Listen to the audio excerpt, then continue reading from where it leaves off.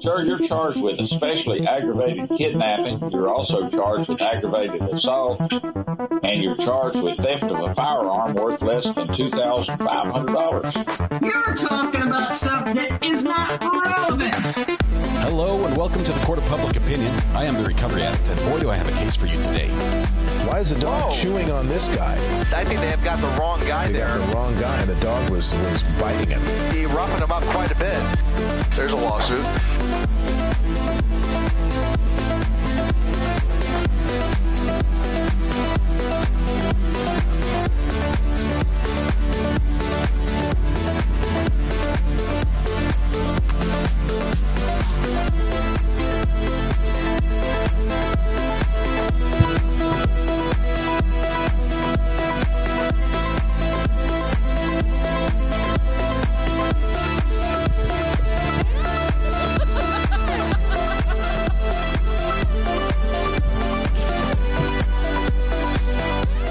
There I did. Went and messed it up first thing in the morning. But I got it fixed. Forgot I was playing with it last night. So many buttons, so many settings. Good morning. Welcome to the Court of Public Opinion. I am Recovery Addict. Thank you for joining me today. Hope you're having a fantastic morning. Of all the people to have a fantastic morning, I have to first of all give a shout out, as is customary, to Dallas-born Boston bred, who came in first in chat this morning. And with that has won the internet. Dallas, congratulations. Is this a first for you? I know you've tried for a lot of times. I don't remember if you've won before. This might be a first time. And if I've forgotten before, then you must have done a great job, because nothing memorable happened in the way of bad things, because that's all I remember is the bad things when the internet goes down. So Dallas, congratulations. Thank you very much for being first in chat. Congratulations. We'll send that out to you, box it up and ship it out to you, re-gift it, as we do every time we go live.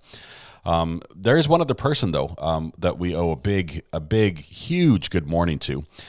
And let's see, that would be Samantha Terry. Samantha Terry, happy birthday. Happy birthday to you. So glad to have you here. Obviously, it's your birthday. You don't have to do any work because, the birthday privileges, all that. You know how that works. But thank you so much for being here. Hope you have a fantastic day, Samantha. It would not be the same here without you. But happy birthday as well. We have plenty of stuff to do this morning. But because I've done such a poor job previously, I'm going to go ahead and try to call roll. I'm going to try, because I've missed a whole bunch of people already just in jumping around in the chat, and it's cleared off my screen. So I'm going to start with what I have. Let's see. Denise, I see you up on screen right now. I don't know when I clicked on your name, but welcome. KX Star, Sharon McDonald, Gordon, Calypson's Vixens. Good morning, Amber. Let's see, Dallas-born Boston bred, you on the internet, so you're here today for the whole day. Even if you want to leave, you can't. It's your job. You got to be here. Toxic Orchid is here. Congratulations on great things happening on the Discord, Toxic. That's amazing. Richard on a Globe. Good to have you here, Rich. Appreciate you, man. Heart goes out to you. If you need any help today, let us know. Losing a pet is a difficult time, and I appreciate you considering us family and reaching out to us when you share that information. Let's see. Toxic Orchid, Richard, DSN, Lara, Sharon McDonald, White Rabbit Chaser. Good morning. Good to have you here. Carolina Girl. DSN. Let's see, Ritz is here. Mutt, good morning to you. What's your America look like? Good to have you here. KH in South Carolina. In SC, I should say. I shouldn't give away your location. I'm doxing you, K. Sorry. Sayan, I see as well. Pickles, Eggs, and Man Buns. Good to have you here, One Man's View. Appreciate you. Laura, speaking of pickles and eggs, I might have an update on that, and it may not be good, but we'll talk about that later when we have a minute. Golden Girl, good morning. Let's see. I saw DMB second us in here after a brief vacation, unexplained vacation. I'm going to have to mark you as absent, unexcused absence for that one, DMB. So, it's going to affect your grade. Sharon McDonald, 6-volt bus. I see you as well. Babs09X as well. KQD, good morning, mods and friends. It's 25.2 in my front yard and less than an inch of snow for last night. I was just thinking, KQD, that I'm pretty sure I've had less than an inch of snow in my yard this year as well. Oh, last night, yeah. Yeah, I've had like no snow in the last year in North Carolina. One of the reasons why my wife loves it here so much. Last Poet, TW as well. Katrina. Let's see. Lux Lobos. TW, Toxic Orchid. Denise. Trying to catch up a little bit here. Scrolling. Nurglerot, good morning, Eric. Bite Me, TW as well. Not a Drama Llama's in the house. Last Poet, Tea Time on Table Mountain. That sounds like a movie title. Doesn't that? Tea Time on Table Mountain? I like the alliteration as well. Micah Ruddle. Let's see, you got TW. Carol Martin. La la la la la lee. Are you ready to rumble? It's time. Yeah, it's time for the main event. If in my other life I might have been a boxing announcer. I think, had I had my choice of careers. Denise, we got Jaminski. Good morning. Hope you're doing well. Angie, good morning. It's going to be fantastic fireworks this morning, I think. Let's see who else we have here. Cachette is hungry, so send food. S. Texas, welcome. It's hopefully it goes a little smoother, but at the same time, we're going to get what starts off with fireworks. We know that because a decision wasn't made. 6 Foot Bus says, Shells, what does this say? I can't make it out. It says reserved.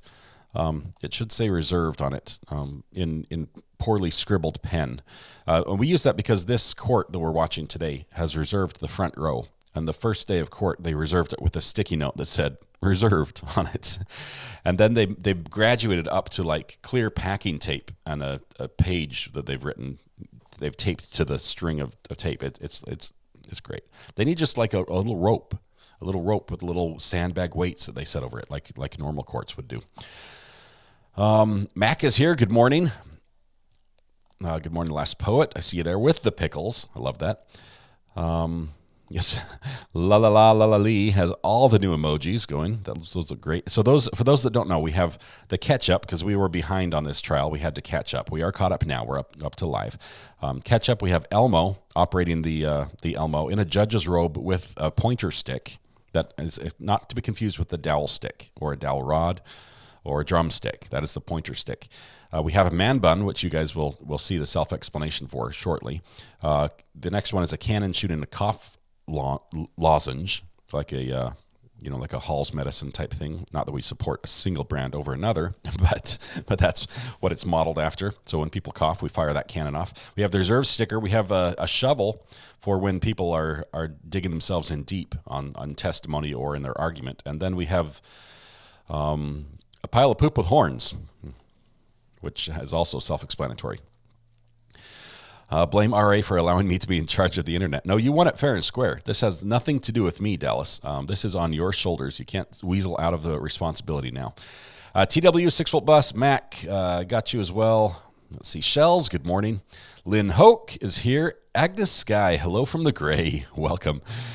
Let's see, we need a Viking braid emoji. Okay, Katrina, explain the Viking braid. You've asked for this a couple times, but I need to know the application or maybe the significance of it, because I like to think I have some Viking stock with some ancestry that goes back to the great Norway, ancient times, having actually visited there a couple times myself.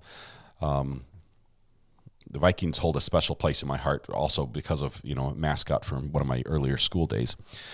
But let me know why we need the Viking braids. Let's see, we're going to have a cat fight. Good morning, Lee. Shiza as well. Let's see. 6 Foot Bus, Ritz, TW, Last Poet, Angie, Irish Bella, good morning. Denny, good morning for eventual morning of court. Eventful, yes, eventful. Norma, Lily Girl, happy birthday to Samantha Terry. Yes, Rachel Wood just comes in with her 1 month membership message saying, whoa, 1 month with my favorite crazies. Good morning, all. Rachel, it would not be the same without you. Thank you so much for your support. I appreciate you being here. And the new color looks good on you as well. Thank you, Rachel. Let's see. Ven, good morning. You were here early. That is wonderful. We'll go ahead and mark that in our journals. I can give her a hard time. I'm allowed. Minsky, Ritz, Carrie, good morning to you as well. Good to have you back. It looks good in green as well, Carrie. Thank you so much.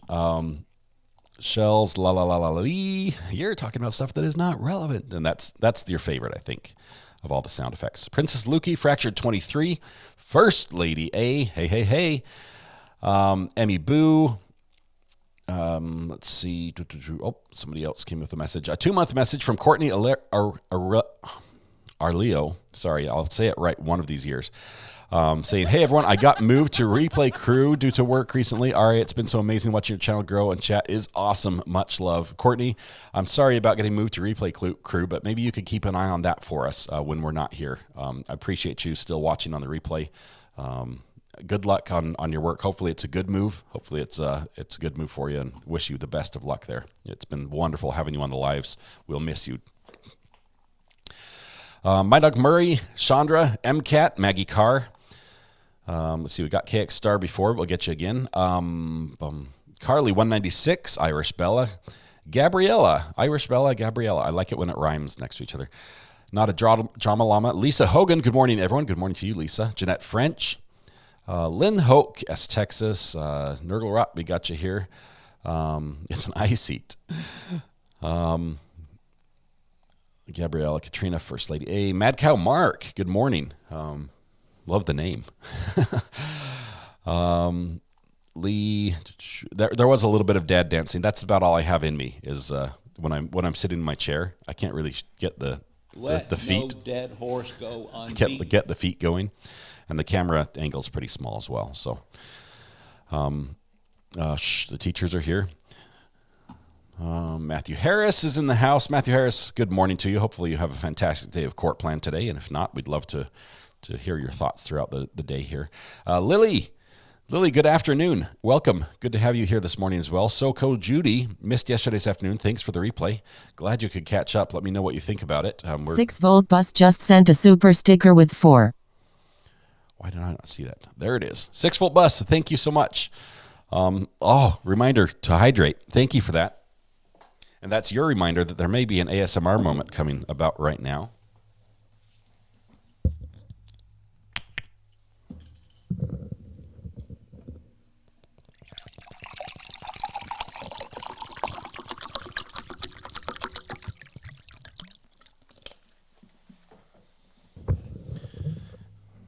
Thank you very much, 6-volt bus. Appreciate the super chat and your support.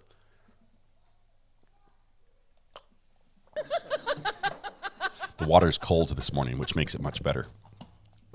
Ivan Victor in a car, so if I miss anyone's messages, it's because I'm in spotty coverage trying to work while I ride.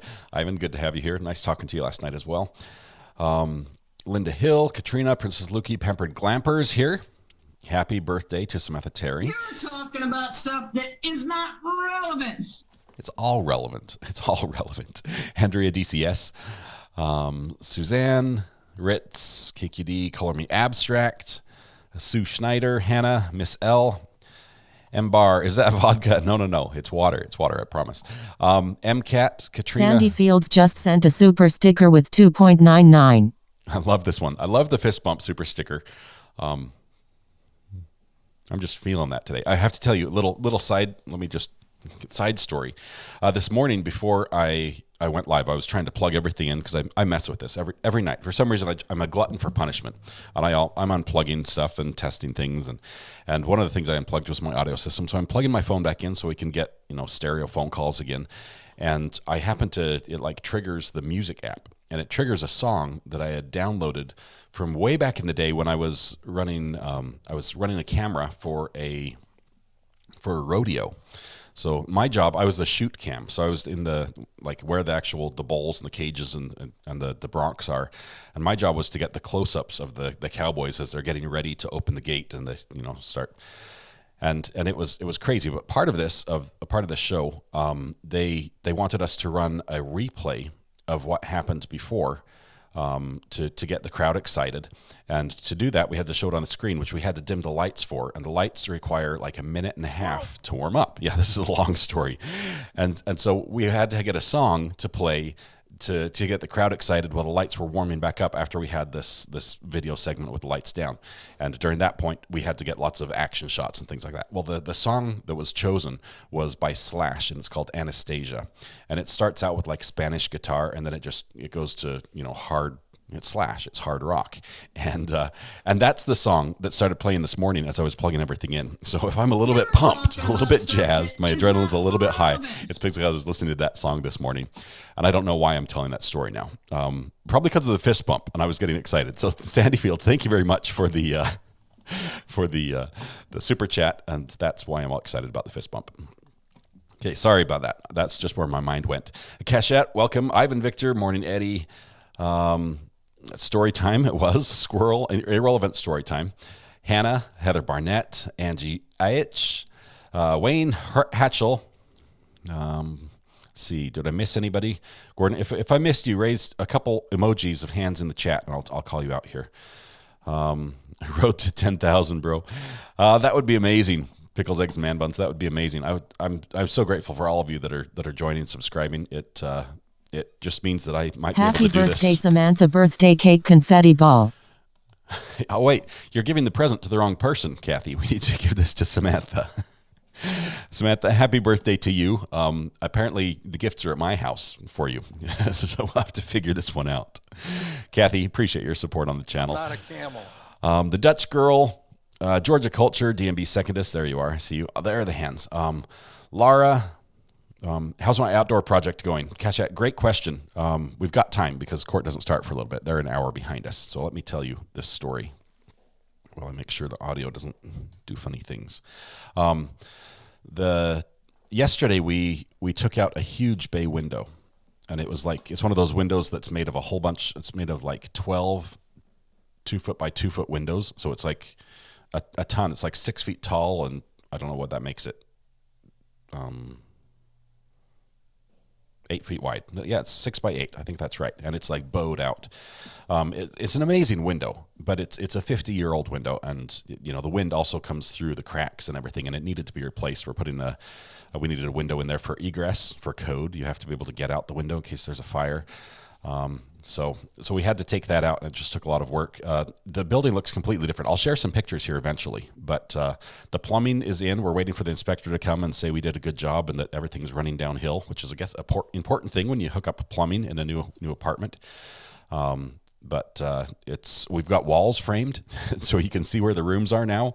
You can see where the kitchen's going to be, and the water heater and the tub's in place and everything. It's really exciting. So thanks for asking, Cachette. I'm super excited about that. I'll probably be working on that a little bit tonight as well. I have to drill some holes to run electrical. Dutch Girl, Kate Key N, True Celtic Mutt, Jen Hoff. I'm sorry. You guys are getting the strangest stories today. You came for true crime, and now you've heard all about a rodeo and my building project. I promise we'll get to the true crime. It's coming. Jen, welcome. Golden Mom as well. Marilyn Skull, O-Town Chill, Nems Girl as well. Oh, just skipped a bunch. Sorry. Georgia Culture, Susan Blankenship, but not in that order. I clicked on them wrong. Princess Lukey, the Creative Bee. Good morning, Debbie. Good to have you here. Color Me Abstract. Baseball Dad, 1007. Ashley Piggott. Peugeot. Is it Peugeot? Is it like a J sound, Ashley? I don't know. Let me know. Edward Foster, Samantha Terry, of course. Coop is here. Eddie Jr., good morning to you as well. Katrina, William Fagan. What time are we starting today? The court actually starts at 10. So we've got about 40 minutes before they're supposed to be in session, but we wanted to go over some of what happened yesterday just a little bit and sort of catch up a little. I only grabbed one soundbite from yesterday. I recorded just a ton. I recorded a ton of stuff, but the only part I grabbed was. I didn't ask you to interrupt me. That's all I've got. So I'm not sure if I should put that on the sound effect triggers or not, because it's longer. I might just have that on my control and use it when I think it's appropriate. But Max here, BU me, welcome. Red Pen, 6-volt bus as well. It's a plethora of panes. It was a big window. And we got everything out without breaking a single pane of glass. It's still all together. Let's see. Kathy says, I would have sent you a present, but I know you support RA and figured you wouldn't mind. Love you, girl. Kathy, you're amazing. Samantha, you are as well. It's a huge window. It's a huge window. Casey Jones, Suzanne, William Fagan, Colorado girl. Don't forget Colorado here. Thanks for representing Colorado. I used to work in that area on the West Slope, Grand Junction and down. And Montrose and all that, all the way over to about Vail. It's about as far as I went east in Colorado for a sale. It was a sales territory. Spent a lot of good time there. Good restaurants and good people. Kathy, Casey Jones, Linda Hill. Rich is here. Suzanne, JM. Jill Klein, JM, there you are. Okay, Georgia Culture. DH to the JD. Eddie, we come for true crime and stay for stories in the community. Appreciate that. Can we all move into the apartment? Probably not. It's going to be rented out to traveling nurses is what we're doing this for. We have a high number of traveling nurses that travel into this area. And so it's going to be used for them. And they're generally, like a 3-month stay. So it's like an extended Airbnb. But we're trying to make it nice for them, and I'm trying to choose a big TV. And I'm not sure what the right size of a TV is for a 2-bedroom apartment. So I'm not sure if I'm pretty sure they're going to get something bigger than I have. So it's going to be like 43 or 50 inches or 55 or something.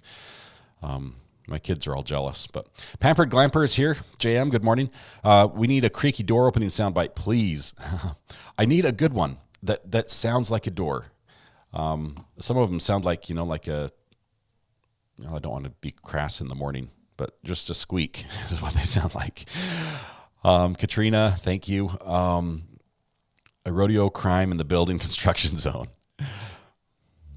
I had a gentleman drop by the house and late at night last night and knock on my back door, and we're in an area where that's not very common, and so he's knocking on my back door and he's looking around at the house, and I'm nervous because I'm like, oh my goodness, there's all sorts of tools and stuff around, and hoping it's not casing a lot. But he ran out of gas, and he said, I came to the first house that had the light on, and I realized I had left the light on in the back porch. And I was like, well, you're in luck, because I'm sitting right here next to the porch. I've got a full can of gas ready to, it wasn't full, but a can of gas we could help him out with. But it was funny. The Man Bun 2023 hippie is as guilty as Leona Himsley buying shoes and a house for just shoes. You lost me on the reference there because I'm not up to date on that. I don't know who Leona is. JM, let's try to get through a roll call here, and we'll get on to true crime. Sharon Connett, good morning. Mary Murphy, Allie B. Did I get everybody? I think I got pretty much everybody. Let's see. Dilly Pickles, there you are. Ritz. Looking for any new names that I've missed. Sue Schneider, I see you there as well. You slid in under the radar. Dilly Pickles, Wade Lucas, North California checking in. Good morning, Wade from North California. TLC Bell, I thought attorneys were arguing this morning, but the jury didn't need to be there until 10. Jury's coming at 9:30. The attorneys start at 9. But we want to be there for that attorney arguing.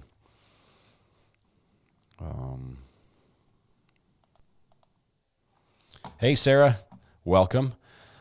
I think, Giant Rat that makes all the rules. Okay, I think I'm caught up. If I missed you, raise your hand in chat. I'll try to call you out. If I missed you, I did a good job on roll call. I mean, if I have to grade myself, other than tree cycled, sorry. And to John Blake, now I'm seeing people I missed. I thought I got just about everybody, but if I missed you, let me know. I'll go ahead and call you out there. Thank you for being here. Cupcake, Crafty Ella, Ginger Meadows, Rev Minister, Susan Bond. These are all people that I missed. After I give myself an A. Cass, you're late. It's not my fault, but welcome. Thanks for being here. All right. Where we left off yesterday in this trial, the attorneys are arguing, and they're arguing with a witness on the stand. And this is not just any witness. This is, hey, Michelle Johnson. I see you there. This is not any witness. This is an inmate who was a cellmate of the defendant, of Zachariah.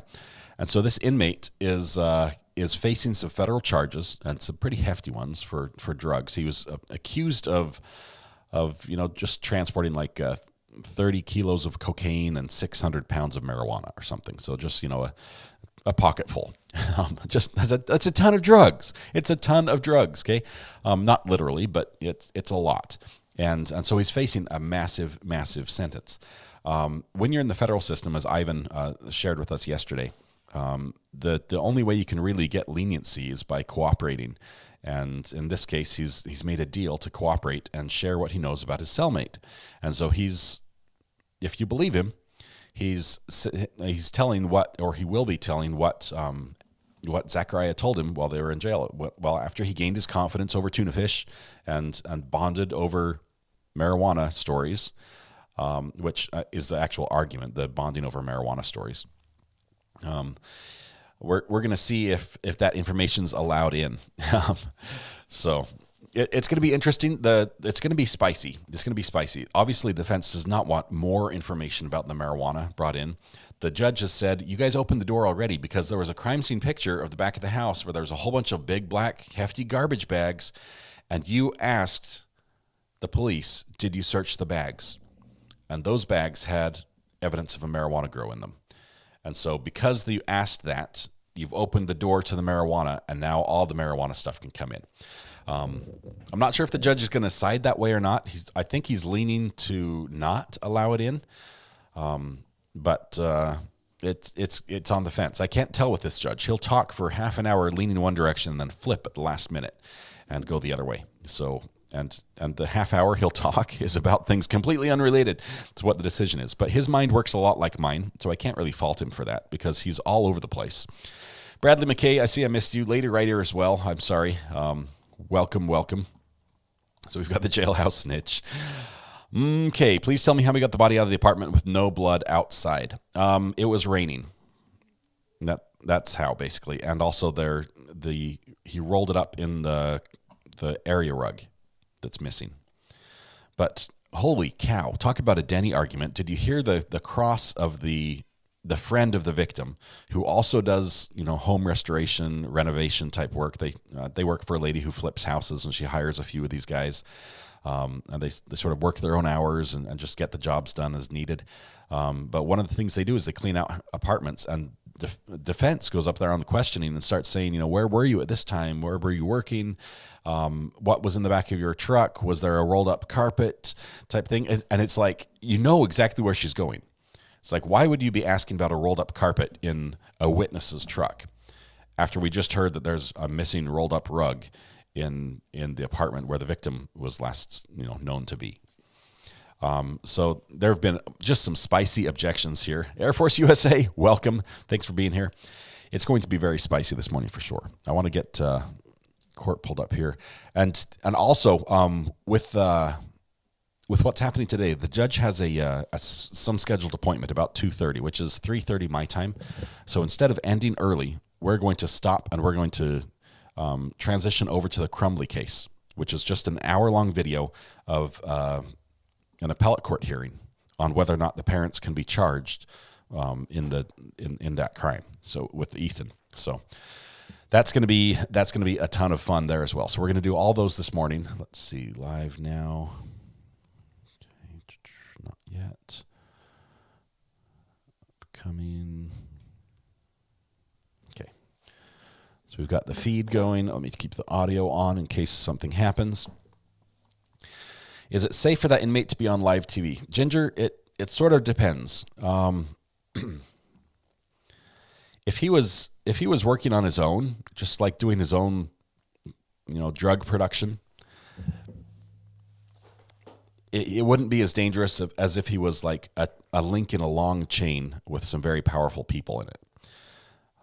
Clearly, if you find out that there's somebody you were doing shady business with in the past, and now you found out they're cooperating with the police, I would think that would be a concern for his safety.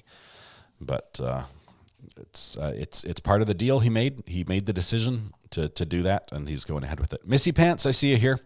Welcome. Let's see if scroll up and see my last message, please. Says Amber. Oh, that's amazing. I didn't know you were doing it for traveling nurses. Definitely get me details when renovations are done, as I have many friends who are traveling RNs. Awesome. That's cool. We might reach out to you and let you know what... I don't even know the name of the service we're going through. It's not like Airbnb. It's a different service that really just targets traveling nurses. Okay.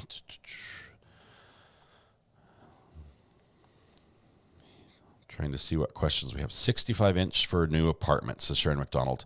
I've got two 65-inch. You look cool on big TV. So 65 inch, is that the right size for a TV? I have to run internet out there, and that's, I might have to get 6-volt bus on his technical skills to tell me how to get my internet out there. I'm going to hardwire it because I'm going to do probably I think a managed switch for those of you that are network gurus, because I want them to have high-speed internet, but I don't want them to have access to anything on my family's side of the internet. I want it to be separate. So that's what I'm probably going to do instead of paying for a separate internet connection for that house. Bradley, morning, folks from New Zealand. Welcome, Bradley. Good to have you here. Okay, let's see if you guys have any questions about this trial or what's going on this morning. Let me know. Welcome, new visitors to the dark side. There are cookies if you stay. This is a fun community to watch true crime in. Traveling nurses can make bank $100 to $120 per hour. When I was in the hospital a couple years ago, I don't know if that's still the same, but I bet it's pretty good. I've heard it is good. I'm not a traveling nurse, so I don't know for sure, but they seem pretty happy about their jobs.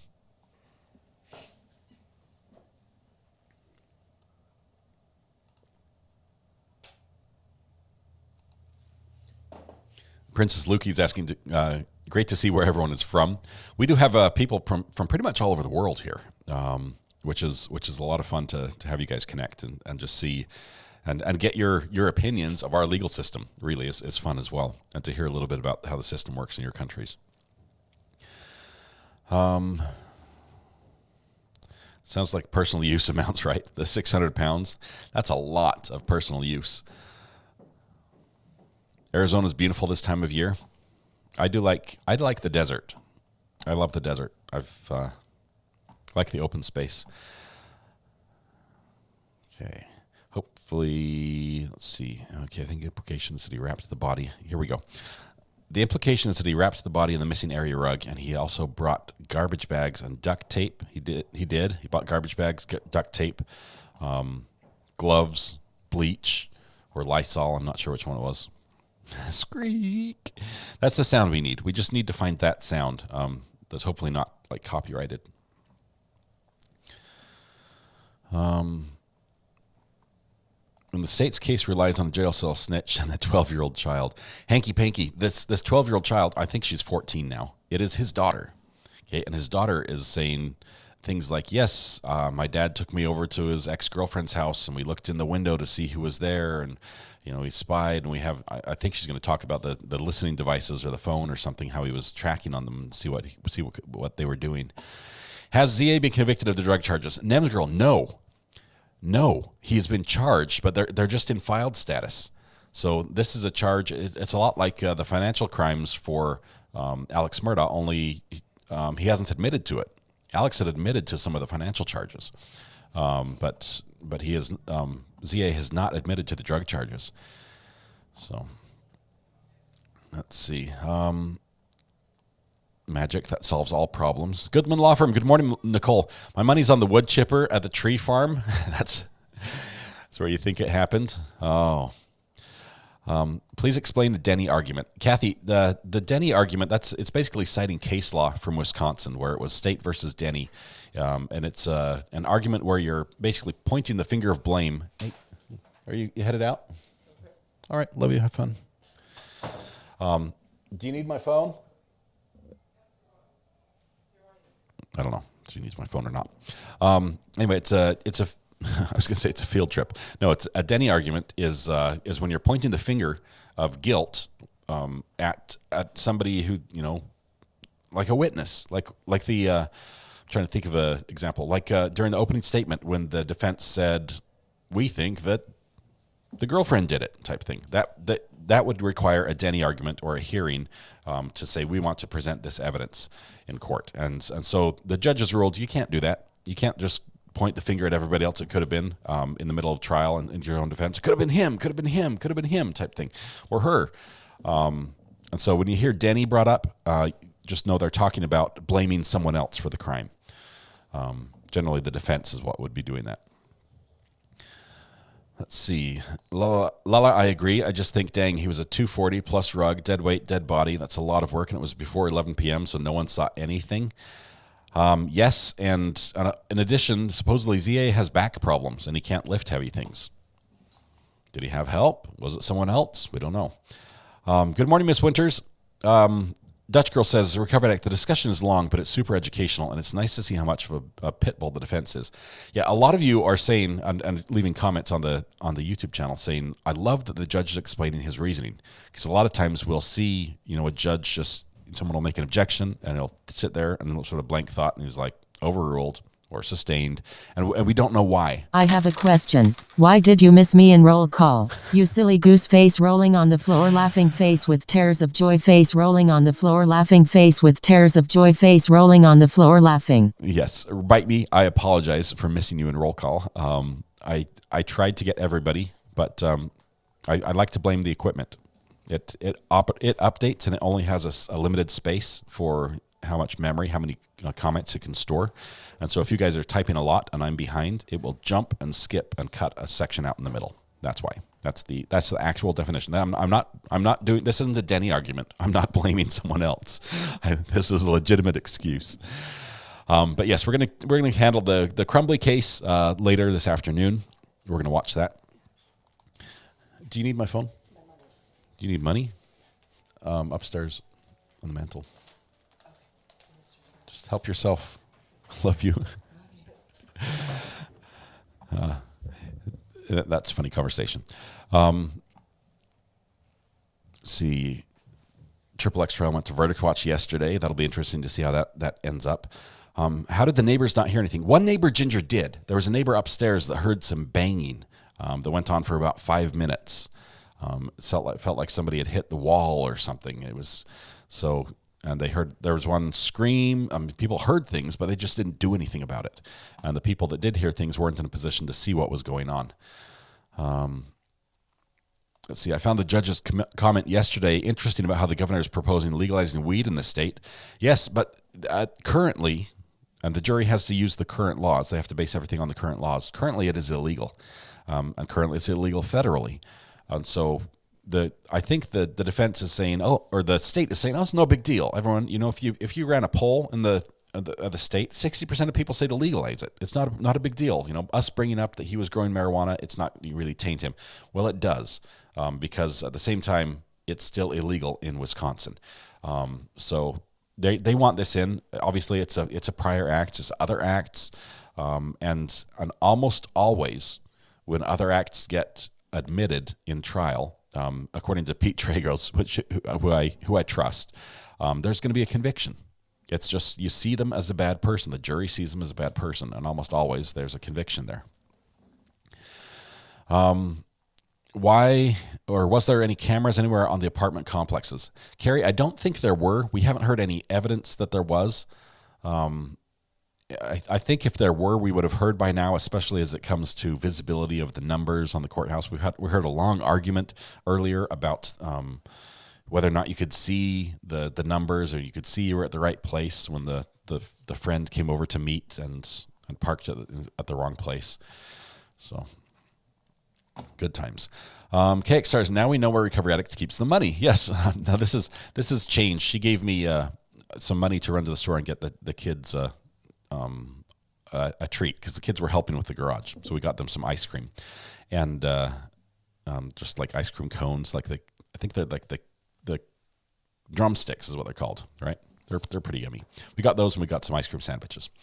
But she gave me money, and she gave me a lot more money than I needed for the ice cream, and then she wants the change back. So I had put it upstairs on the mantle. Now you know where I keep the money. But my wife is the one that keeps all the money. She is so much better with money than I am. So she runs the checkbooks and does a phenomenal job at it. No to phone, yes to money. That's right. That she's good without the phone. She doesn't need the GPS where she's going. Polly Prissy Pants says, do you think the prosecution case this morning will be dazzling or fantastical? Here's what's going to happen. The state has said, we're going to have this case law that judge will blow you away, and you're going to look at it and you're going to say, wow, why didn't I know this? Of course you're right, state. Go ahead. Objection overruled. That's what they basically said. They said, we're going to have the best case law ever for this. And defense said, by the way, we want we want the same restriction placed on the state to bring evidence, to bring this case law in, as they put on us in the middle of my opening statement. Okay, we want that same restriction, and make him have an in and turned over to us as well, because we have to, argue against that by 9 p.m. And the judge is like, no, I'll give him till 9:30, till 10, 9:30, 10:15. He was all over the place. Eventually, basically between 9 and 10 at p.m. that night, the state has to turn over the case law that they're going to argue this morning in court to the defense, so the defense can argue against it. But will it be dazzling and fantastical? I don't think so. It's very difficult sometimes to find case law that exactly matches the situation that you have in your trial. And that's why we say, they'll cite some case, Wisconsin versus, Smith. And they'll give the citation and read it. And they're like, well, in this case, it was a little different because of this, but we think it applies because of this. It's hard to find an exact case that was all the situation, all the factors of the case are identical, and the decision came down, the Supreme Court ruled and said, this is the way it is. That would be fantastical or dazzling if they have one of those. I don't think it's out there, or else they would already have it on the tip of their fingers. They'd be like, hey, this case is exactly like that one. Not going to happen. So I don't think I'm going to be blown away or dazzled by their evidence. Great question, though, Polly. Appreciate that. You can be sure my granny didn't live in that apartment, says Ivan Victor. You couldn't move a blender without her knowing about it and asking why. She would have heard. Never ask your wife if she needs any money. I am the other way. Our marriage works amazingly well. My wife is a business major. I don't think she's ever shared that, so sorry. Sorry, Mrs. Zaria, if I'm oversharing. But she is extremely good with money. Her ability to budget and plan and everything is the reason why I was able to go, the last time I got a paycheck from an employer was April of last year. And the reason why I was able to live this long and not be out on the street is because of her budgeting and saving and planning. So I'm very grateful for my wife's ability to manage money and how much she teaches me. You guys are all, yes, I need money. Google, the witness was in a huge drug bust. You can find it on Google. Yeah, he was a massive drug bust. And that's what worries. That's why people are saying, is he safe? Because if he's saying, hey, I'll cooperate, it's not just I'll cooperate in this case. I'll tell you what I know about this guy. This feds will be like, and now we want you to say this. And now we want you to tell us everything you know about this case and about this person, about this. And he's basically going to be wrung like a rag until there's not a drop of water left in him as far as information goes. And yeah, basically everybody that he associated with criminally is at risk, I think, because of this agreement he's made. So yeah, it's a safety issue for him. We all need a friend like Mike that'll look for you if you're missing. Yeah, I thought we were going to get Katrina. I thought the defense had said at some point that they had information that he went up there with a gun. That he went up to meet Zachariah with a gun, and she tried to get at that angle with a couple people, but never got that evidence in. So I'm not sure where she had the information, or if we're just going to miss it. Sorry, now I have the hiccups.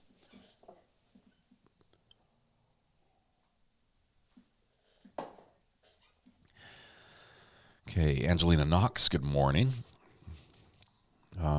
Red pen, that's such a lame excuse by the state. Let's see, having weed, who said this? Oh, I missed it. 1 second. Having weed legal and having 600 pounds isn't exactly the same thing. Right. Medical marijuana and personal consumption and use cards and things like that, even if it's recreational, legalized, a lot of times they'll put limits on how much you have. And you have to get it through sources that are approved and tested and things like that. The gift memberships flow in this group. Make sure you have gifts turned on and join the Pickle Mafia. Join the Pickle Mafia. Yes, if you don't have gifts turned on, or if you don't know what that means, this link will take you to a page where you can turn on the gifts in chat, and that enables you to be eligible. If someone does gift a membership, then it could come to you, and you could be seeing your name in green and be able to take a seat on the front row as well. Checkbook. What on earth is that? It's what you write to your drug dealer when you're buying $50,000 worth of drugs, according to Alex Murdaugh. That's what a checkbook's for. But were they the Oreo drumsticks because those were amazing? No. Actually, Courtney, my kids wanted the Oreo the Oreo sandwiches, ice cream sandwiches, but we got just the regular Fat Boys, which I'm a big fan of. I'm a big fan of Fat Boys, and then we had the non-nut drumstick ones. Let's see. Hey, Hannah, I apologize. It was my fault if you could not hear Ivan yesterday. My machinery had brought him in on one channel, and sometimes phones only hear the right or the left channel. Because he was on the left channel for me, if your phone was only listening to right channel audio or only playing right channel audio, you missed his conversation. It sounded like I was talking to myself. Lawyers are showing up at 9, or at 10, sorry. They're showing up at 10. We've got 15 minutes before they're supposed to be there. I got into trouble once, but never spent time locked up, says Hannah. But I've seen what he's been through, and he'd never snitch. Good morning, JB. We know you're watching. Yes, shout out to JB. Good to have you watching up there in north of Toronto, about 150 miles north of Toronto. Yes, Christy, ZA would use his daughter to stalk Sadie and her boyfriend. And not just to stalk, but it sounds like we got testimony that they would... that he would pick up the kids from the mom's house, and then they'd leave, and then as soon as the mom left, he'd drop them off there again or something, and then have them call and say, "Mom left us." I think it's really, it's like next level bad divorce, all the way through. It's just trying to make her look really bad and cause problems. It does raise my suspicion for me, but I'm not sure how the jury will see it, says Gabrielle. So his daughter is not Sadie's daughter. I believe his daughter, ZA, has 3 children with Sadie, the 14-year-old and then 2 younger kids, possibly twins even, that they share those 3 kids. Lucia Luz thinks a suitcase was involved for the removal of the body. Question, when I open up this from a notification, I can't see live chat. When I open this from a notification, I can see live chat. If I open straight from YouTube, no live chat. It doesn't have to be RA notification. I can use another one to open with live chat. Tara, it might be opening in a different app. It might be opening in your browser instead. And sometimes you can't see live chat through a browser, depending on... I've had that same problem on my iPhone. Make sure you're using the YouTube app, and it should have the chat on there.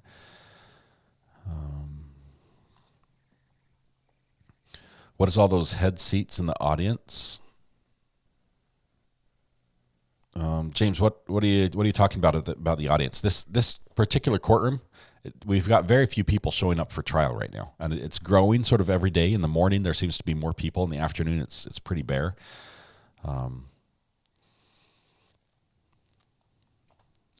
You never get to pick and choose what you snitch on, says Ivan. His life is over either way. Yes, he's gonna be wrung like a rag, and everybody that he associated with is in danger from him sharing information. Ben says, well, this was fun, listening from the emergency room after a ride in front of an ambulance. Thanks for the distraction. Ven, let me know on the burner phone or something how things are going. You in the front of the ambulance means there was someone in the back that you knew.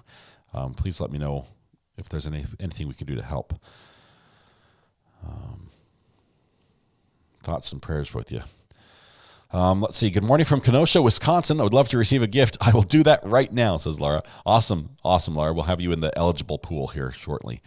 Manon, hello. Hi already. Welcome. I think we're all caught up with everything. I can't see more questions. If there was some evidence that Rose Day bought some weed from Zach, I would see some of the weed charges coming in, but it seems like unrelated ploy, sadly. Yeah, I don't think there's evidence that way. We haven't heard anything that way, but there will be evidence coming in that Rose had interactions with Zach and possibly was not very happy with him and went to Zach's house and entered his van without permission. that we're going to hear about. This is a bizarre trial, but they are smart lawyers, and their personalities are clashing in a big way, which means for fireworks. And the judge himself has a bit of a temper at times. And other times he seems very, very laid back and in control. But I think as this trial goes on, we're going to see more explosions. We'll get some sound bites from him for sure. Welcome, Krob. Good to have you here.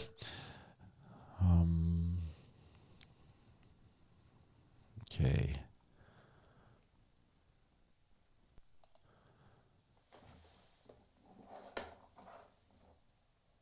Ven, I am so sorry.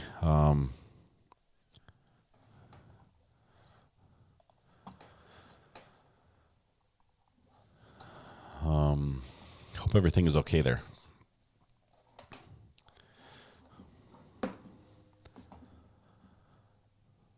Let's see. I'm great at planning and budgeting, but I suck at not spending, says Nems Girl.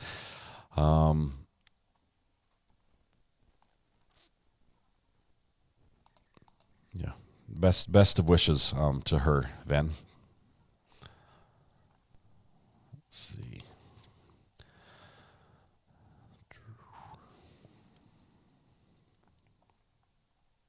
Big Sky DMC, good morning, and all chat, welcome. Sorry, my mind's in a million places right now.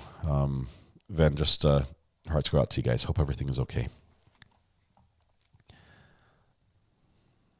Okay, I haven't really looked up this case. It seems this may be more complicated. Carol, it's not a super complicated case.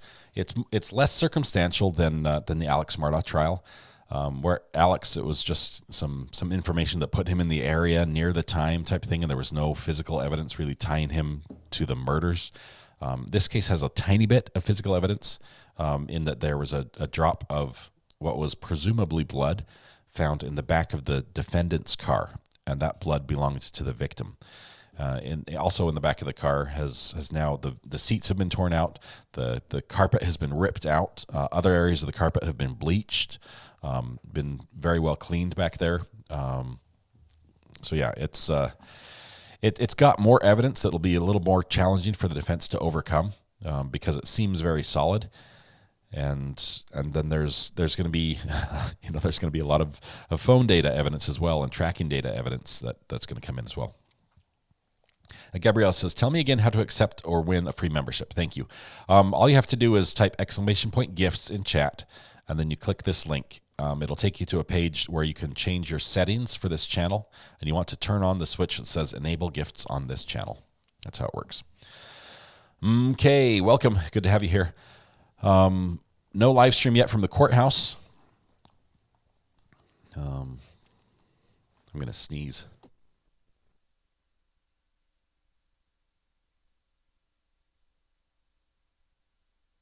It's just teasing me. Crafty Ella, welcome. Good to have you here. Okay, I think we're good. The best card the defense has is the sloppy prosecution getting another man mistrial declared. And they're pushing hard for that, Ivan. I really think they are. The judge is furious that the prosecution, the first time this case was brought about, they had evidence that a witness had completely changed her story.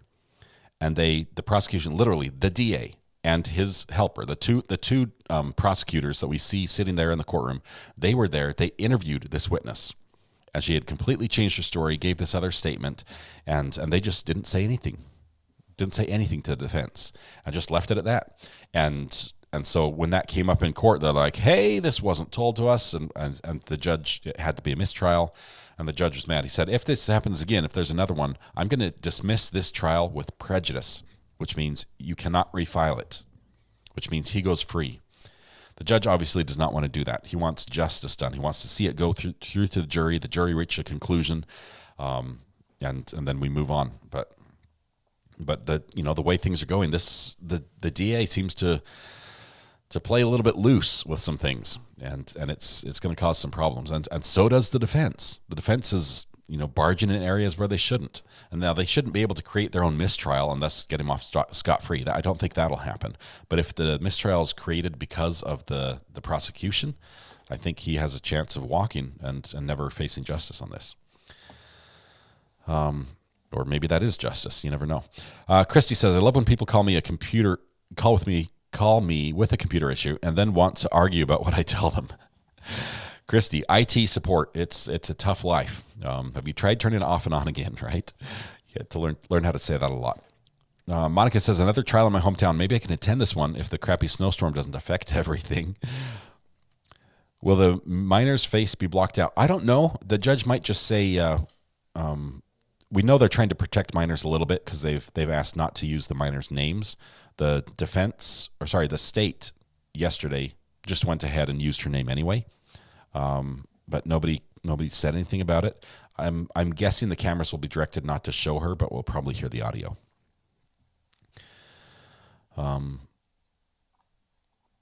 Okay. Yes, we do have the man bun. The defendant has a man bun. If you're just joining us, be prepared for that. There's a major man bun issue in the courtroom. Okay. Blood isn't as important as DNA. Prince Sluki, in this case, the DNA was a match, and it was from blood or tissue, and it matched the victim. The camera will pan it somewhere else, so minors can't be seen. That's what I'm expecting as well. Monica, if you want to go to court, you'll have to tell us what you're wearing so we can watch for you. and I will say this up front: don't do anything that would violate the rules of court. We don't want the judge to get upset with you or hold you in contempt. So you don't have to stand up and shout, watch RA on YouTube or something. We would not want that. So please abide by the rules, and we'd love to hear your take after you get out of court when you're allowed to share something. We'd love to hear that. Kevin says, I've noticed the defense has made a big deal that the front seats of the van did not appear to have been cleaned. They have. The front of the van was a mess, as was the defendant's house. The entire house is just it's a mess. You've heard a couple of people say it. I haven't seen the pictures yet, but the people say we showed up at the house and couldn't go to the front door because there are no steps. There are no steps to the door. This house, literally, there are no steps. The front door starts like several feet off the ground, and there are no stairs to get there. So you have to go to the other door. That's what they're talking about. That sort of gives you a picture of what this house is like. And obviously, it's not finished on the inside. A lot of exposed studs and things there. Denise, thank you for taking care of the sneeze for me. That saves me the effort to have to do that. Is the other stains in the van bleach? Yes, there's bleach stains in the van, but no DNA or blood stains. That was the only speck they were able to get was off the side, and it was very small. So small that if they had done a test to verify that it was blood, it would have made it impossible to test for DNA. So they just tested for DNA and got a profile off of it. But they now can't confirm that it was blood. All they can say was either blood or tissue. Cameraman loves the woodwork, so no problem with the child's face. Yeah, we'll have plenty of things to look at. Hey, Paula Brown, thank you. Welcome.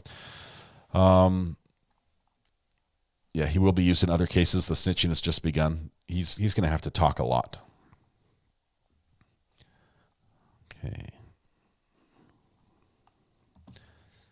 Yeah, we should go see the defendant's arrest photo. He's a nice-looking man, but this man bun makes him look a lot younger. Yeah, he is. I think both of them, both the girlfriend and the defendant, are older than they look by a little bit. Let's see. What year did this take place? I believe it was 2020. Let me check my notes. I think it was. Let's see. Notes on this one. Other notes. Are we going to address subject matter jurisdiction? Yeah. May 17th, 2020 was the date they believe he was killed. So that's the date. It's been a little bit. I think he waived his right to a speedy trial, which is why we're waiting this long. If he hasn't, obviously there's only been one mistrial. He had to have waived it. Absolutely had to have waived it. Otherwise he'd be out by now. Grit Grinder, welcome. Good to have you here late, but that's okay. Father of the Year involving his child in the bad acts. Yes, Lisa, that's what I was thinking when I heard it. Rachel Esser, hello neighbors-ish. I'm in Beaver Dam, Wisconsin. Welcome. Where was the spot of blood found exactly? Great question, Denny. If you were to face the back of a minivan, and opened the door that opens vertically.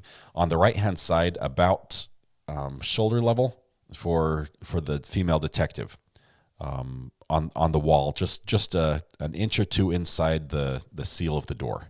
That's where the spot was found. I'm not sure if that helps at all. The picture of it doesn't really, describe it very well, but they described where it had been found. Let's see.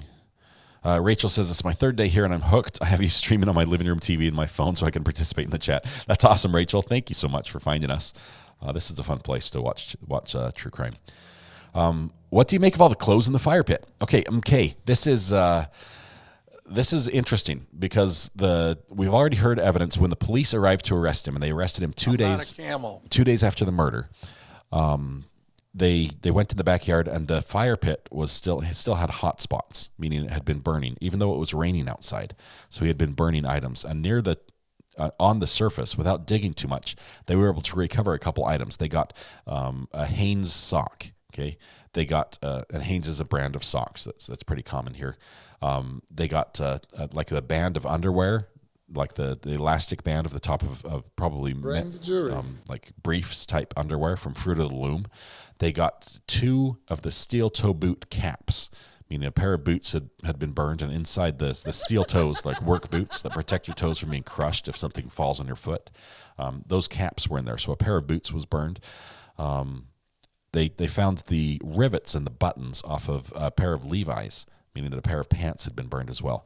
So basically a full outfit has, all the way underwear, socks, everything had been burned in this fire pit at some time. And that looks awfully suspicious.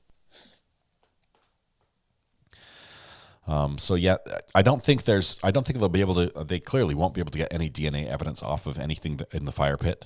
And the boots are burned to the point they're not going to be able to verify the type of boot that was burned. Maybe a brand would work, but they're not going to be able to get a boot print or something from that.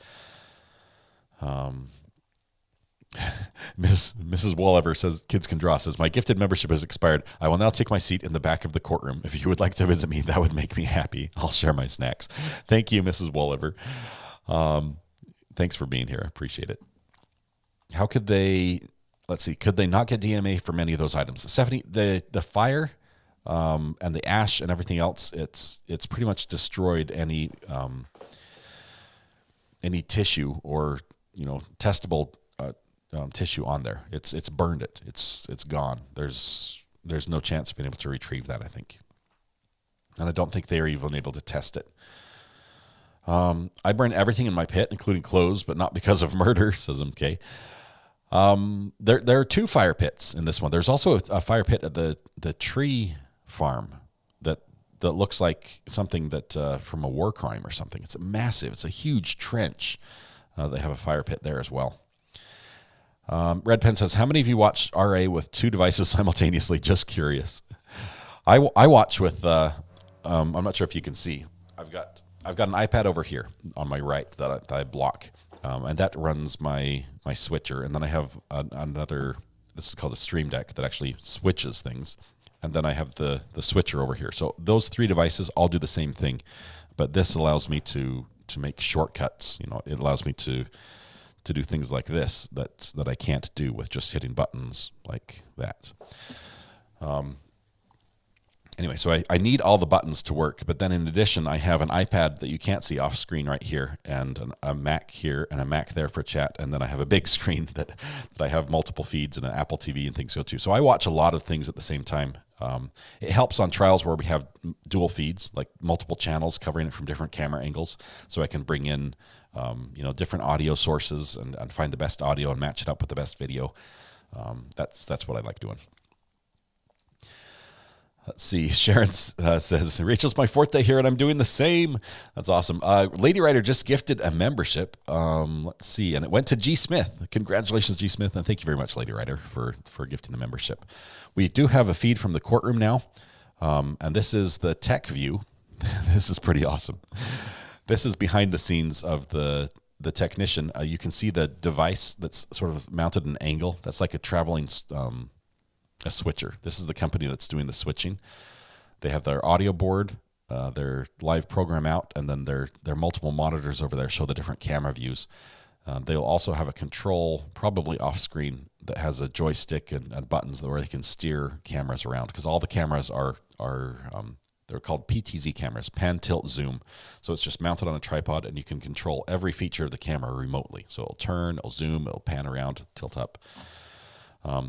Almost looks like yours, but yours is snazzier. Yes, I would be jealous. That's a travel case, so you can take that and go. You can pack it up. Obviously, look at the cables.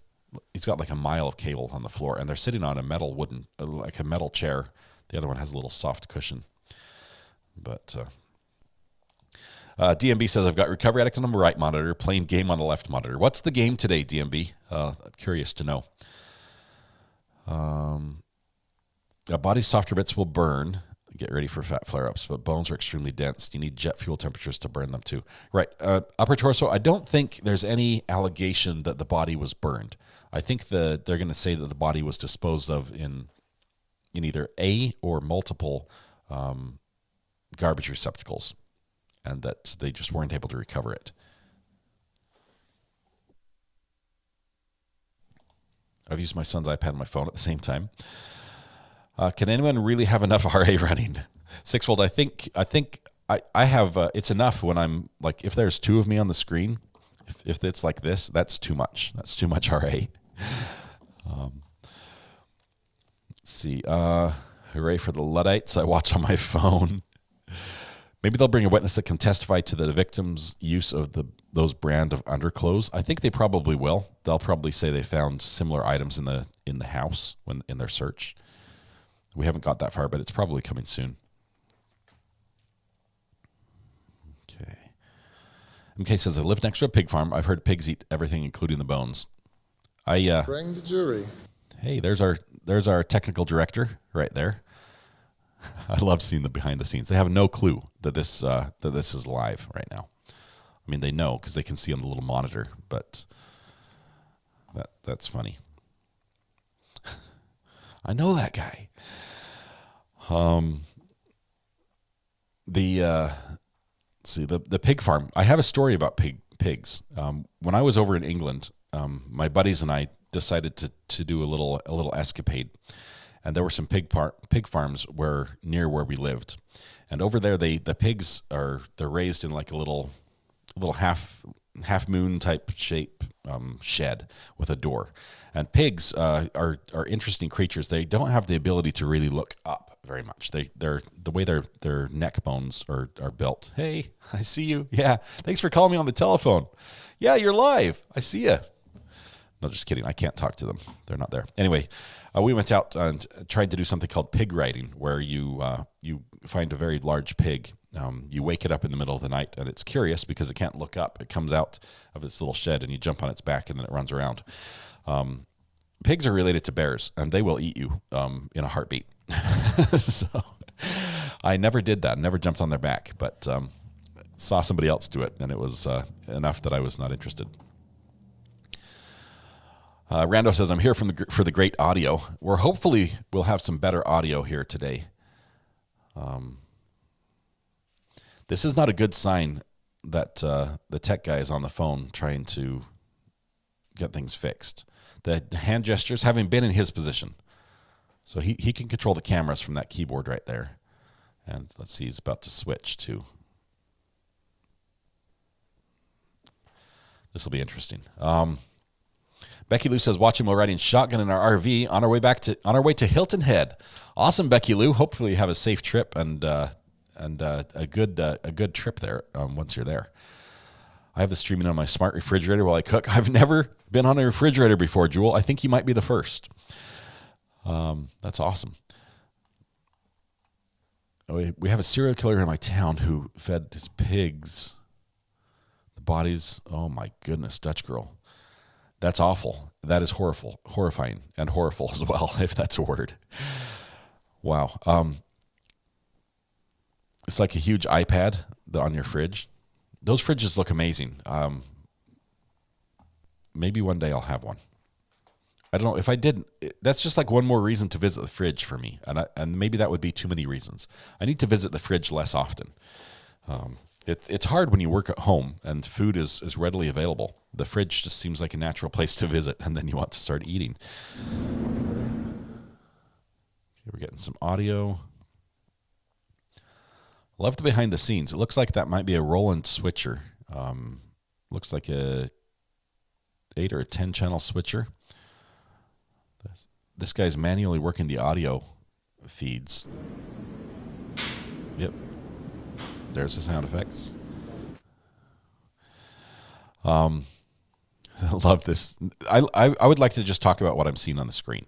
This is funny. Let's see. It's Marissa. Good morning. I just had to take a few days off. Brief summary of the case. Yes. We have a jealous ex-boyfriend accused of murdering the new boyfriend. Do that. Or the juror number, not her name. Why did they just cut the feed? My understanding they just cut the feed. That following and it jumped to another channel. Oh man, that was amazing, and then it wasn't amazing. Let's see if it'll restart again. Okay, we're back. Are we going to address subject matter jurisdiction? Yeah, that's the right sound effect for that. Well.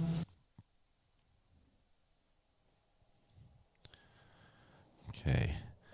As they're trying to get everything tested here, I'm just trying to see what the court's doing. If there's a delay and it's because of the tech guys, that's really bad. As a tech guy myself, that's not a good look. You want to be ready to go when the court's ready to go. The judge will not be happy. Let's do this. Okay, we're scheduled for 10 a.m. This is the live feed.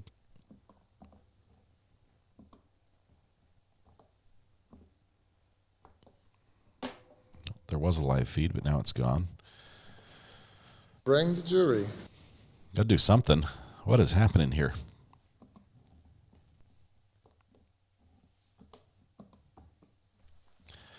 Okay, they're trying to figure out the tech side. Clearly, it's been working mostly, so I'm not sure what they're trying to improve. Hopefully, it's the audio. The audio guy right now seems to be more interested in Candy Crush. It's going to be funny if he's on his phone playing a game, because we can see that. Someone pressed the wrong button for sure. Color Me Abstract says, I watch you on my LG TV and also my Android. I play Mini Golf King on my iPhone, and if I type in chat, I go to and from Recovery Addict. Good morning, Michael DeVito. Let's see. I had nothing to do with this. Totally Bob in IT's fault, says Dallas Born Boston Bred. Dallas, you are responsible for the internet today. So if there are further problems, I'm going to go ahead and have these guys call you.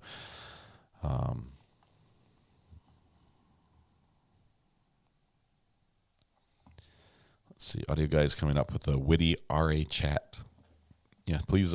If it would be hilarious if he pulled me up on the screen and I could see my live stream in his little TV. That would be like the moment for me. I've arrived. Did the judge say earlier in the week that he would be late on Thursday? He's going to go. Actually, he's going to go early on Thursday, Gabriella. He does have something happening at 3:30 my time, 2:30 his time, and so he's going to end court early for that, just so the jury doesn't have to leave and then come back again later in the day. Do you know where we could find a case like that? Just curious. Yes, you can find something like that at probably B&H Photo would have that, as well as Sweetwater would probably be a good source for that as well.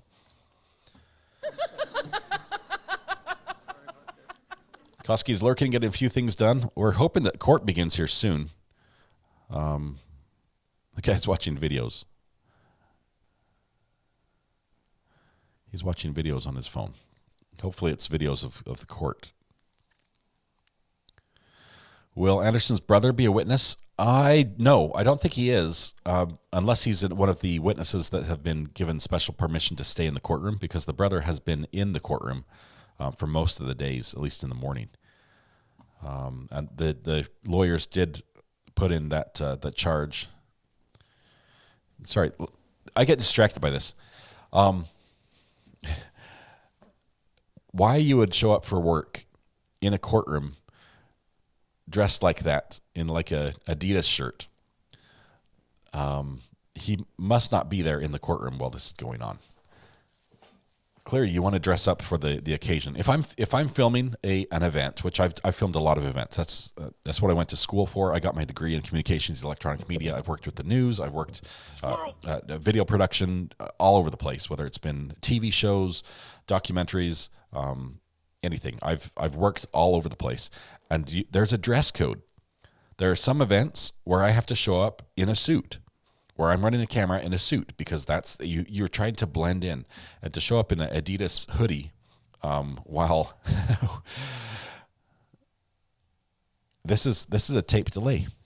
This is the exact same footage we saw before. All rise. Court is now in session. We're waiting for them to go live, and it's just not happening. Anyway, so I'm surprised he shows up in that gear. He should dress a little better for that. Morton says, I'm not Anderson's brother. You're not subpoenaed. Michelle Johnson, or recovery addict, or anyone in chat, or read or hear about the article Randy Murdoff gave to the New York Times? If so, any thoughts? Is that where he says he thinks his brother knows more than he's letting on, but he doesn't really think he did it? I haven't read the article myself. IT is a physical activity. Apparently it involves jumping jacks and waving a lot. He's also a DJ. He's just let the beat drop type thing. Yeah. Watching how to fix the problem isn't what IT people do.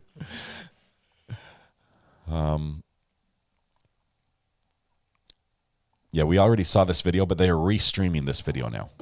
Like this is the live video that's going out on the TV network, but it's a taped copy from before. So they're playing back a recording they made this morning. I'm looking for other sources just to see if there's anything else. But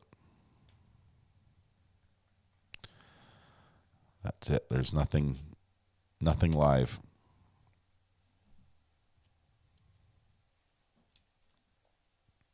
Let me see if they'll make another placeholder. I think the problem is because they started and then stopped the video. They've got to make a new placeholder. Here it is. It just came in. Bonding between these two individuals occurred over drug dealing, that both of them recounted their activities with prior drugs. And I believe that in regards to the defendant here to be marijuana. So the defendant is purported to have said to Mr. Washington that he had connections in Detroit and California, and that he used to transport hundreds of pounds of marijuana back and forth to California. So, that would be historical information, which would be the defendant's side of the reporting that Marquand Washington said, I was also describing my activities with him. That's how we came to sort of trust each other and reveal details to each other. So we didn't just bond over I think it was tuna that he said was the other way that they bonded, but because Shared they were tuna. discussing mutual past activities. So that is one thing that I'm asking the court to allow. I do think there's some distinction between then what he reported about the direct circumstances that are revealed in this case, so this investigation, right? So things that are contemporaneous with our case. And Marquand Washington, and from the state's perspective, those things reveal to a jury that Marquand Washington has inside information that he would not have unless there was some confidence being expressed, right? So it makes his details about any confession more believable because he has details about other circumstances of this investigation that would not be readily available, okay? So those details are that the defendant had caught a case going back and forth from California, but not worried about it because there's not much, because it wasn't that much. So we know that the defendant had a pending case in South Dakota where he had transported pounds of marijuana from the West Coast. But it wasn't substantial, it wasn't hundreds of pounds, it wasn't even dozens of pounds of marijuana. So from this, I think it's 10 pounds, right? Oh, apologize. Well, it is an amount of marijuana that would, in the context of people talking about hundreds of pounds, would not be as significant. And I have I can tell the court what it is. But anyway, And as the court knows, Ms. Remsburg has also already testified. I accompanied him to South Dakota for a case. Now, this Marquand Washington doesn't know it's from South Dakota. He just knows he caught a case, and that in perspective, it's, you know, not a major deal. Again, it reveals a confidence, right? Reveals something that is not that's not available, for instance, in the criminal complaint, where it indicates he's been convicted of a case but doesn't provide any of the details about that. Then there's the piece about what he describes as the police raid of the defendant's home. Okay, so what Marquand Washington says is the defendant told me the police raided my home and they got a lot of money but a little weed. Okay, and of course what's found in this raid by the police search warrant search is 2 pounds of marijuana. It's the seeds the court saw in the picture on the 2 pounds of seeds evidence. Is a fair amount of seeds. And more than $47,000 in cash. None of those details are in the criminal complaint. None of them. And I'm not aware of them being in any coverage that I have seen of this case. In other words, what was specifically obtained in that search warrant. We didn't charge the drugs, right? So it wouldn't logically be a part of our criminal complaint. But the $47,000 is also not in the criminal complaint. So Marquand Washington knows that fact without it being in the criminal complaint. And from the state's perspective, that provides me an opportunity to argue to this jury based on things that are in this investigation, not separate and distinct drug, cases, not a month ago, a year ago, whatever. It allows me to show that he has some credibility in having heard some confidences from the defendant, such that you might say to yourself that a person might get to a point where they might go as far as admitting some complicity in a homicide. So I'm going to suggest first that the state's decision-making in this case was really defined by the case State v. Dukes, which is one of the cases I submitted. And I think that the legal phrase that you hear nowadays is called panorama evidence. And I don't commonly use that phrase, but I understand it to be, as defined in Dukes and as I thought about this case, that you don't need another Axe motion if you are describing circumstances and conduct, and I'm including criminal conduct, that is being used to explain items that are of interest to a jury and would be important for a jury to understand.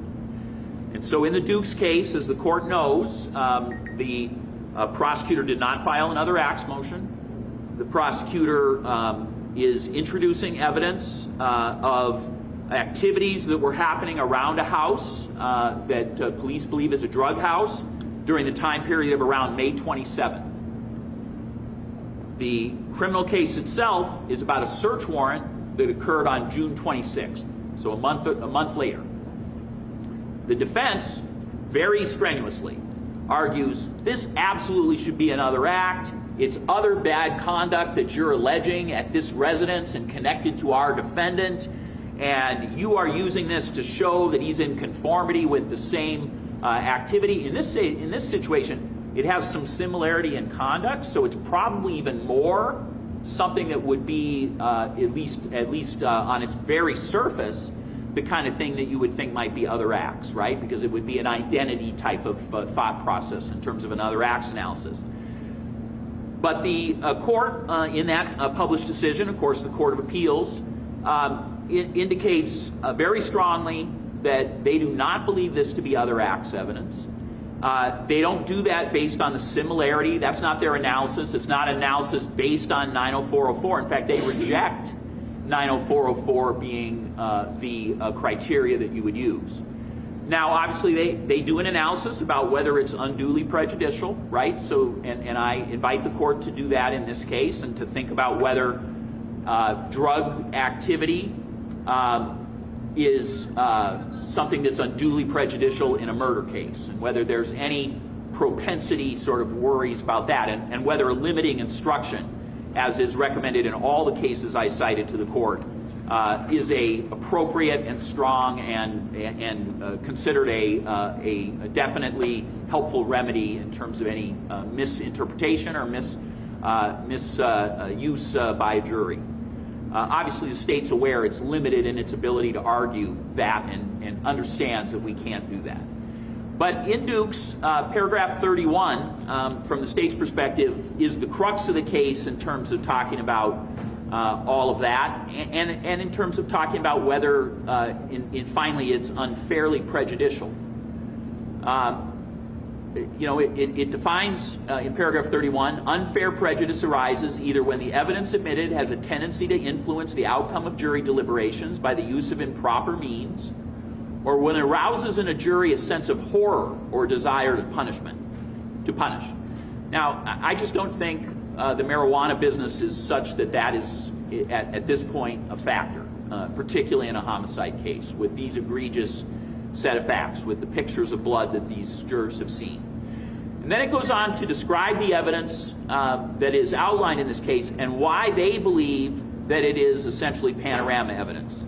They say the evidence presented by Carter, that's the detective, informed the jury of police surveillance at the residence, that the behavior they had observed was consistent with the operations of a drug house, and that they searched a car because they suspected it contained drugs purchased.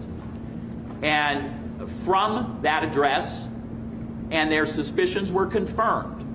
So what it does is it ties together why people did each of the things they did. It ties together why officers were appropriately making decisions they were at each of those stages. And it is used to bolster the particular allegation that the defendant, in this case, possessed drugs with intent to deliver at a location when the search warrant was found. Now, the things I've talked about are not actually direct. It is a case that stands for the proposition that for collateral but important purposes that meet an appropriate definition of relevancy, that the court can admit this panorama evidence without utilizing another acts analysis. And that's where that's where I was. I do want to talk about the question of other acts briefly, because the court certainly, before I cited these cases, was strongly inclined towards another acts analysis here. So I want to acknowledge that, and I want to talk about the cases that I think support admission of this evidence when the court considers the factors that are relevant in Sullivan. The case of Plymesser, court sexual assault case, right, 1992, talks about an ability to use other acts evidence to corroborate a victim's testimony. It's victim in that case, but really it is the reporting witness. It's to bolster a crucial witness to the state. It's to bolster and corroborate their testimony. So when I talked about a line of cases, that Plymesser case is an early manifestation of that particular situation. But the Dorsey case, and then I think even more particularly the Hunt case, also adopt that. The Dorsey case that I talked about is also another acts admission, and they're not just talking about a victim. They use language in Dorsey about the bolstering a witness's credibility. They say in paragraph 49 of State v. Dorsey, furthermore, to the extent that R.K.'s testimony operated to bolster C.B.'s credibility, we have held that, and this is in quotation mark, a witness's credibility is always consequential within the meaning of Wisconsin Statute 90401. So the court knows that 90401 is relevancy, right? I realize this is a little confusing. I'm going to suggest to the court that when they're continuing an argument from yesterday, of whether these things are relevant, let's sit through this. I'll explain it towards the end. State v. Dorsey, which is a state Supreme Court case. It's paragraph 49 and then into 50. So what I just read, what I just quoted is paragraph 50. I apologize, counsel. So this is a 2018 state Supreme Court case which defines a witness's credibility as always being consequential, which is one of the ways you define relevancy. So in this case, we have two witnesses whose credibility will be absolutely attacked in this case, and they're key cornerstones of the state's case. One is Marquand Washington. The jury issue here is he credible for any purposes that the jury can get a grasp on in reporting this individual confessed to me? Is he credible? And the evidence we're asking to introduce bolsters his credibility, which is endorsed by Hunt, Plymesser, and Dorsey in terms of in general. And Dorsey, the state Supreme Court, clearly said that if that is the case, it's relevant. Well, I'm sorry to interrupt. Okay, that's okay. But I'm still struggling, as I was yesterday, was with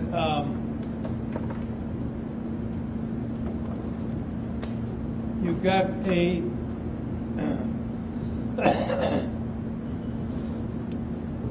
individual who is accused of multiple crimes, who has made some kind of a plea bargain with the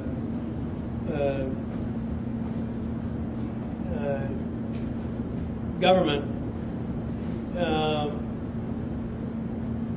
to cop a plea to some lesser charges, and one of the ingredients in the deal is he's got to testify in this case. And so we know on the one side there is an enormous incentive for him to come up with something. And thank you, Suzanne. 5 gifted memberships. I'm certainly not suggesting there aren't many people under those circumstances who follow through and testify truthfully, and the government got a good bargain. And I'm not suggesting that the government shouldn't be in that kind of making those kind of arrangements with people. But in the end, you're asking me to find this jail inmate is more believable because more reliable because the defendant allegedly made some admissions to him about a crime that has nothing to do with what is an issue in this case. And I'm thinking, well, now, step out of the role of the DA for a minute. If you're looking around for a car and you stop at 2 different car lots and find vehicles that are substantially identical at the same price, and you know that one of the offerees is sitting in jail under circumstances such as this witness, are you going to consider him more believable because he's taken a deal to testify against somebody else on an uninvolved matter? You're going to consider him as the more believable of the 2 people you're dealing with? I'm not at your destination point. Yeah, I'm certainly not, right? That is a valid argument, and it makes perfect sense as an argument about his credibility, and I'm certain the defense will cross vigorously on that and make a vigorous argument, and they should, right? And it's a jury issue, and it's not for me to make. And right, the problem and it it comes at a price. Right. So Judge, introducing evidence that this man has committed a crime totally uninvolved with the crime charged in this case. That is specifically barred by statute, except in limited other instances. Go ahead now. Yeah, so I think the court has very articulately expressed what the compelling argument is about whether he's believable, and I am indicating that the appropriate ability to argue that there are elements of believability. The court's watched this many times, and I'm sure did it yourself. The way you bolster the credibility of an individual who certainly would be questionable in those ways, a co-defendant who testifies against someone, those kind of things, right, is you show specific information that they would not know unless the things they were reporting as true, right? Well, so that drug raid I'm talking about is a example of that, right? So just so we're on the same page. And also, if it's a person who's not intimately connected to you already, right, then I think it's a valid argument for the defense to say, well, this guy's living with him for only 5 weeks. The inmate himself, Mr. Washington himself, says this guy was paranoid. He thought people were bugging his cell and things like that. He's not going to admit to this guy that he committed a homicide. What possible reason would a jury have to believe that? I think that's a very valid argument by the defense, right? And the reality is we have information that is offered by the inmate that this other activity that they mutually discussed is the reason that those barriers, yesterday I said it was the icebreaker. So I respect and believe that all those arguments we just described, including the one you articulated, are totally appropriate. And the truth about how that could be answered, right? Considering that Marquand Washington may simply be telling the truth, Judge, right? Considering that this man might simply be telling the truth, to give the jury a chance to consider that based on the information we have, we would be having this discussion, right? So, in the Hunt case, which is the last case I want to mention about this, they talk about that other acts in this case. So this is another acts analysis, again, respecting the court's discussion yesterday afternoon. The other acts in that situation are provided necessary background and to provide an independent source as to, in that case, the victim or the witness's credibility. So again, it's about the victim or the witness being someone whose credibility can be assessed by a jury. Jury doesn't know. In that case, the witness involved was recanting, right? So the question is, was their original discussion credible? And it is the other acts are admitted, and the question the question there is, can we use this for the very specific 90404 sub 2 purpose, not delineated in the statute, but where it says or other means, right? Is to bolster, in that case, a victim and a witness's credibility. So here we have. I want to mention the one last. I think the judge might shut him down. Witness, and that is the daughter in this case. So she has just turned 12, just a few weeks past her 12th birthday when she speaks to law enforcement. The defense argument in this case is that 12-year-old has been coached and that her mother has provided her information and put her up to the allegations. That 12-year-old in a recorded interview indicates that my father had me participate in several things. I saw that he went inside the car. These are the stalking allegations. I saw that the paperwork that had been taken from Rosalio Gutierrez's car in my father's house. I saw that he brought me along in the middle of the night, leaving the children, the 4-year-old twins behind, to peek into my mother's living room when Rosalio Gutierrez was over at her house. I'm being asked to spy on my father, all these things. He has concocted a false story that we're going to tell to frame my mother into a child neglect type of charge.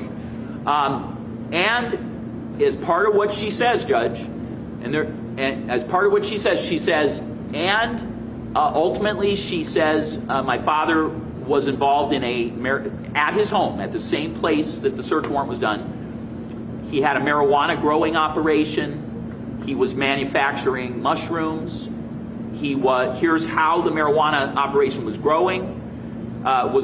She mentions 72 plants. She actually knows the number of plants that were involved. She knows more, as I told you yesterday, about marijuana cultivation and the manufacture of these substances than I do as a 12-year-old.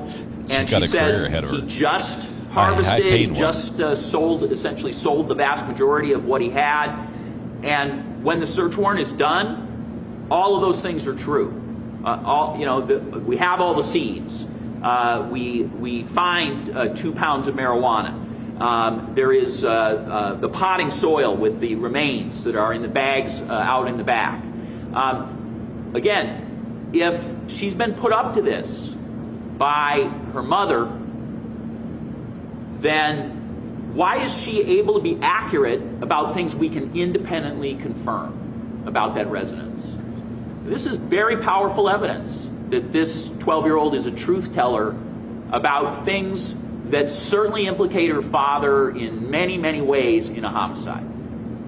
So, and she also knows, Judge, the exact date that he will be going to South Dakota for sentencing on his multi-pound drug case. She's a smart kid. So she knows what it is, she knows what his offense is, and she knows the exact date, and that he will be going to South Dakota. And that date, by the way, is just about, it's the 27th, so it's a week and a half away from the homicide date.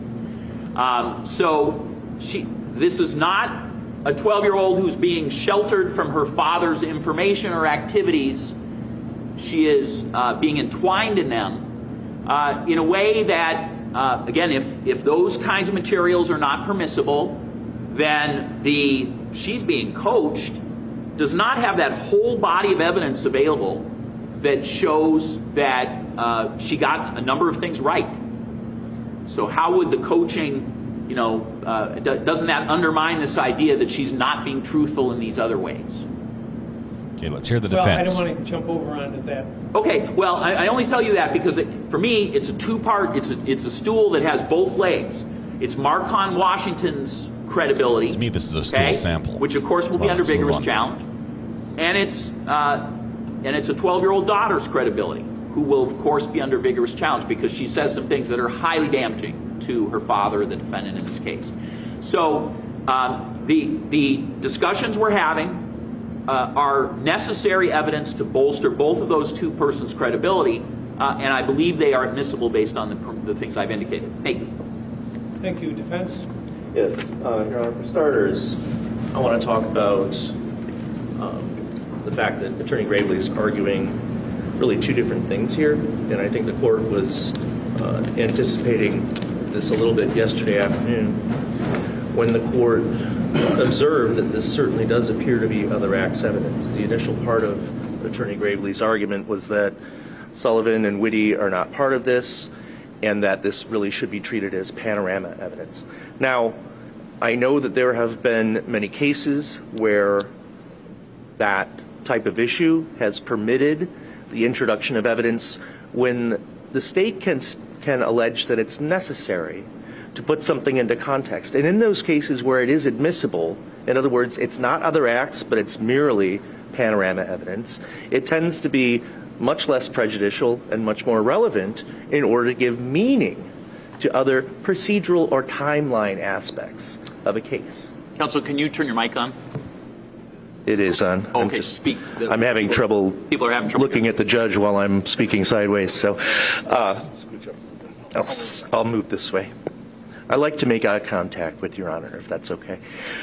It's a crowded table, so, too. Again, when we see these types of like cases where the prosecution wants to offer evidence that will provide more meaning or context to facts surrounding, it tends to be on a timeline basis. And the case that Attorney Gravely was discussing, it was precisely that. It had to do with events that had occurred leading up to something that the prosecution was successful in arguing that it was necessary to do that so that the jury wouldn't be misled or something's taken out of context or being given a partial picture. Now, in this situation, we're talking about a wholly separate, categorically different type of evidence. And the reason that it's being offered, if we really are looking at it under this idea that it's to bolster the credibility of a witness, that falls within the other acts analysis. And I'll point to the case of State versus Fink, 95, Wisconsin 2nd, 330. No mention of mistrial this morning Court yet. of Appeals case from 1995. I don't think we've gone there. That case dealt with the prosecution did file an other acts motion, and it was 1 week before the trial started. And the issue there was, given that was termed as an 11th hour motion, and the issue there was 1 week before trial. is not enough notice for the defense to be able to anticipate that this will be what we always want to avoid in our other acts scenarios where Sullivan does apply, is a trial within a trial where the proponent of the evidence needs to present facts that the defense is entitled to adequate notice to not only investigate, work it into the theory of defense, work it into voir dire questions potentially, as we probably should have in this case, but also so that we're not straying too far from what the central issue is in the case. And that's why 90404 exists, is so that we're not bleeding over into a controversy that is not part of what we're dealing with. I want to point out that all of the cases that we've looked at that deal with the concept of bolstering almost universally involve sexual assault cases, or they're trying to bolster the credibility of a victim in particular.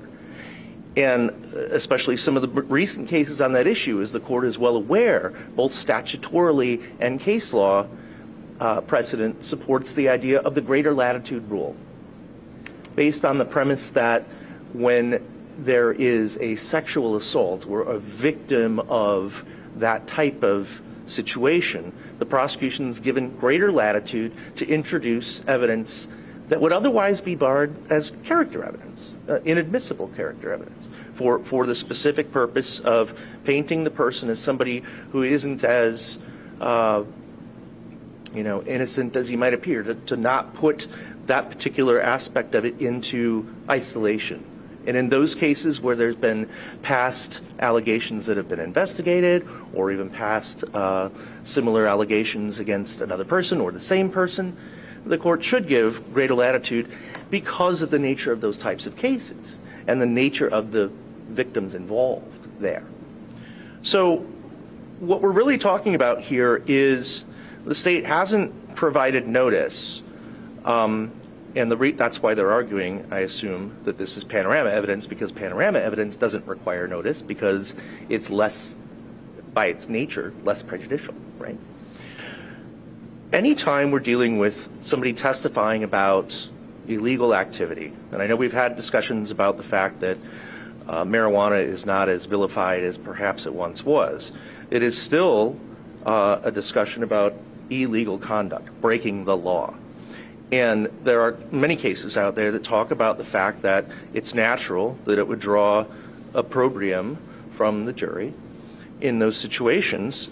If it's not specifically tied to something very important to a theory of prosecution, that's where we look at the 90404 and the many exceptions to the character evidence bar. The court's familiar with all of them: motive, opportunity, intent, plan, modus operandi, those types of things that have traditionally been allowed as an exception to that character evidence bar. The important thing to note here is that, just in addition to what Mr. Gravely was arguing, and by the way, I understand that it's his job to anticipate what the defense might argue, but we haven't argued any of the things that he's saying what the defense theory is. I think that's up to us to determine what our theory is and how we argue it, instead of having him speak on the defense team's behalf about what he thinks our theory is. Even if, and I think it's significant that he's explaining how he envisions all of this to be relevant to arguments that he anticipates that we're going to make. That's precisely the reason why an other acts motion should be filed before trial, is so that those issues can be worked out and so the court can perform a detailed Sullivan analysis and also determine the impact that this will have on the way that the proceedings occur.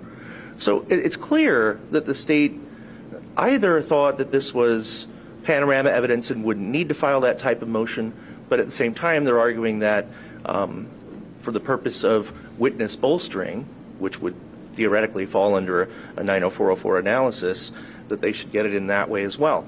But another couple of points to note here. First of all, this information that the state is alleging that Mr. Washington could not have known about in any other way except for a statement from Mr. Anderson is contained in the criminal complaint for the Zachariah County case. And in addition to that, I don't know that the state can prove that only the media and only this one complaint were the potential sources of information from Mr. Washington. We're getting into speculation about how all that occurred. But a defendant's entitled to have discovery, letters from his attorneys, all types of information in his possession in the jail cell. So to just assume that the only thing that could have possibly been the source of this information and therefore makes this evidence so incredibly relevant is flawed at its base. The second part of that's problematic here is that the state is alleging that because Mr. Washington knows all these details on this aspect of it, he must be believed on the heart of the matter, the root of what we're really getting at here, which is the alleged confession that Mr. Anderson did commit the murder. Again, the state would need then to prove more than just a conversation occurred, because the theory here is that he couldn't have known these other facts but for this conversation. And that's not the end of the inquiry.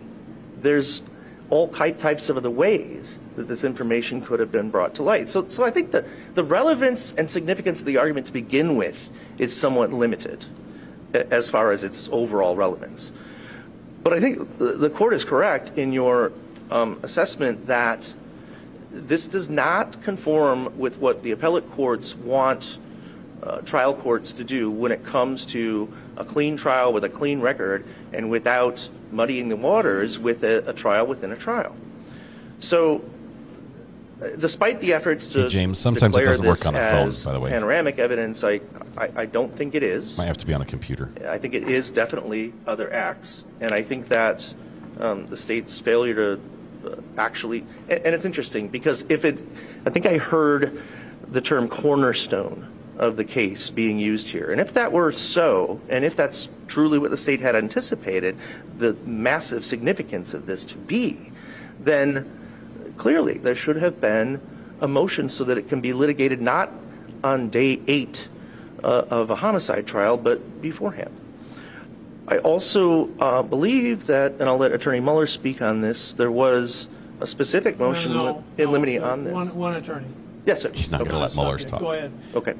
There was a motion in limine that was filed on this matter that I believe did directly address this this aspect of it, and the state raised no issue of intending to get into this in any way. I want to talk about some of the cases that were cited here, and I would point out that the Dukes case that the state relies upon does not address this concept of bolstering of credibility directly. The Dorsey case that talks about witness credibility is actually incorporating cite to another case called State versus Menez, which is 331 Wisconsin 2nd, 568, Wisconsin Supreme Court, 2011 or 12, I believe, 11. That case, again, was a sexual assault case where the witness that we're talking about bolstering the credibility of was the victim of the crime. Again, it's a completely different type of analysis. So I think, to make a long story short here, we have a notice issue. We have the fact that I think there are some proof problems. The fact that the state is trying to portray this as, two legs on the stool argument, again, is anticipating quite a bit as it relates to what those credibility attacks will be. But that issue should also have required an other acts analysis. So we're getting a preview of the fact that we're going to have that issue with the defendant's daughter as well. So, I know that the court's very concerned about issues that don't stick to the point, issues that don't relate to what we're really here all about. And the fact that this is a distraction, it leads into other areas. The relevance that's being purported here is absolutely minimal. And it's an improper attempt to, again, in this context, to try and bolster this witness's credibility, who's not a victim of anything. Now, there are the cases that talk about the credibility of, let's say, a co-defendant or something else that is where there's a question with regard to that person's participation in the crime in question. Where, again, and then we sometimes fall back on traditional methods of quote-unquote bolstering credibility, like prior consistent statements or timing of reporting and those types of things. I'm about to close the poll. In this situation. So this is clearly not something that should be permitted, and we object. Okay, we're closing the poll now. See if the judge can rule here. Did you wish to respond? Very briefly. So the cases I cited, Judge, draw absolutely no distinction between a victim and a witness. And in fact, a victim, as the court often says in here, is a complaining witness and has to be dealt with by law as a witness. So none of these cases draw a separate distinction saying a victim gets a different kind of break in terms of this. None of the cases I've spoken about specifically rely on any kind of special statutory extra considerations for sexual assault. And I did mention the South Dakota complaint, and I apologize I was not complete enough about the details. So that was a September 26, 19 South Dakota arrest, and the amount of marijuana the defendant transported and entered a plea to and was awaiting sentencing that was going to occur on May 27th, I believe 10 days after we alleged the homicide, was 26 pounds of marijuana. Witness is not in the room yet. Thank you. Well, neither is the jury. There are a number of observations. The poll says 55 said no, it shouldn't be allowed in. 44 said yes. Commenting first of all on the so we're nearly source split. of the information that this witness might have. I do think you're skipping some steps in there when you say, well, he couldn't have found out any other way. Well, there's no evidence of that. It's certainly possible, and there are cases that I've heard that there have been very, very peculiar details about a particular homicide, for example. I believe defense is going to win this one. Don't give out to the press or to the general public that they use later in screening out people who are making false confessions and the like, that they feel Lee, this is hilarious. Can be used to verify the truthfulness of what is being told to them. But even those, I've often wondered, how can you be so sure?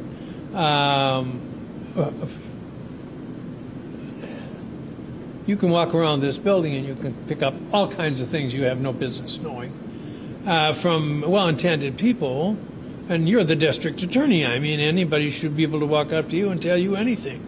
And they certainly have. Stephen, thanks for subscribing. Appreciate you joining But I the mean, channel. I don't think it's limited to people just coming to you. I think that there are people who tell me things that are none of my business. And he thinks out loud. But anyway, this judge thinks out loud. I think he's going to go with the defense. when I hear the term panorama, I'm familiar with it. I've admitted plenty of that evidence in other cases over the years. I'm thinking of panorama of the case that's before the jury. I'm not saying panoramic evidence cannot include something that is more of a satellite from the incident that brings the charges, but I do think of it as generally filling out the panorama of what's being tried. I often state, and probably did in this case in my voir dire, that the objective that we seek through the trial process is to put the jury back at the scene of the incident and have them make their determinations based upon the fullest possible knowledge. And sometimes that involves letting in panoramic evidence. But on the other hand, when the term panorama becomes an excuse to further push out the borders of what exceptions there are to the general rule blocking evidence, character evidence, there's been a steady growth. There has been a steady growth, and it's been commented on by the appellate courts, usually in affirming it. But you know, it is a problem that we need to be watchful about. I do think this is other crimes, wrongs, and acts evidence. And in this instance, one of the reasons that I make this statement is that the incident that you want this man to talk about right now is completely, totally, and absolutely irrelevant to the story of what happened with respect to Mr. Gutierrez. I think that's a good indication on of the day where of he's his going to rule. disappearance. It is relevant only insofar as it bears on whether it, well, the definition of relevance is something that makes more or less probable what the evidence would be without it. I'm not quoting it well, including the credibility of witnesses. Yeah, well, you're quite right. This fits the definition of relevance, but I don't mean to argue with the well, court. no, that's if I make a preliminary determination that this does bolster the witness's credibility. Agreed. The fact that these gentlemen sitting in the jail would talk about baseball scores or football or women or alcohol or whatever, that's harmless, no problem. People can bond over all kinds of things. They could bond over, he looks honest. People saying things like that. He looks honest to me. He had an honest face. But when the, as I said a little bit ago, when the price becomes admitting evidence of other activity, which, though tolerated and even embraced by tax-seeking politicians,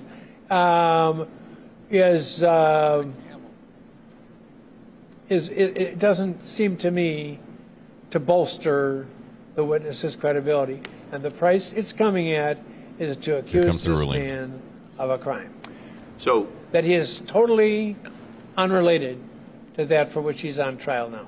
So I understand that the court is denying my motion my to admit as to them swapping stories about their drug transactions. You are using the exact term I looked up yesterday. Okay. Very perceptive. But I want to be sure I understand the court's ruling fully because I'm going to instruct him. So what about him talking about what the defendant told him about the police raid of his home, where there's already evidence before a jury? They've already seen the pictures of what was in the police raid. I don't know what he told him. What?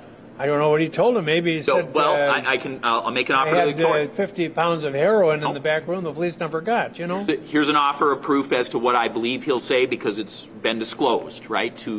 He says when the police raided his house, he says the defendant reported to him they got a bunch of money and a little weed. Okay?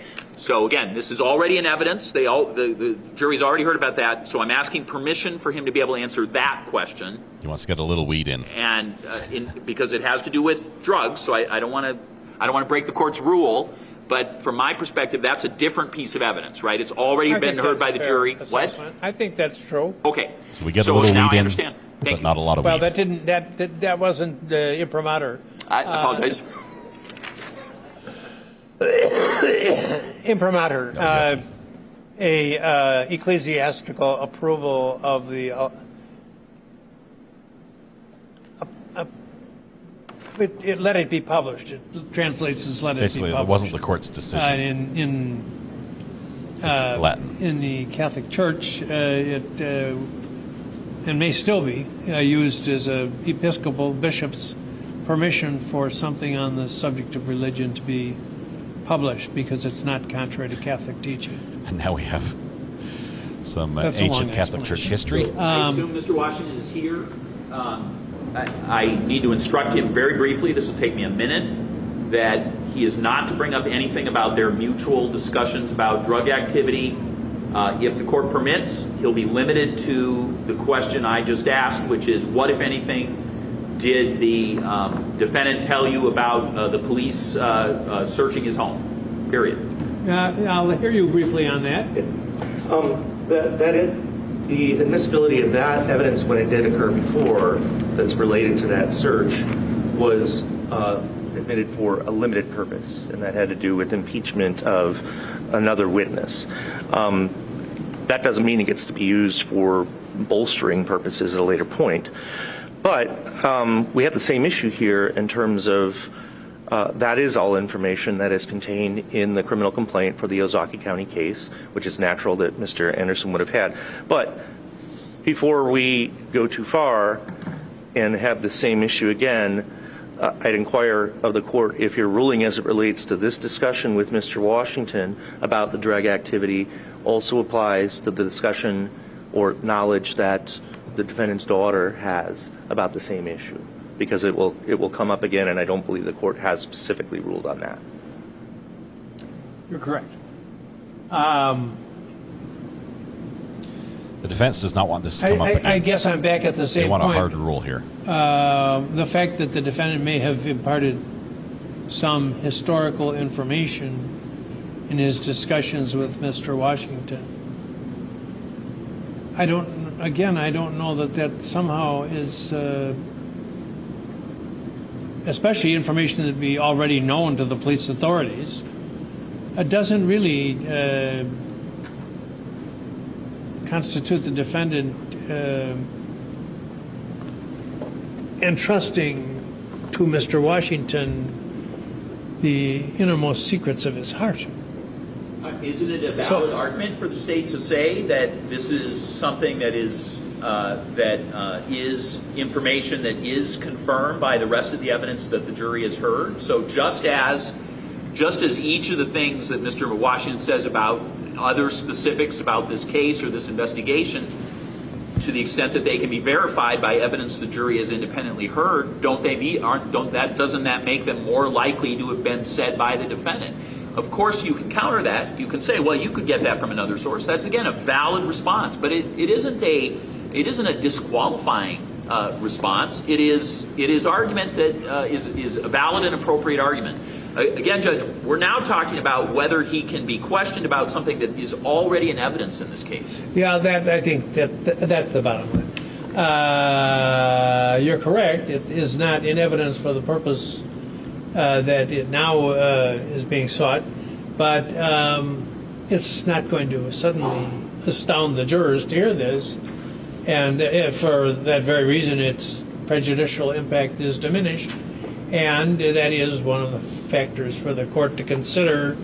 So on this I'm going to say okay, so I just need to briefly let him know, and then I'm ready. Have him come over if he isn't here. He's here. I'll just go briefly. Okay, you can go talk to him.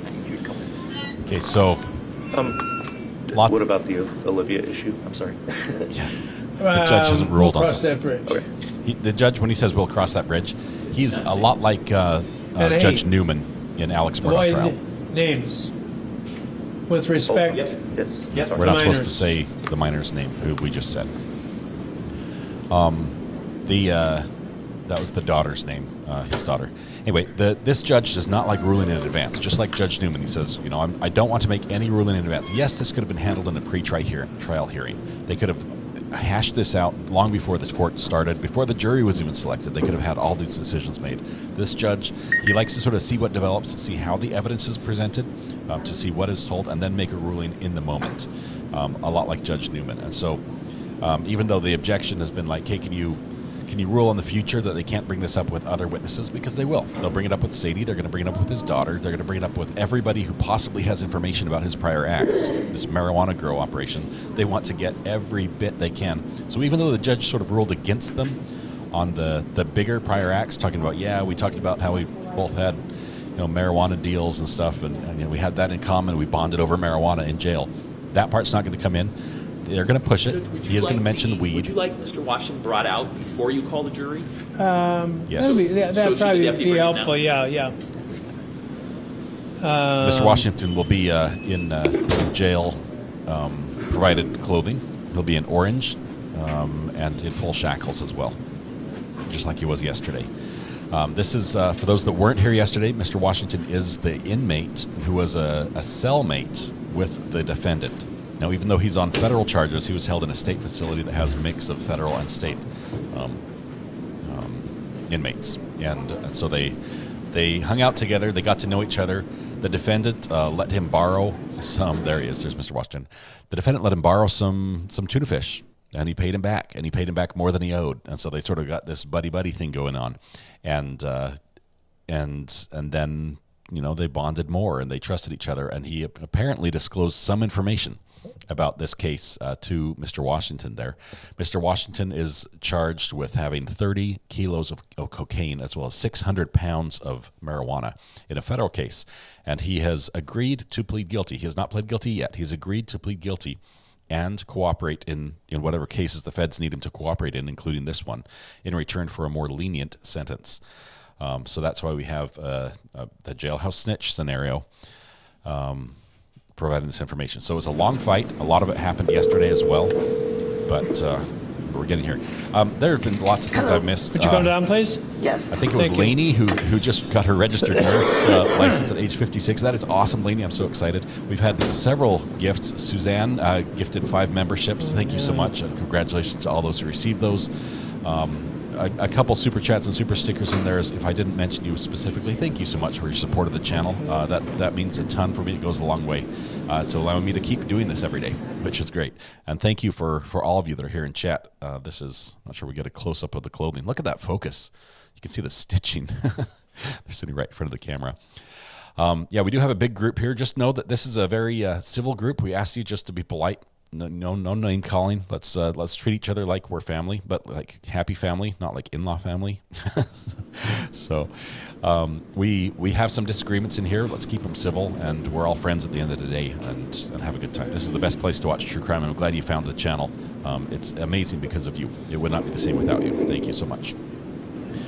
Jury has 21 steps to come down from the jury room to the courtroom, and the judge is very aware that some of them making those 21 steps up and down, it's not comfortable. I'm not sure if they have mobility issues or what, but because of that, he tends to keep the jury in longer than another judge would. And you'll also see him adjust the judge's style. He thinks out loud, and he sort of thinks slowly, and his mind wanders. And so it's something we have to just sit through in this trial. Sometimes it can be frustrating, but he also plays with his phone constantly, as he is now, with the ringer on, the volume on. So you'll hear the phone call come in. You'll hear text messages, weird sounds. Those are his phone. A word about tomorrow. We're following the weather situation, and a storm's coming in. As you're aware, the weather forecasters have correctly predicted 45 of the last 3-4 storms, snowstorms. Smitty, she will be taking the stand. They tend to overpredict because they don't want to get burned. And that's, I don't know what's going to do tomorrow.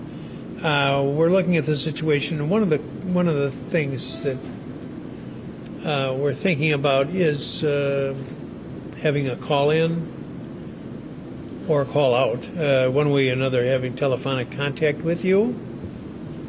The jury would be present still. Around 7. They're not going to hold trial over Zoom. Maybe 8 in the morning tomorrow. Although to tell they you could. whether we're going to be in session. They just call in to see if they can make it or not. I would tell you that it would be unlikely that court would not be held if there's less than about 3 or 4 inches of snow, unless it's blizzard and the roads are severely impacted. So we would generally press ahead, but we have to be realistic about the possibility that there'll be a problem. So this is his courtroom. Is that a situation that wouldn't work for anyone? That if we, either by your calling in here or you being called from here, we let you know whether you should come in tomorrow or not? Anybody have any thoughts on that? Or a better way? Well, think about it, and we'll talk about it later as we get more updates on the weather. Go ahead, Mr. Gravely. Mr. Washington, when last we were in court, I asked you a question about what, if anything, that the defendant told you about a police search of his house involved in the investigation? There comes the objections. What, if anything, did he tell you about a search of his home? Well, he told me that you guys had raided his house or whatever, and that you had found a nice amount of money and a little bit of weed. And what did he tell you about? What, if anything, did the defendant tell you about where his house was, and did he describe his house to you in some way? He told me that he lived in Mequon and that he owned his house. He said it wasn't big as everybody else's house, just a small little house, but he owned it. Okay. Was there a time when you were observing the defendant when it appeared to you he was having a nightmare? Yes. And what do you remember about that incident? I remember I was laying there the night before. I told him about it the next day, but I was laying there and I was reading my book and I heard him shout in his sleep before he woke himself up. And what did he shout that you heard? He said, "Die, die, die, motherfucker." And you're quoting as best you remember? Yes. All right. And so did you ever have a discussion with the defendant about this nightmare that you heard him have, or these words he said? Yes, I did. Okay, and so if you know, about how long after that happened did you bring it up to him? I brought it up to him the next day. Okay, and what did you say to him about it? I pretty much told him, I asked him about the situation about that he was locked up about, and I told him that he was talking in his sleep or yelling about some stuff in his sleep, and he was like, "What did I say?" And I pretty much told him what he said, and he's like, "Yeah, you serious?" And I'm like, "Yeah, you said it." So I asked him a question. I'm like, "Did you do it?" Like, what, you know what I'm saying? "I think you did it." And we went from there. And so what did the defendant respond when you said, "I think you did it," based on the nightmare? What did he say? I told him to look me in my eyes and tell me that you didn't do it. And he jumped down from the bed and he looked me in my eyes and he said, "I did it." He said, "That's the reason I have the nightmares. I'm unable to sleep at night because I think about it all the time." Was there a discussion at some point where the defendant said to you, "Is it that obvious?" Yes, he did. And so when did that come up? Section leading. The very definition of leading. Rephrase your question.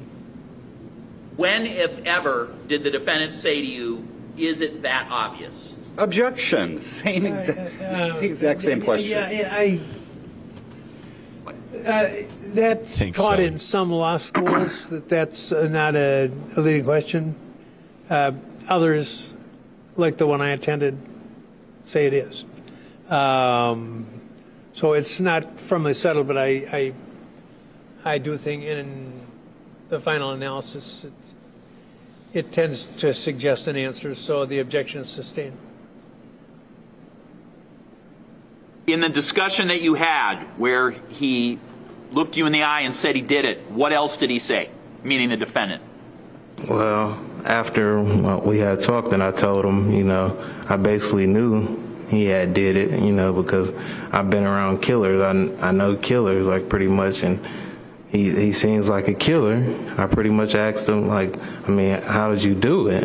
What happened? Judge, I'm going to object here.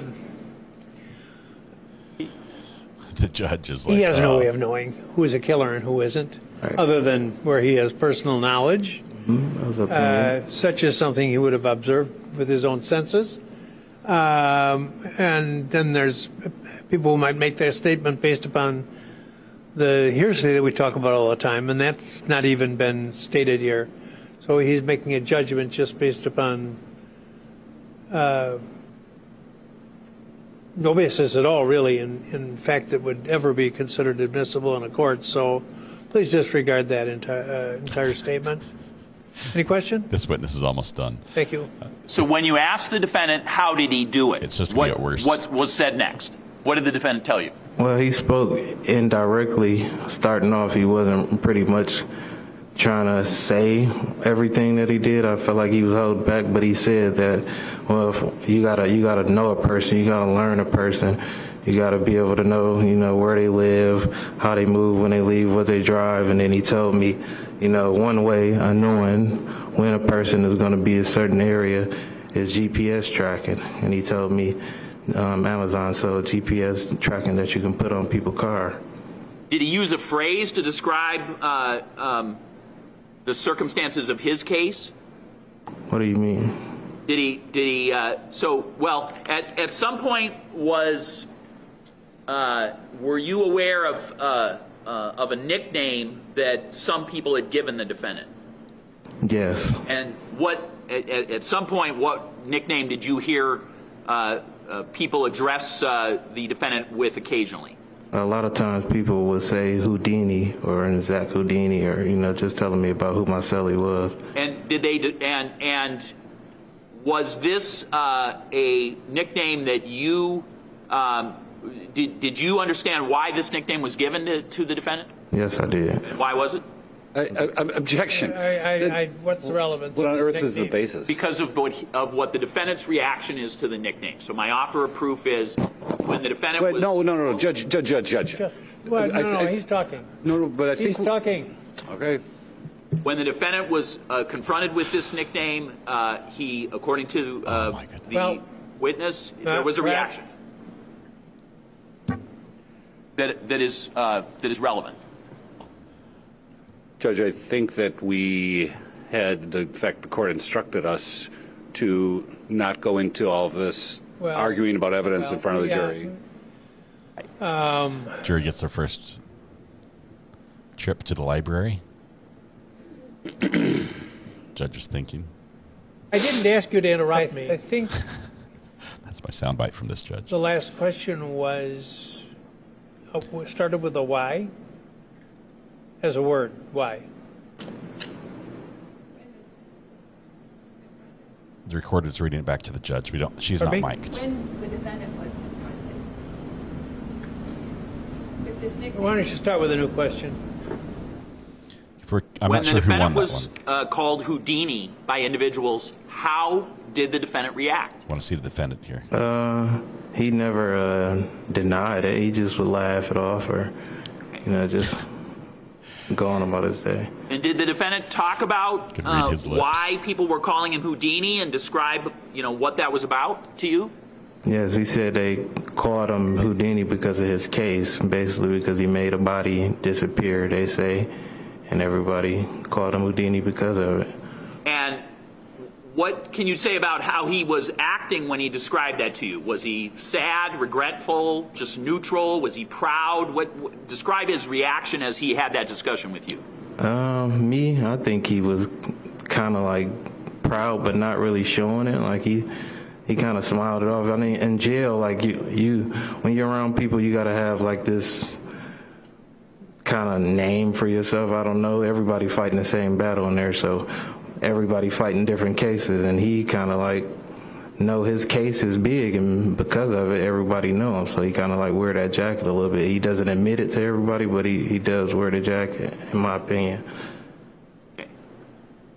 And what, if anything, did the defendant tell you about the circumstances on how he committed the crime? So you've already talked about, he said it took a lot of work, you got to follow the person's patterns, trackers from Amazon, you said all that.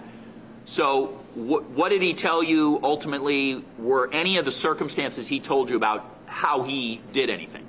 Yeah, he ultimately pretty much just told me that.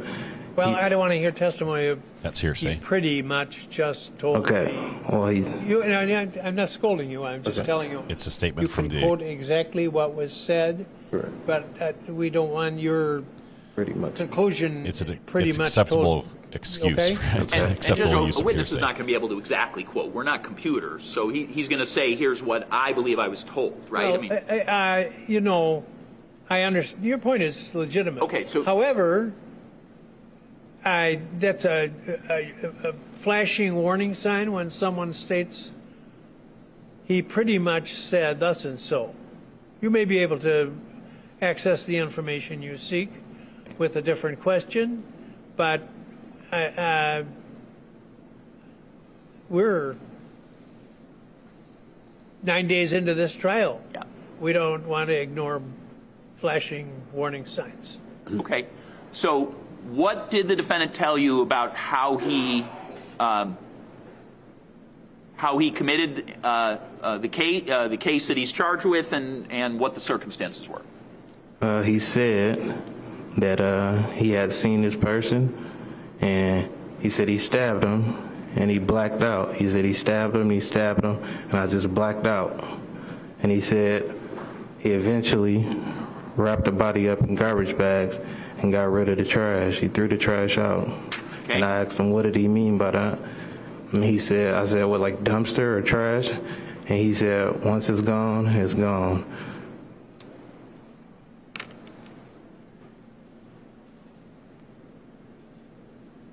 What if anything, did the defendant say about whether after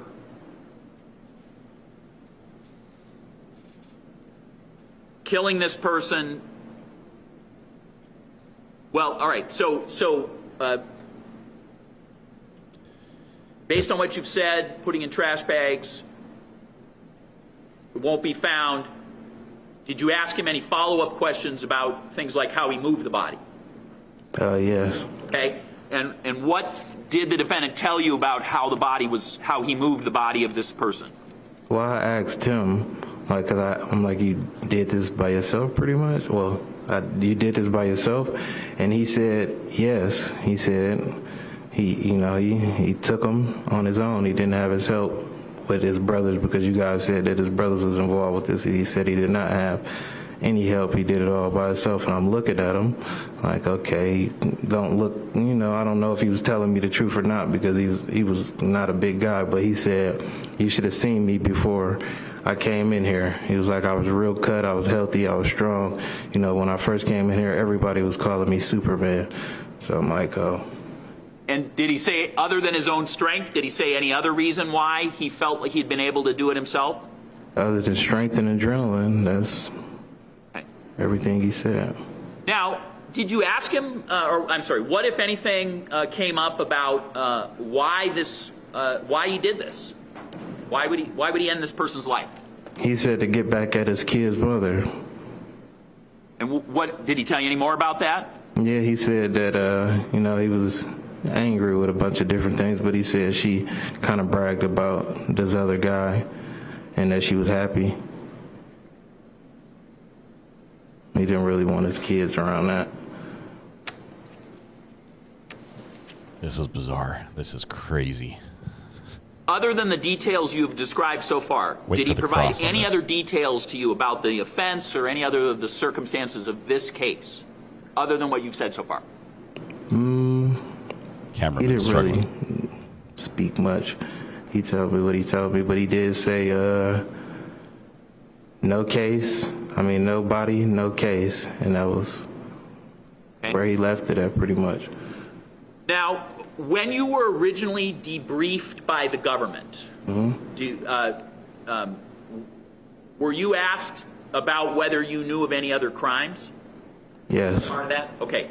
And that was back in 2022, correct? Correct. And did you bring this particular incident that you have told us you heard from the defendant, did you bring that up originally when you talked to authorities? I thought about it, but I did not.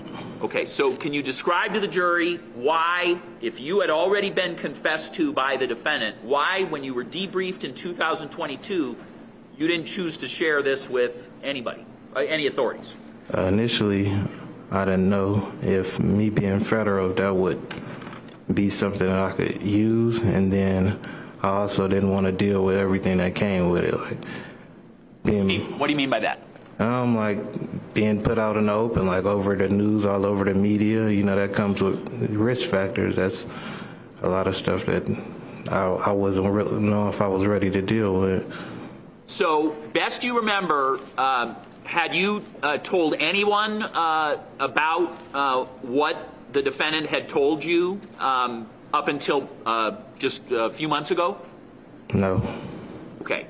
So, do you have an attorney in your case? Yes, sir. And who's the first person that you decided finally to share this information with? Who'd you tell first, hey, I know some facts about what Zachariah Anderson did? My lawyer. Okay. And did you, and what were your instructions to that person? So when you told them, did you ask that person, hey, tell somebody this, or what happened? I talked to him about, because like I said before, he asked me, what all did I know at this time? Like, are you sure you don't know anything else? And I pondered about bringing that up again, and I brought it up to him. I was like, well, I do know something. And he said he was going to look into it, and he got back to me, and he told me you really should speak up about it. And after hearing that from your lawyer, did you, what decision did you make? I spoke up about it. Man. This is crazy.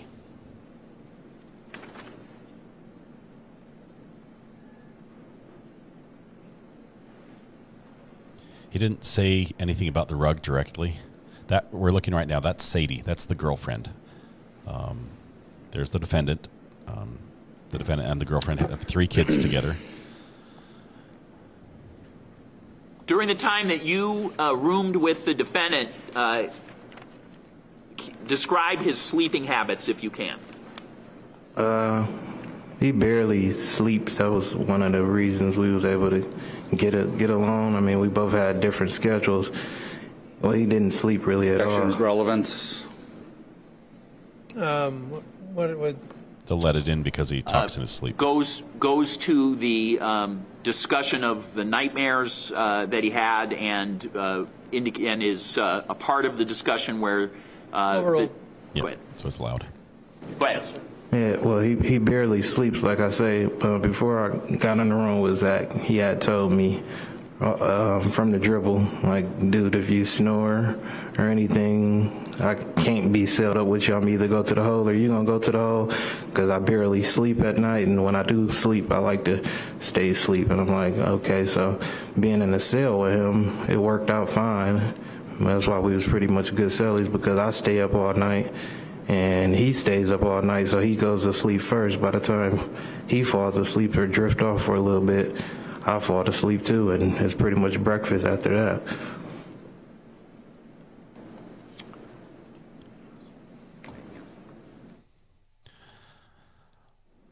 I have no further questions. Okay, let's see what Cross does.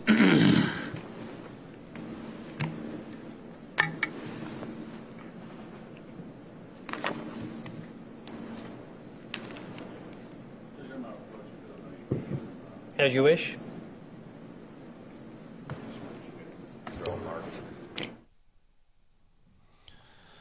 Let's see where they go with this.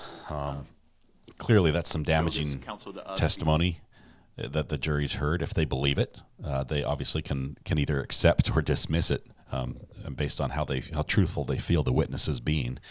There are obviously some huge indicators that would be that would make his testimony doubtful. He definitely stands to profit personally from testifying, from saying this. He has has some prior issues where he's not been necessarily law abiding, and then there's the fantasticalness of the story he told. Is it believable in itself? Well, let's see where the state attacks. If they're just going to attack his character, or focus on the benefit he gets out of this, and if he didn't have something good to say, he wouldn't have any benefit. Can you hear me okay? Yes. Can you hear me okay? Okay.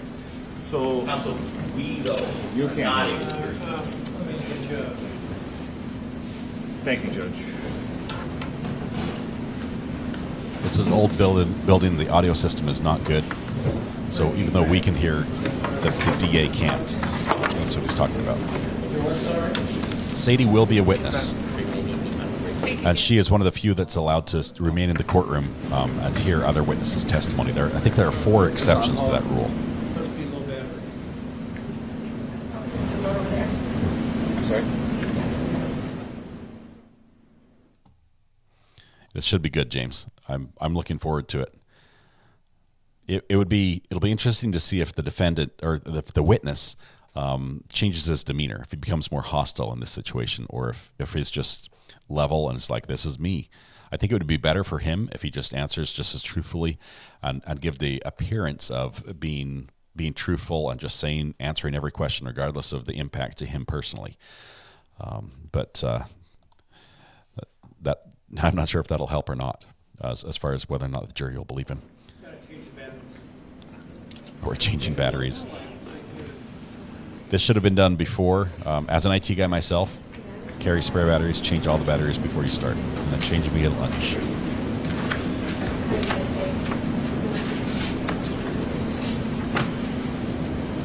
What determines the exception that allows a witness to be in the courtroom? Great question, Stephanie Willis. That is determined by agreement by the two parties, by the prosecution and defense. They're the ones who decide that, and that is why the DA actually had to leave the courtroom for a testimony 2 days ago, because the DA is called as a witness in this trial, and he is one of the exceptions. He can remain for the other ones, but for that specific witness, the judge ruled that he had to leave and could not be there for it, which is just bizarre, because he is going to be giving the closing statement at the end of this trial and was not able to be here and listen or hear the testimony given by one of the witnesses. You cannot make this stuff up. This case is bizarre. I can't believe it doesn't have more people following it than it does. Thank you. Thank you. Is that all right? Sounds good. Sounds good. Okay. So, Mr. Washington, I'm going to ask you some questions. If at any time you don't understand, ask me to rephrase it. I'd be glad to do that. Okay? I'm going to ask you some questions about your current federal case and some of the interviews you gave, okay? Okay. Okay. And if there's ever a time that you want to confer with either of the district attorneys before you answer, let me know. Okay. Okay? And maybe if you could, like, scooch up or pull the microphone up a little bit closer and talk right into it, because I know you're soft-spoken. Yeah, that's mean. He's shackled, ankles and feet chained together. He can't move his chair very well. All right? All right. All right. So I want to start with on October 5th, 2021, you were indicted in the Eastern District of Wisconsin, right? Yes. And I'm going to show you what's been marked as Defendant's Exhibit 246. Do you recognize that? I do. What is that? That's my indictment. That's the original indictment? Yes, sir. On October 5th, 2021? I believe so. Okay, and that indicts you and 13 other people in a drug conspiracy, is that right? Correct. And the drug conspiracy is a conspiracy to distribute both, and it alleges in the complaint, in the indictment, 280 grams or more of a mixture containing crack cocaine and 5 kilograms or more of a mixture containing cocaine, right? Yes. But of course, as you talked about on direct, the amounts were far greater than that, right? That's what they said, yes. So as part of this, you're going to enter into a plea agreement, which we'll talk about later, but you're going to enter into a plea agreement with the federal government, right? Yes. And as part of that, when they give you the plea agreement, they give you an attachment with all of the activities that you and all the co-defendants did as part of this conspiracy, right? What they believe we did, yes. And, well, it's what you're going to admit that you did, right? Oh, yes. So, because you can't enter into this plea agreement unless you admit your guilt, correct? Correct. All right. So, in this case, you and Brian Phillips and Gerardo Laro are accused, well, at least in the attachment to the plea agreement, of pooling money to buy kilos of cocaine, right? Yes. And just the three of you alone got more than 9 kilos, right? Well, that's what they said, yes. That's what they said. But that's what he has you not know, pled yet. right? He has not pled guilty. I didn't say I know that. He doesn't want to say that he knows that it was worse. You said to the district attorney on direct examination that the entire conspiracy did more than 30 kilograms of cocaine, right? No, that was for me. That's what the drug amount they put on me. That's just you. That's what they call relevant conduct, right? Correct. And that's directly attributable to you? Correct. Okay. And so you did that with Mr. Phillips, Mr. Laro, and others, right? Yeah. And you did that in the context of being a a gangster disciple, a gang, a street gang, right? That's what they say, but we're not gang members, no. But yes, you could say. Well, whatever the paperwork says, yeah. The paperwork says that, so you're going to have to. I'm going to interrupt. Okay. Who was your attorney? Matt Ritchie. Get your attorney here He's now. not here? No, Mr. Ritchie is aware that he's testifying and is supportive of his testifying in this case. Yeah, but not these questions. Has the agreement with the United States been signed? No. Not a signed agreement, but not only has the U.S. attorney approved this testimony, but so has his lawyer. Oh. The lawyer has not approved the cross. Judgment yet. Correct. No. This is so bad. This The guy. attorney's aware he's testifying. Yeah. Without this deal signed. Not just about what he allegedly heard this could be from so the bad accused, for this witness. but also as to his own alleged criminal misconduct. The judge is literally trying to protect the witness right now. In a case like this, that there will be questions asked to you about. I mean, this is a attorney who has entered a federal agreement with him and was the one who coordinated his testifying with us.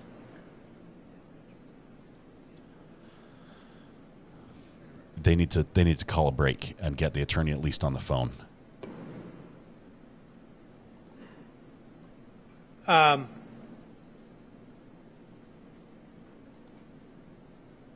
I'll explain this here as soon as we get a break. Some of the questions you're being asked relate to your own Guilt. personal conduct that could expose you to criminal prosecution, and statements that you make can be used as evidence against you. Do you understand that? Yes, sir. He's basically getting the You've Miranda got a rights penny here. case right now. It's not gone to judgment. It's not been resolved. You haven't entered a plea. You have an agreement to enter a plea, but until the judge accepts it, it's not. The plea could disappear Going on to- him based on what he says here. It's still a pending case. So you have the right to talk with your lawyer about any question that seeks information about your own personal conduct. Do you understand that? Yes, sir. All you have to do is tell me you want to talk to your lawyer, and you will be permitted to do so. You understand? Yes, sir. Any question about this? I don't know if he does. Right. Honestly, I don't know if he understands what this can do. Right. Thank you, Judge. So I'm going to object to the question of gang membership. I don't know why that would be relevant to this inquiry. It will become relevant. Go ahead. Thank you. So the three of you were involved in conspiracy. Well, there was others too, like 13 total, right? Yes. And you shared an apartment, right? That's what they said, but no. You didn't share an apartment? No. Okay. You stored your money and your drugs in an apartment, right? It was an apartment that we all frequented, but right. And we used from time to time because we dealt with the same people. Yeah, I wasn't saying you lived there. You shared it to use it for drugs and money, right? Yes. This is and so bad. And you also shared the same supplier, right? Yes. And you engaged in fronting drugs to other individuals to sell, right? Yes. And you also pooled your individual money to buy drugs, right? I didn't do that, but people on the case did, yes. But other folks in the case did? Yes. And you were kind of the head of the whole operation, right? No. No? Okay. So you would also service each other's customers, right? Yes. So you would share drug supplies and drug packaging, and is that right? Yes. And you would also share rental cars in order to service drug sales, right? Well, that's what they said, but I didn't do that, no. You didn't do that? No. Okay. So But he's going to agree to that in the most plea deal. importantly, the whole thing was designed for you to protect each other from detection by law enforcement, right? That's what they said. That was their opinion. Well, and so let me just get this straight then.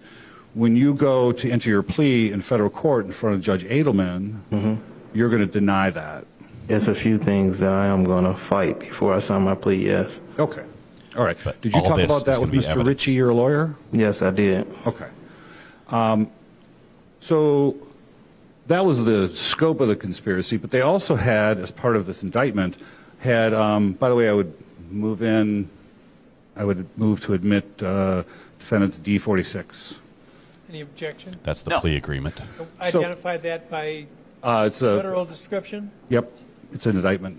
246. Oh, it's the indictment, sorry. The indictment, right. Okay. There's a superseding, but that different name. So that was the scope of the conspiracy, but also you had, they had some controlled buys on everyone else that was in the conspiracy, including you, right? Yes.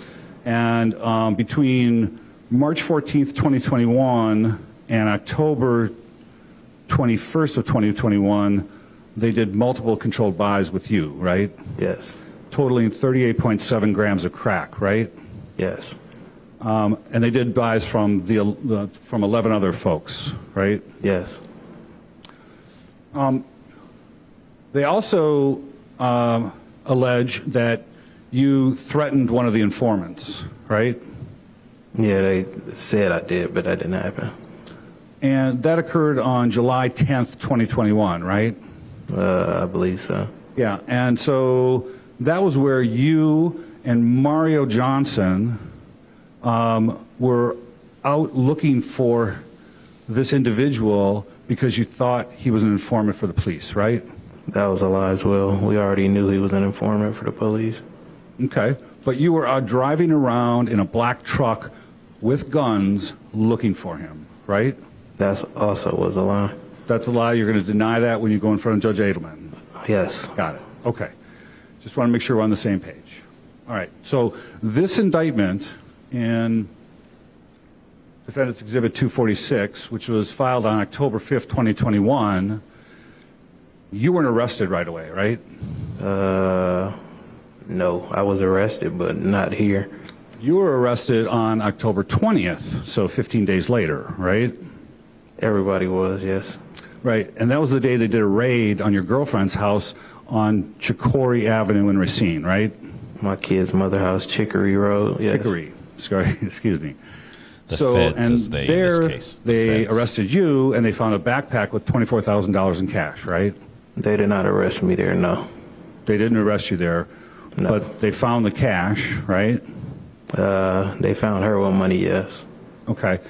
And they also found a Taurus G3C 9mm. That's a semi-automatic in a pistol. small dresser in the closet of the master bedroom, right? I believe so. Okay. And that was yours, right? No. No? No. Okay. So now, shortly thereafter, the original indictment was filed on October 5th. And on November 2nd, they filed what's called a superseding indictment. Is that right? Yes. I'm going to show you what's been marked as Defendants 247. What's that? That's an indictment. I'm sorry? That is the rest of the indictment. That's the superseding indictment, the second indictment, right? Yes. And, excuse me for 1 second. This guy has to be careful. He's the gang thing was a problem that opens up a whole bunch of other charges if you admit it to be a gang. But he's flirting a line that can really jeopardize his deal. Because if he admits to stuff here, he is not. There's nothing. Just that deal is not about inked. a week after. Oh man. They raid your girlfriend's house. You said they didn't arrest you right then? No. When did they arrest you then? They arrested me on the highway. Because you weren't at the house when they raided it? I didn't live there. That wasn't my home. But when they did the indictments and they came and rounded everybody up, I was on the highway. Everybody else was at their homes. Okay. So in the original indictment, they charged you with a conspiracy. First, I would move to admit Defendants 247, the superseding indictment. Well, subject to the questions. So far, there hasn't been any questions. He identified it. He identified it. Oh. Okay. Received. So the original indictment alleged a conspiracy running from January of 2020 until October 5th, 2021, right? I believe so. and also one additional substantive count of you delivering crack cocaine on April 21st, 2021, right? Yes. Are we talking about the original indictment 2.6 Yes, again? I'm going to compare them to, right. Okay. So, Judge, I'm going to object to the nature of the question of comparing an indictment that no longer exists to the new one. I have no objection to getting into the new one. It's already in Why evidence. does the comparison How's it matter relevant? in terms of this witness's Well, I'm just going to veracity? assume, and correct me if I'm wrong, that was part of the concession? Well, no, I assume this will be. This is not an. I'll make it relevant, Judge. All right. In the next question. All right. Well, I'm not comfortable with just to apologize, Judge. I'm not comfortable with assurances. I'll make it relevant. That's Well, so I'm ready to pounce. I'm well aware. I'm on notice. Thank you, Judge. So the superseding indictment then adds a count for you of felon in possession of a weapon, right? Correct. And they could have, if they wanted to. You're familiar with what a 924C is, right? Yes. So a 924C is a federal statute that charges possession or use of a firearm in relation to a drug trafficking crime, correct? Correct. And you've talked about that with your lawyer, right? Yes. And that contains a 5-year mandatory minimum consecutive to any other case, right? Yes. And if it's used, or if it's drawn, it's 7 years, and if it's used, it's 10 years mandatory, right? I believe so. Okay. So, but they didn't charge you with the 924C. They just charged you with the felon in possession, correct? Hold on. I'm going to object to the relevancy of this. Again, what we have right now is that this is an indictment. I believe that I have it written down as dated November 2nd, 2021. So it predates anything that has gone on in our case. It predates any contact with our case. So why would whatever the maximum charges versus what the federal government charged him, why would that be relevant to his veracity in this case, to his being? You're welcome to go upstairs if you want, but I'm hoping this will be brief, and you can remain There goes down the here jury. if you prefer. Don't talk about the case, please. Okay. Oh, man. I'm wondering, Nicole or Matthew, I'm not sure if either of you have time, two of the lawyer friends of the channel here, both in chat right now. I'm wondering if you guys want to call in on the burner phone and talk about this. I'm not sure if we're going to have a break, but maybe on lunch. I'm not sure what your schedules look like with your court schedules and your cases, but I'd love to hear your take. Look at the ceiling. We're missing all sorts of ceiling tiles. This is an old room, an old building. The judge couldn't stop it. What they're max. He did what he could. The judge can't necessarily just take control and do something. He warned the guy, which is as far as I think the judge could go. You realize that the judge can't stop a witness from testifying, without a reason. And the fact that the witness is hurting themselves, he just has to say, "Are you sure you want to do this?" And the guy said, "Yes." I don't think he's sure he knows what this can do. I don't think he understands that his testimony it will be used against him. Whatever he says here, the more he talks, the worse it is. Okay. And I know he says, "Yeah, I'm gonna," and they want me to agree to this, but I'm not going to do that type thing. They might not change the agreement. They might say, "Look, here's the agreement. Take it or leave it." And he ends up agreeing to things. It ends up being perjury one way or another, as Ivan says. Am I wrong? On the other hand, now that they brought up all this drug garbage on Cross, I'm betting the state is going to rehabilitate his credibility with some fireworks. It's definitely going to be spicy. This is crazy. Just waiting. I'm not sure why the court's not. We're just looking at the wall. We're expecting to have audio. We're listening to the live audio feed, so if they talk, we're going to hear it. But we expected this to be an exciting day. We did. Does he plan to testify for his own trial? I mean, the same thing here. No. Monica, in his own trial, he's going to plead guilty. We're talking about the witness here is going to plead guilty, and it's going to be a plea agreement where he says, "I'm going to agree to plead to XYZ crimes. In exchange, I'm going to participate and and help out the state or help out the feds. I'm gonna testify against people. What I know about the case, I'm gonna say everything I know, and so he's going ahead and doing that. But the ink has not. There's no signature on this deal. It's like driving a car before you've leased it. You don't own it. He doesn't own it. It's not a done deal. And what he says now can definitely change the terms or the bargaining chips that are put in or pulled by the feds. It could be very, very bad for him. The judge recognized that immediately, and that's why he stepped in and said, just so you know, you have rights. You should have an attorney. Attorney's not here. Why? The attorney should be there. Hopefully the judge is right now saying, just call the attorney, just make sure he knows. The basis of my objection is I don't think it's relevant what charging decisions the federal government has made, whether they could have charged something higher and have charged something lower.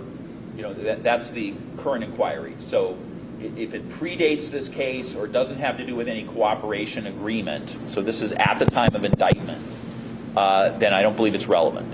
So the machinations of the federal government before they are in a plea sort of posture from the state's perspective are irrelevant. Certainly anything that happens after we have an agreement or they have an agreement is. So the relevance, Judge, is that he knows what a 924C is. It's a very serious offense used quite often by the federal government as a lever to get people to cooperate. And he's not currently charged with it, but that is a very, very common occurrence in federal prosecutions where if you end up going to trial, then they add it on. And they also add on something called an 851, which doubles some of the mandatories. So a lot of that is left off the books, but everybody knows it's there.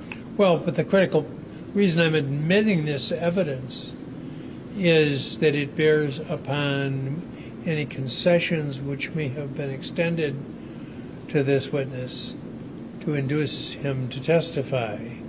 And am I understanding you're claiming that this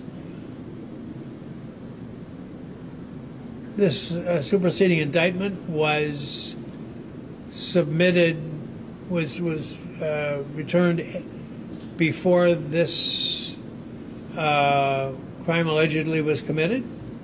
The superseding indictment is before he ever enters any cooperation agreement. He is in no way in a cooperating posture. What we're talking about right now, the superseding indictment, is the charging decision made by the federal government when they are placing him in custody and beginning the process. It has nothing to do with cooperation from anybody, us or anyone else. Well, I don't know that,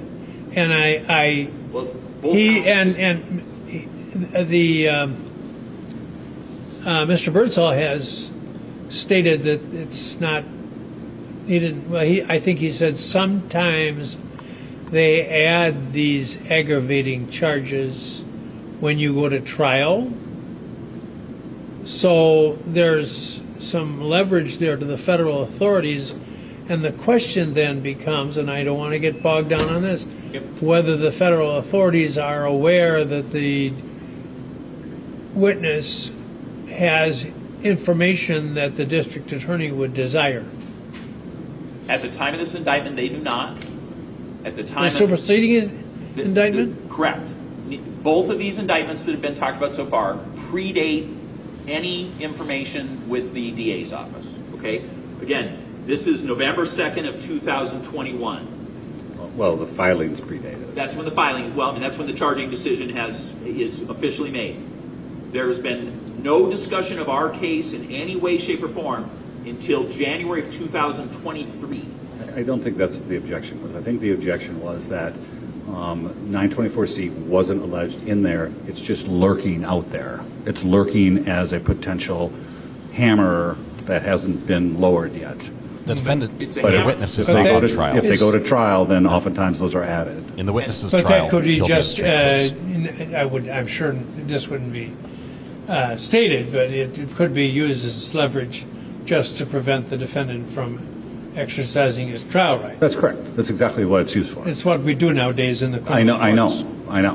Feels to me like that's an inappropriate question to say you haven't been charged with something where if you exercise your right to a trial, you will get this extra piece.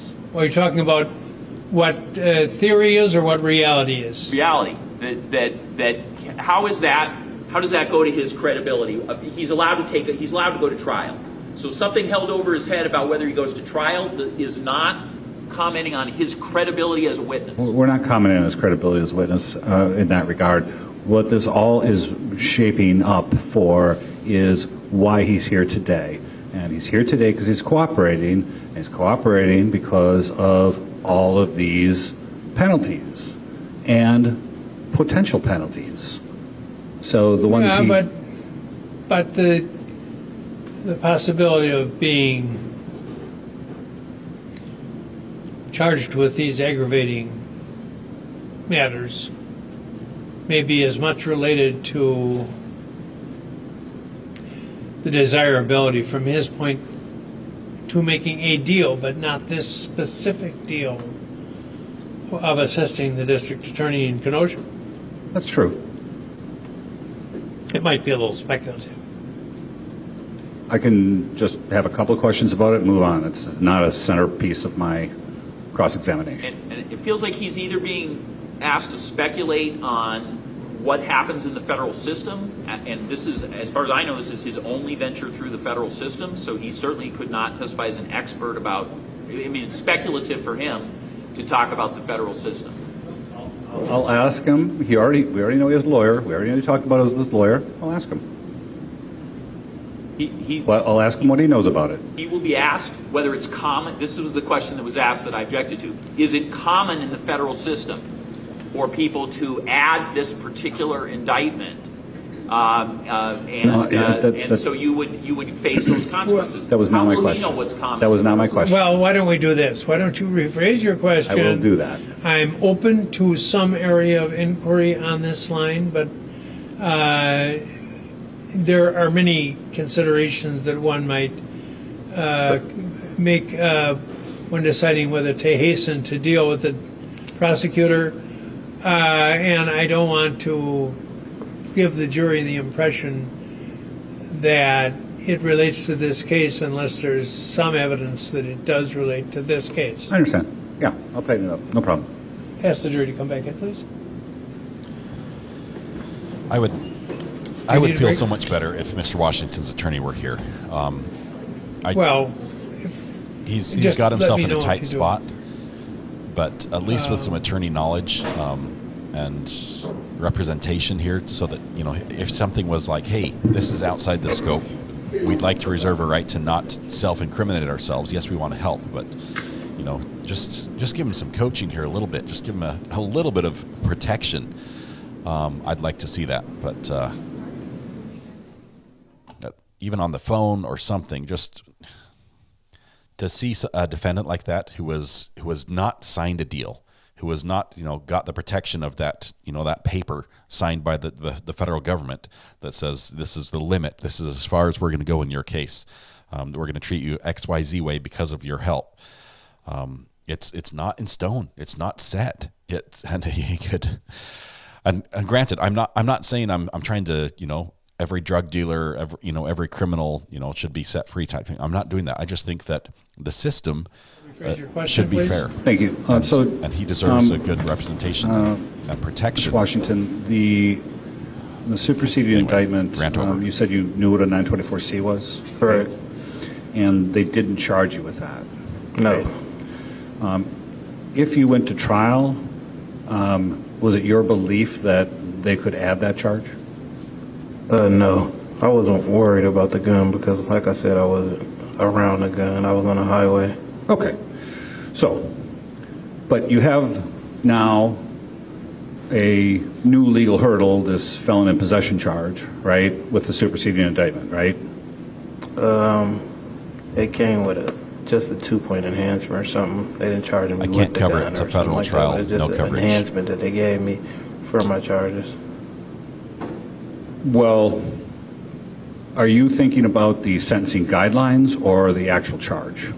The guidelines. Okay. So we'll talk about the guidelines in a minute.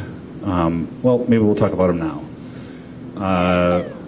what you think is that the gun is only an enhancement under the guidelines, which are not mandatory, right?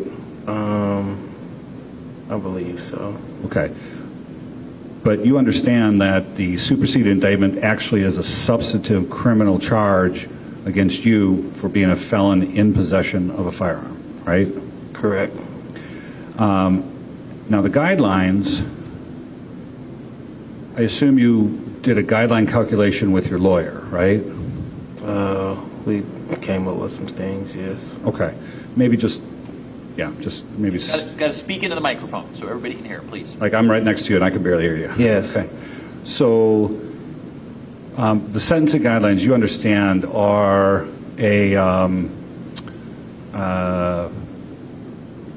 a situation where they have a whole set of criteria to determine what a recommendation to a federal judge will be about your sentence, right? Correct. And those are just recommendations, but they're oftentimes followed. Is that your understanding? No. No. They're just recommendations. Correct. And in your case, there's those are based on having a look at your criminal history, right? I believe so. And then, so there's two aspects. One is the criminal history, and the other is the actual offense, right? Yes. And so they take the actual offense, and they come up with what they call offense levels, right? Yes. And there's a base offense level for the offense itself, right? Yes. And in your case, the base offense level is 32, right? I believe so, yes. And so what you were talking about is you think it's an enhancement. What you're talking about there is an enhancement for having a firearm in the conduct of this offense, right? And so it bumps it up 2 levels. Correct. Okay. That's what they did. And so you not only have that, but you also have the actual charge itself, right? I don't know if I got the charge on her. I thought the charge might have got taken off or something, but either way, I was fighting that charge. As part of your agreement, yes, right? As part of your agreement, that charge is going to be dropped. The plea that they offered me, the 10 years, yes. Okay. So, yeah, that's, so... I'm sorry, I missed that. What was his answer? His answer to whether it was going to be dropped, that with the offer of 10 years, yes? I think that's what he said. Okay. That's correct. Thanks. So, and what you're referring to is the mandatory minimum of 10 years for the crime of conspiracy to deliver controlled substances, right? Right. And specifically in the indictment, when they allege specific amounts, and I'm looking at page 2 of Defendant's Exhibit 247, the superseding indictment, when they allege 280 grams or more of crack or 5 kilograms or more of cocaine, you understand that those levels are specific statutory levels that kick in the mandatory minimums, right? Correct. And so those mandatory minimums are designed, well, the effect is that if you are convicted of that specific offense and you go in front of the judge, and even if the judge wants to give you probation or a minimal sentence, he has no choice but to give you the 10 years, right? Correct. And this is the first time that you've been in the federal criminal justice system, right? Correct. And you would agree that it's kind of a scary place for you to be, right? I guess so. Well, you're kind of worried about the 10 years. Can we agree on that? Yes. And you want to not get the 10 years if you can help it, right? Yes, I don't feel I deserve 10 years, so yes. Okay. And so I'm sure you talked about this with your lawyer, but the only way, the exclusive way to not do the 10 years is to cooperate with the government, right? Correct. And that's what they call quote, substantial assistance, right? Correct. And the way it works, you tell me if this tracks with your understanding and your discussions with your lawyer, but you agree to provide substantial assistance to the government, and then they decide whether or not it's substantial, right? I believe so. And then they decide if it is substantial in their view, that they will file a motion with the court to go below the mandatory minimums, right? Well, I believe so. And unless they file that motion, you're going to get the 10 years, right? I believe so. So any cooperation you provide, whether it's a debrief in front of agents or testimony in live court, it better be happy, it better make the government happy, or they're not going to file that motion, right? I believe so. Okay. I mean, this is a discussion you had with your lawyer, isn't it? Well, Amber just called this several gentleman's times. lawyer. Thank you, Amber. And I'm a little Sent the phone uncomfortable number and about your email as well. asking him questions about his communications with this attorney. Because they're privileged. Okay. Well, I will not do the that attorney anymore. would Just have ask him jumped what up he and understands. complained. Thank you, Amber. Appreciate that. No, you won't. Don't move to something else. Moving on. We're talking about there are some privileges in our law that Now he's talking to the witness and the jury. as a general statement, with some exceptions, communications that you have with your physician or healthcare treatment discussions generally can't be admitted in court without your permission. A conversation you have with a religious figure, like going to confession or some equivalent, depending on your religious beliefs, generally can't be admitted in court.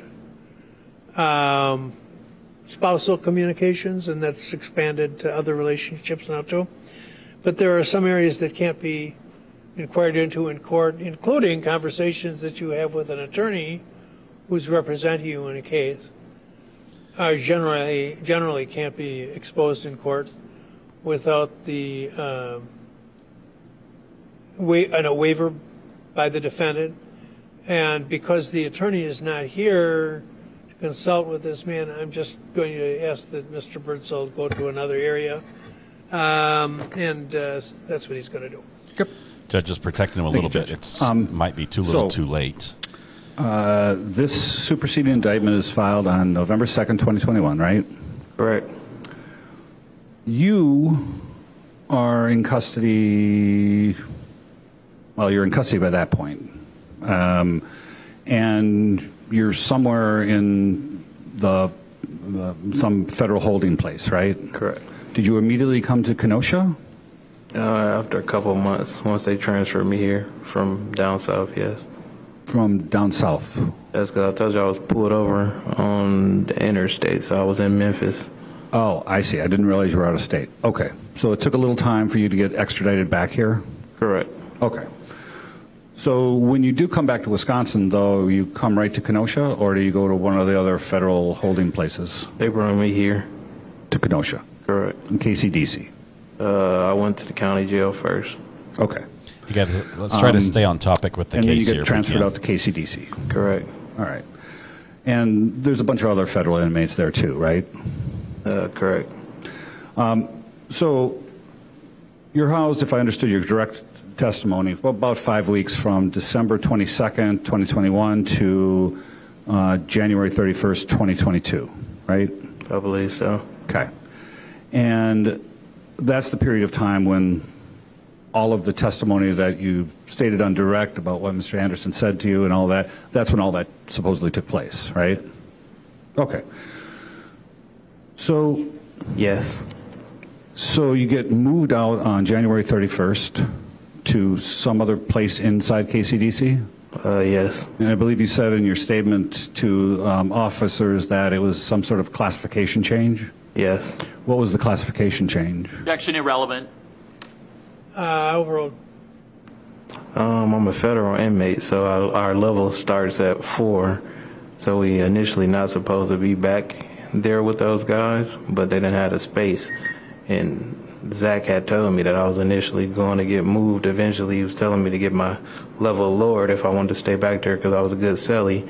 But I was new there. I wasn't finna get tickets or go to the hole or mess up myself, so I didn't do nothing about it, and they moved me. Okay, so you're classification 4. I don't really know how this works, so how high does that go? I'm not sure. I done heard people have 5s and stuff like that, but a 4, from my understanding, is supposed to be minimum status, something like that. Okay, so 4 is minimum, but like higher is minimum worse? as well. Lower 2s and 1s or 2s and 3s are what they call bad, I guess. I don't know. Okay, so it gets worse as you go down. Correct. Okay. So, but in any event, you move on January 31st to some other location within KCDC. Yeah, correct. All right. So then just a week later, your attorney, Mr. Ritchie, gets a letter from Assistant United States Attorney Catherine Helopka Ivory, right? It's what's called a proffer letter. You know that term, right? Correct.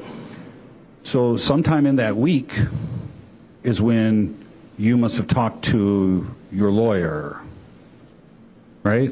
Objection irrelevant. When he talked to his lawyer and calls Well, for that question's all right. It's Not asking what he said. It's the next one that's a that's problem. all right. I believe so, yes. Okay. So you finished with housing with Mr. Anderson. You talk to your lawyer, and 7 days after you leave his cell, you get this proffer letter from the government. Your lawyer gets the proffer letter, right?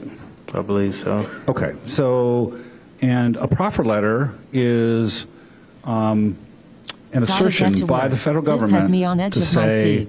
we understand you want to cooperate. Thank you, la, la, la, la, la. And if you do, we're going to sit down with agents, and you got to tell us everything that you did and all the information you want to share, right? Correct.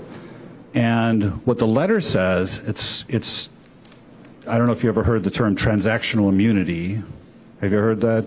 No. Okay, so, but essentially, they agree to not use anything you say in that meeting of you giving information against you, right? Correct. And it might be commonly known as being king for a day. Did you ever hear that term? Objection, Judge. Oh. The circumstances of this immunity are irrelevant in a proffer letter. Relevant. They're directly Depends. relevant. And I don't know. Amber's I've never seen it, so I have no just idea. on the phone with Mr. Ritchie. I'm going to show you what's been marked as Defendant's Exhibit 248. We have the best mods here on this channel. Literally, Amber just That's called proffer this letter that defendant's your lawyer just to make attorney sure sent you, he or was sent? was okay with what's happening Well, here. your question's unclear. Was this the letter that was sent to your attorney, the proffer letter on February 7th, 2022? I believe so. I mean, I'll stipulate that it appears that it's a letter sent to the attorney. He won't say anything about the case, but just move to admit Defendant's him aware. 248. It's got highlighting on it, with or without the highlighting. With. Oh, is there a clean copy in existence? We can print one. Well, a form of that letter is admitted, unless there's objection. Say it one more time. A form of that letter is admitted unless there's objection. No objection. Okay. So the letter. Yeah, the lawyer wouldn't reveal anything, I'm sure. First of all, you It's went probably a over one-way this, conversation, I'm guessing. or you were given a copy of this? I believe so. Okay. And so, and they say specifically that in exchange for your client's truthful statement, the United States agrees not to use any information furnished by your client during the interview directly against him in any civil or criminal proceedings subject to certain conditions and exceptions. Does that sound right? Does that sound about what you remember? So objection, and this has been asked and answered. He already asked him, were you offered immunity, and I believe he answered yes. All right. Overall. Does that sound right from your recollection? Yes, I believe so. So that was on December 7th, 2022. not December, February 7th, 2022, right? Believe so. 4 days later, on February 11th, you sit down with investigators Michael Seeger and Daniel Lagendorf and your lawyer to give information to help yourself on your federal case, right? They came up and said they wanted to talk to me, and I did agree to talk to them, yes. Well, it wasn't just a chance meeting. This was set up by your lawyer and the government, right? I believe so. Okay. And so the whole purpose of advancing this cooperation that you were purporting to do is to get you out from underneath those mandatory minimums, right? Objection, that's been asked and answered. He's already said that that was the purpose. Yes. So when you had the opportunity a year ago now, you sat down and you told them about a shooting at GRC Bar in Racine, right? They asked me about a shooting, yes. Okay. And that was where you and Mario Johnson and Akeem First were down in Vice Lord's territory, and Akeem First gets shot, right? He didn't get shot in Vice Lord territory, but the cop said it was Vice Lord's territory, yes. Okay, but he got shot. He did. And you were there? Yes, we all were there. And so you spent whatever amount of time it was sitting down with them to tell them that it was two individuals by the name of Andrian Harlan and Mark Geeter who were driving around, and that they did the shooting. One of them did. They asked me about those gentlemen, yes. And you said that you think one was driving and one did the shooting because you were there, right? I was there, yes. And well, sorry. The question and the answer were not totally congruent. You asked him, was he there and did he do the shooting? And he answered, I was there, yes. I didn't ask if he did the shooting. Or, you're correct, I apologize. Yeah. So actually you said that Harlan was driving and Geeter got out of the car and shot, right? I don't think I said he got out of the car and shot, no, because I didn't see that, but... Okay. Yeah. And the reason you didn't see it is because you were across the street urinating. Correct. And yet you still sat down with them and told them all of what we just discussed, right? I sat down and told them what I knew of the incident because they asked me about it, yes. Okay. And we have a soundbite for that. Through that entire interview, just days after you leave Mr. Anderson's cell, you don't say a word about this supposed confession to a murder, right? Well, they didn't come asking me about that. They asked me about a certain situation. Okay. So,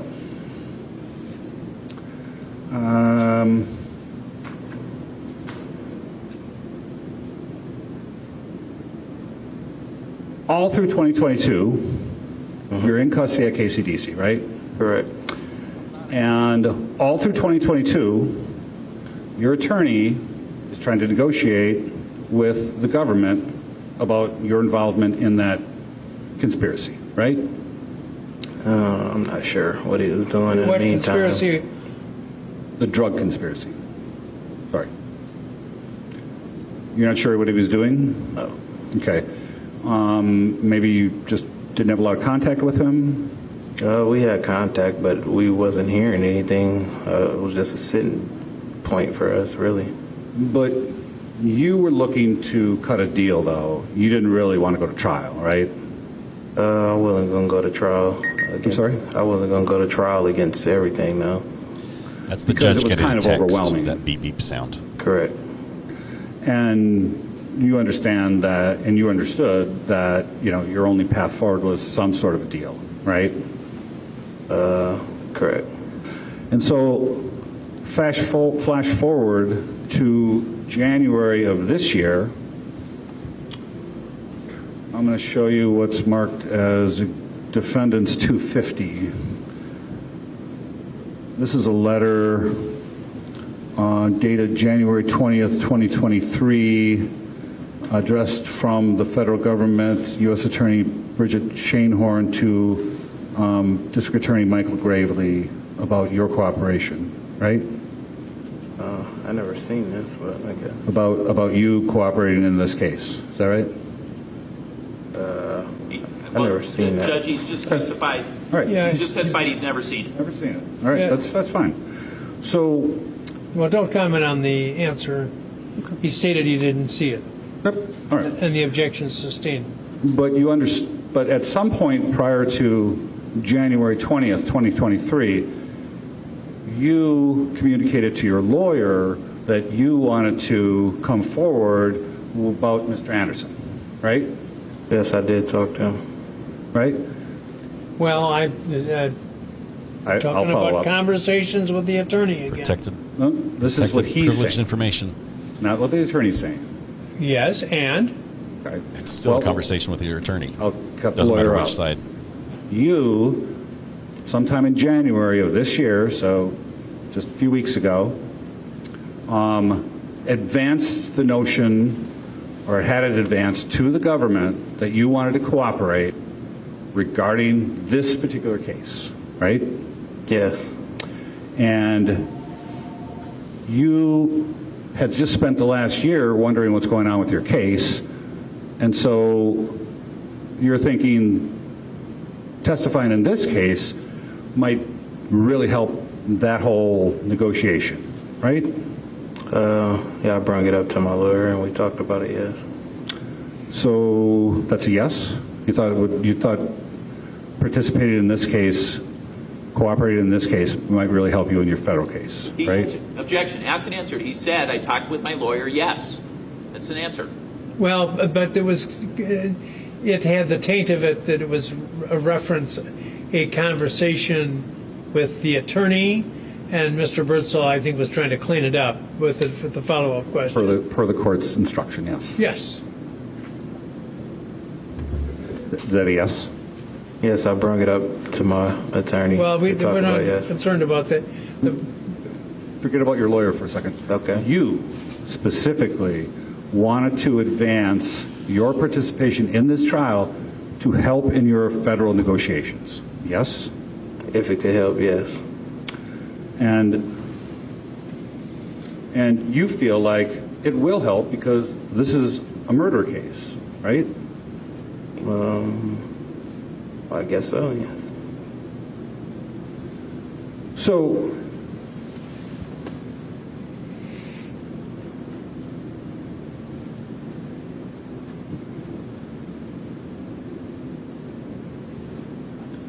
I'm going to show you what's been marked as Defendant's 252. That's the plea agreement, the proposed plea agreement that you were going to enter into? Correct. You have to speak into the Did microphone. you inquire Yes. were or are? Good point. This is the one you intend to enter into, right? That's the one that was brung to me, yes. But the one that you want, correct? I wouldn't necessarily say that's the one I want, no. But it's the one you're going to do. There's a few things I still got to argue in there, so I wouldn't say yes. Okay. Well, but this is the one that's at issue, though, right? That's the plea that's on the table right now, yes. Okay. I would move to admit Defendant's 252. Any objection? No. Received. So in that agreement, it has some notable things, and that is right now, as we sit here today, you're facing the conspiracy charge, right? Correct. The substantive delivery of crack, right? Correct. And the felon in possession, right? I'm not charged with felony in possession, I don't believe so. Okay, so I'm going to show you from Defendant's 252. Actually, I'm going to go back.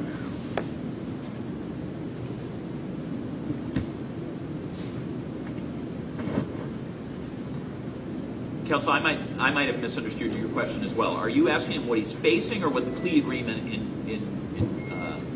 envisions? Right now I'm asking what he's facing, and then I'm going to ask about what he's going to get from the plea agreement. So that's been asked and answered. He's already gone through the superseding indictment and asked whether Mr. Washington recognizes and understands each of the charges. So we've covered that. So if I could, Judge, specifically he wasn't sure. Why don't you do this? Yeah. Ask him if he's aware of the difference in numbers. In numbers. Potential outcome. Oh, yeah. Well, first I wanted to establish which charges are at play here. And so you weren't sure about the felon in possession. Is that right? Correct. Okay, so I'm going to show you page 24 of the superseding indictment, which is Defendant's Exhibit 247. Again, we've covered this, Judge. We've gone through the superseding indictment. He's gone through each charge. He's walked through each charge with him in the He's basing the question on other evidence as it relates to the witness's answer, which has most recently been given. Correct. So I'm going to show you page 24 of Exhibit 247. This charges on or about October 20th, 2021. Marquand Washington, a.k.a. Munch. That's your street name? It's actually irrelevant what his street name is. It's part of the indictment. Well, it's in the indictment. Knowing he previously had been convicted of a crime punishable by an imprisonment for a term exceeding 1 year, knowingly possessed a firearm which, prior to his possession of it, had been transported in interstate commerce, the possession of which was therefore in and affecting commerce. Is that right? Yes. So that's what you're actually charged with right now as we sit here today, right? I thought they dropped that, but... Well, that's what... Are you saying it's already been dropped or they're proposing to drop it? I thought the plea arranged for that not but to their be plea there. hasn't gone through yet. Right, but the plea that they had came to me with had removed the gun off there because I didn't get caught with a firearm. The question is, because I asked you, if you recall, whether the plea had actually gone to court with the judge and you had entered your plea, and I think you told me it had not. Correct. So you still have a pending charge. Correct. And until that time, whatever is charged in that indictment are the charges in the superseding indictment. Okay. Are the charges against you. All right. And I think what he's trying to do is to compare the potential outcomes between what you're charged with now, which will result in nothing unless the government can prove the case. Right. But if you're convicted, it could have a potential outcome. Or if you pleaded guilty, then you won't have any trial, and the judge will sentence you based upon your plea, which will apparently remove the firearms charge. Okay. So, but as it stands right now, this just shows that he doesn't understand what's going on. And you didn't plead guilty, the judge would have a trial, and the jury would decide based upon the charges that are contained in the superseding indictment right now. Okay. So I will show you what's already been admitted as Defendant's 252. This is the plea agreement, right? Yes. And so what it says is that... Yeah, he did get himself into this. The charge is count 1 that you're going to plead to, right? The conspiracy. Correct. That's the one with the 10-year mandatory minimum, right? Correct. The other 2 don't have mandatory minimums, right? I believe so. And then if we look on page 3, on paragraph 8 of that exhibit, it says the government agrees to, as part of the plea agreement, the government agrees to move to dismiss the indictment and the remaining counts of the superseding indictment as to this defendant at the time of sentencing. Is that right? Correct.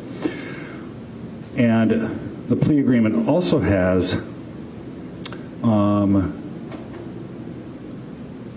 a provision for relevant conduct, right? Yes. And you understand that relevant conduct in the federal sentencing scheme, when you look at the guidelines, it's all driven by drug weights, right? Correct. And so the higher the drug weights, the higher the penalties, or the higher the guideline range, right? I believe so. And so in your case, they are, you're agreeing when you sign this, if you sign it, that the defendant is responsible for at least 3,000 kilograms, but less than 10,000 kilograms of converted drug weight. Is that right? Yes. And what they base that on is multiple different drugs, and they have a formula that comes up with that, right? I believe so. So, but specifically 30 kilograms of cocaine and 400 pounds of marijuana as part of your taking responsibility in the actual case, in the plea agreement, right? Yeah, that's what they want me to take responsibility for. Right. And they dropped all that crack stuff, right, as part of relevant conduct, right? Right. And your base offense level, you're agreeing, is 32 under the guidelines, right? Correct. So, but if we look on page 6 of this exhibit, just to be clear, 252, in the guidelines, you're a career offender. Is that right? I qualify as one, they say yes. Okay. And a career offender is somebody that... Objection. Again, why he qualifies as a career offender is not relevant to whether he's honest or not. So what he's charged with... I'm not talking about why he qualifies. I'm talking about the effect of being a career offender. Well, no, your question actually did. I can rephrase. No problem. Go ahead. So, but if you sign this, you agree that you understand that the probation department, the United States Probation Office, they will do a guidelines calculation, right? Correct. And they've already told you that you're a career offender based on your criminal history, right? Correct. And so are you familiar with the guideline chart? I've seen it, yes. Okay. So I'm going to ask you if that's what we're talking about? Yes. Okay. And I'm going to move to admit, I believe, defendant's 253, which is the guidelines chart. Is there objection? No. Received. All right. So I'm putting it up on the chart here. So here we have two axes. On the left is the offense level, right? Counsel, I'm going to approach just close enough so I can see this because the writing is pretty small. Yeah, it is. I apologize for approaching. That's all right. I didn't hear your answer. I'm sorry. Yes. Okay. So this is the offense level, and this is the criminal history category, right? Yes. And it's those two numbers that eventually find their way into a guideline range of potential imprisonment, right? Yes. And in your case, because you're a career offender, you're automatically in category 6. Is that right? Correct. Okay, maybe pull it, yeah. Correct. Yep. And under the plea agreement, you 32. are looking at a base offense level of 32, right? Correct. Correct. Except because the offense that you're going to plead guilty to has a maximum of life, your actual offense level is 37, right? No. Well, it's one of those, if you're 32 in category 6, your potential imprisonment is 210 months to 262 months, correct? Correct. And that's your understanding? Correct. It's the same as a 37 and level. So that is different than the mandatory minimums, right? Correct. The mandatory minimum would be 120 months, right? Correct. And but you're potentially facing up to 262 as a suggestion to the judge per the United States Sentencing Commission, right? Those are the guidelines, yes. But if I accept my plea, it's 3 points knocked down as well. So, right. If you accept your plea, they take you down 3 points. So let's just do the math here, and we'll take you down to level 29. It's 151 and that'll to be 151 to 188. Correct. Is that your understanding? Yes. Okay. And by when we say coming down 3, that's called acceptance of responsibility, right? Petty Mayo wishes he was the guy and behind that it. also is a motion by the government to take that down 3 levels, right? Correct. And so on 2 levels, in 2 categories, you're depending on the government being pleased with your testimony here today. Is that fair? Yeah, I guess so, yeah. Okay. Because on 1 level, you want to bring down your offense level for the guideline range, right?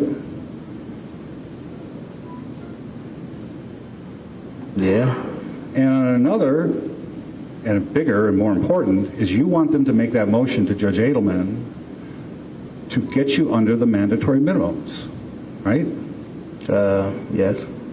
Because, as you said, you just don't deserve it, right? Correct.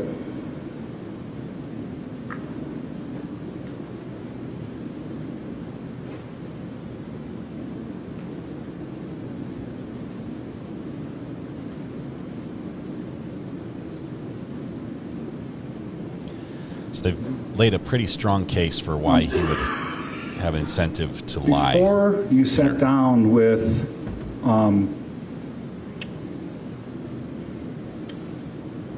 the government, they had advised, well, you knew that they knew about certain things you had done both before you were arrested and while you were in jail in KCDC, right?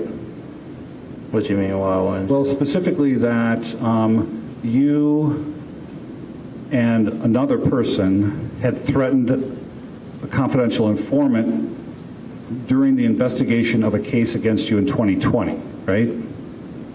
No. That's the same thing you asked me about earlier when you said that we was riding around with guns. That's what they mentioned. Okay. Correct. So they're saying you threatened, and you're saying you didn't. Correct. Okay.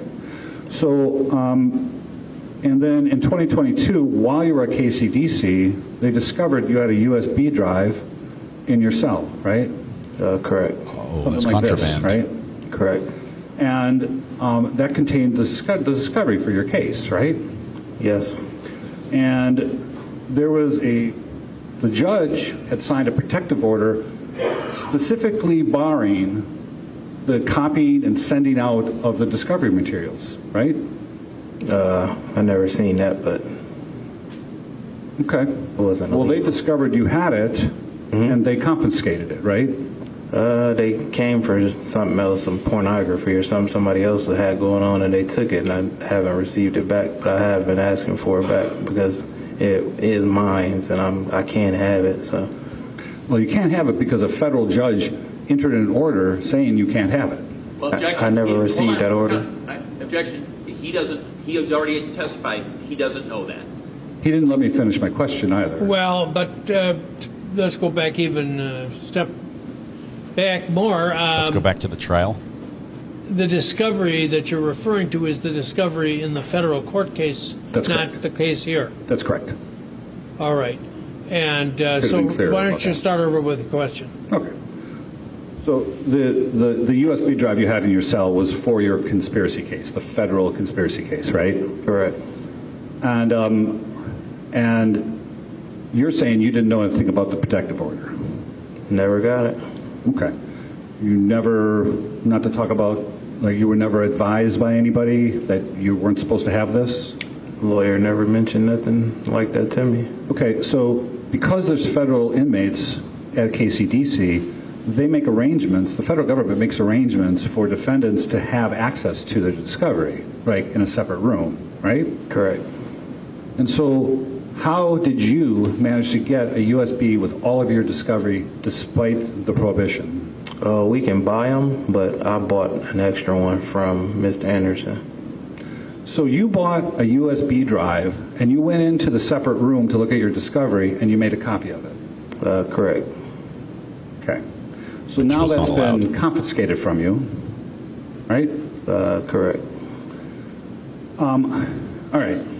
So in January, you had an epiphany about talking about Mr. Anderson's case with so that you can get help on your federal case, right? We've established that. I'm sorry. I'd like to finish my question, if you don't mind. Well, I'd like to finish my question, Judge. I'm objecting to the term epiphany, which was the beginning of the question. It's argumentative. Well, it's a word that's frequently misused. So I don't actually know what he's looking for. Epiphany means he's been asking for it back, though, PFOG. Hey, PFOG, it's just sent you the link in chat kind of a for the metal detector question. Very peripheral. You must have one of the brainiacs because that only they studied Greek when I was in school. Okay. Start your question over. All right. So, January, you decide you're going to advance the ball on Mr. Anderson's case to help your federal case. We've established that, right? Yes. Okay. So then on January 17th of 2023, just, I don't know, 3 weeks ago or so, you sit down with some police officers and the district attorney, right? Correct. Specifically, you were sitting down with all of the people at this table, right? Correct. Detective Carrera, District Attorney Jessica, kept on your name, Krzarek, and District Attorney Michael Gravely, right? Correct. Those three people at this table. Correct. And also, Warren Anschutz. Do you remember that name? There's another person there? I believe so. I don't remember the name, but... Was your lawyer there? No. He was not there for this interview? No. Okay. But you sat down at the Kenosha County Jail, right? Yes. And you met with these three individuals for about an hour and a half? I didn't count the time, but I'm talking about right? I spoke with them, yeah. Okay. And as you were being asked questions, who was doing the main questioning? Mr. Gravely? Correct. Okay. Was that like exclusively throughout the interview, or did the others kind of like chime in once in a while? Everybody spoke up, yes. But it was mainly Mr. Gravely? Yes. Okay. And he made it clear to you that he was very interested in having you come here, right? He wanted to hear what I had to say, yes. And that after you testify, he's going to report back to the United States Attorney about how well you did, right? My lawyer said he probably would talk to him, but yes, he didn't really, I didn't Don't tell us what your lawyer said. But that's what you're hoping for. Objection. We've covered this area. What he's hoping for, asked and answered. Overall. What? Yes? Yes. All in service of getting you out of the mandatory minimums and possibly the 262 months that in theory you face, right? Whatever it would help with, yes. In fact, the charge against you actually has a maximum of life, right? If I go to trial, yes. Well, whether or not you go to trial, it's still a maximum of life, potentially, right? Correct. And so the guidelines say one thing, the mandatory minimums say another, and you're trying to get down to something where you can get back on the street, right? This one has fireworks in it. Yes. I love this one. Just one moment, Judge. Okay, so they've hit absolutely nothing on the actual evidence of what his testimony was. It was all attacking the character. to prove that he has a huge incentive to lie, to tell a story that works really well for the state, so the state can report back to the feds that he was really cooperative and they should really, give him a break, because he's facing life in prison on his drug charges. So, surprised how many times this particular witness has engaged in some legally binding activities without his lawyer present. Wow. We've seen some good lawyers and some bad lawyers. Unless this lawyer is really good and this witness is super sharp, and they've covered it earlier, I don't know why that would happen. But he is calm. He seems to think that it's good. Maybe there's something else that we don't understand. Maybe this immunity deal is rock solid. It sounds like it's all in the works, but we'll see. Let's see if they've got any more questions here for this witness, or if they can let him go.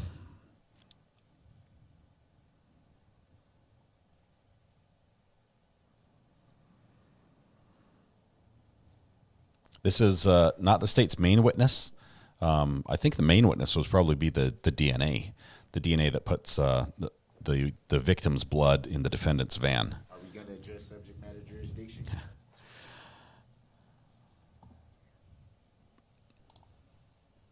Hey, Rich. I think I've seen this judge in a meme very angry. Yes, we've seen him.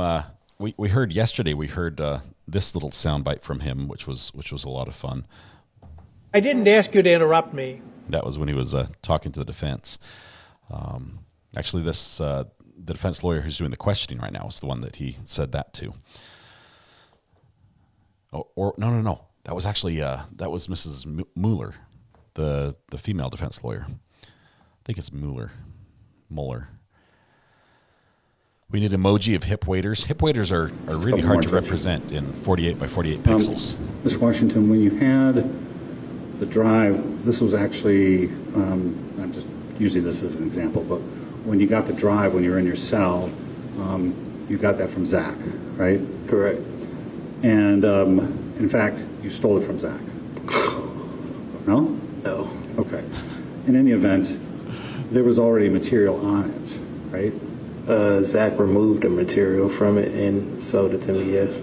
Okay. So if the government let me have one of your jump drives found that Zach's discovery was on it in addition to your discovery, you'd be surprised to hear that. Yes, I will be. Okay. I think I just need to move in. I also sent money to Zach for that. So there would be a record of the transfer of funds. I just need to move in Exhibit 250. The third DA, that's not a DA, that's actually the lead investigator on the case. Or the letter to Mr. Graven. Is there objection? And that is fairly normal. No objection. To have the investigator there. And we're sitting close by. That's all I have. Thank you. Redirect. This case has had some incredible evidence brought in. Incredible, like, Mr. I don't Washington, believe it. Is it your understanding that if you lie in a courtroom like this, your entire agreement is blown? Yes. Is it your understanding that if you give false information to the DA's office or any other place, your entire agreement is blown? Yes. Pardon me? Objection. He's trying to bolster his witness. Well, his credibility has certainly been an issue. Overruled. So, if you tell a lie here, or if you tell a lie to law enforcement in a meeting, etc., then all of those consequences that were talked about by the defense are things you're going to have to face. Isn't that right? Correct. Nothing else. Any question? No. Okay. Yeah, they're done with Let's this break guy. at this point. I think we Please got don't lunch talk about here. the case during the break. Let's see Read, what- watch, or listen to any account of the trial. Informational. We'll be breaking for the day around 2:30 today. Okay, so a short break. Probably not a lunch break yet. Any questions, anybody? And I'll get you more information about tomorrow as soon as I get it. Okay, thank you. Asus makes a Wi-Fi router with a Guest Network Pro, which puts the Guest Net on a VLAN. That may be the easy out for your guest suite if you don't want to drag Cat 6 out there. I still have to drag Cat 6, 6 volt, because my house was built in 1915, and I have plaster and lathe, which in effect is a Faraday cage in my walls. So I, even with like an Aero mesh network, I have trouble getting network from one room to the next. So I'm going to have to drag a cable anyway. But I still might do the.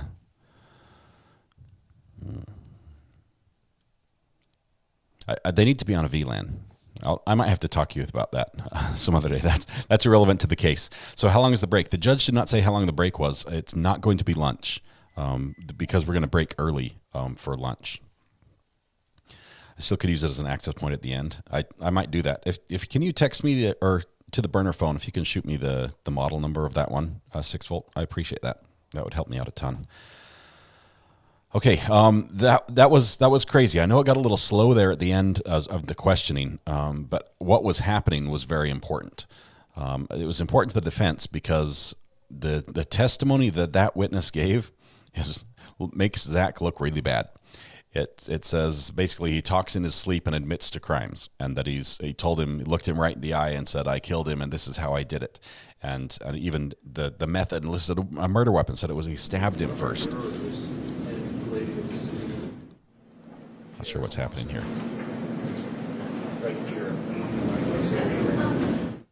They really can't get anything on cross on the facts, so that's why they attacked his character. They went through and just proved, and that's why they went to such a great effort to show just how bad it was with this witness, with Mr. Washington, what the serious crime he was facing, the serious charges, the life in prison he was facing. Are you aware of whom he speaks? I release them, or do I need to hold them? No, let's move Mr. Anderson now. So you hold him just a few minutes. Not sure what that's about. Mr. Anderson, or is he talking Mr. Washington? I know that when the witness here, the inmate, Mr. Washington, is being removed from the courtroom. Hey, 1 sec. They don't want him to run into the jury, and so they try to shuffle them at different times. Just 1 second. Bring the jury. Okay. Mrs. R.A. is back from their field trip. We homeschool our kids, and she took the kids to I believe it was a Civil War museum today. Let's see. What's the code for interrupt? It's buffer. It's ! Buffer. If there's a problem, you can interrupt me that way. But we only want to use that if there's a network problem or if you really need to reach me. I'll turn the sounds back up here for a little bit. Let me see if I can answer all the questions. Is today supposed to be a short day? Yes, it is, Debbie. Judge is ending at 3:30 Eastern time, 2:30 Wisconsin time, and then we are going to continue and talk about the Crumbley case. We have about an hour of video to go over on that appellate court hearing, which is pretty spicy. You got 3 judges rapid firing questions at attorneys, and it's talk about stressful. That would be amazing to be an attorney there. I don't think there's a plea deal at the moment to be solid, says Richard. It could be honored, but it's completely at the discretion of the DA. Yeah, he has to perform well for the DA to do his work, and then hopefully everything happens. We're going to see if the flash drive comes in. That was evidence that opened up that little information. If that flash drive contains Mr. Anderson's information, that would counter the claim that the witness said that the information was cleared off and he gave it to him. I don't know why you couldn't have the witness delete the information when he copied his stuff on, but either way. His laugh was interesting. That was fun. What are we waiting for? The jurors are just getting a break right now. The judge likes to give them breaks. They sit for a long time and have to listen, and sometimes they get sleepy, as we all do. So they get little breaks to use the facilities and grab a drink or something. He sold it to him or stole it, one of the two things, and we'll probably find out. Let's see. Shady characters on parade. Yes, judge said 2:30. It was 2:30, so that's when the trial ends. That's not the break right now. Break does not go that long. I'm not sure what the date is. It's an appointment of some sort. I don't think the judge is dating. I think he's happily married, personally. Let's see. The self-serving deal is always going to be on the jury's mind, even if he's being totally honest. Jailhouse confessions aren't very good evidence in most cases. Right. This one, the jury will probably, weigh with a grain of salt. If it matches up other testimony, though, they might give it more value. I think the really damaging testimony is going to be from his daughter and from Sadie herself. So that's going to be interesting to hear that. Let's see. My house is 1850. I drilled into the ceiling and took it over and down the ceiling into the next room. Yeah, I've got to run a cable. We've got a trench dug already between the house and what's going to be the guest house, and so we're going to run what I think Cat 6. What would Cat 6 be enough? I'm going to have gigabit fiber. So what category of cable do I need? 6-volt bus to maximize the connection there. And it's almost exactly 100 feet of cable. Feet, not meters. He said he stabbed him, yet it was blunt force trauma. So credible. Ivan, yeah. There could have been a stab first, followed by blunt force trauma. That would go along with some evidence that they found with knives and things that they found at the defendant's house. Apparently, he had a few knives that were taken into custody, but no DNA that we know of on the knives. So maybe it has nothing to do with that.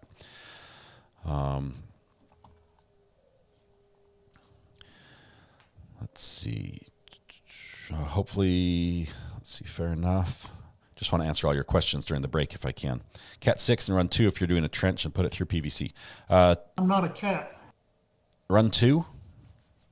Do I need to run 2 for one for each direction? Cat 6E? These are some great cases. This one overlapped the Alex Murdaugh case just a little bit, where we had the last couple days of Alex Murdaugh's trial overlapped the beginning of this one. But most of the beginning of this one was arguing. Can you imagine that? The lawyers in this case argue back and forth. So the testimony didn't start till a little bit later. We had to do catch-up. We played catch-up for a couple days. We had to play high speed, cut out some breaks, run some long days on the live stream. But we got up to speed. So now we're up to the actual time. And it's been amazing. I love the lawyers' arguments back and forth because they're both good. The DA is very smart. The defense attorney, I believe she was rated like top 40 and under 40 of attorneys. She's no dead horse go unbeaten. She's great that way. So the back and forth to me is just amazing. Thal says guilty. Oh wait, can we get a poll now, please? The trial's over at 2:30, or is that just prosecution? That's just the day the trial during the day is over. I typically wait on the guilt and innocence poll until after. Until basically the jury has the case. I'd like to have all the evidence before I make a decision.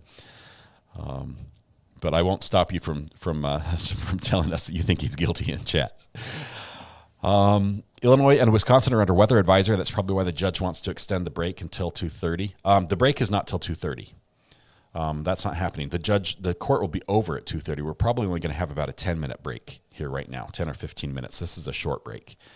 At 2:30, the judge will be done. We're going to switch over to the Crumbly video and watch that. I've got that all queued up, ready to go. I mean, it's literally sitting right here. We're going to just have to hit unpause, and we'll start there.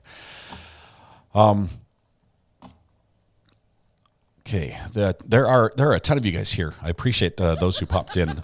If you liked what you saw today, I would ask that you please hit the subscribe button and maybe ring the bell, because that way you'll get notified when there's more things just like this happening. that helps us out. And to all those who became members today, whether they joined of their own or were gifted a membership, thank you very much. That financial support of the channel makes us be able to do this. This is all I do. I don't have any other job. I'm making an effort at trying to support my family using this as the means. So thank you very much for that. It means a ton to me. Super chats and everything is wonderful. As always, you don't need to be a member to ask a question. I'd like to answer any questions from anyone who brings them up. But when chat gets busy, like it has today, I would ask that you flag me in chat by sort of let's see, getting a good example of this one, like Thal did right here. You just put the @ symbol in Recovery Addict, just spelled just like that, and it will show up as orange on my screen. It will make it easier to find your question amongst all the conversations, and then I can try to answer them that way. Speaking of Thal just gifted 10 memberships. So hopefully you have the membership setting turned on, or accept gift on this channel turned on. The winners were Liz HQ, Blaze Door, Crispy Toast, Denisa, Key N, Sugumi, P. Crawford, Cat, Tater Tot, and DSN. Thank you very much, Thal, and I definitely appreciate that. You are amazing. Appreciate the support of the channel, and both online and offline, as I've been able to talk to Thal over the phone as well. Debbie says their channel is awesome. Thank you, Debbie. You are awesome. That's what makes the channel awesome. Let's see if we have any other questions to answer here. The Kenosha Weather Watch. Thank you very much, Thomas, for this. The winter storm warning remains in effect from 6 p.m. this evening until 10 a.m. Friday. Heavy snow expected, total accumulations of 5 to 8 inches. That could mean no court tomorrow in this trial, because Kenosha, that's where we're at. We're up in Wisconsin right now for this trial. So, man, that would be a bummer if we don't get court tomorrow. We'll have to find something else. We might pop in on the ice cream murder retrial. Just for the day and just try to see what's happening there. That's a fun courtroom. We've been there for the Matthew Terry trial before with that same judge.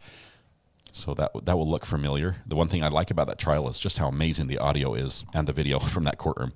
It's like they built it with live streaming in mind. So it's wonderful. I'd like to see some CCTV evidence putting the defense at the scene. Smoky Mountain Lady, that would be awesome. Either at the just some footage, a Ring doorbell camera, something, put his van at the scene. There's got to be something somewhere, but I haven't heard of it yet. Let's see. Thal is amazing. You guys are 100% right. Remember, kids, all weather is Weather Watch's fault. We have a running joke here where we blame Weather Watch for everything, and I think Thal was the originator of that joke. Picky says, Recovery Addict had to step away for...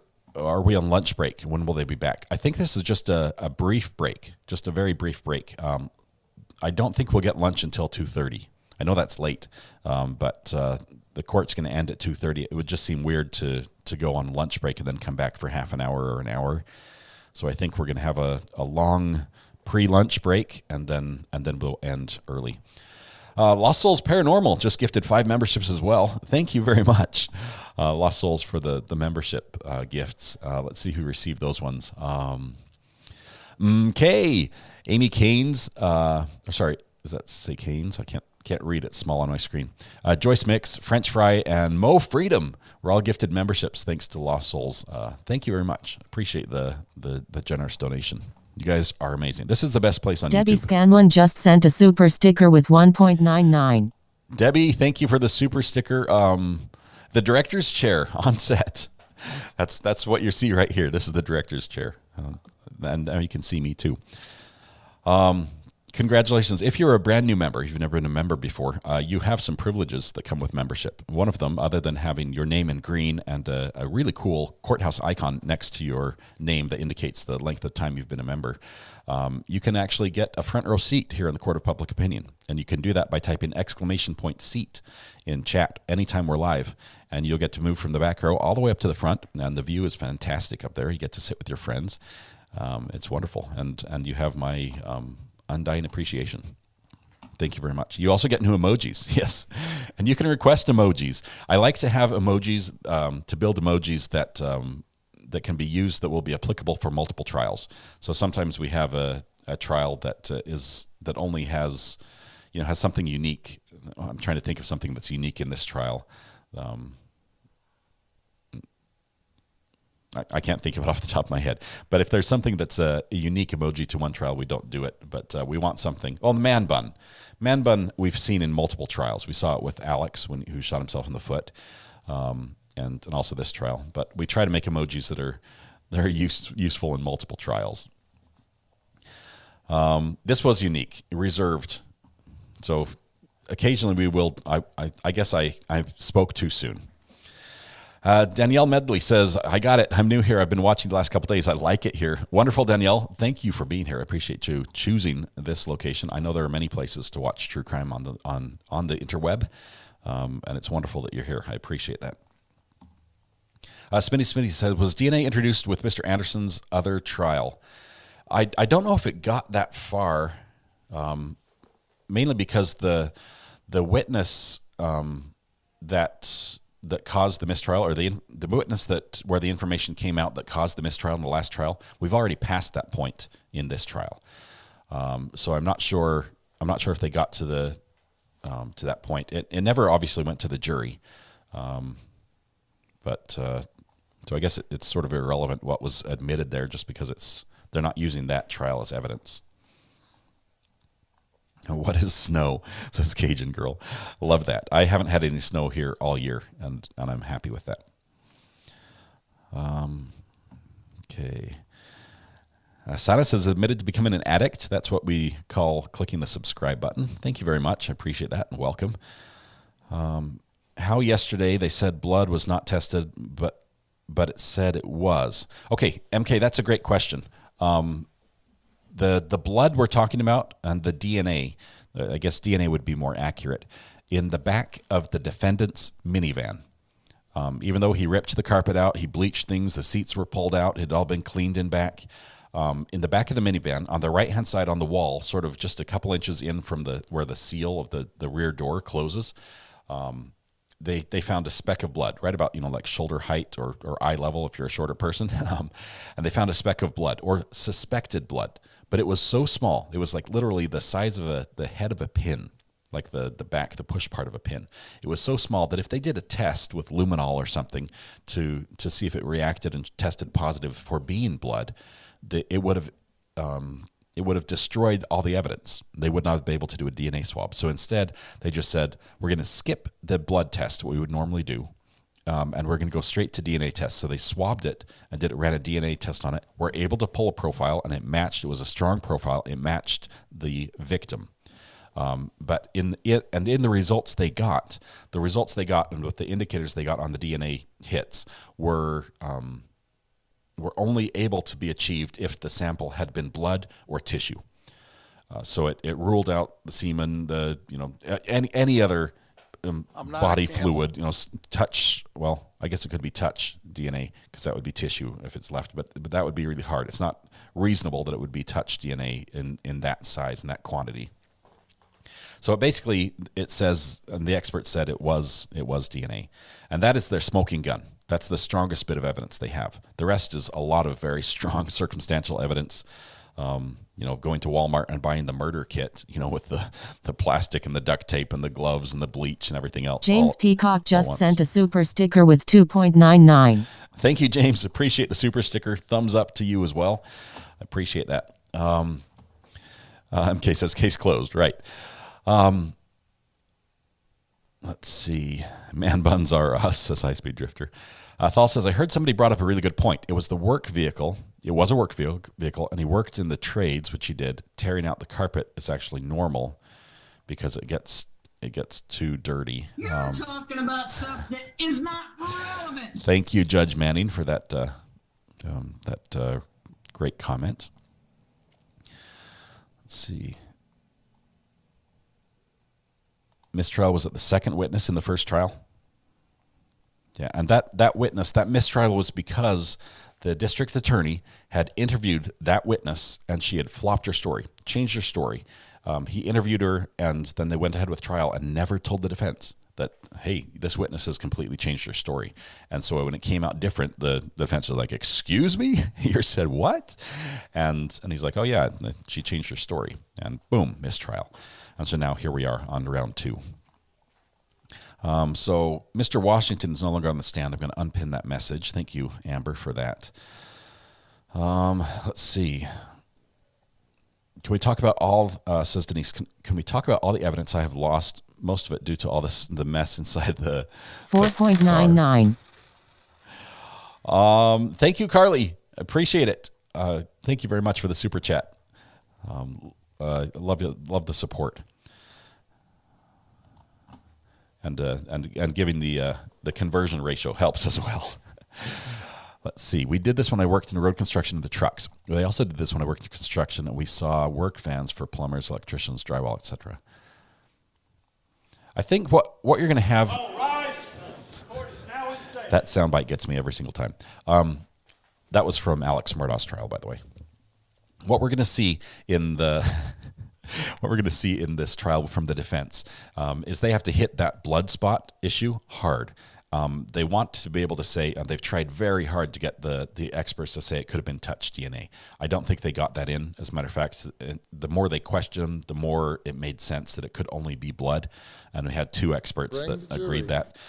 That's still okay, but now they're going to have to hit really hard the fact that the victim, yes, the victim, the guy who's missing, the presumably dead, did come to the defendant's house at one point when they were having an argument and did something in the van. And I believe there's evidence that say this is true. Horse go unbeaten.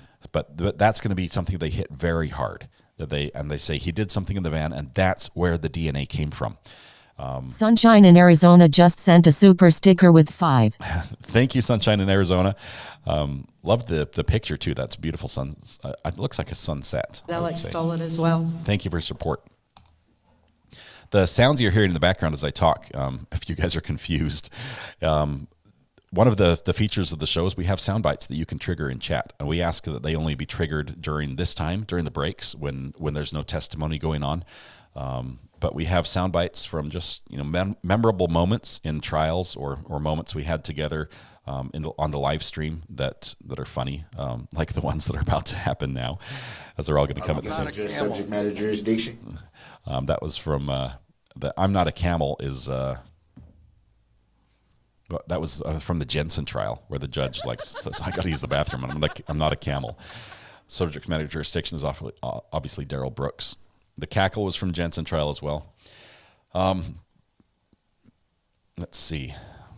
Jill Martin, welcome. Thank you. Thal with the monthly membership update. Thank you very much for that. Thal gives out tackle hugs. Just be aware. You show up in chat too often, you're probably going to get one from Thal. Thank you very much. And you're talking about stuff that is not relevant. Lori, thank you very much. Thank you very much. It's getting buried in the in all the sound effects, but thank you, Lori, for the super sticker as well. And Sheldon with the super sticker as well. Super alert.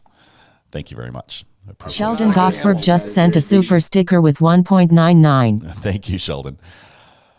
All the sound effects are burying each other. I apologize for that. Suzanne Holmes says, watching from Denmark, we got snow and I'm having supper. Sorry, watching your channel. It's just perfect. Wonderful. I've never been to Denmark. The closest I've been is, Norway in Oslo. So, or Larvik actually, I guess is a little closer, but, wonderful. Thanks for joining. Enjoy dinner, enjoy supper. Okay. I don't have any Perry Mason sounds yet. Let's see. What was the... Oh, Rosie from Tucson just sent a super chat. Rosie, thank you so much. Rosie actually sent something else. We have a post office box for the channel, and Rosie mailed me a pickle that that yodels. It's a yodeling pickle. No dead horse go unbeaten. And it just goes and goes. Thank you very much for the generous super chat, Rosie. Appreciate your support of the channel. You're amazing. It would not be the same here without you. Love it. Okay. I'm missing some questions here. If you flag me in the questions, I'm going to try to answer them. This comment that Lindsay's talking about, this was also from the Jensen trial.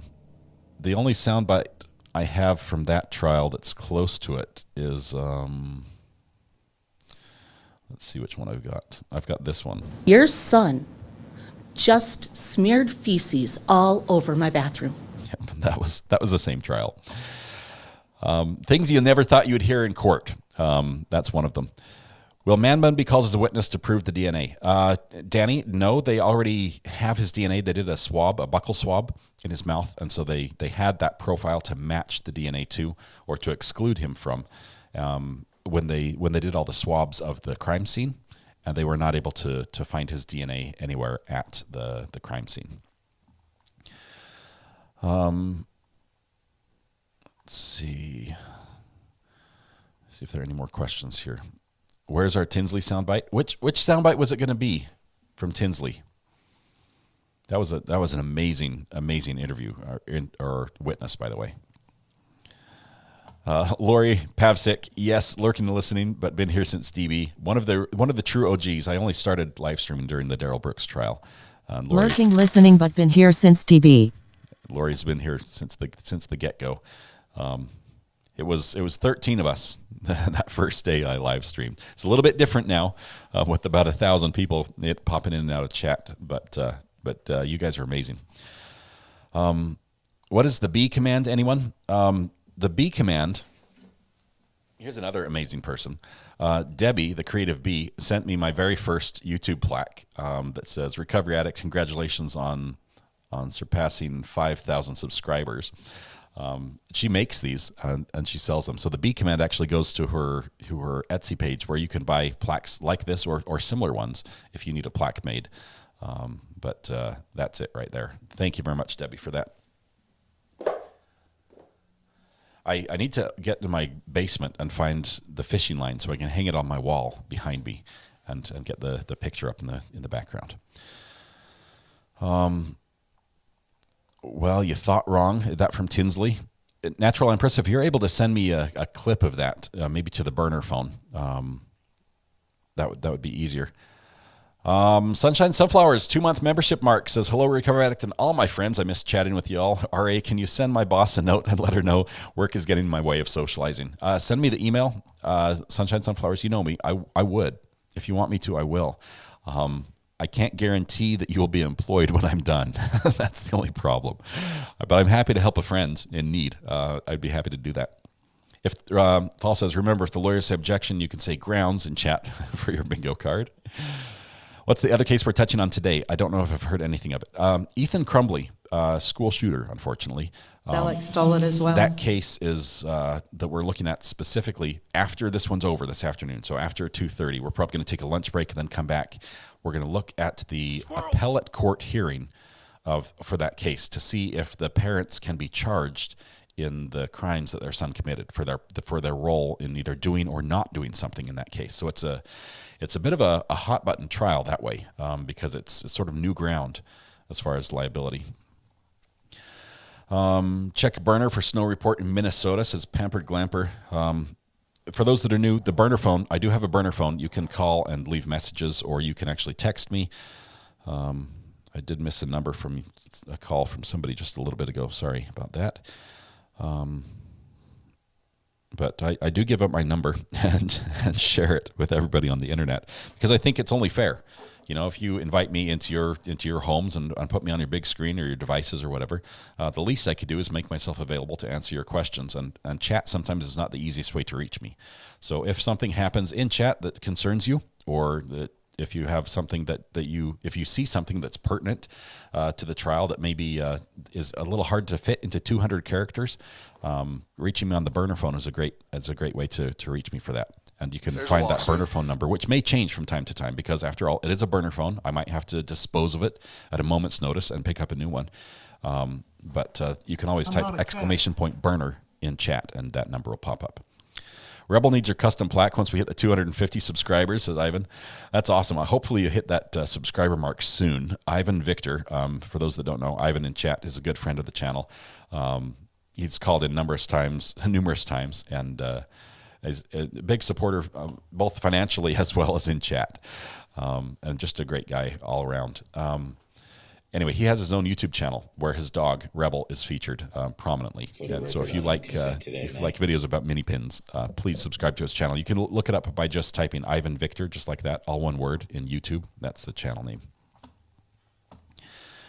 Okay, we should get a "How dare you" clip as a sound. How dare you? Who would? Thal, are you going political on me? Remember, it's pickles, not politics here. We're not trying to introduce all the places where we might have disagreement. RA loves receiving your pet pics on the burner phone. We have had a couple days where we shared a lot of pictures. Thank you. Just got a burner phone message from Matthew Harris. Thank you very much, Matthew. Matthew's our original lawyer in chat, so if our legal representation in chat.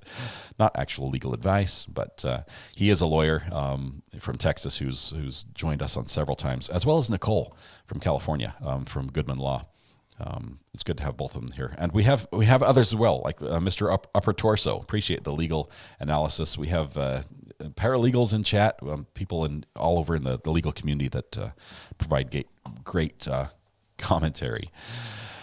Yeah, I can't go there, Thal. You know I can't. It would get me in trouble.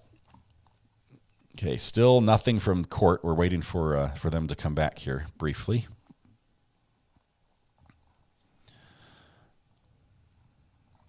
How long has it been? How long have they been on break?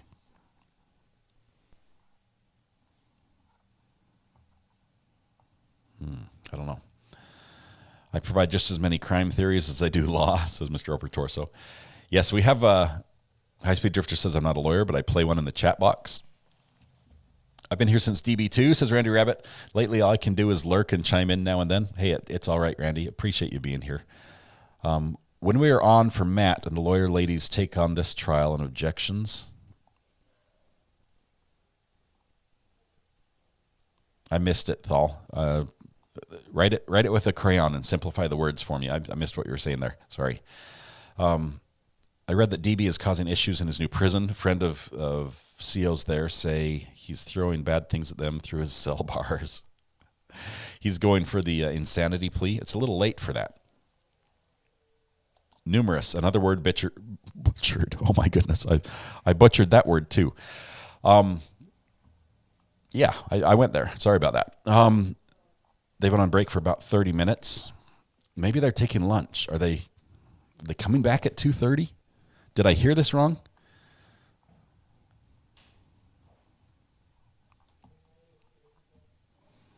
Yeah. Somebody's going to clip that, and it's going to end up on the Facebook page and on the Discord page and everything. So, when are we having Matthew Harris and the other lawyer, Nicole, for a discussion over this case? Thal, you know how difficult it is for a judge to schedule anything in a hearing. That's because lawyers are busy, and Matthew Harris is busy, and Nicole is busy, and having them both available at the same time, it was a fluke. The one time we had them on, it was absolutely amazing. Being able, getting them both at the same time just might not be possible. Adam Nusky, thank you so much. Yeah, I messed up. Sorry about that. It was a slip of the tongue. That's good. Okay, so I think they're arguing in chambers. We need sound bites from the woman attack lawyer. She is amazing. This woman, I realize she gets on some people's nerves, but she is a very good lawyer. Hey, how you doing? Is chili for lunch? Yum, thank you. Apparently, chili is for lunch. It was just hand-delivered to me. Thal says, I think I can find some time this afternoon to call in. I need to wait. I need to figure out when they were coming back from break, because all we have is the wall visible to us, and that's no good. No bueno. If somebody would be so kind as to rewind a little bit. Did I miss the judge saying what time it was? Let's see if there's something on Twitter. There aren't very many reporters there. Let's see.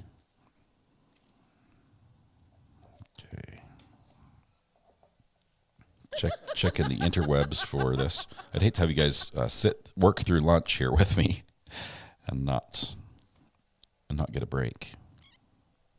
We need some music. Let's do some. This is their default waiting music.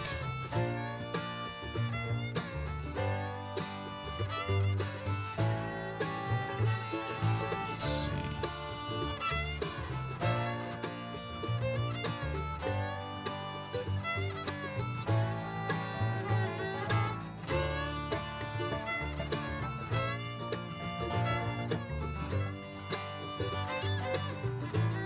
I'm not seeing any updates.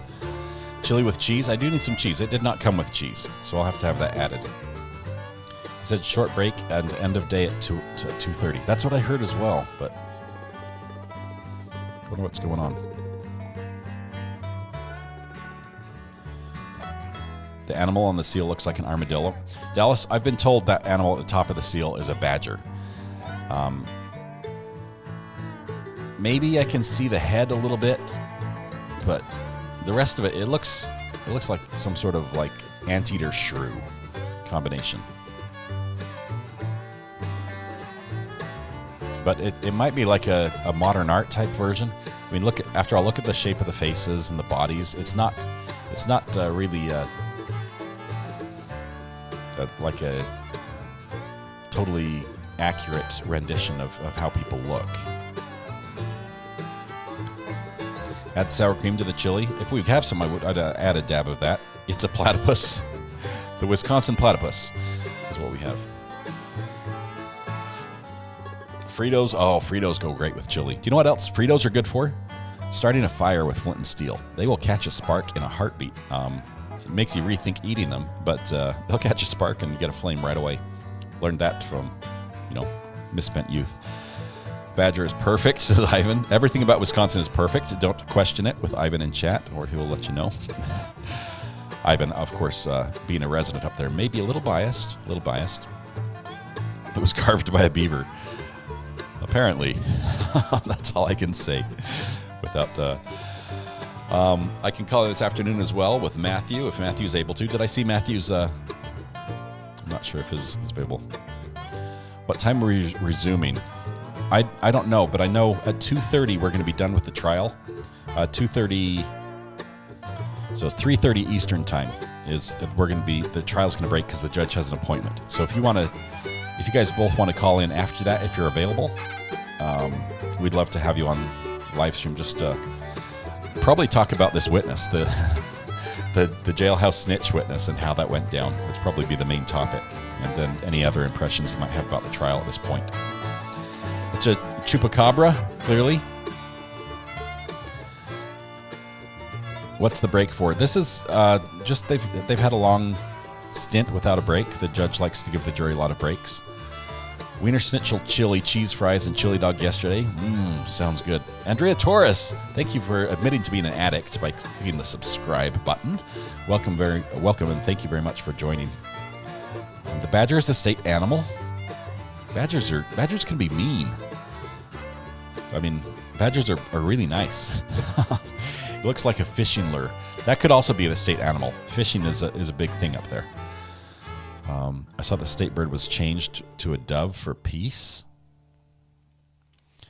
Let's see, there was something going on in court before break off camera, remember? Yes, but I don't think it affected the time. I thought it was more of the logistics of the jury leaving for a break and the inmate who was testifying leaving for a break. The seal has seen better days. It's been there for a long time. If you ask me, the animal is a demon beaver. Okay.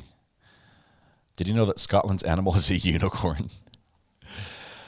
And here I thought it was the haggis, the wild haggis was the Scottish animal. It's the thing I accidentally said earlier. Adam, you're never going to let me forget that. Matthew is preparing his argument, but he needs to know if he's going to be pro-state or pro-defense. We'll make this one interesting. We're going to have a mock trial with two actual lawyers here on this channel this afternoon if they're available. That would be fun. It would be fun if you flipped roles, if you flipped from where you naturally are inclined to go. I just like you, every time you've called before, I've asked you questions that put you in the other attorney's side, the other side's shoes. I'm just a big fan of that. I see nothing but a giant turkey leg. It could be that as well. Let's see. Will the defense recover the flash drive? I think they already have. If it's been confiscated and it's been taken by the jail doesn't just like get rid of that stuff. The problem is the judge has ordered there no copies to be made. I'm not sure if the judge would order it to be destroyed, but they're probably putting in a subpoena right now for that evidence to see if see what's on there. Yeah, we're going to break for the day at 2:30. That's what I understood as well, Amber. Thank you for going back and doing that. Amber, one of our amazing mods. We have some of the best mods here. Appreciate all they do. They all get paid the same, though. The pay is the same regardless of performance. Went out with a friend on the ranch, and he popped a badger in the head through a scope, and it chased him. Eventually put the poor thing down, but I told him not to. The only time I've run into a badger was when I was deer hunting, and it surprised me. The guys in the carving are broken. Just a little bit, just a little broken. The hand? Do you think the hand's supposed to like come out? Did it like snap off? This might be the original state seal right there. Moral of the story is avoid badgers. 100% agree. Badgers are fierce creatures. Tough like you got to be to survive Wisconsin winters. The way you survive a Wisconsin winter is you go ice fishing. Rando says, I've decided to buy that metal detector you suggested. My 11-year-old son will get my old one. That's awesome. A couple of you have asked, I think, who else asked that today? For those that don't know, I love metal detecting. That's how I actually chose this channel name, was because I was addicted to recovering metal from the ground, artifacts from the ground. And several people have asked metal detector I recommend. The one I recommend I've sent to a couple people, and I put it in chat earlier today, is a detector that's good for everything except for detecting on the beach in salt water. For some reason, it's not as good as some other machines on the beach in salt water. You end up having to spend a lot more money to get that that functionality. But it's an amazing detector for the price. It's an entry-level detector, but it's not the dirt cheap ones you get on Amazon that you wish you hadn't ordered. So it's made by Nokta Macro. It's called a Simplex. And it's one I have. It's one of the 6 metal detectors I have. But I'm a bit of a metal detectorist. Let's see.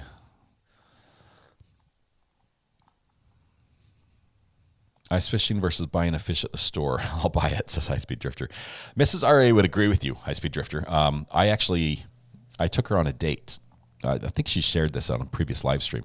But I took her on a date out ice fishing. And I had just barely drilled the hole. I just put the line down, and I'm one of those, I want to get a line in the water as soon as possible. So I just barely got one line in, and I'm getting ready to start really setting up, which takes about 40 minutes or so to get everything set up with the shelter and the everything. And she's like, so what do you do when you're ice fishing? I'm like, you think? And I'm hurrying around. She's like, well, what do you think about? I'm like, quiet thoughts. And at that point, I knew I'd messed up. And 10 minutes later, we were back in the car, and we have not been ice fishing since. But she luckily did forgive me, and she gave me another chance. On metal collectors, I've seen prospectors using gold using them. Not sure if it works or though. Thal, it does. The detectors that work really well for gold typically don't work very well for just as a general all-around detector. And a lot of times you end up spending, I would say, upwards of $1,000 for a detector that's good at pinpointing gold. It requires a special type of coil that certain frequencies, and there's a lot involved there. And the method of detecting is often different as well.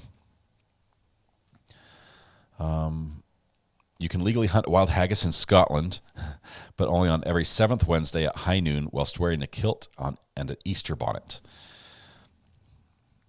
I've never seen ice thick enough to walk on, not counting my time my fridge dumped all the ice from the ice maker on the floor. It's a neat experience the first time you go out on the ice, especially when it's noisy ice. When you take a step and it's like, I think the closest thing you can relate it to is thunder, but it's happening in the water, like a pong. That was an awful sound effect. Don't clip that. But it makes this like it's a unique sound. It's like ice breaking and echoing in the water. But it will definitely give you what we call the pucker factor. Puckerage will happen when you step on the ice and it cracks a little bit. This was supposed to be a small break, Tar Healer. We're expecting them to come back any moment now, but they've been gone for a while. Roxy's sister Tammy colored you a bunch of pictures. They're awesome, and I love them. That's awesome, Debbie. That's wonderful. Juan Mojito. Juan says, I'm behind you if you're still looking for networking advice. Oh, I'm behind, but if you're looking for a networking device, you can make a pass-through port on your router. If you use DHCP, then the APT would be on its own IP. I'm using a Netgear Nighthawk for my router currently. It's also a cable modem, but I'm switching to fiber, which is Metronet, which will require me to. I think it's one of the phone companies that, like one of the phone company names that makes the hardware. So I don't know what my original one will be. Hopefully, I can use the same network Nighthawk in my next configuration, even if it's out in my guest house. But Juan, thank you. I've got to definitely run the cable, so I'll get that done. It's Cat 6E. Make that a sound bite. No, I will not. That was an awful sound. What was your second date? First date was closing day of deer season. I left, I think I was supposed to meet with her at 3 o'clock in the afternoon, and I showed up at 5:30. She still answered the door and still went on the date with me, even though she had pretty much given up on me, written me off, and went to bed. So yeah, she gave me many chances, many chances. I will not lie. I married up. Okay, I married up. I got the much better deal in this exchange, and I should not be blessed with what I'm blessed with. My wife is amazing.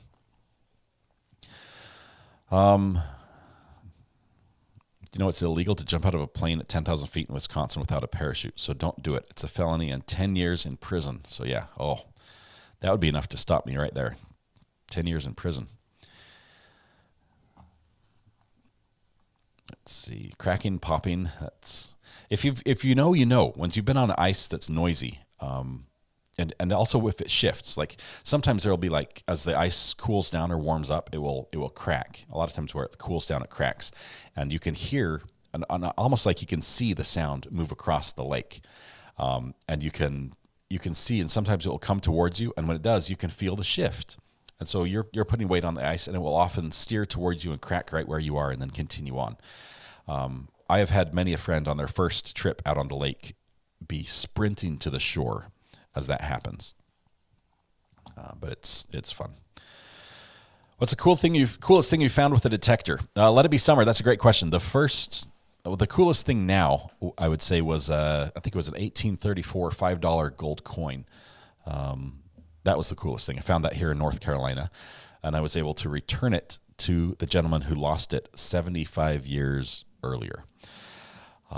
That's the coolest thing I found. That story, it is on my channel if you want to watch that. That was really neat. Prior to that, I would say it would probably be a handgun. But that's everything I find is cool. Like the most recent find was the bridle, the bridle. It starts with an R. Rosette off of a military bridle.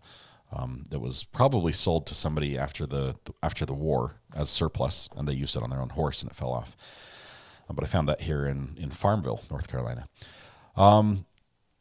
That's from World War I. Little Miss says, Recovery Addict, I used to pass by a popular boat launch every day on my way home, and more often than not, there was a tow truck out there in the ice pulling out a pickup truck that fell through the ice. I've never driven my car on ice. I realize there's a point where ice is safe, and those up in Wisconsin and stuff, you pass that point early in the season. But I've never lived in an area where it was really safe to drive on the ice, other than like a four-wheeler or a snowmobile. Did you make an igloo for your third date? No, I'd learned by then. I think she picked what we did on the third date. It's a felony to serve cheese that's not highly pleasing. Little Miss says, I've been waiting in the bedroom upstairs with water balloons and dropped them on your head when you finally got there. If I had been late, she should have just not answered the door. I deserved it. But yeah. What are the chances this extended break is all my fault? Slim, but there's a chance, Amber. I'm not saying it's not going to happen. My dad metal detects all the time up here around Richmond. I found a cannonball that was still intact last week. Oh, Coop. I've got a buddy that finds cannonballs and he's got a collection of Civil War cannonballs. And when he finds them, generally he finds them because they have not exploded. And so they still have a fuse intact, and they have to be dried out, drilled out.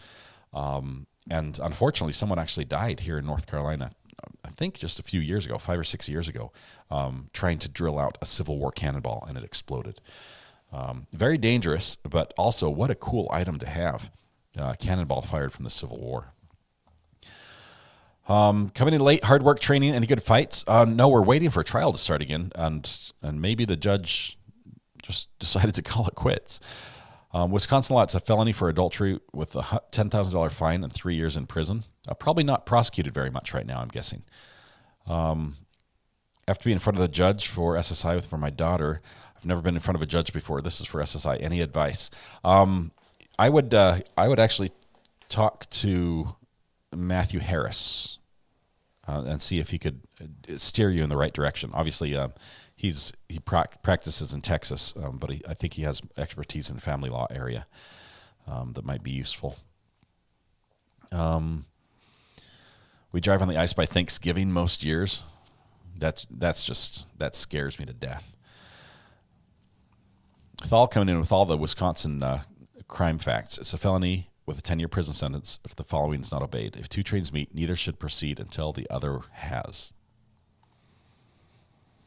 Good fights with the attorneys today for sure. Yes, I love crystal clear ice. I always drilled my holes for ice fishing with either a hand-powered auger or a battery-powered auger. I've never had a gas-powered auger. But drilling through the ice with an auger, usually you get like between an 8 to a 10-inch hole, depending on the size of your auger.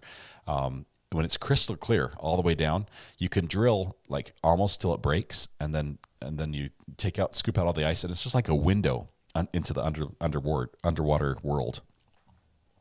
Found a cannon several years ago after a major storm in Florida. That would be incredible. That's an amazing find. Let's see. I'm thinking we might go ahead and pick up this Crumbly case right now, because I'm not sure if the judge is just taking a break, and we can stop that if the break starts, because I don't want to miss this time. Do you guys want to do Crumbly right now while we're waiting for the judge to come back? It's just under an hour of video. I think they went to lunch without me. I didn't get the invite, Picky. They completely left me off the email. If the judge comes back and references a YouTuber calling the witness's attorney, I'm going to laugh so freaking hard. Yeah, the judge knew what was happening there was not right. That's all I'll say. That's why he stopped. That's why he intervened and said, wait, do you realize what you're doing here? Where's your attorney? Why is he not here? I don't think the judge would be surprised if the attorney... okay, so yes on Crumbly. Let's do that. Let's go over here.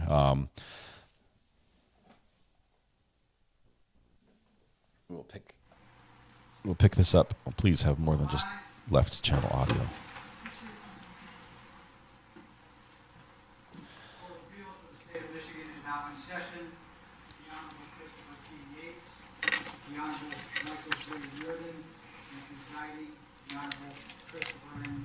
Okay, we're gonna find better audio here.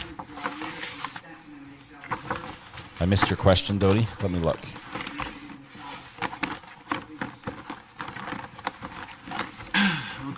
everybody. On behalf of Judges Reardon and Yates. Okay, we're only hearing left welcome channel you to audio, this so session some of of you the may Court not of hear Appeals. this. It looks like most of the lawyers here that are scattered in the group have been here before, but just a friendly reminder that we are very familiar with the facts, the arguments, that what happened in the trial court. We've not only had the benefit of your briefs, but also an internal research memo or bench memorandum. So please take that into consideration when making your arguments. This is a school shooter case. Please do not use the name of any minors. The minor is being recorded and posted is on Ethan. the internet. So with that, we'll call the first case. First two cases are consolidated. Docket number 362210, People versus James Crumbly. Listen to the lawyer got shut down her early on. Ready? When she says "you guys" instead of "your honors." This is defendant's appeal. Good morning, Your Honors. Marielle Lehman on behalf of defendant appellate James Crumbly. Okay. And good morning. I'm Shannon Smith on behalf of defendant appellate Jennifer Crumbly. How are you going to spend your time? You have a half hour total. Your Honor, I will be arguing and reserving some time for rebuttal, and Ms. Smith will also be arguing on behalf of her client and reserving some time for rebuttal. Okay, well, how much time? Are you going to be doing 15 minutes each? Yes, sir. Okay. Your Honor, I'll hit her if it's going too long, but I think we're going to be okay, and we'll Okay, I'm trying to boost the audio here. Hang on. ask us whatever questions you need. Thank you for that. I mean, because obviously... And it's the court, not you guys, by the way. Obviously, and because I know that you guys have read our briefs so extensively. All right, well, let's proceed. Okay.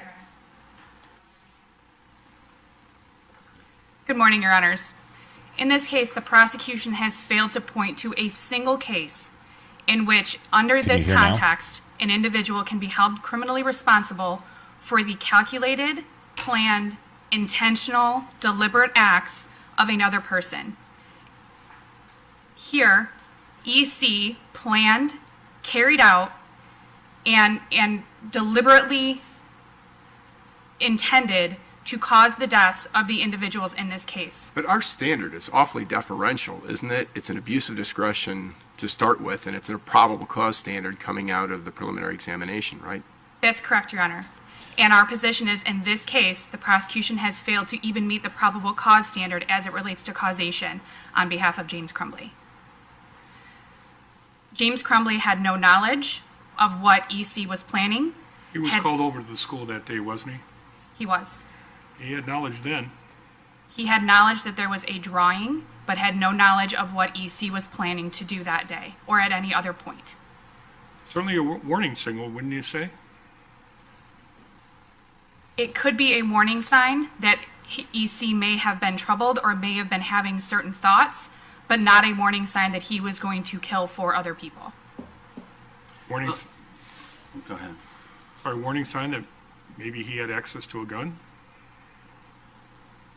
James Crumbly did not know that EC had access to that firearm. He bought him the gun.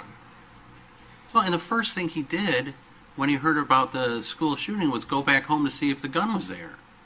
So certainly was on the top of his head. Mr. Crumbly went home and did check to see if his firearm was there and realized that it wasn't. Right. Well, I have a question. On the whole intervening cause, superseding cause thing, in most of the cases, except for, I guess, People versus Head, the third party or the victim that is supposedly the intervening cause or superseding cause, there's no relation between the defendant and that third party or the victim. And here, there's obviously a significant connection, and the argument I think the prosecution's making, at least in part, is that both defendants kind of greased it so that this led to what EC did.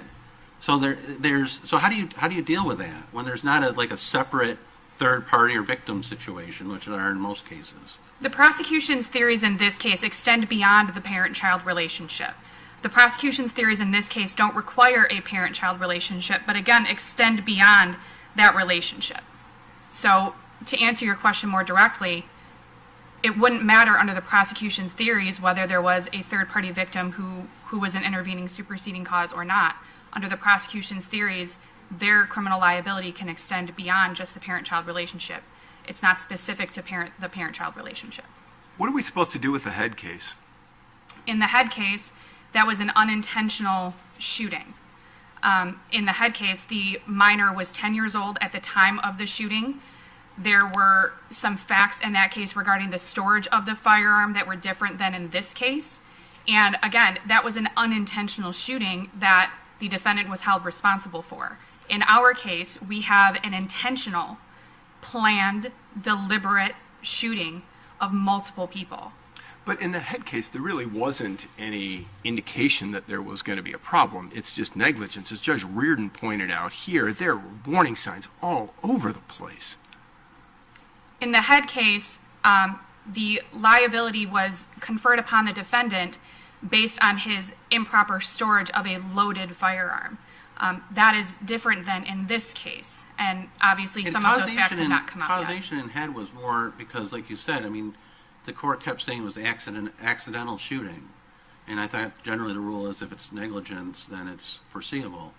And when it's intentional, it's generally not. But you do recognize that it's not a hard and fast rule, right? This is the Crumbly intentional appellate hearing. acts. In the Head case, the context was that the minors were playing in the room where the loaded, improperly stored firearm was. I believe that the court conferred liability onto the defendant based on what could be foreseeable in an accidental shooting, Right. not in a deliberate, intentional shooting as we have in this case. Right, and that's why we would distinguish Head on that basis. But you do recognize that still the rule that an intentional act is an intervening superseding cause is not an absolute rule. It's the general rule, correct? It may be a broad general rule, but there's some maneuvering in there. I would say that it is a general rule, but it is also the governing rule about intervening superseding causes. But isn't the touchstone foreseeability, not negligence, as opposed to an intentional act?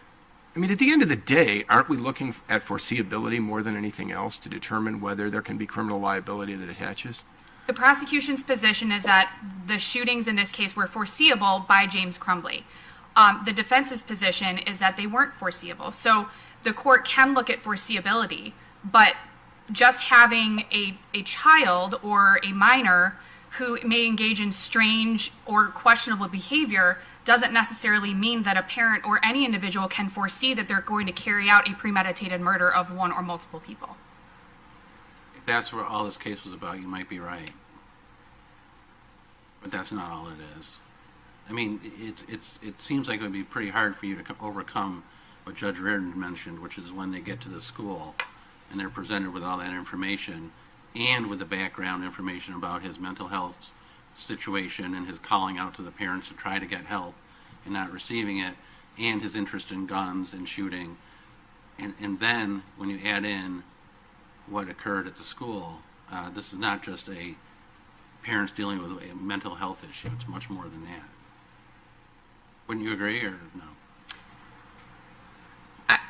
I would respectfully slightly disagree with that position. And the reason that I would slightly disagree is because in this case, we do dispute, obviously, overall, some of the facts that were presented at the preliminary exam. But for the purpose of this argument, some of the information that was presented were text messages to a third party, or a fourth party, if you will, that Mr. Crumbly had no knowledge of.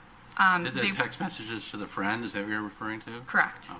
And it is in those text messages that EC claims that he was having these issues and that his father or parents were failing to provide him with care or taking him to a doctor.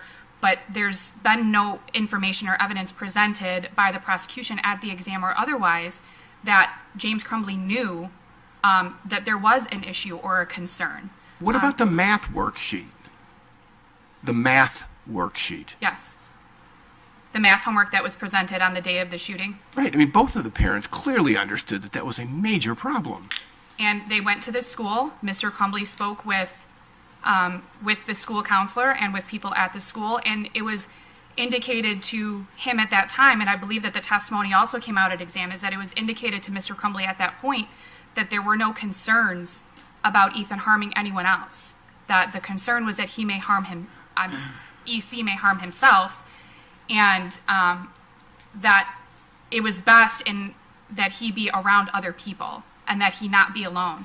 So while the math homework may have been a concern on some level, it again was not foreseeable from the drawings on that homework that he was going to later carry out the premeditated murders of those students.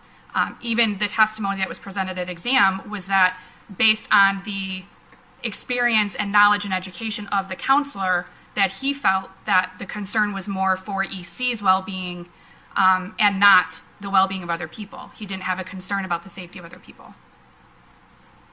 Well, I'll give you this. I guess the text messages about his hallucinations, about the young man's hallucinations, they were in March, I believe, where he texted his mother. And from the record that I saw or that I've read, the mother informed the father that the kid was having some hallucinations. Now, it's 8 months between then and in November when the tragedy happened. But certainly, the father was put on notice then. Okay, I'm going to pause just for a minute. I apologize. I should have given this a little bit more of a heads up as to what we're talking about and what's happening here. This is the Ethan Crumbley school shooting case where the parents are now, the issue is not Ethan Crumbley. It's not the school shooting. That's not what's being charged here. This is an appellate court deciding if the parents should be charged in this case for their role in their part of this event. The parents did buy him the gun. There's all sorts of crazy evidence about them grabbing cash and burner phones and stuff and running, basically being on the run when they were caught and arrested.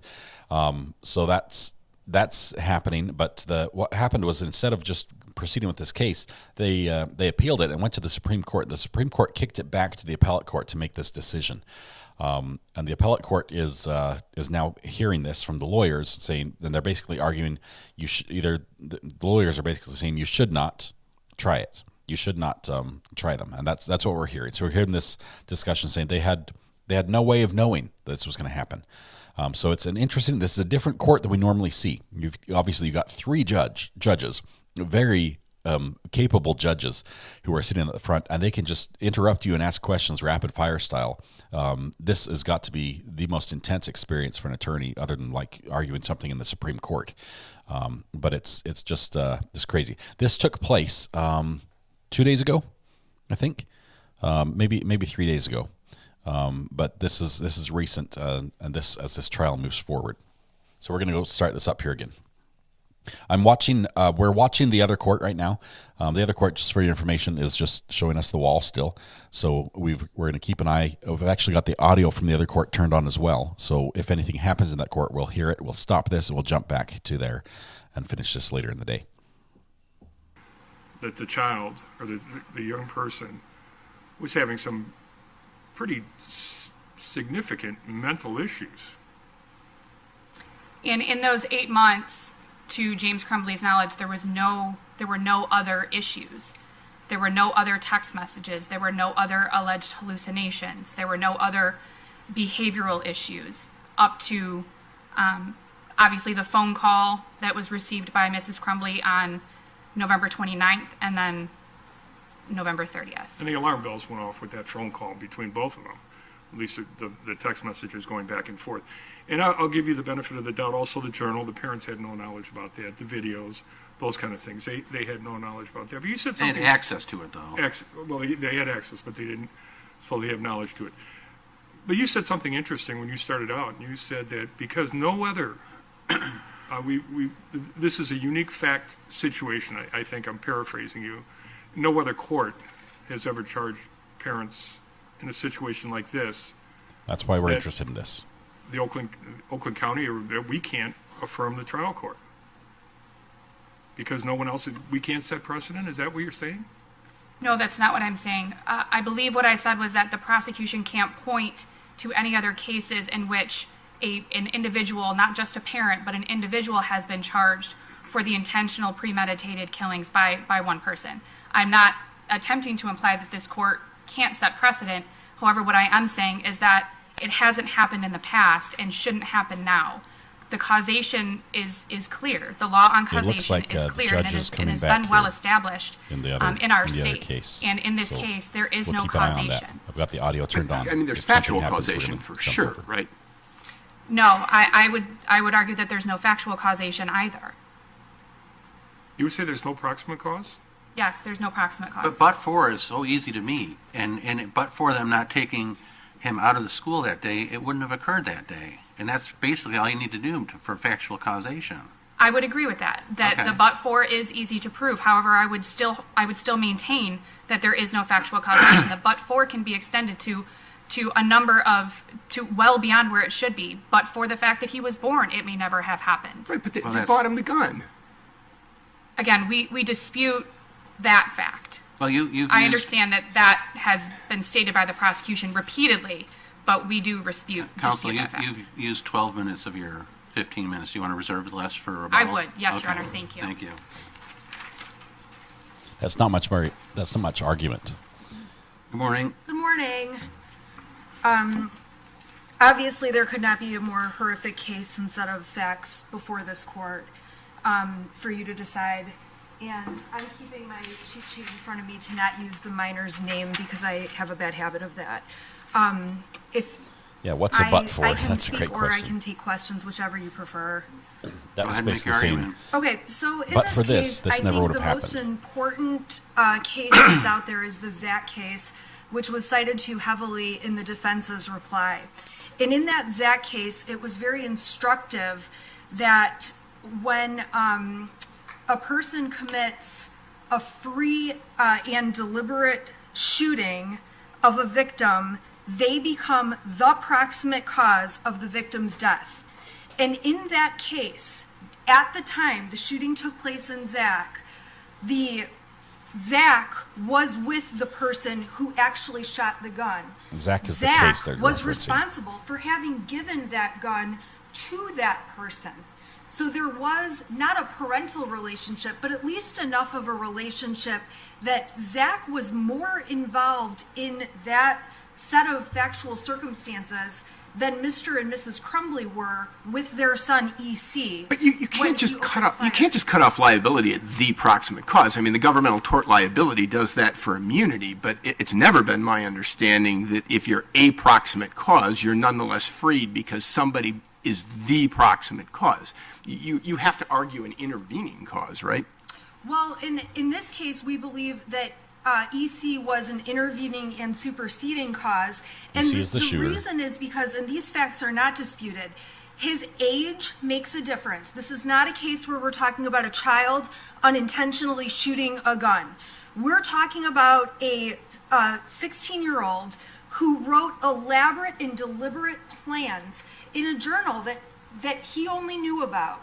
We're talking about a person who had thoughts and problems. Zach trial's on the right. whether We're people watching that. knew The judge is about coming them back or right now. not. We'll switch over We as soon had as a it's live. person who put together this plan of who he was going to shoot, what order he was going to do it in, how he was going to do it. And until the prosecution can show that the parents were more a part of knowing that was the plan and that it was foreseeable he would actually take a gun and shoot other people, they'd be charged as aiders and abettors. And that's obviously not the facts in this case. But what about Judge Murray's point about what they learned when they went to the school? Because you have that math worksheet, which is so troubling, and they both understood that was tremendously troubling.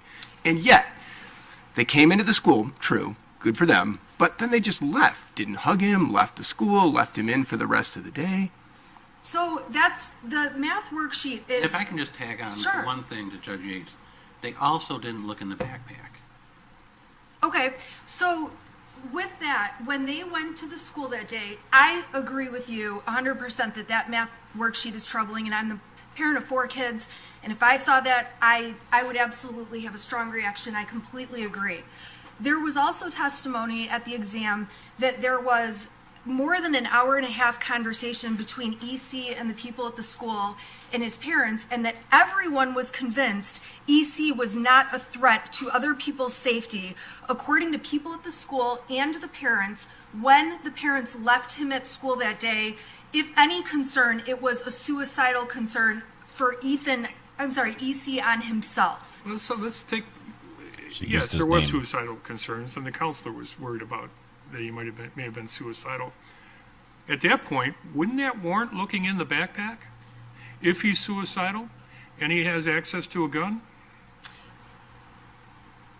I appreciate that idea, and I think Judge Murray raises a great point. The problem is that what we're doing is looking at this case backwards through a lens of what should have happened, what could have happened, what would have changed things had things happened.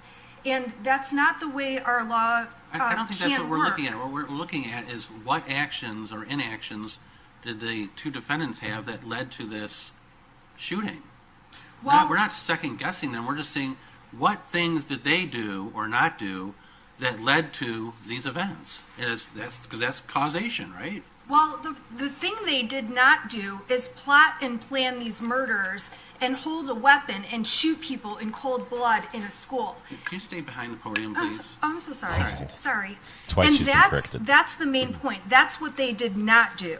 Anything else they could have done, like get him into therapy sooner, look in his backpack, go through his cell phone, go through his room, pick apart anything. Those are all things that in hindsight, parents always wish they had done when a problem occurs or they find something like this out.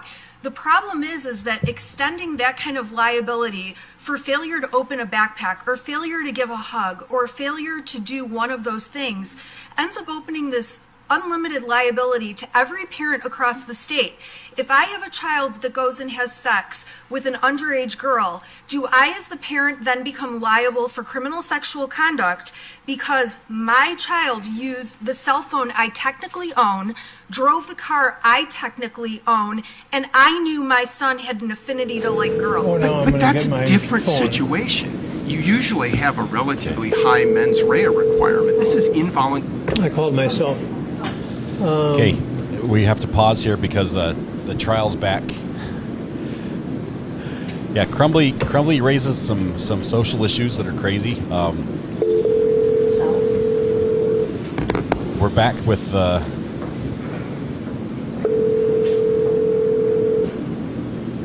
who's he calling? Hello. Would you come down, please? Yep.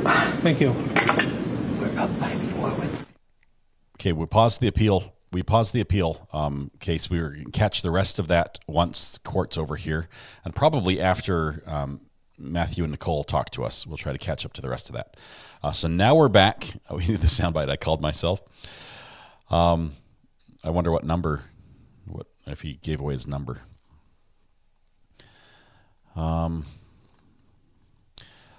Here's what I'll say. I don't want to start a gun debate in chat. That is a hot button issue that everyone has some very strong feelings about. Not that we shouldn't have the discussion, but it's very hard to have important debates like that in a YouTube chat where we're limited to 200 characters and our inflection and sarcasm, things like that. It's not an effective format for that. So I realize we're going to bring that up. We're going to watch it and just see. I think personally that that case is very interested, not for the gun issue, but because that it's awful. The school shootings are awful. I mean it's incredible. It's bad. But the issue that this trial is important for is that the parents are being charged for something their kids did. That's really the basis of this and why it's so important, why we're interested in seeing if this goes forward. At what point am I as a parent liable for the actions of my child? And so that's where we want to watch that for. I will not be able to, and we will not be able to solve the issues, all the issues relating to guns and gun control and the two sides. That we're not going to be able to fix that here in chat. Trying to argue about it will probably just make us all frustrated. But it's a dicey issue, but I think it's an important issue to look at from a legal perspective about liability. The parental culpability is the main issue. But also, what's fascinating is we don't often get to see cases that are in an appeal like that, where. Thank you, Lindsay, for all the timestamps. I appreciate the quotes. You're sending me all sorts of quotes. All right, for, good sound- afternoon, sound folks, bites. and let's continue with the state's case. They will call Caleb Petty to the stand. Heard Caleb Petty? Is that what you heard? We'll What's that, unpin timeout? the appellate court thing. 15 seconds. Do you solemnly swear the testimony you are about to give in this matter will be the truth, the whole truth, and nothing but the truth, so help you God? Would you have a second? Ma'am, could you please state your name for the record and spell it? Kayla Petty, Petty. And Ms. Petty, did you know somebody named Rosalio Gutierrez Jr.? Yes. And how did you know Mr. Gutierrez? He was the father of my daughter. And from what year to what year were you guys in a relationship? I would say the end of 2007 till 16-ish. It's about 9 years. And what year was your daughter born? 2012. And back in the time frame of May of 2020, was Rosalio involved in your daughter's life? Yes. Did he have her for some weekends of a month? Every other weekend. Did he take interest in her activities? Yes. What kind of activities was she involved in that he took interest in? Dance and gymnastics, cheer. And you indicated that he had essentially placement of her every other weekend. Was that the normal schedule? Yes. And did he do that every other weekend? Yes.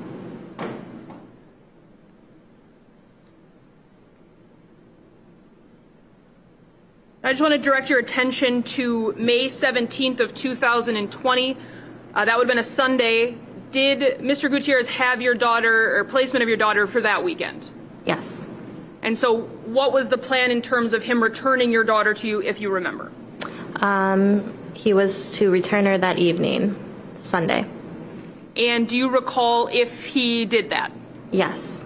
And back in May of 2020, what city or town were you living in at that point? Twin Lakes.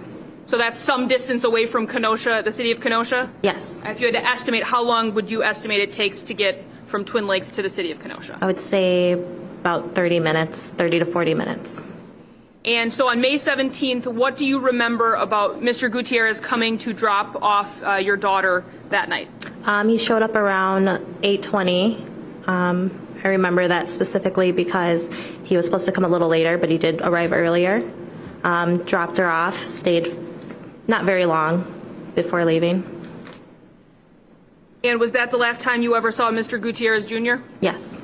Since May 17th at roughly 8:25 p.m., have you ever heard from him again? No. Has there been any reach outs by him to your daughter? No. I'm going to show you a couple of pictures, so I'm going to direct your attention to the screen.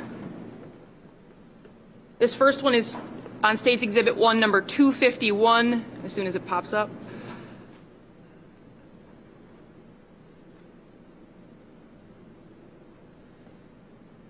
So in this picture, on the left-hand side, can you see a pink note on a pillow? Yes. The relevance? Do you want me to answer that, Judge? Because I can. This is the note that was written to the victim that was sitting on the next pillow picture- that he probably never got. I'm now going to show you picture Written by number the daughter. 252. Do you see that close-up of that note? I do. And do you recognize who wrote that note? Yes. And who is that? My daughter. Your Honor, we already had a ruling on this issue. The defense had objected to this, including... It's sustained an objection. Yes, he did. Take it down off the screen. Oh.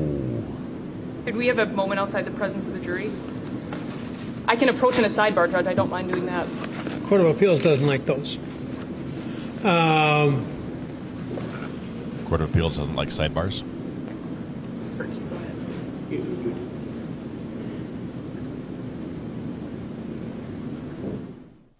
This was decided before.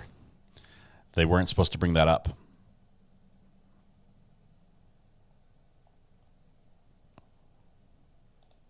Washington finished testifying. He's now back in jail or headed there.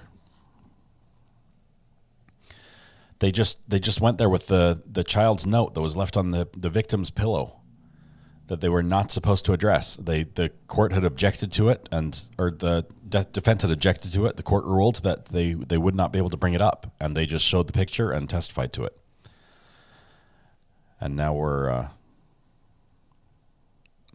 wondering what we do from here.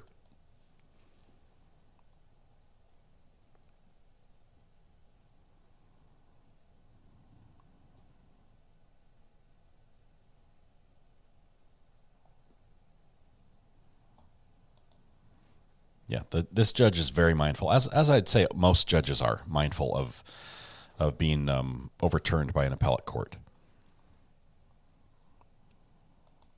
Cass, I think that's the gist of it. That they might not all be recorded or recorded the same way.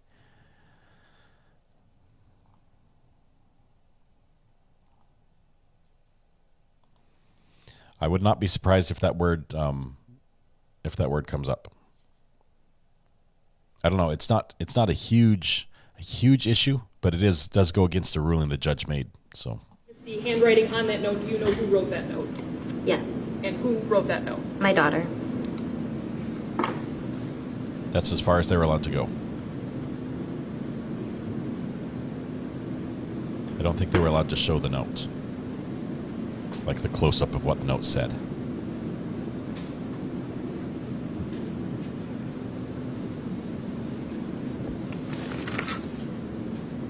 The 7th.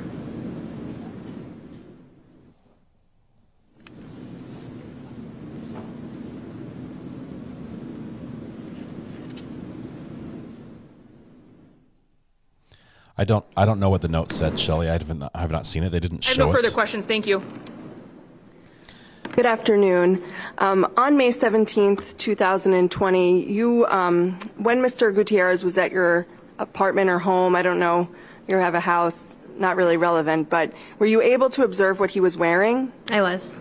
And do you remember today what he was wearing on that date? I do. Can you please tell the jury? Tennis shoes, a pair of athletic sweatpants. I do not remember his top. Was he wearing a hat? He was wearing a hat. And was he wearing his glasses? He was. No further questions. I have nothing based on that. Thank you. Tennis shoes would indicate that it was not work boots with steel-tipped boots. I'm not sure if that's what they were trying to get at there, but that was almost a no questions thing. The importance of the note, it's just to prejudice the jury. It's to garner sympathy for the victim and against the defendant. It's a cute note written on pink paper from the daughter to the victim. It was placed on his pillow on his bed and set up in such a way that it indicates that he probably had not slept since it was placed there. Susan Brown, please.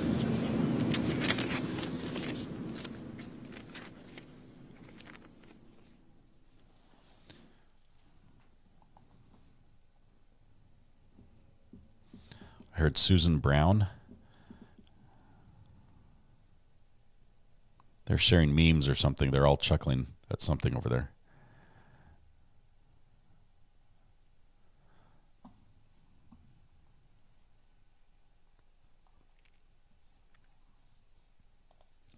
Jogging pants means no Levi Grievance. The testimony you're about to give in this matter will be the truth, the whole truth, and nothing but the truth, so help you God. Yes. Please be seated. Ma'am, I'm going to ask that you speak into the microphone just so that we can have the maximum sound. This is a tough room to hear in. Can you do that for me? Okay. Thank you. Can you state your first and your last name and spell your last name for the record? I'm Susan Brown Williamson. My last name is BROWN-Williamson. And so how do we spell Williamson? WILLIAMSON. Thank you. Ma'am, back during the time period of May 17th, 2020, did you own a residence in the municipality town of Belgium, Wisconsin? Yes. And was that at 309 Cedar Beach Road? Yes. And was it in May of 2020 were you trying to do some renovation or work on that property? Yes. Did you hire someone to help you with the demolition part of your renovations? I did. And is anyone that you hired to do some of the demolition for that property here in the courtroom today? Yes. Okay. Could you point out where the person is who was hired to do some of that demolition and just indicate what that person is wearing today? He's wearing a grayish shirt and a suit and tie. Can you point to that individual as well? Okay. Thank you, Judge. I'd ask that the record reflect that Ms. Brown-Williamson has identified the defendant. Ms. Brown-Williamson, in general, what was the work that the defendant was being asked to perform for you? He was doing demo on an old house preparing for a remodel. And so what rooms of the house was the defendant involved in demolitioning for you or doing demo for? What rooms of the house? The whole house or just specific rooms? The kitchen and 2 bathrooms. Okay. And how was, to the extent that you know, how was the defendant accomplishing that? Was he using a vehicle, or how was he moving things out of that house for you? So he was demoing and then bagging things up and using his vehicle and my trailer to haul stuff away. And was your trailer something that could be pulled with a vehicle? Yes. Okay.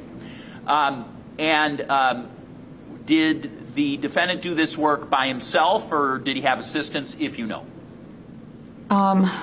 Mostly by himself, and then sometimes he'd have a helper.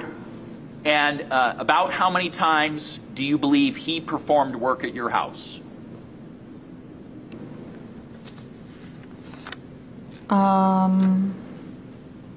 I would guess maybe 8 or 10 times. And the 309 Cedar Beach Road address, where is that in proximity to Lake Michigan? It's about a long city block off the shore. And are there any state parks or significant parks in the vicinity of 309 Cedar Beach Road? The Harrington Beach State Park is across the street.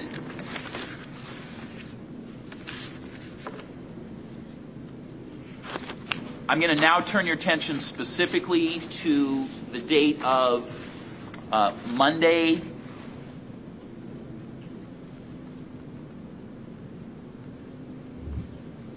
May 18th of 2020. Did you have any contact with the defendant that you are aware of? Not that I recall. And when you had contact with the defendant, what were the means by which you and he communicated? Typically phone text. Okay. So you didn't utilize Facebook Messenger or any of those other services to contact or be in touch with the defendant? No. Okay. And is the defendant a person who in some way is connected to any of your children? How we know Zach is we knew his brother before, so he's the brother of somebody who my son has known for a while. Okay. And during the renovation of 309 Cedar Beach Road, what was the standard procedure if the defendant was going to do work at that location in terms of any contact with you? We would often text. I might say I'm going to the house that day, or he might say he's going to the house that day. There wasn't a regular work schedule.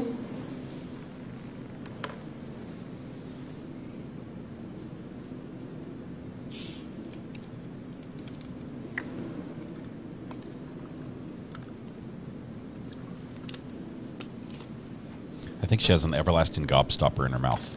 That's just my guess.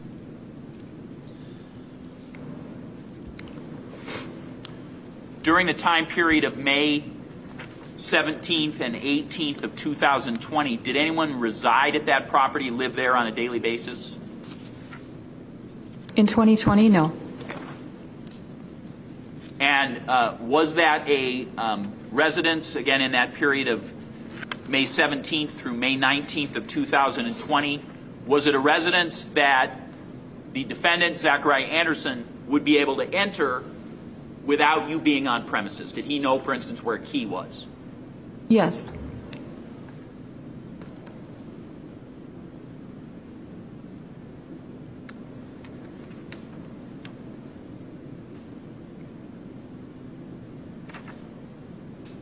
Not sure what they're getting at here with this testimony.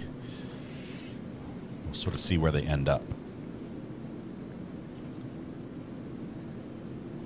Were you present at that residence at one point when a search was conducted at that residence? Yes. Okay. And what do you recall about who was searching? I got a call that Kenosha police were going there, and could I come there? And they had been there once before. It was just 2 or 3 officers that first time, and then I did go up there. I was on my way to Green Bay because my mom was sick, and so I stopped there on the way, and there were a lot of cars and a lot of officers, and there was a cadaver dog. And so I had to stay in the front yard. One of the officers stood and talked with me in the front yard. I couldn't go in or be anywhere on the property while they were there. And in general, without asking any more details, how long did it appear how long were you there at the property while somebody was looking around or searching? How long was I there? They were there before me, but so I'm not sure how long they were there, but I was there probably an hour or so. When you left, were people still doing some sort of search? I think I locked up. Okay, so you think they were concluded when you left? Yeah, somebody, the person with the dog had left a little earlier. I think he went to the park. All right. I have no further questions. See if the state or defense has any questions, really. You had mentioned that Mr. Anderson was doing demo on your house, and you had mentioned something about him taking the debris back to his house. Yes. And do you know how he would do that? He would use my trailer, an aluminum utility trailer, and he would use an old minivan that he had. He took all the seats and carpet and stuff out of it and was just using it like in lieu of a pickup truck. But he had a minivan. Took all the seats and carpet out of it. Put all the stuff in there. Did you hear that? Did you say that he took the carpet out? It was an old vehicle that was gutted, and then he used it to haul stuff from my, the dirty lath and plaster and all of the stuff that he was finding in the walls. And to your knowledge, would he use trash bags to put the demo, the lath, the plaster in? Yeah, he used big black trash bags and some trash cans from my property, and probably some of his own trash cans. And then he would put it in the back of his van and then transport it back to his house because he had a dumpster there? Yes. Now, when on May 28th, 2020, when law enforcement was at your property in Belgium and you were there, had you, after they left, had you walked around your property? I went inside. I went in and turned off some lights. I didn't go all around the whole property. It's only an acre and a half, but I didn't walk around outside much. I just closed the garage door and turned off lights and stuff. Okay, and the time that you had walked around on that day, did you observe anything which was in your mind suspicious or out of place, out of the normal?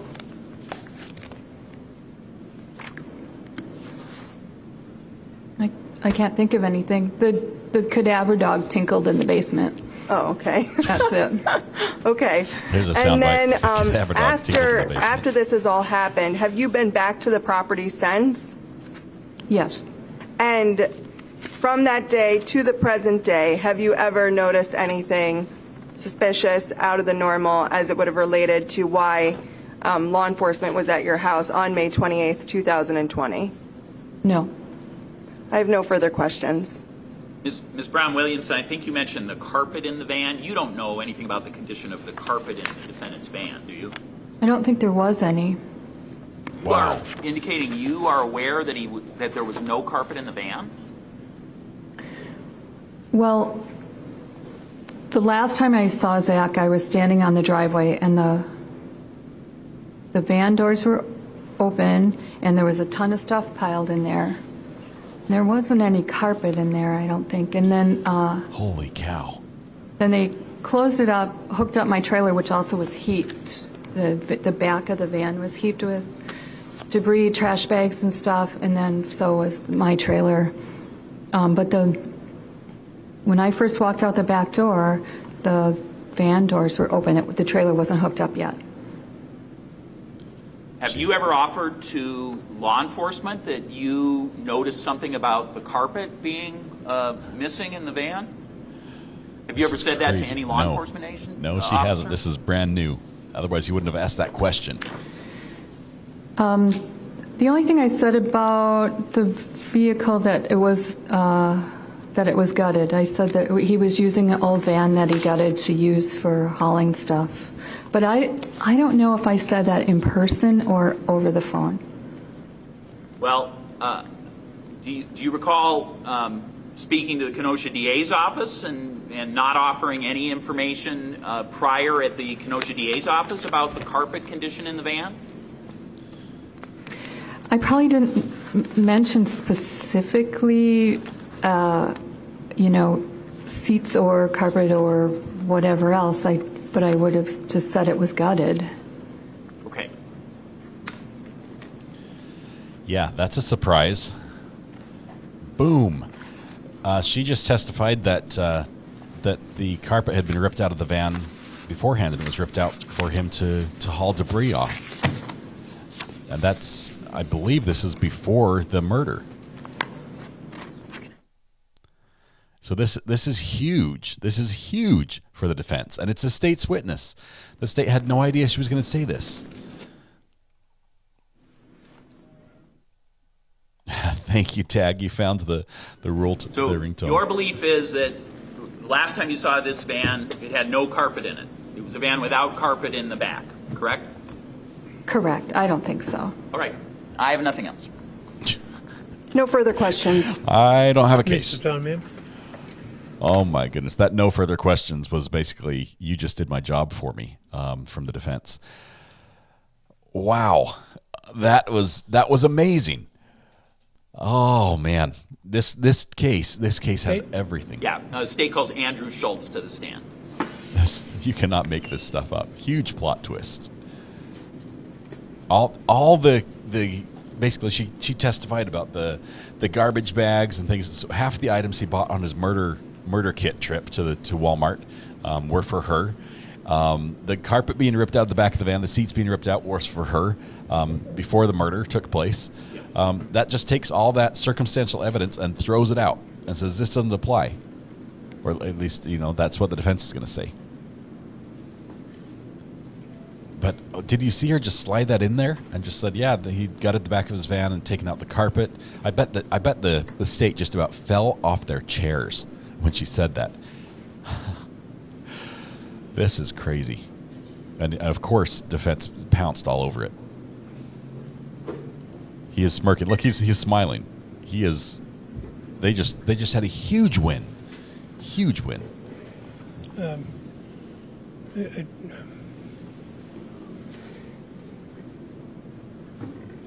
Takes off the hat in court. That's nice. No man bun here.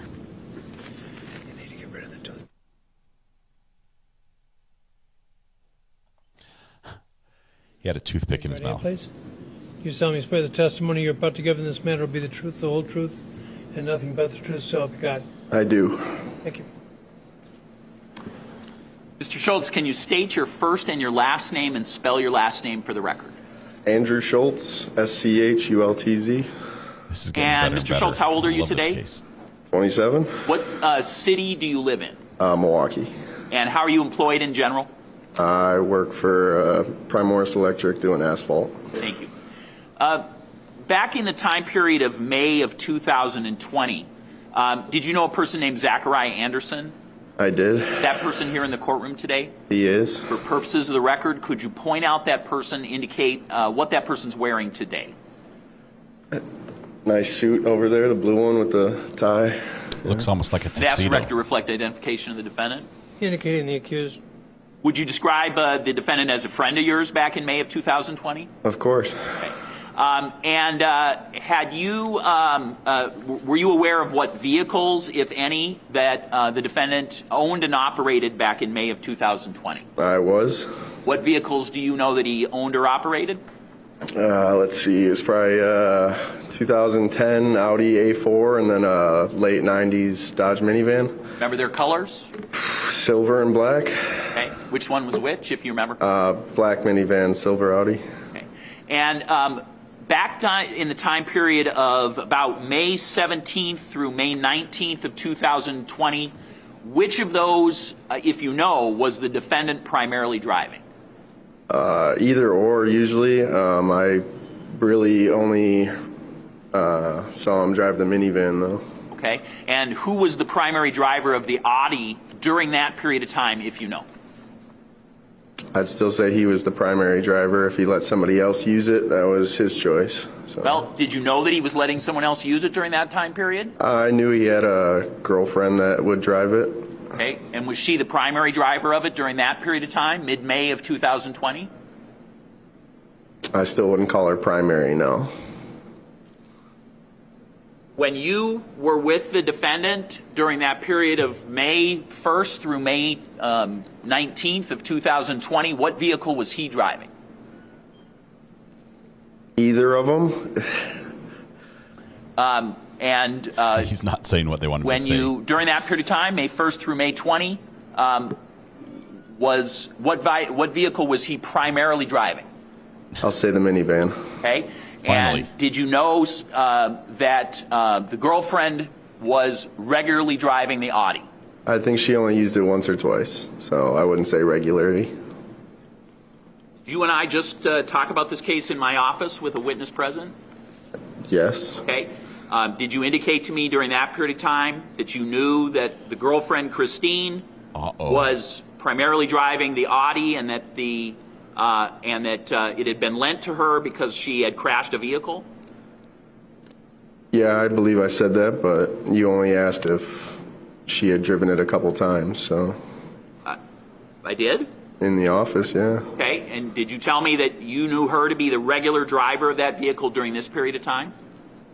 If she only used it a couple times, I won't describe that as regular, but I mean, it's less than a month, so I wouldn't consider that a primary driver of a vehicle. You believe You told me just a few minutes ago that she only drove it a couple times? That's what you believe you told me just a few minutes ago? I'm pretty sure, yeah. Okay. Mr. Schultz, when back on the time period of May of 2020, around again May 17th, 18th, and 19th, when is the last time that you believe you were at the defendant's home? Let's see. Was it the 18th? Tuesday? Tuesday would be the 19th? Then, yes. So you believe it was Tuesday? Yeah. Okay. So Tuesday the 19th. About what time do you believe you saw him on Tuesday the 19th? I would have been around 3:34 after I got out of work that day. And how'd you get to his house, if you remember? I drove. Okay. When you got there, what was the defendant doing? Just hanging out. I think he was burning some wood from a job he had done. So. Okay, and where was he burning it? Middle of his backyard, other side of the driveway. Okay. Can we describe that as a fire pit? Would that be fair? Yeah. Okay. And what, if anything, did the defendant say to you about whether he had about burning on prior days just before that Tuesday? I think he said he was burning the day before. Okay. Yeah. In the same fire pit? Yeah. And on the date of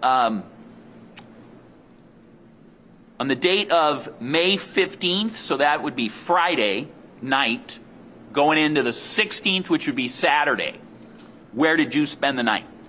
I slept upstairs in his kid's bedroom. Okay.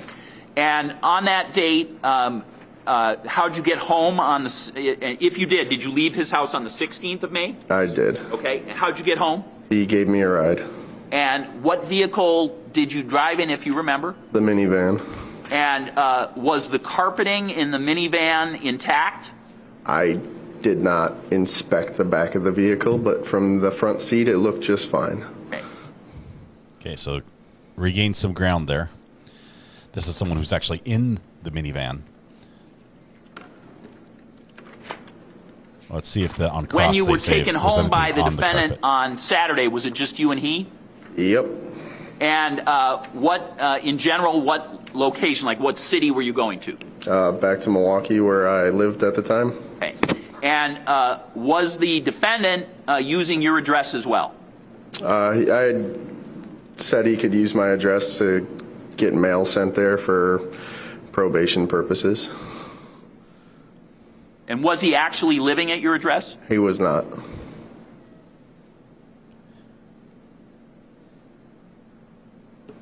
No further questions?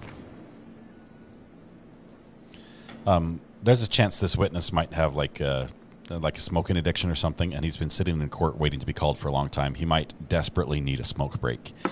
So no toothpick, just things like that. This might be. How many times have you driven the defendant's vehicles? Never. Does the defendant, where does the defendant keep his keys to his vehicles? I would assume on his person or in his house. It's a lot of breath. During the time period just before he got arrested on the 19th of May, how often were you seeing him, like, per week? Maybe once, maybe less than once on average. And how did you happen to be associated with him? I worked for his brother.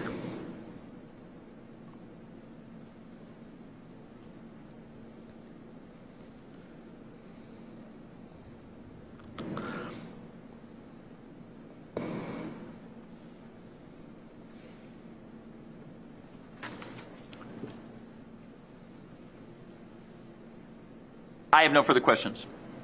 Let's see if they can recover. Good afternoon. The carpet's going to be a major issue here. The state had asked you about when you were at Mr. Anderson's house on May 19th at around 3 p.m., asked about a fire that you saw going.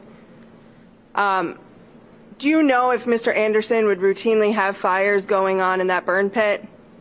Usually, yeah. How frequently? I'd say out of all the times I was at his property, probably 3/4 of the time, there was either a bonfire or we were going to have one at some point. And in your knowledge, if you know, you had mentioned, I guess, on direct that at that time you observed what appeared to be wood from a job site that he was burning. Was it oftentimes that he would burn things from job sites? 2x4s from like a tear out job, or he did chop down a lot of trees on his property, so there was always wood to burn. So. And so it wasn't just he would use the burn pit, to your knowledge, as kind of a garbage disposal per se. Yeah. Objection, that's not a characterization. He said he used wood and logs. He didn't say anything about garbage disposal. That's a leading question. He's allowed to lead. Judge's She's allowed to lead. cross-examination. Objection is sustained. She can Oh, lead it is them. cross. Yeah, she can Okay, lead. then I got to think about it. It was a pretty big lead. It was a big jump from going from wood to garbage. You can cover it on redirect. Okay. You So can it's answer allowed. the question. What was the question? If he would use a burn pit to get rid of trash. Oh, yeah, it'd be easier just to burn wood than take it to a dump or put it in a dumpster and have it picked more up. than wood. And on May 19th, 2020, when this fire was going on, Mr. Anderson didn't tell you not to go by the fire. Nope. You could have walked up to it if you wanted to. I usually do and throw other shit in it for fun. Stuff. Stuff. What's kind of stuff? And you can be honest here. What's kind of some stuff that you would throw into it for fun? Just other 2x4s if I had stuff in my car from other jobs. And when you were there on the 19th, was the dumpster full, to your knowledge, if you remember? I don't recall that. Okay. And when you were there, and you were, I'm assuming, hanging out with Mr. Anderson, during that time, were you able to observe what Mr. Anderson was wearing? I mean, usually just a t-shirt and shorts. You just can't remember back that far? That's fine, understandable. But do you remember seeing him with any bloody clothes? No. When you were there on the 19th and the fire was going, besides the wood, did you see Mr. Anderson throwing out any what appeared to be suspicious items or anything else into the fire? No, I did not. And what time did you leave on May 19th, 2020? I think I was only there for about an hour. Okay. Do you remember law enforcement talking to you in this case? After I had heard he got arrested, yeah, they came to they went to my parents' house looking for me, and then they came to my house in Milwaukee. So. And do you remember them asking for your cell phone records? Yes. And you provided them your phone.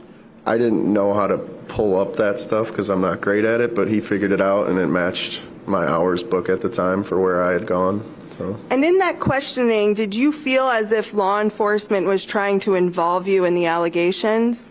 A little bit. It looked like they were looking for trips to Kenosha, but other than that. And do you remember law enforcement asking you about whether you knew anything about a missing person from Kenosha? I think they mentioned it, yeah. And you said you knew nothing? Had no idea. I have no further questions for this witness. Subject to recross. I'm surprised didn't you you didn't say touch you'd the heard carpet about issue. it? Not that you knew anything about it, but that you'd heard about it? Yeah. Okay. When we talk about this burn pit, you've mentioned wood was being thrown in there, right? Yes? You got to answer out loud. Yes. Okay. Including construction wood, right? Like, whatever the stuff you do for demo in wood, right? Yeah. Okay. Did you ever see anybody throwing bleach bottles into the fire? No. You wouldn't have done that. No, that sounds kind of dangerous. All right. What about items of clothing? Like, did you ever see anybody burning any underwear in there? Nope. How about jeans? Nope. How about boots? Have you ever seen anybody burn any boots in the fire pit? I have not. Nothing else? You didn't just live at Mr. Anderson's house and sit in front of that burn pile to see every item that was ever thrown into it, correct? I did not. No further questions? Nope, nothing. You may step down, sir. This is getting fun, and I like this. I'm surprised the defense didn't try to go down the route. Obviously, maybe I would have thought that she would have asked him about if there was debris in the back of the van off the record with when he was on the defense counsel that they wish to at least make a challenge to some evidence that we think the court will have to listen to, at least briefly, because we're up to those witnesses. So I guess the good news is we're up to those detectives. But I fear that us starting and then the court hearing a very quick objection will not be helpful to the court. So we're prepared to call that witness, but I think it's probably going to be quicker if we have some sort of argument about admissibility first. I'm seeing a nod from defense attorney as well. I take all that to mean you think it's best that we discharge the jury for the day? Well, were we going to discharge them at 2:30? Was that the court's plan? I think that's smart. I think there hasn't been a discussion in this case that hasn't taken 15 to 20 minutes, Judge. So You've taken 15 to 20 minutes in guide every you with that discussion so far. information. In fact, when I said 15 to 20 minutes, the jury was highly skeptical about that figure, that number. So, in the Supreme Court, they've got a series of lights, and your time elapses when the light goes on. So, yeah. if we got that, I'm ready. Well, there's no sense. Actually, the biggest impediment is that I'm awaiting word about the weather on how to convey the news to you tomorrow about the weather. How about you just tell me and I'll put it on my indicated, channel, Your Honor, and they can watch my channel. These Is that a good idea? All in favor? who panic at slightest snowfall, you don't look like people like that. So we're gonna tolerate some degree of snow unless the wind is really terrible and making it dangerous. But there is a point at which it does become impassable, so or very difficult or dangerous. So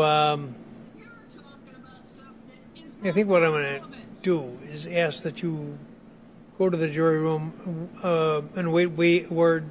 The bailiffs will give you instructions as to what to do tomorrow, and or tonight, as whatever the instructions are. And in the meantime, please don't talk about the case. Read, watch, or listen to any account of the trial. Any questions, anybody? I was delighted to hear that we're moving along fast. I hadn't noticed.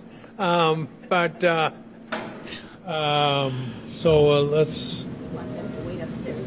ask them. Yeah, ask them if they do. Yeah. Wait upstairs, and then the bailiffs will discharge you. Any question? Enjoy the evening. Okay, so the jury's not going to be coming back into the court, but they're going to be given instruction about what's going to happen with the weather incident tonight. Who's that in the gallery? Is that another witness? Or is that one of the witnesses? Slumber party in the courthouse, says Ann.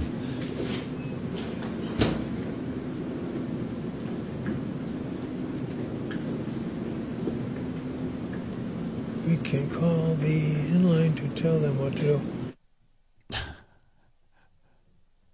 Judge is reading his text messages out loud, or maybe he was almost singing them. Okay, so we're going to have a little bit of a lawyer fight. A little bit. Ding, ding. Round one. Begin. Finish him. Yeah, we're going to have that right now. I think he was reading a text, Polly. The judge is worse than a teen on the phone. He's pretty bad. Let's see if they turn the audio back on. You should any second now. Come on. We need to hear this. Oh, he's just talking to the clerks. That's why. There have been some good stuff today. Let's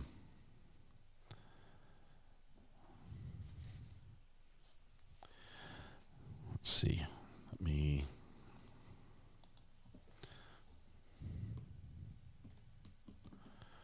Why? Oh, I need to run this.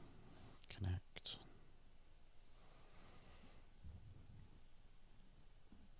Okay.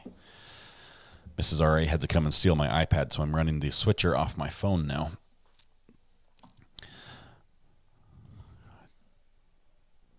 I don't know what we're waiting for here, but I think this is just BS. The way the judge is laughing, this is just like irrelevant conversations to get ready for this little argument we're going to have here.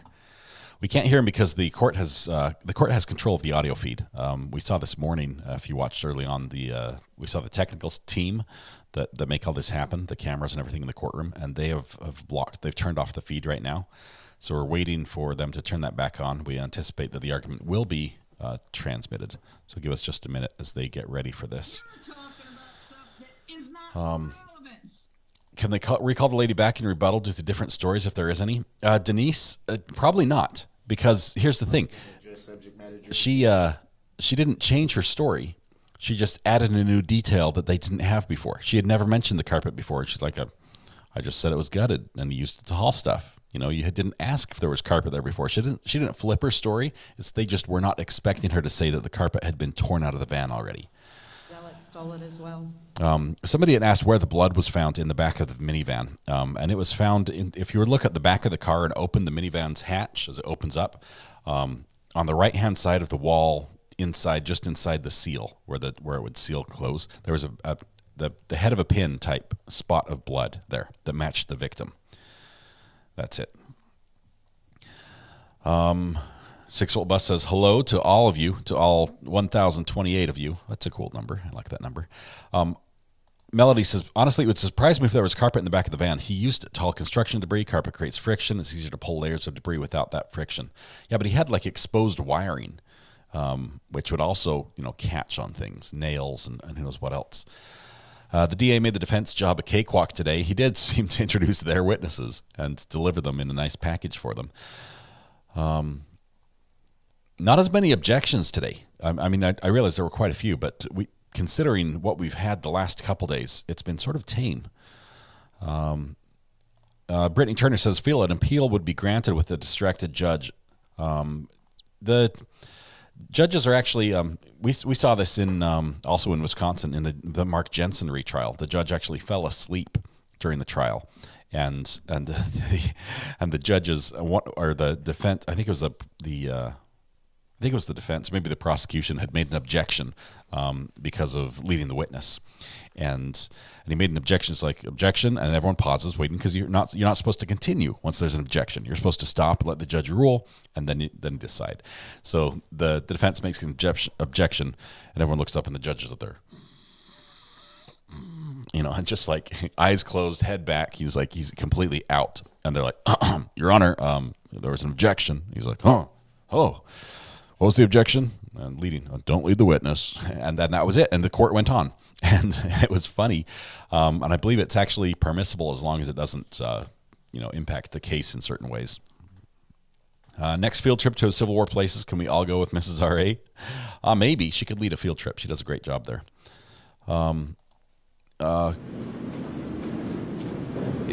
If you put closed captioning on, we get all chat, even on mute, just saying. Only if it's provided on the stream, and it's not. That was found in the defendant's van. The receipt had been badly damaged in terms of, it looks like elements, if I had to put a spin on it. And so visible on the receipt was the date and the time.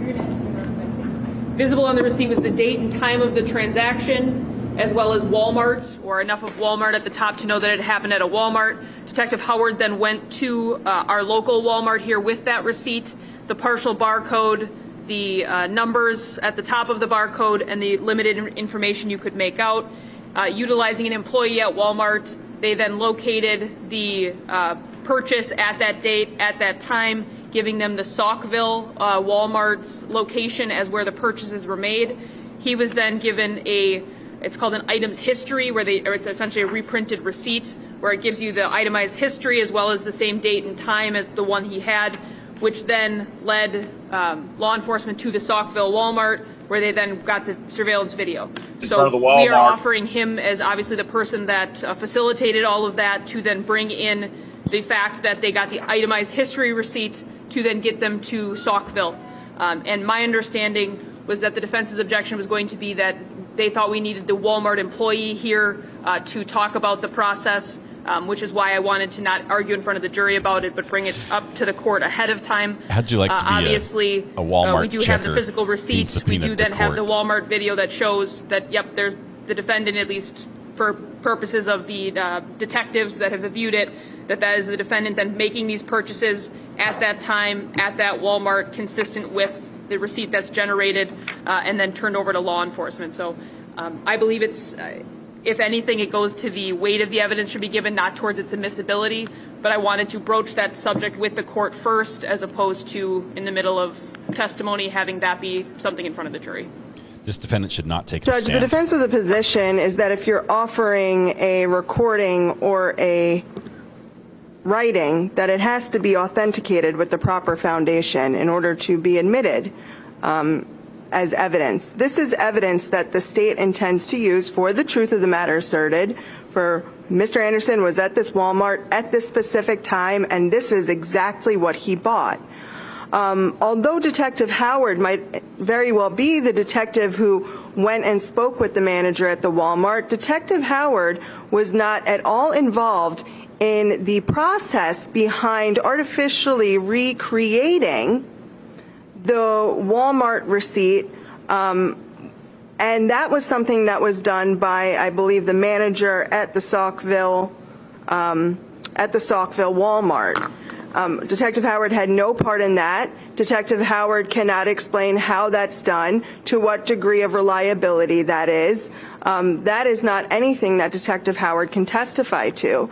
Additionally, as the state just noted, it's attempting to introduce the video to show Mr. Anderson, their exact words was, at that time.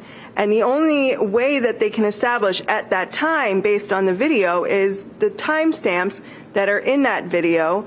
And again, that's not something that Detective Howard can testify to as far as whether the timestamp that one, were the cameras were in working order, two, were the timestamps accurate, and three, what was the process of getting that information and then reviewing it and ensuring that that was in fact accurate information. These are all basic foundation principles. Well, I agree with the general objection. Who's sponsoring this?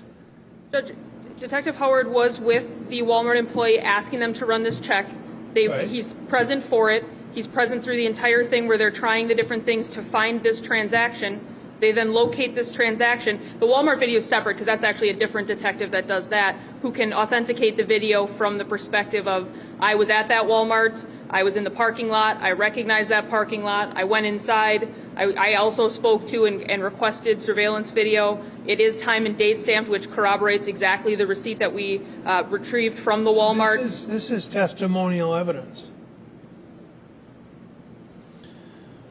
Judge holding their feet to the fire here. It's testimonial evidence.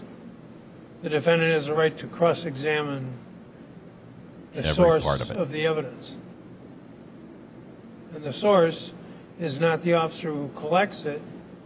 It's the person, in the case of the receipt, Get out that subpoena who paperwork. recreates it. And it might be too late to whomever reproduced the video. When you say reproduce, what do you mean? Because they Well, look on you've their got it video on system and they make a copy. They look on their video system and they simply make a copy. So what do you mean by reproduce? Someone who's going to sponsor it being what it pertains to be. So what it purports to be. Yeah. So the detective will say that he brought the receipt physically to a Walmart, and through looking at the Walmart receipt, he was then provided video that is matching that same time and date of the receipt. And I suppose she made some reference to this. You might want some evidence to show that the times are actual and not. Well, that goes to weight. That goes to weight. We have the defendant's phone also present in that parking lot at the same period of time. This is stipulated evidence. We have his phone at that location. Why are these witnesses not available?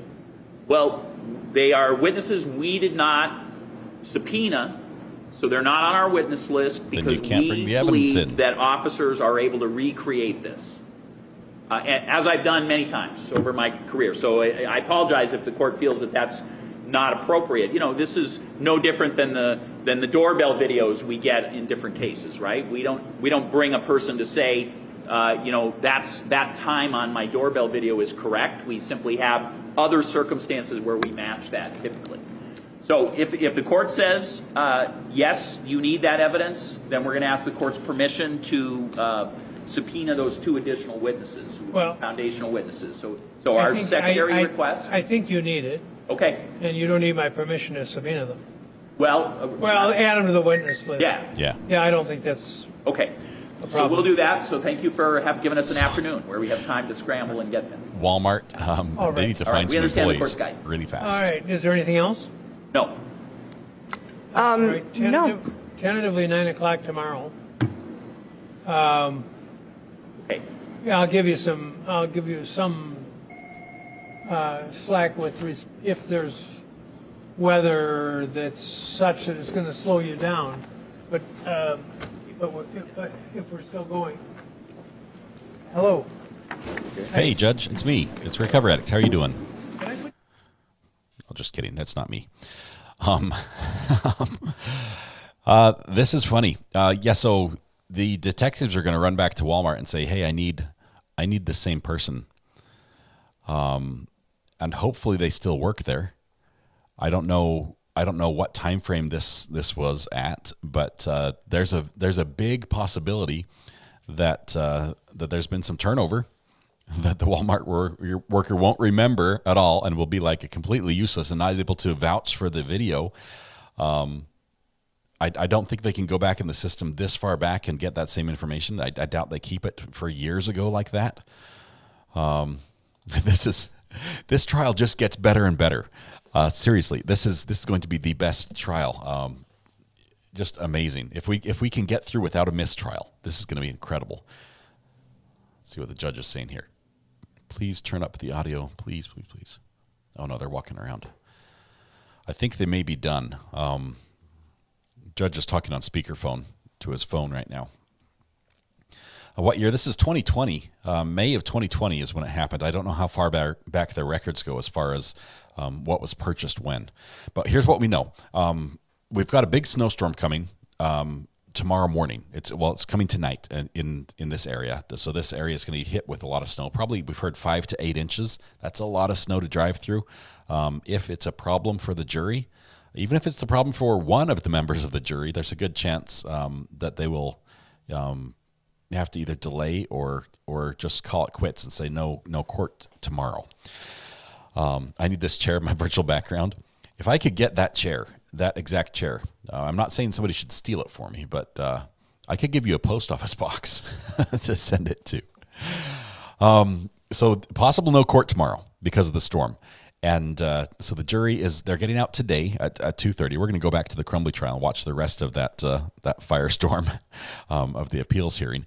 But they're getting out today. We've got some amazing witnesses that the state's case is showing some holes. It's not as bulletproof as it was presented, obviously, during the opening. Walmart employee will now have to walk uphill both ways to court. I want the greeter. I want everybody. Bring all of Walmart. Anyone who might have interacted with that. Let's go ahead and bring everybody in. Tracy says, I used to be loss prevention manager for Walmart for years. I can explain exactly how this is done. But Tracy, here's the question. Unless you were the one who did it, you can't authenticate the video. You can't authenticate the copy saying, I made this copy. Yes, it's the original. Yes, it matches. Because I don't know if they still have that copy. And there's a good chance they archive everything and they could pull it out and match it up and say, yes, it matches. If they have to go through another route, if they have to recreate it that way. Pulling the receipt and matching it to video, there's no getting around the accuracy of the timestamp on the receipt. Yeah, I'm sure it's accurate. This is a stall tactic a little bit, but also at the same time, the defense, if they can block pieces of evidence from coming in, that's just one less arrow in the state's quiver. And if you remove enough arrows, they might not be able to hit their target. You know, they're firing downrange trying to hit the target. It just might not work. And so this is good work on the part of the defense. I'm not sure if it'll be successful. I think it probably won't. But it's funny I wouldn't say funny. I think it's good to see the defense hold the state responsible, because the state does have the burden of proof here to actually prove their client is guilty and do that by proving and authenticating each piece of evidence that's being used against him. Walmart has the best security systems. Their cameras are everywhere. I mean, next time you go into a Walmart, if you do, I assume you go to Walmart for one reason, and that's to buy spicy maple bourbon pickles, which is what I recommend highly. But next time you go, look up and just count the number of cameras. They're not fake cameras. They have cameras all over the store. Okay.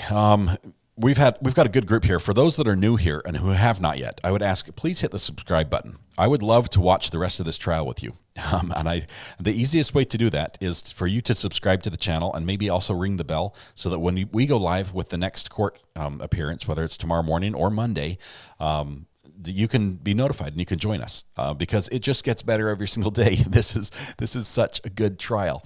It's spicy. It's got the arguments.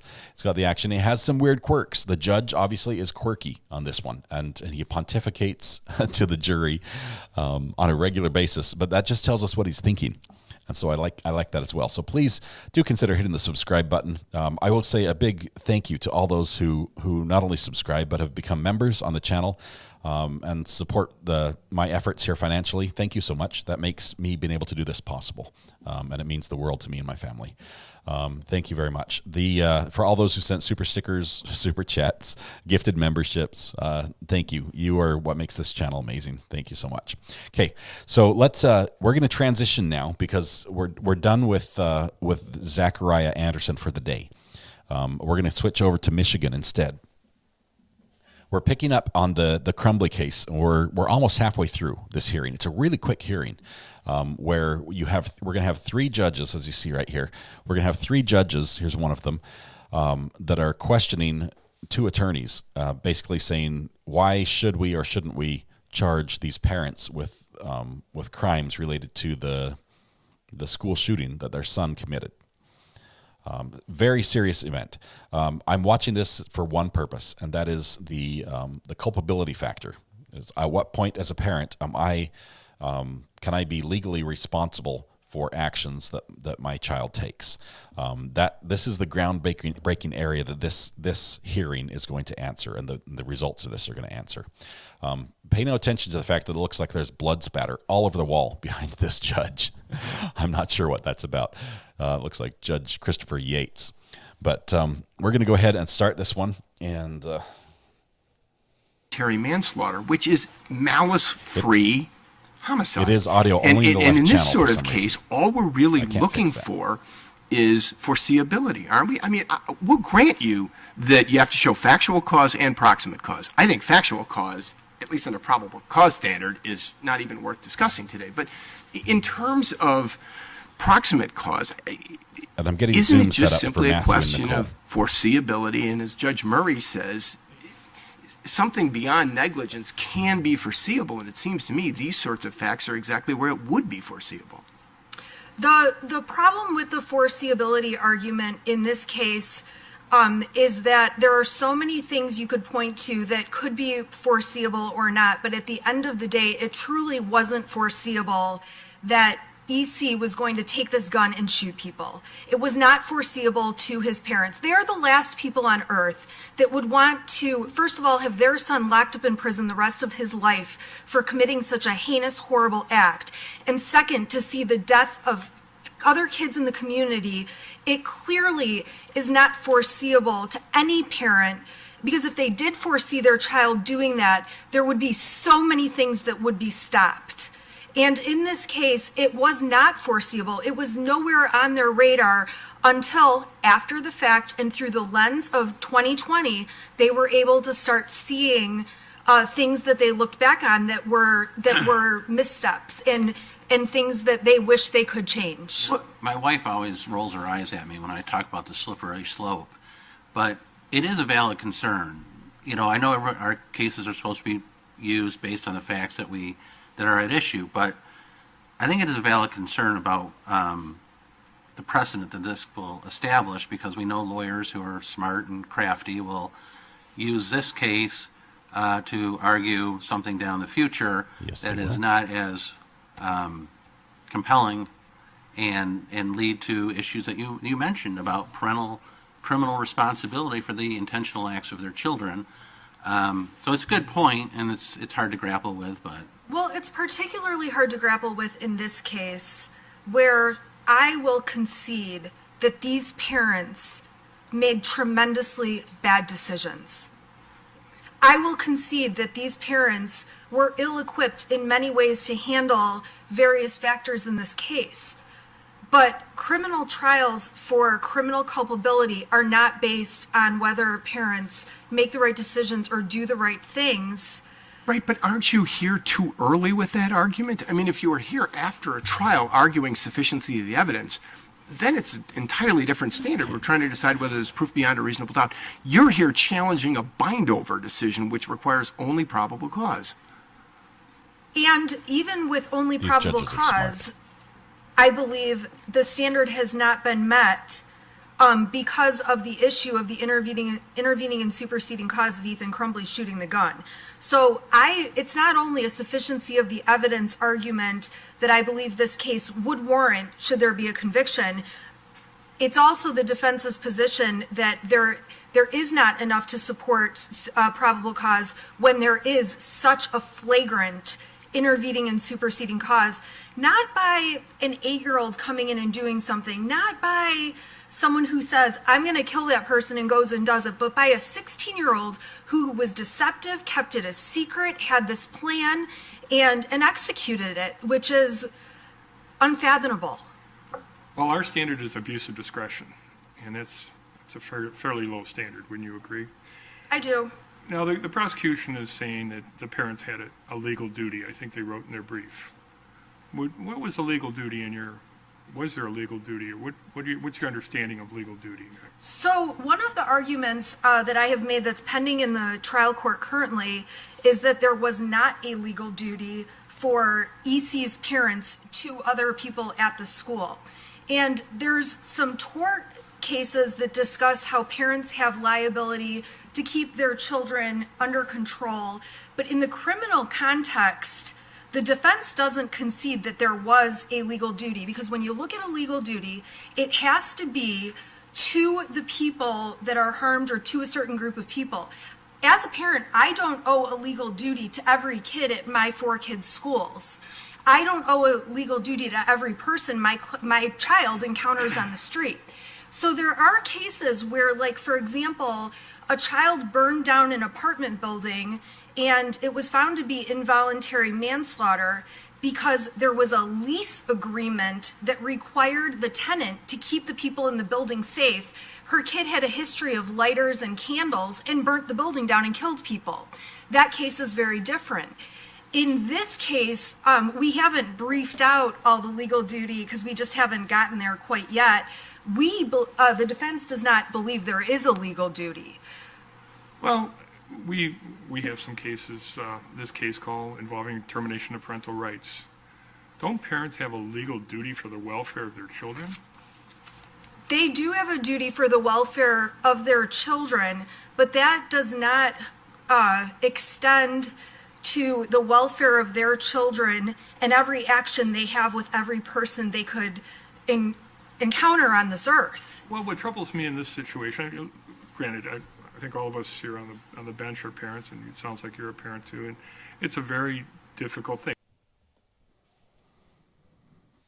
Not sure why it paused here.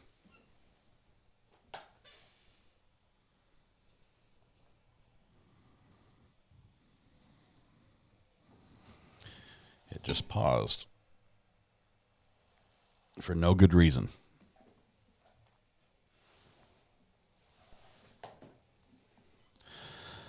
Okay, so while that doesn't work, we're going to go somewhere else. Okay, so that's interesting. Okay, there's some good discussion going back and forth. I love the appellate court, just the rapid fire questions. The fact that the judge doesn't have to wait till, there's no jury here. It's just back and forth, smart minds asking really insightful questions of each other. Here's what we want to do. I know I've been jerking you around just a little bit today. It's been a little bit of whiplash. I would love it if Matthew and Nicole can come on. I'm not sure if they're available. I'm trying to reach out a little bit to both of them to see if they are. If they are, the regular Zoom that we had you on before is open and available. I always have a backup. We always do. You know what? And my other backup, if they're not available, is me going out and working on my garage, which also needs to happen. So, it's whatever happens, it's going to be a good day. I would love to hear a little bit about either from Matthew or Nicole, if either is able to get on, two of our legal minds in chat, actual lawyers who, between their lawyering, do provide us some great insight and information regarding courts. See who on the internet today? Slacker. I don't know. It froze, and it looks like the feed itself is frozen. So I'm not sure. Matthew Harris was saying we could buy body bags on Amazon. There you go. That'd be interesting. If you guys have any questions about the case, the Zachariah Anderson case, clearly I'm not set up to answer a lot of in-depth questions about the Ethan Crumbley case. Yeah, there's some crazy things going on there. That's going to be bizarre. But I just wanted to catch up to see what was happening there and get an idea with where the appellate court was leaning with their questions. And it's sort of like listening into like Supreme Court arguments where you can try to figure out where they're going to decide based on the questions they ask.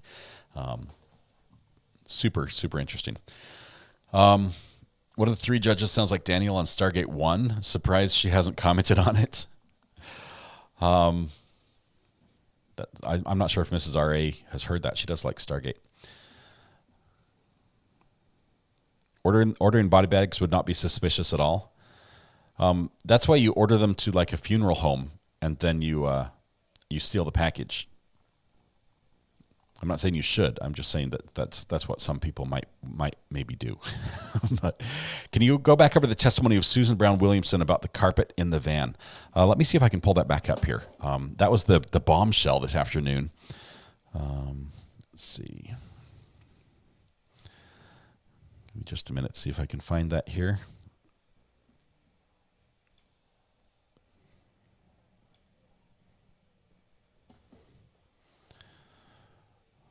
Okay.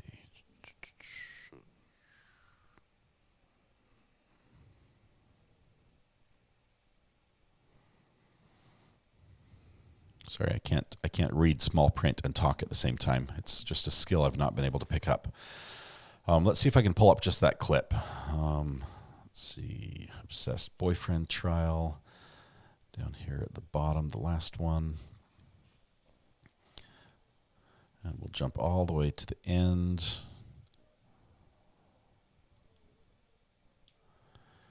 They haven't reposted the clip yet. It's going to take just a minute for it to be put up. So I can't get that because it's live. It takes a minute for it to go from live to refreshed.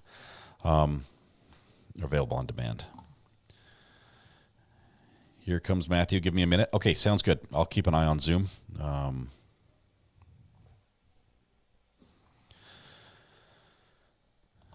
have nothing further. Clearly, he was defeated. Did you see the look on his face, on the district attorney's face, after his witness just completely shredded a key part of his case? Yeah, I'm hoping that Matthew and Nicole will be open to answering a few of your questions. So if you have some questions that you'd like answered by a lawyer, or at least debated by lawyers, I should say that, please get prepared to ask those here in chat. Bombshell, it was a mortar. It was absolutely crazy. I'll explain it. Hopefully I'll do it justice, but here's what happens. You've got this witness who has hired the defendant to do work on her property. And as part of that, he does demolitions and he takes debris and stuff out, and there's wood and, countertops, whatever it is. He's taken out carpet, takes it out, and he hauls it off. And they say, well, what would he use? And she's like, well, she'd use my aluminum trailer. And he's like, okay. And he'd also use his minivan. All right. Okay, cool. And they ask a few more questions about the minivan, and she comes out and says, yeah, I'm not sure if this was on direct or on cross. She comes out and says, yeah, the minivan, he had gutted the back. He'd taken the seats out. He'd taken the carpet out. And he's like, he'd taken the carpet out. The prosecution's, their whole story is that he took the carpet out because it was bloody. And he did it right before, right after he committed the crime. He cleaned it up and he had bleach and tore that out because it was bloody. And here she is saying before that he was hauling stuff in this minivan all the time, and he had the seats taken out and he had the carpet in the back taken out because of the blood. And that is a problem for the state because it gets rid of that whole, the whole van, the cleanup, everything else, the bleach and things. Suddenly those become explainable. The garbage bags, the bleach, the tape, whatever he bought with his murder kit at Walmart is explainable now in this scenario. And it just takes that whole piece of the pie and just says this possibly is a nothing burger. Now, the next witness they brought up did say that the carpet looked fine when he looked in the back of the van. I was surprised the defense didn't press that a little further and just ask if there was debris and stuff in there or if it was empty. But granted, if the if it was empty and he saw that, that could have been bad for them. So maybe not knowing the answer, they decided not to broach that subject. Alpaca Renee says, my dad was a judge in Lake Tahoe. When he was in trials, he sent sheriff deputies to pick up jurors and attorneys to get them there. The show must go on. They'll have to send them in snowplows, I think, is the problem. I don't think many people will be out on the road. And if the winds kick up there in a snowstorm, it's just not safe to drive around. I'm looking for this video. I'm hoping it gets posted here shortly, so we can jump back and see this testimony that we're talking about. It's just not up yet.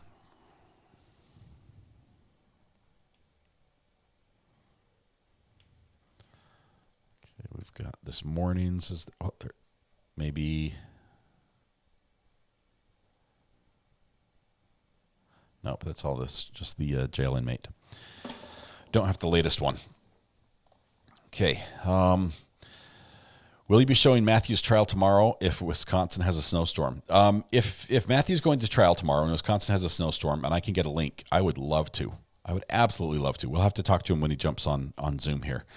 Anyone know what date Sarah Boone trial got delayed to? Yes, always on go. We actually have a hearing for Sarah Boone coming up on the 28th of March. There is a pending motion for what was the expert here? Let me look that up. There's a pending motion. I happen to have this pulled up on my screen already.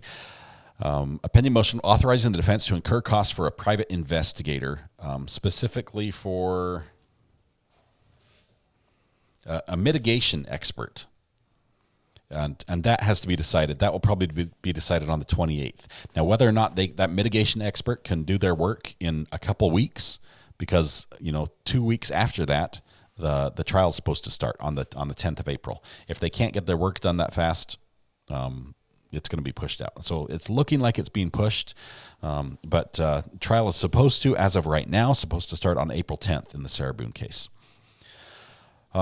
Vixen says, so wait, was that before or after the alleged murder? It sounded like it was after, which would make sense if he had already used the carpet to dispose of the victim.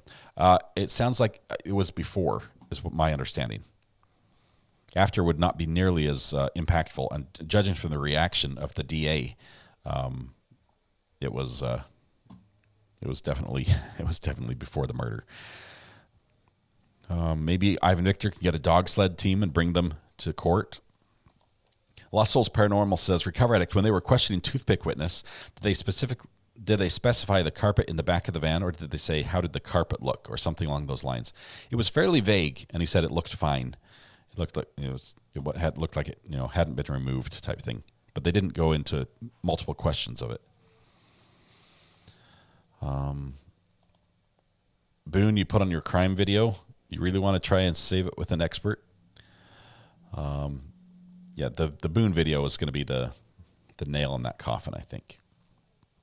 Becky Russell, thanks for subscribing to the channel. You thought you were just clicking the subscribe button, but you admitted to being an addict, a true crime addict. Thank you very much. You're among friends here. Welcome. It doesn't mean that he didn't put the carpet in there after, maybe. I don't know. That's a possibility, Denise. Didn't she mention cadaver dogs? They did. She mentioned cadaver dogs at the home at that site after they were doing an investigation. Yes, welcome to your new addiction. Oh, whoa, look who's here. Look who's here. Hang on one second. I need to pay attention. Hang on, Matthew. I'm going to turn your mic hot right now. Just 1 second. I've got to get me off that screen, so there's only one of me on the screen. Hide self-view.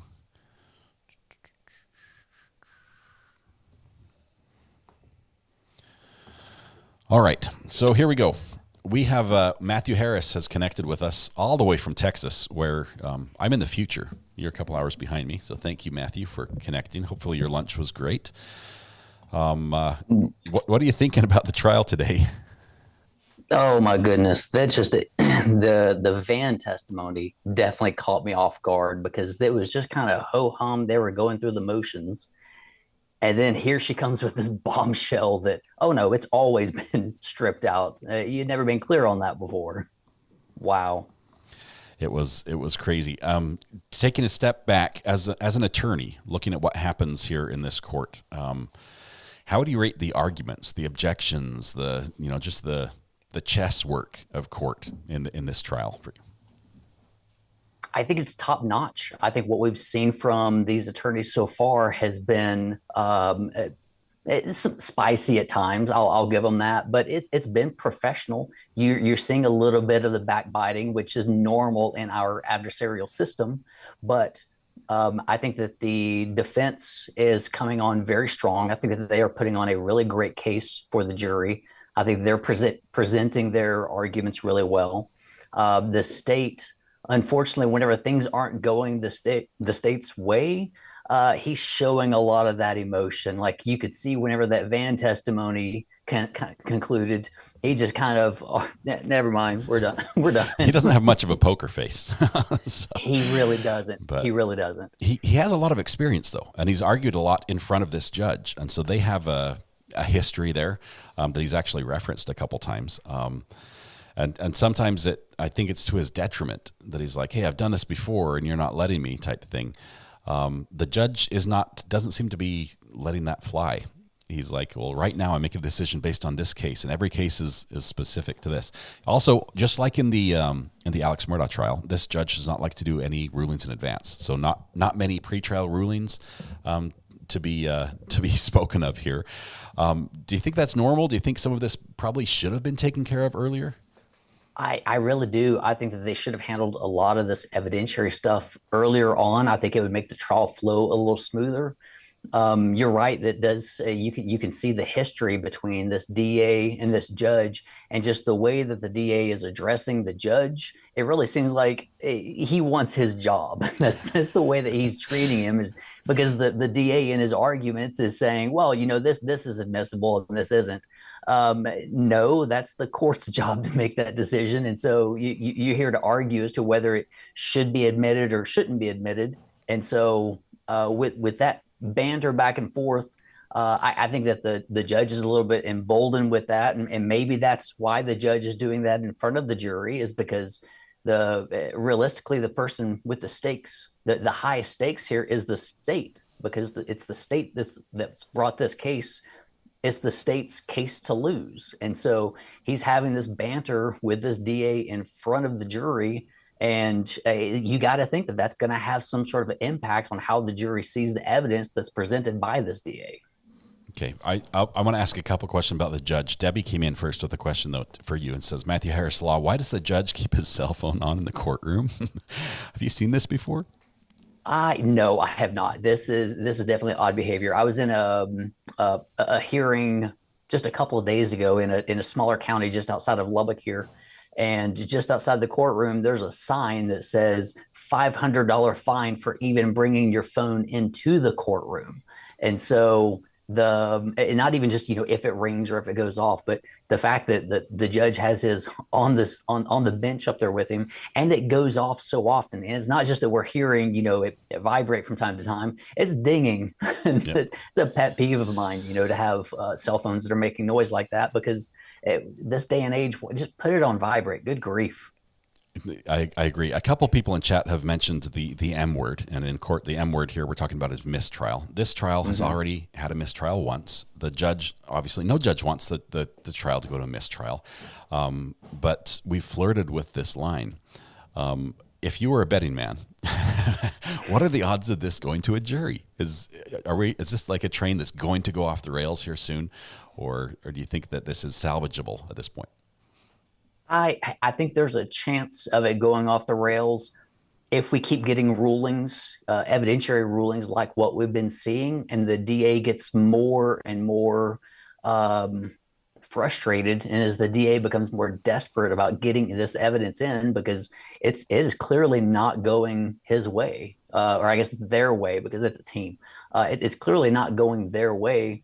And so this attempt here to introduce this evidence of the receipt from Walmart through the officer who just happened to be there and see the receipt, and trying to verify it through the use of timestamps on a separate video that the officer is also going to have difficulty authenticating. It's a pure desperation move at this point, and I just don't see why they're even attempting that. Bring in the Walmart employee. Yeah, and they're scrambling now with subpoenas. Hopefully they can find these individuals. Hopefully they're still available and remember what happened. There is a question here from Michelle. She's asking about the snitch, the jailhouse snitch, and you know the drama that happened there. What was your take, Mr. Washington? Yes, I shouldn't call him a snitch. It's very unprofessional of me. Thank you for correcting me, Matthew. What was your take when you saw that happening? I know you said some things in chat regarding when you found out his lawyer was not present. What was just your overall take on that situation? I did. Well, I came in about right in the middle of it. I had a client meeting this morning. And so I'm starting to work on my drafting and I'm hearing what's going on. And I'm hearing some of the comments from chat. And I'm thinking, this can't be true. No, you can't have a defendant from a different case up there testifying without his attorney present. And then, I start watching and listening a little more intently. And I realized that's exactly what's going on. He's up there talking about his own crimes and talking about an upcoming plea deal that he hasn't yet taken. And so my very first thought was just my skin was crawling. I really couldn't believe it. And then I think that I think it was Amber. Amber reached out to his attorney to make sure that he knew this was going on. So, as a little more information came out, I started feeling a little more, a little better with it, because if he's taking a federal plea deal, then there's a higher likelihood that the facts have already been stipulated to, the evidence has already been agreed on, and he is taking a plea deal. But in any court, but especially in federal court, the judge is not bound to the recommendation of the prosecutor on the length of time of the sentence. And so he may have taken a plea deal. He's just agreed that he's going to go and plead guilty, but there's no confirmation as to how much time he's going to get. Yeah, it's a gamble. He could still get the maximum, right? There's no guarantee that he gets the result. But it's his only shot. And the defense brought that up a ton. There's this is all you can do to better your situation. And arguably, were you not able to do this, you couldn't do it. So it's in your interest to have some of this information, and possibly is it possible that this story is contrived, right? That's what they want in the minds of the jury, to introduce that doubt. Mm-hmm. Did you see any questions in chat you wanted to pick out? If you wanted a softball, or should I ask you the hard ones?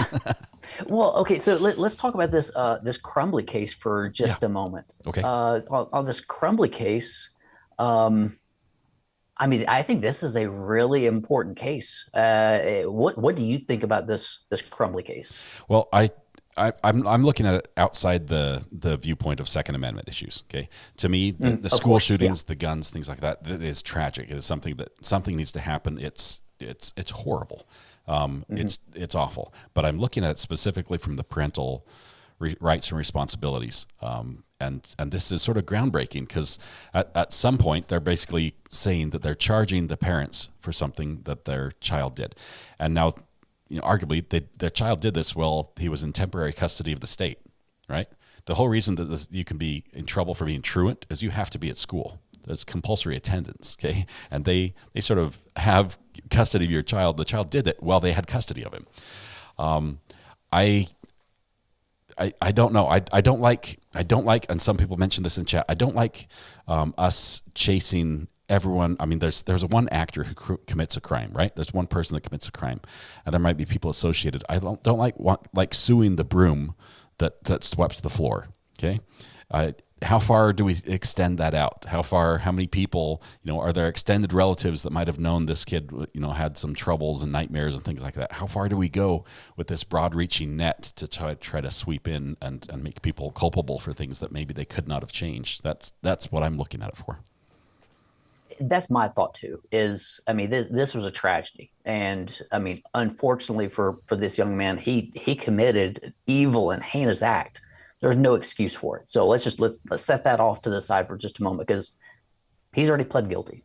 And so now we're just trying to determine how much of the family is going to go down with him. And it's not, I don't view this purely through the lens of, should these parents be prosecuted? There's probably something out there that they can be prosecuted for. Yeah, maybe for neglect, crimes that are already on the books. Yes.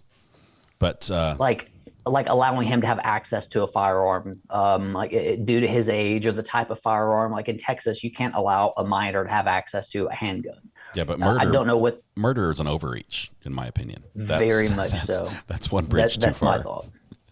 Well, because imagine what else is this going to be used for? What other crimes would parents then assume a criminal culpability for, and not just civil? Because I mean, there are torts that are out there. There are lawsuits that you can lodge against a parent for the actions by the child. But whenever we're talking about criminal negligence, that's such a high burden to prove that requisite mens rea, the mental intent behind committing that crime, that I fear it's a slippery slope argument, which I really traditionally don't like, but that's where I see this. This is a very slippery slope for all parents after this. And I was actually glad that one of the judges on the appeals board there brought that up and said, there's a point where this is going to be brought up in another case where the facts are a little different, and they're going to say, because of this, we can go there.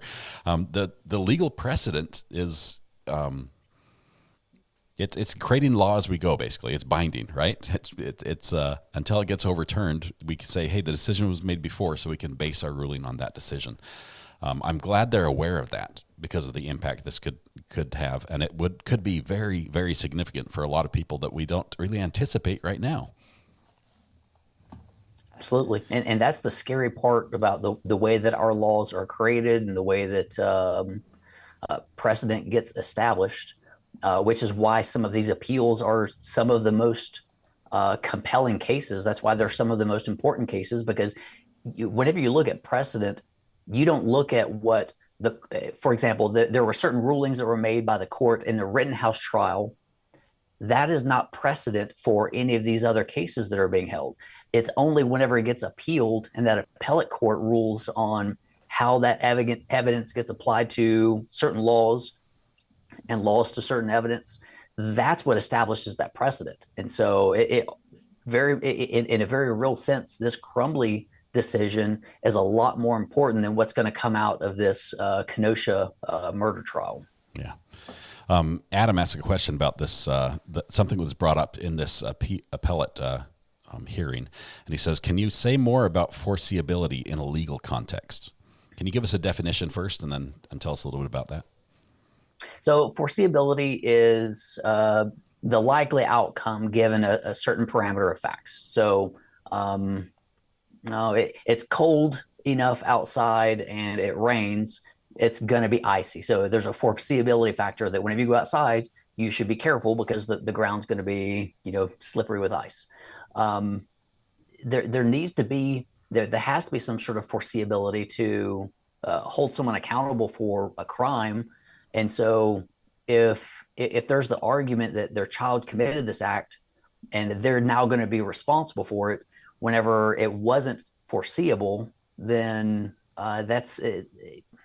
I think that you are ignoring criminal intent, because foreseeability is probably more swept into criminal negligence. Foreseeability is not traditionally used whenever you're looking at criminal intent. You've got with actual intent, an intentional act.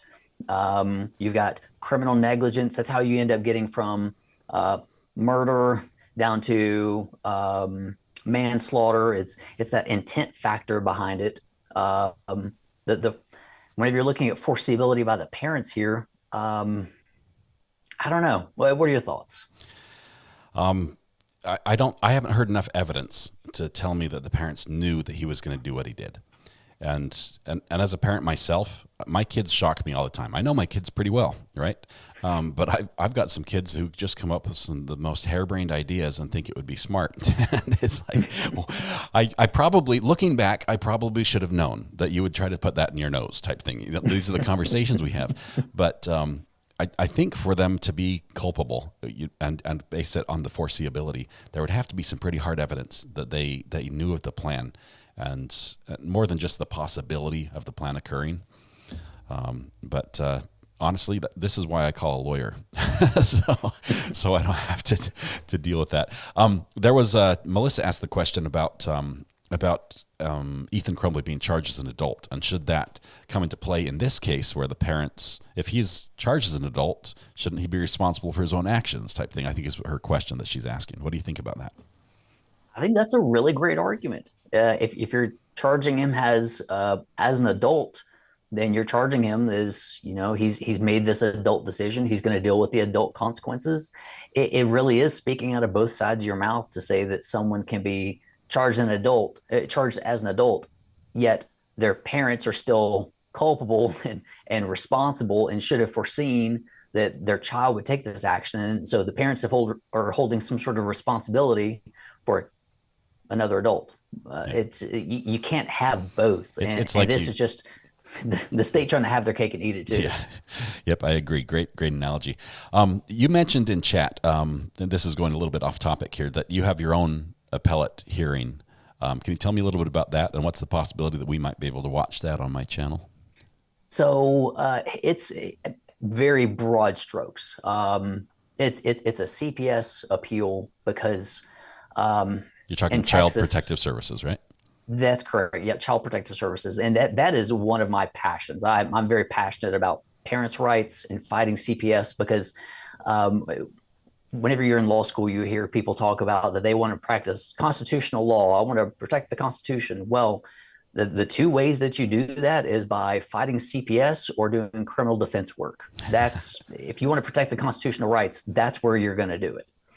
And so in Texas, there's a law that says that if you interfere with a CPS investigation and CPS cannot obtain access to your home to interview the child, then they're entitled to get a court order that allows that requires the parents to allow CPS to come into the home to interview the child.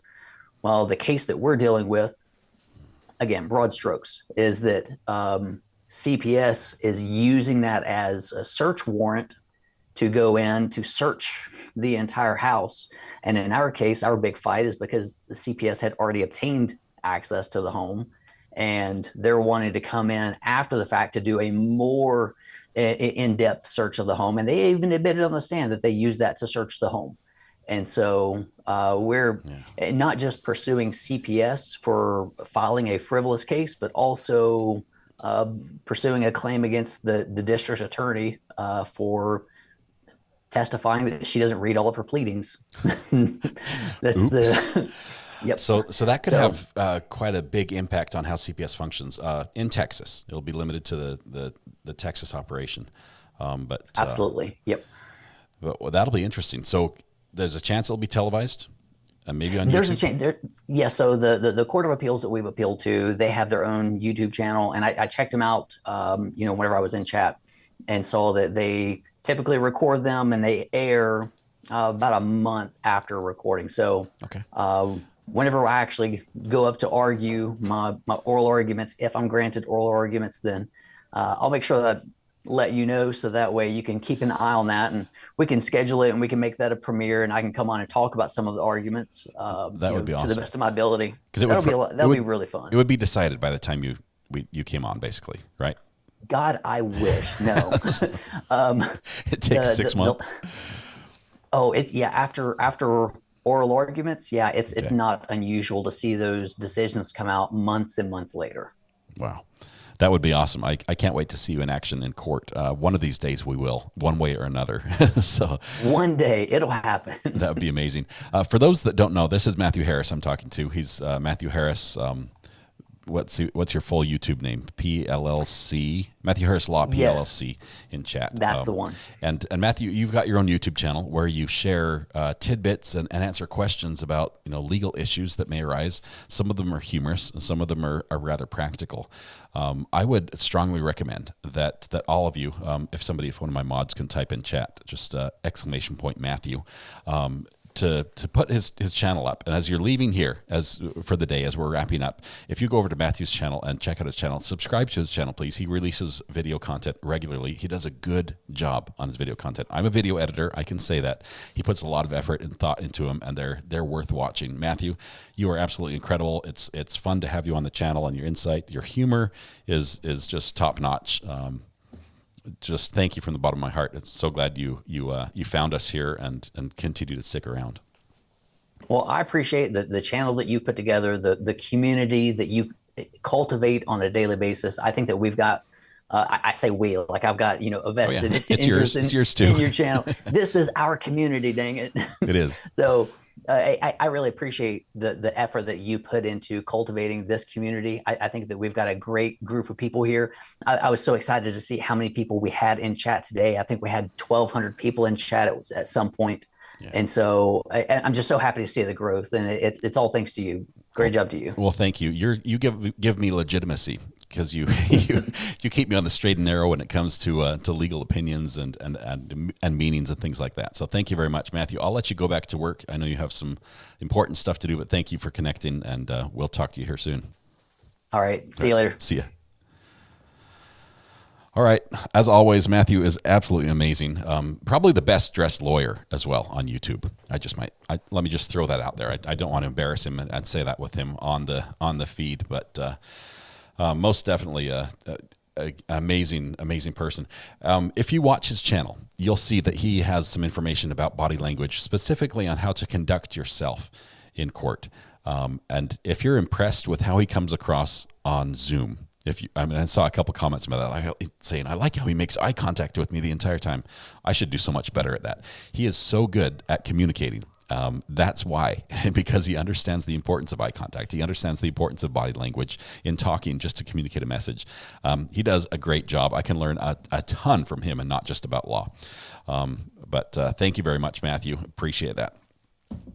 Okay, it has been an amazing day. I think Nicole might have some stuff going on, and that's understandable. We'll try to catch up with her in the future. Let's see, check burner. There's another here. There's a hearing happening now. I can't air that one right now, Amber, unfortunately, because I've got to get out to my garage. I've got to get some work done out there, so we can get the walls built. This has been a fun day. We do this every day. If you like what you saw here today, if you like the chat, if you like the community, if you like the content, I would ask that you please subscribe. That would be amazing. Guess who's calling on the phone? Hang on one second. Let's see if we can get this before. Call from Ivan Victor. Ivan, are you there? How are you? Can you hear me? I can hear you in both ears this time. It's wonderful. I fixed it. Excellent. I didn't know. I wasn't sure if I was going to beat your sign off. I know you were heading out. I don't want to keep you long. You caught me in the last couple minutes. We'll have a couple minutes together. Ivan is absolutely amazing. Good. Love you, man. Seriously, you're a good friend. I know you had some strong opinions, especially when we were talking about Mr. Washington. He was the inmate who was providing some testimony. If you can keep it family friendly, well, tell me what you're thinking. Yeah, 100%. 100%. I know people got zoned out and bored when the defense attorney was walking through those sentencing guidelines, but that was the crux of their cross. Okay, because as somebody, I have seen, you don't want to know how many times I have stared at that exact diagram. I have literally wasted and spent hours and days and maybe weeks of my life looking at that diagram. Because when you are a federal inmate, that diagram is the blueprint of any life you wish to achieve to have post-conviction. You understand? Mm-hmm. Okay? So I've seen that diagram many times. And when he brought up that enhancer, I wasn't aware. I was not aware of the enhancer because the state did a good job of sort of mirroring that. They made it seem like he was only facing 10 years. Yeah. That is not true. Yeah. Okay? He was facing life. They made it, you know what I mean? Yeah. Right. They made it seem like he was only facing 10 years on these charges. That would have been true if it was RA committing these crimes. But guess what? It was not RA committing these crimes. It was somebody who has been legally defined in the federal guidelines as a career criminal. And once you have that asterisk by your name, everything you do gets multiplied beyond a... They throw an exponent on every sentence, and just... Everything has an enhancer, okay? Mm-hmm. And so when the enhancer that, and you could see the defendant sort of get sheepish when they were walking through that time or that diagram. And that's why they Because he objected knows so that- much. They didn't want them to get there. Right. They knew where they were headed, and they did not want that brought up. Well, you saw how confident and calm he was, and all of a sudden when they brought that diagram out and they start getting into 200, 300 months, well, you start dividing by 12, that's the rest of his natural life almost. You know what I mean? Yep. And so that's a whole lot different than 10 years. And so I thought the state did an admirable job trying to present this as, oh, he's only facing 10 years. It's not that big a deal. Well, hold on here, buckaroo. Okay? Because he has been labeled a career criminal, and honest to God, like, I cannot believe, as somebody who has been presented deals, as somebody who has presented or who has been presented the easier side of the road of snitching, quote unquote, I cannot believe that the DA did not demand his lawyer be in the courtroom when this was going on. I can't believe that. I agree. The DA did not have his interest, the witness's interest at heart at all. He was getting the And that information just he shows wanted, you and that was it. Right. And maybe the jury won't notice that because not everybody is as well versed in the inside workings of the justice system as maybe somebody like I have, or even like you who has studied it as much as you have. But that is the utmost sleaziest, slimiest tactic on the DA's part. He left that guy out to dry. Completely. Like, literally. Like, he does not give a damn about that person. Yeah. He is, and why? I don't understand what the purpose of that witness is.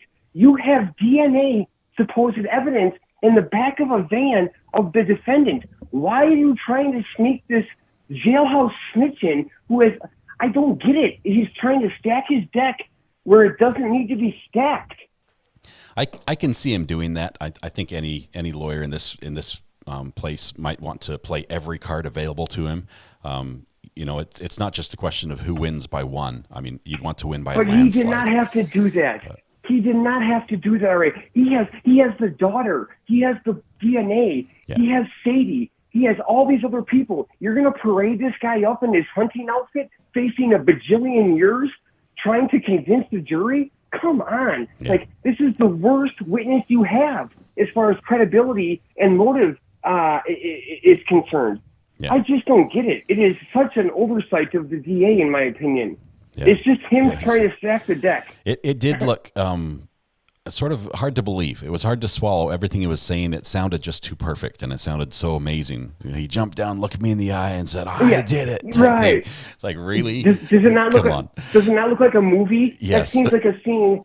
Yeah, right. It seems like the scene out of like Shawshank Redemption. Like, tell me you didn't do it, sir. Yeah. No one, I did do it. Like, come on. And then he pinky swore, and it was it was right. Fun. And then they cut their wrist and changed blood, and they were bloodletters for life. Like, come on. Ivan, I appreciate you calling in. Thank you very much. Love having you in chat. Thank you You're amazing. Thanks for allowing me. Hey, anytime. Appreciate you, man. Stay safe in the storm tomorrow. Okay? Have a great day. All right, you too. Bye-bye. Hot top for now. Bye. Bye. So as we're wrapping up this live stream, I'm getting texts saying there's a police chase right now in LA. There's a police chase right now, and guess what? Sure enough, there is. I'm not sure if it's still going. It's near Compton, as they all tend to be. Let's see here. Let's see, is that the one? Nope, that's not it. Hang on. Trying to find the right link.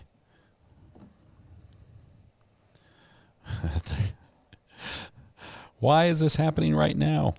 Okay, good old GTA California. I'm not sure. I can't do everything today. He's getting away again. This is. Where's the sound going? Okay, let's. I'm getting some text messages from a whole bunch of people about this. Let's take a quick look really quickly and see if this is something we can follow. Out here, the deputies from the Compton area chasing him, and again right now in a very I'm just looking at the streets. I was just wondering if this was a neighborhood that I knew. We're in the Compton neighborhoods out here, but you can see that vehicle making his way a little slower now. But definitely, this is something that is so dangerous. That driver, yes, he is stopping for those lights, but you can clearly impaired this afternoon, and these deputies working just to bring this to an end safely. Yeah, it is quite deceiving because, as you point out, Apparently there were a couple you pit see him maneuvers as well. complying in certain traffic situations, and you think, okay, You're like, he "Please is using show good us the judgment, if you chase." can call it that. But then obviously you see moments like this where, first of all, he's a DUI driver. That's You why guys are police so are bad. after him. And if he You guys are is so indeed bad. inhaling nitrous, whatever he's doing with that balloon in the front seat of his He has a vehicle, balloon. obviously his judgment and his actions are going to be compromised. And this is very worrisome because now we're talking about him being in what looks like a neighborhood, and you just don't know who could be out there walking their dog. Maybe some kids could even be out there playing. This is very concerning. Very concerning indeed, but at least he's driving a little bit slower. That's if there is a positive. trying to switch but the still, feed I've got even here if so you're I can driving make some slower and changes you're on my that setup, type of yeah. impaired, you just don't know what's going to happen. And you can clearly see that driver with that balloon right there. For all we know, he's not, but it definitely looks like, that's the only thing we can say right now, it looks like he's inhaling nitrous as he's driving through this Compton neighborhood. so You can dangerous. see the streets right there, Poplar, Oleander, and moving a little bit slower. Maybe I'll bring up the speedometer for folks if they okay that. I'm just going to bring it up so get an idea. But you know what? Even at 20 miles an hour, even at 10 miles an hour, if he strikes a child or a person that might just, like you said, just out for a walk or walk crossing the street, it still could be lethal. So even though he's driving a little bit slower, following some of these some of the law enforcement, street and traffic enforcement, excuse me, I can't get my words out. But you can see it right there. They basically have backed off. They have not backed off. I'm going to switch because cameras here just for a minute. My scanner kind of got We're going quiet to there back for a up moment. just for a second. Sorry. Give me just a second. We're going to pull this back up here. Right there. Thank goodness he didn't make that turn. Now I can fix my camera. Stu, this you said began in the Carson, Compton area. It looks like we're still in that vicinity, that area still. Call has come in as far as you know, a reckless DUI driver, and this is where we are right now. He hasn't really left the neighborhood of where this began, and it does appear that he is alone in that vehicle. Definitely seems to be alone inside that vehicle. Definitely hasn't really left the neighborhood. And also, the speeds really haven't gotten up to anything, anything really that we would call dangerous. He's actually been staying pretty much within the speed limit, unless they spin him around and he tears out of there.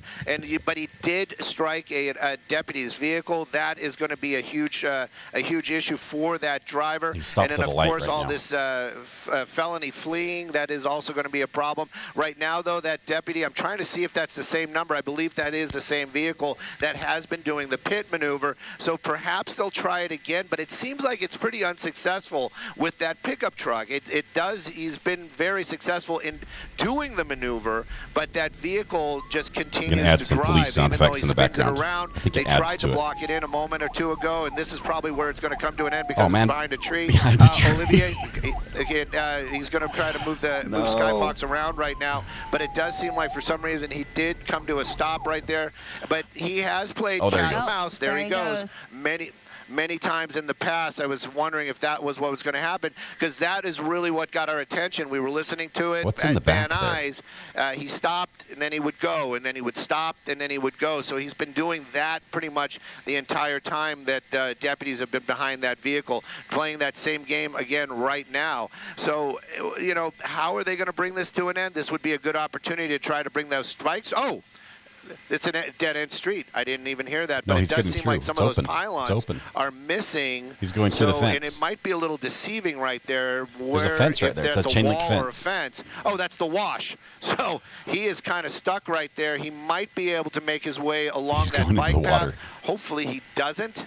But this will is become an a water interesting rescue. situation for sure. And again, deputies have He their needs weapons to not put out. this in They are reverse. not here. They're not goofing around. And that driver clearly impaired this this afternoon, but right now really doesn't have much of a choice of where he can go. So we're going to keep an eye on this for sure. Well, you know, and also something to take into consideration is we don't know if this individual is armed. We have absolutely no idea, and neither does There are people law walking along there. Look at this. This is why they're Is that law keeping their enforcement? distance. Okay. This is why they're now also approaching with their guns drawn. So we have to just wait and see what the next move is, if he will indeed open that door and follow the instructions and come out with his arms raised. There may be a lot of water in that what he decides wash. to do. It's quite problematic, of course, when you have someone who isn't making the best decisions under the circumstances of being driving under the influence, as police believe he is, and as we've witnessed him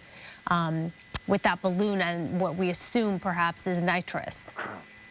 That's right. Very defiant indeed. And now you have a dog just on the loose out there walking along. Compton, very much a neighborhood. And right there you can see there is a I don't know. I don't think he's got really any place to go. This right now is a little bit of a standoff. Maybe that driver's just trying to use up the last of whatever he has to get intoxicated with. The window is definitely coming down. Let's take a peek and see what he's doing. Hopefully, there you go. That's, oh my goodness. That is clearly the actions of a very intoxicated person in that driver's seat, looking up at us right there. The deputies, though, they are not goofing around. They are definitely not playing. You have deputies over here, their weapons out. All the deputies that were behind him right now, you can see they're kind of they are all amassing. And another spike, though. Okay, so they're going to bring the spike strip out just in case this driver They're going to try to put him on front and back of the wiggle tires. his way out of here, but there really isn't any place for him to go. That fall off of there, that could be lethal.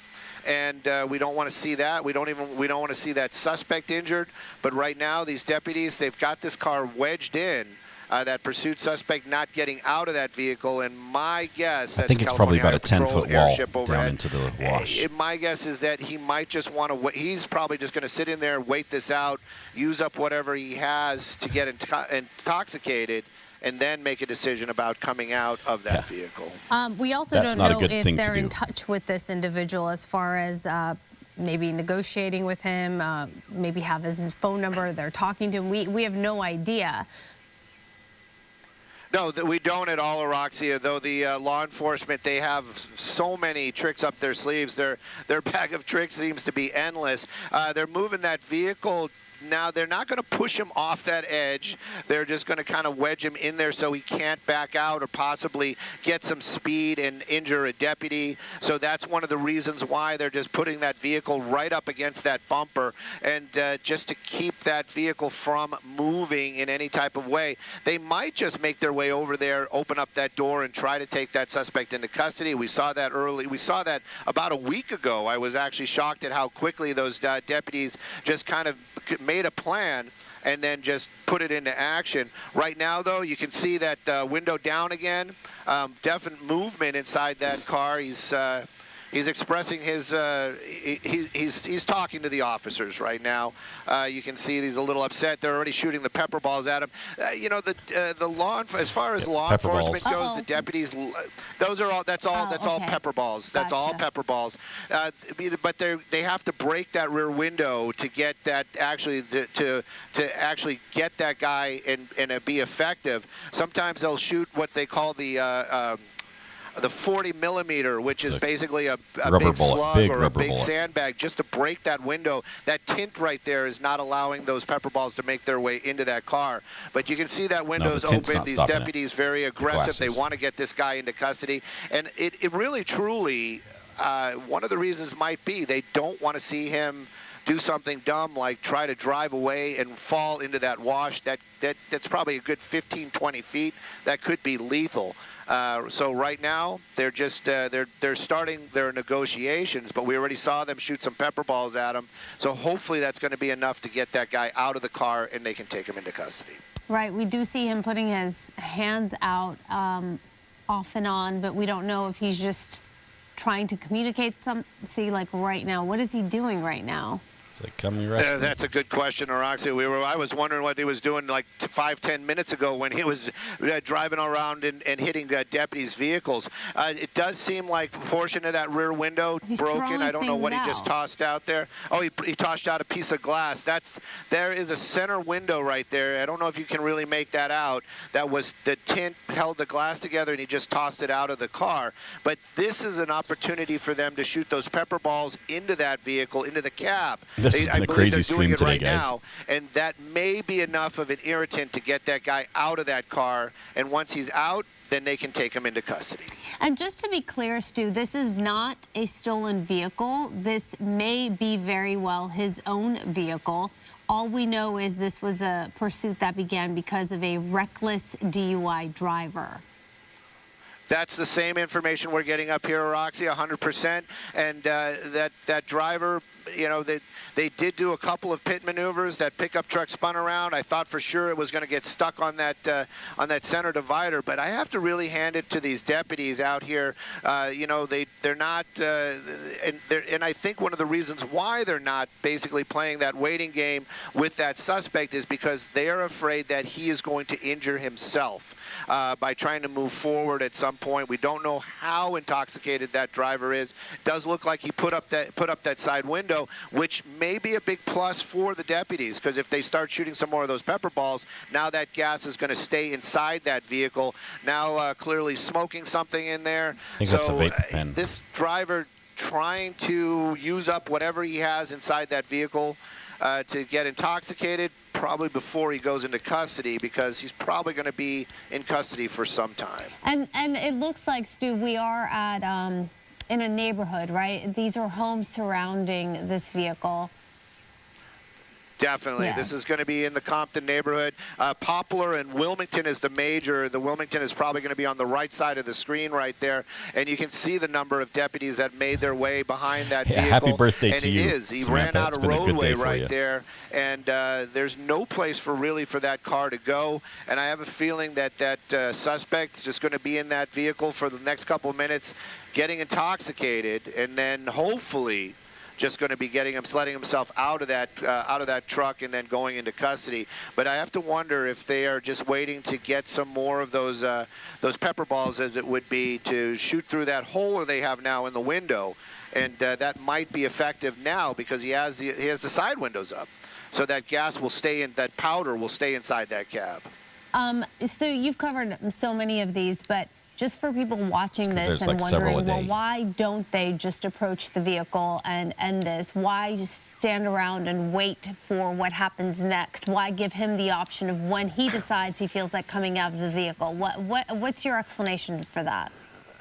Well, the explanation for that is always the same. It's safety. It is all about safety. Like you said, we don't know if that suspect is armed. He still is in control of that vehicle, which could be a deadly weapon. In this case, he's actually right at the edge of a wash with about a 20-foot drop. And the suspect's safety is also a concern for all law enforcement. So right now, if they would approach that vehicle, let's say they would just kind of run up, open up that door, one of the scenarios could easily be him panicking, hitting the gas and going over the side, maybe even injuring a deputy in the process, but definitely injuring himself. So that's the reason. It's all about safety. It's all about being safe. And law enforcement, they have those rules. They have those parameters that they have to abide by. And right now, that suspect, he's sitting there, and he's just basically taking his time until he decides that he wants to go into custody. But of course, you know, the deputies down there, they're coming up with some other plans as well. We might see some other action here in just a few moments. You know, speaking of action, we do have some of that video from earlier before things came to a standstill with that pit maneuver. We're going to show people right here. He was at a light. He started to move. The officer behind him, who is certified to do a pit maneuver, did so. Oh, he was able to turn around, weave his way through those police cruisers, cross over the barrier, go in the opposite direction. You will see in a moment as he is driving, it appeared, Stu, this is where we were thinking, oh, maybe he went over those spike strips which had been set up, but it looks like he was able to avoid that, and it looks like, judging by his vehicle, he did not hit any of that, and he kept going. That is when we also got a shot from the side mirror of him inhaling the nitrous. They attempted a second pit maneuver that we saw on camera. He turned around, again, weaved his way through. We thought for a moment he might get stuck on the center divider, but he did not. He was able to cross over, and then he went into this neighborhood, and shortly you will see him come to the point that he's at right now, where he was able to weave his way into a neighborhood and then came to a dead end, which is interesting because, Stu, sometimes when we talk about I think he could turn right. I think he's got room. Suspects often end up trying to go to areas where they are familiar with the surrounding neighborhood or the territory. It appears as though in this case, whether or not he had a choice, he ended up coming somewhere where he got stuck. Perhaps he didn't know where he was going. You know, it definitely, this seems, you know, I was thinking the same thing, Araxia, that he's obviously from the Compton area. He stayed in the Compton area. I mean, we did kind of move over to Dominguez Hills. You know, it's very, very close by, but he was in Compton, made his way back to Compton. And you're right, this was one of those ones where, you know, he clearly got himself into a spot where he was not familiar with what was going on, coming to an end right there, and those Happy birthday at Samantha right Terry, red double exclamation mark, kind of party face with the party itself. horn. I wonder if they're going to get and somebody out here confetti. from the city to replace those even Thank you, Maisla. afterwards. Happy But birthday, Samantha. That vehicle could have easily, if he wasn't paying attention, could have gone into the wash. Right now, though, you can see some of these deputies, they're putting on some gas masks, so that makes me kind of wonder if you can see them right there. I'm trying to hold that shot in the center. So that makes me wonder if those deputies are part of what they would call the arrest team. They might be making their way over to the vehicle, and the reason why they're wearing that, not so much for the nitrous or anything else, but more for that irritant in those balls that are filled with the pepper, that so that they're not affected when they get inside that pickup truck. Right now, though, you can see it's more of a waiting game. He was playing that cat and mouse. Well, this mouse is in a trap right now, and the cats are about ready to do something and take that guy into custody, I'm sure. Those masks. Thank you for explaining why they're doing that, because people might not have a full understanding. They're moving ahead now with those shields up. You do see them with their guns drawn and the shield up. You know, and this is something, too, that's just the discipline involved. Oh, that's what they're doing. They're the different type of CS gas. They just kind of threw a container in there. It's interesting that he can put up with that. Right. I was thought for sure they were going to make their way in just to get that guy out, but clearly now being a little bit agitated, rolling down the window, and just kind of sticking his head out there. But, you know, I have never been sprayed by that stuff, never want to be sprayed by that stuff. Don't even want to know. I don't want to be in the same room. So, but you know that is very there you go. You can see him kind of rubbing his eyes, and that might actually be making it worse. We've heard that in the past, that you get that stuff on your hands and then you rub your eyes because your eyes are irritated and you're just making it worse. But I just wonder how long you can just put up with that in there. But you can clearly see something is starting to take effect, and that driver, that suspect, he's still smoking. He's still smoking. Yeah, he broke out some kind of vape device there, and it's just so bizarre to see that he can put up with that. But what's the alternative? Well, you're going to spend some time in cuffs and away from anything that's going to get you high. That's for sure. Well, clearly he's not 100%. He's not using judgment at all. Most people who get caught up in a pursuit are not, but he has a lot of things going on, from the DUI, from the nitrous, which we assume is what he was sucking up from that balloon, from whatever it is that he's smoking. His judgment is not at 100% in any way. Definitely not, and you know, it's just like you said it perfectly. They most of the time you kind of wonder, what are these guys thinking? What are you doing? In this case, we know that this person extremely intoxicated and continues to just kind of fight that gas. I just saw him just a moment ago rubbing his eyes with his shirt. I don't think that. I think anything like that is just going to make things worse. And again, just hitting up whatever he's hitting right there. You can see that the smoke coming out of his mouth. Don't know if it's a vape pen or what type of vape he's using, but clearly whatever's in that vehicle, he's trying to use up before he goes into custody. And these deputies, well, you know what, time is on their side, but they definitely want to bring this guy into custody because they don't want to see anything strange happen, like that vehicle lunge off and fall into that wash. They might try to hitch him up. We do have many police cruisers behind this vehicle.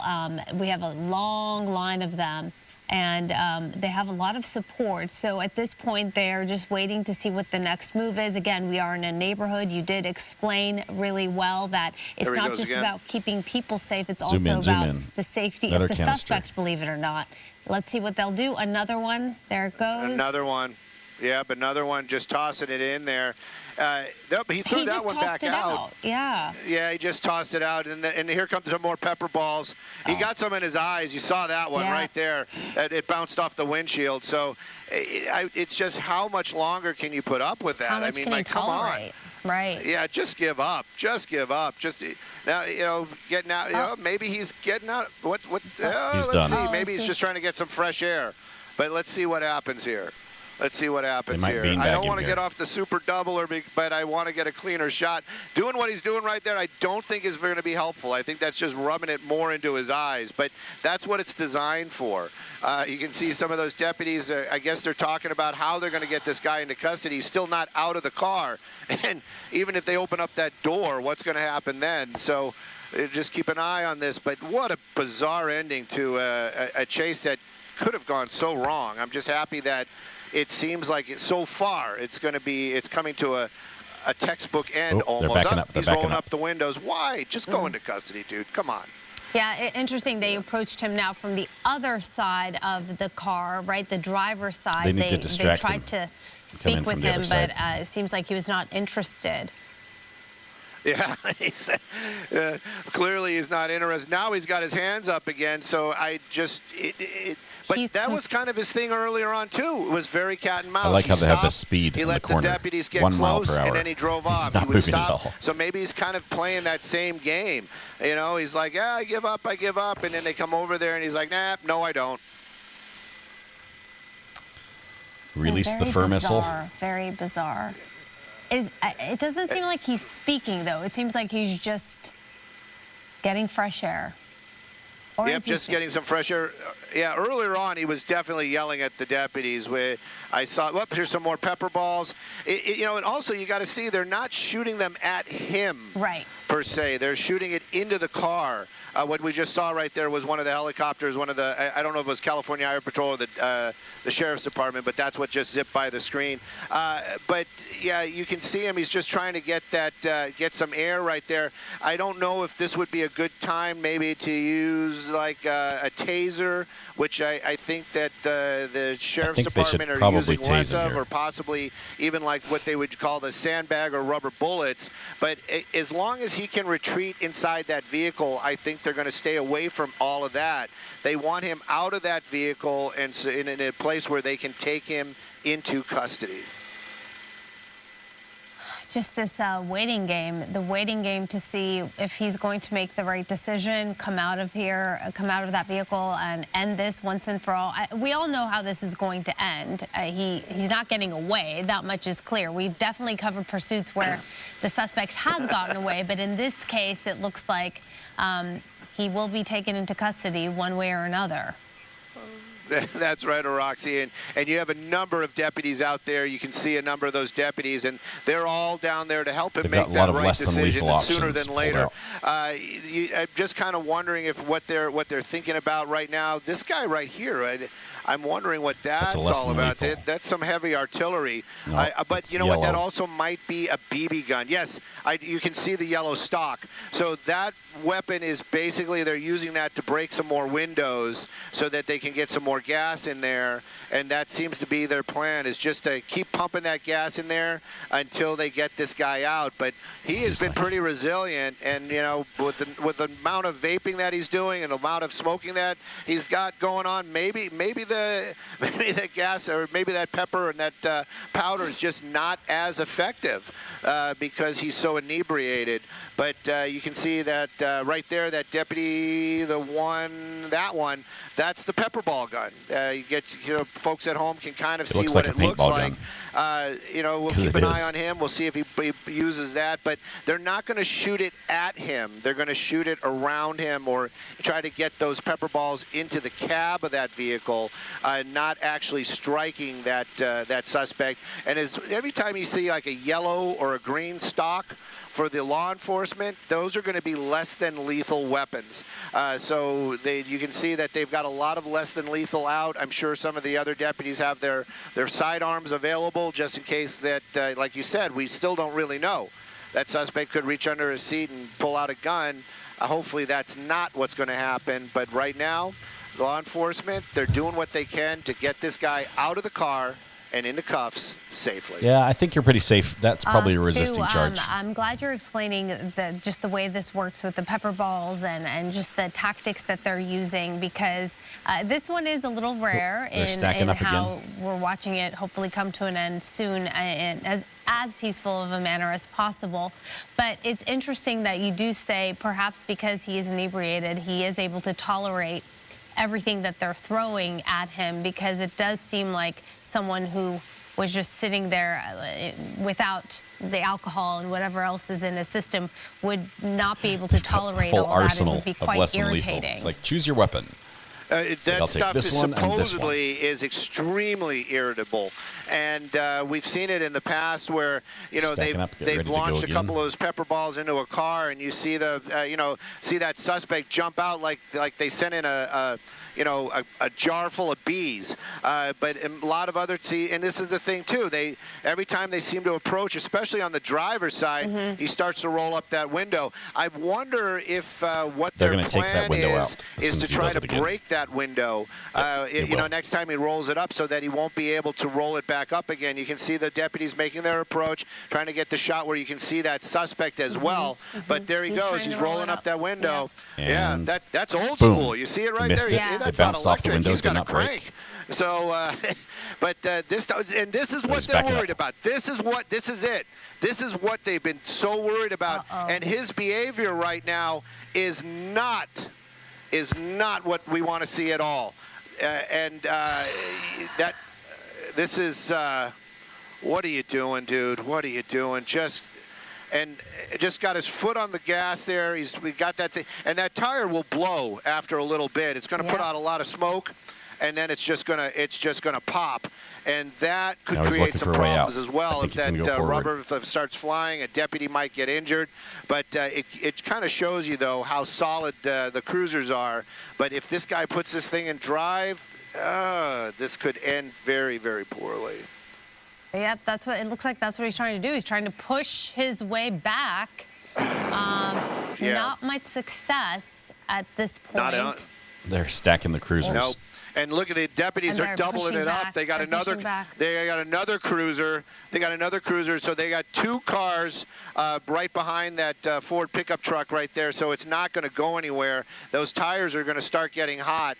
And like I said, I think they're already pop. hot. I know it. I've seen it in the past, but it does seem like he's kind of just he's realizing it's not going anywhere, just making a lot of noise, being just being a knucklehead. That's all he's doing right now. He's creating more problems when he could just easily just go into custody. If he turns hard right and drives forward, I think he can make it down that alley. Drive and launches himself into the wash. I just don't want to see that happen. I mean, he could also. It looks like he could maybe go to the right. That's what I said. I don't know how far he would get. He would probably get stuck right there. Interesting, he hasn't attempted to come out of his car and just make a run for it at this point. know, running is it almost falls under exercise, and this gentleman right here doesn't seem like he gets much exercise, so I think that's off his list of things to do. He just was going to kind of hang out there again with some sort of vape. You can see him pointing to the officers, so we're just going to keep an eye on what's going on. And again, at least he stopped hitting the gas. That as long as we see those reverse lights on, you know that that vehicle's still in gear. And clearly he still has the keys. So all these things, these are definitely, there you go, you just put it back into park. These are things that the deputies are aware of, they have to deal with. These are parts of the fluid situation, as it would be, that where they're going to have to make these decisions on how they're going to handle this suspect and get him into custody without injury. And that was an unusual turn of events, but it kind of shows you how aggressive this guy is. Now tossing more stuff out. He seems to be running out of things to inhale inside that vehicle. So possibly, you know, maybe he'll make that decision here shortly, but that aggressive move is definitely going to change the plans that any of these deputies had to take that guy into custody. Right, you do see that they have backed off. It seemed for a moment that they were... Oh, they've moved over. Maybe going to approach the vehicle and act upon something, some kind of plan they had, but it looks like because of his behavior now they're trying to figure out what to do next. You know, watching him, you're thinking, the longer this takes, the more things you attempt to do, the worse it's going to be for you, because everything is adding up on that rap sheet. You know, definitely, and we've heard other law enforcement say that, you know, they just go for the big ones. But a lot of times it is exactly what you say, Araxia. There is somebody that literally is like, oh, and then he did this, and oh, and then he did that, and they write all this stuff down, and it does add up. And depending upon what this suspect has already against him, if he has anything against him already, you know, that's going to add to it when he has his moment in front of a judge in court. Right now, though, that's kind of, there's some more pepper balls, there are more of them coming, and he just keeps leaning out of the car. That seems to be a smart move. I wonder if the deputies could get there quick enough, and then maybe as he like leans out, help him out the window a little bit. He doesn't need help. Right now, it seems like they still just want to let him make that decision on his own. And you can see he's trying to get some fresh air right there. But you know, these deputies, yeah, if they bring the dog, things might change pretty quick, I would guess. Yeah, that's a good point. When do they make that call? Do we know? They may have already made that call. You know, the canine units are not always right nearby. The wind is helping him. He's got a pretty good canine breeze. might have to make his way from a different division or a different area, as it would be for the deputies.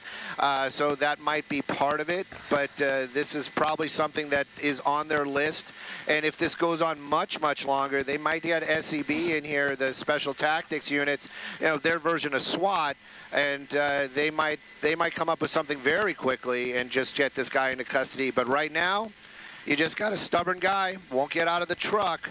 And I think he only crashed into other police officers. He's got no place to go. But the deputies want him to. They have a place for him to go, but we just have to get him there. That's the problem.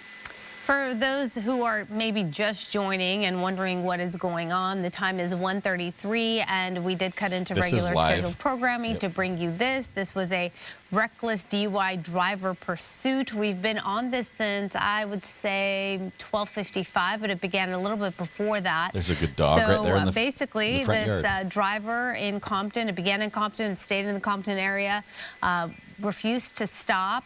It was relatively a slow pursuit, but he was driving recklessly, at times obeying the signal lights, at times not. Several pit maneuvers were made.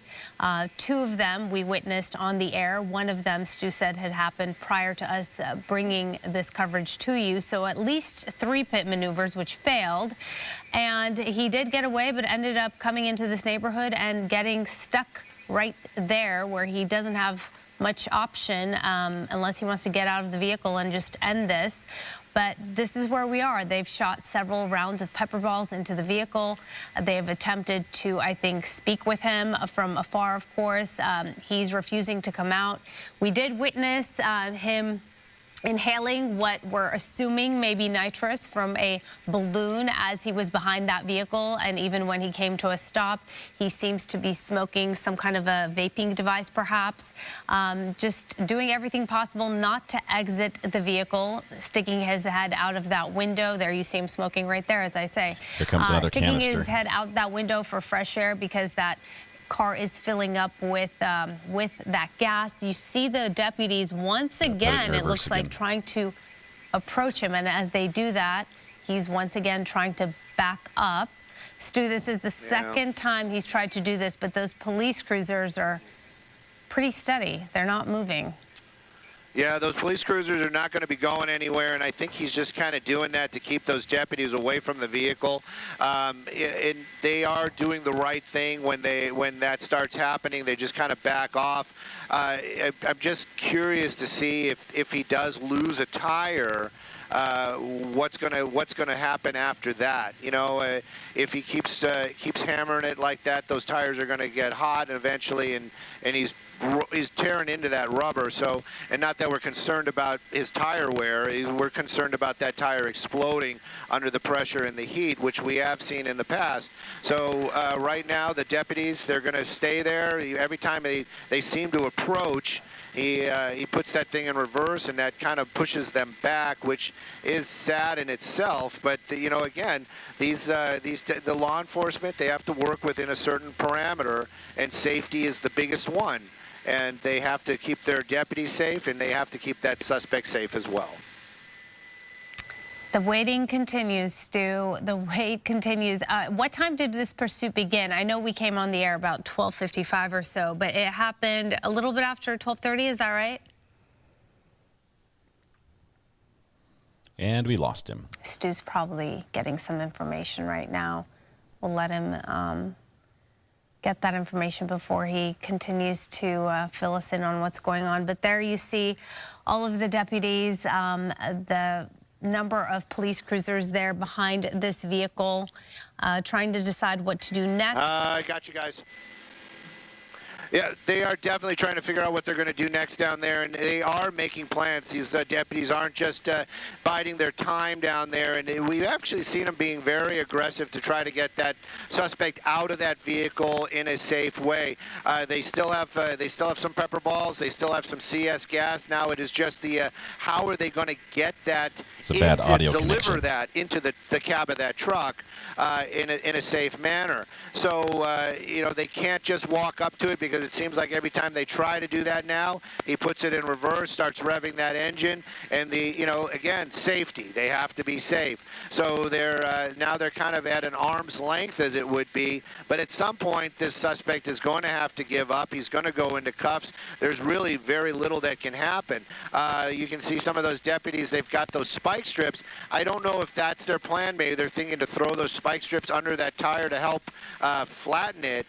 They're making their move again. I'm going to stay a little wider, not that it's for the suspects, but it's just because every time we seem to go in tight like that, the picture gets a little degraded, and then we have those other issues. But maybe that's what they were doing. Maybe they just wanted to toss those spike strips there just in case that vehicle pushes those cruisers out of the way. I haven't even seen those cars move, Roxy, have you? No, I haven't. I've been watching, but no, I haven't. I was just thinking about the other parked vehicles there on that street, thinking about if I'm the owner of one of those vehicles. I'm watching this thing closely as well, and really regretting parking where I've parked. Yeah, that would be something to see if you see some of these homeowners making their way out to their cars and being like, "Excuse me, I'm going to take my car out of here." Yeah. I don't think that's gonna happen right now. But it is really curious. These deputies, they're just they are relentless. And they want a really distraction on the other their side. Gold star and their one-ups for this, because look at that, now making that approach again, and this time not worried about any of that. Right up to the window. And spikes. And there he goes. He just kind of tossed it out the other side. But you saw also those deputies they threw those spike strips down. Yes. So they are concerned that this guy might be able to get free. So we'll see what happens now in the next minute or two, if those spike strips get sucked underneath the tire, and if they make those tires go flat. Sorry about that again. But you can Just don't see let it happen again, these Stu. guys, they've they've got a plan. They're trying to get this guy just to give up. Right now, I'd like to see him give up as well, but it seems to continue on. He's now trying to get some more fresh air. But you got to wonder, if you spray that stuff like right on him when they throw those containers in there, if some of that got like onto his shirt or onto his face, that has just got to be beyond irritable. And we can't really see it. But I wonder if he's starting to water up, if his eyes are starting to burn. They've got to be. I mean, my gosh, my eyes are almost burning just watching what's going on up here. Yeah, he's able to tolerate quite an awful lot. It seems like no matter what they do, he just keeps going. He's very stubborn. But you know what I noticed in this most recent approach by the officers? Do you see how they came at a wider angle? They actually kind of went around the other car and made their way over rather than right up against the police cruiser up to the truck. They need to drop a definitely, and I canister think that was outside the car so that blows maybe in to his get window. his attention or try to draw his attention to them, so those other deputies could put those spike strips underneath the wheel. That might have been the plan right there, or it might have just been the safest way to approach that vehicle. Like I said, if he's flooring it and those tires are spinning, you just don't want that tire This to is Compton explode. area, California. That could really cause some injury. And again, it's all about safety. I can't say it enough. But you can see him out there, trying to make conversation with some of these deputies. In the end, he's going to go into custody. It's just a matter of when. And right now, it's like, how are you going to get? He's probably thinking, hey, I got the one up on these guys. I'm just not going to come out of my car. But he's got to at some point. I mean, they've got, I don't want to say they've got all the time in the world, but at this point, they'll wait for him to get out of the car or be forced out of that car. He's not going anywhere. It's pretty clear he's not getting away. So he's just killing time at this point and just wasting a lot of resources and energy. Definitely, and of course we've been watching him. Whatever he was doing with the balloon, if it was nitrous, whatever.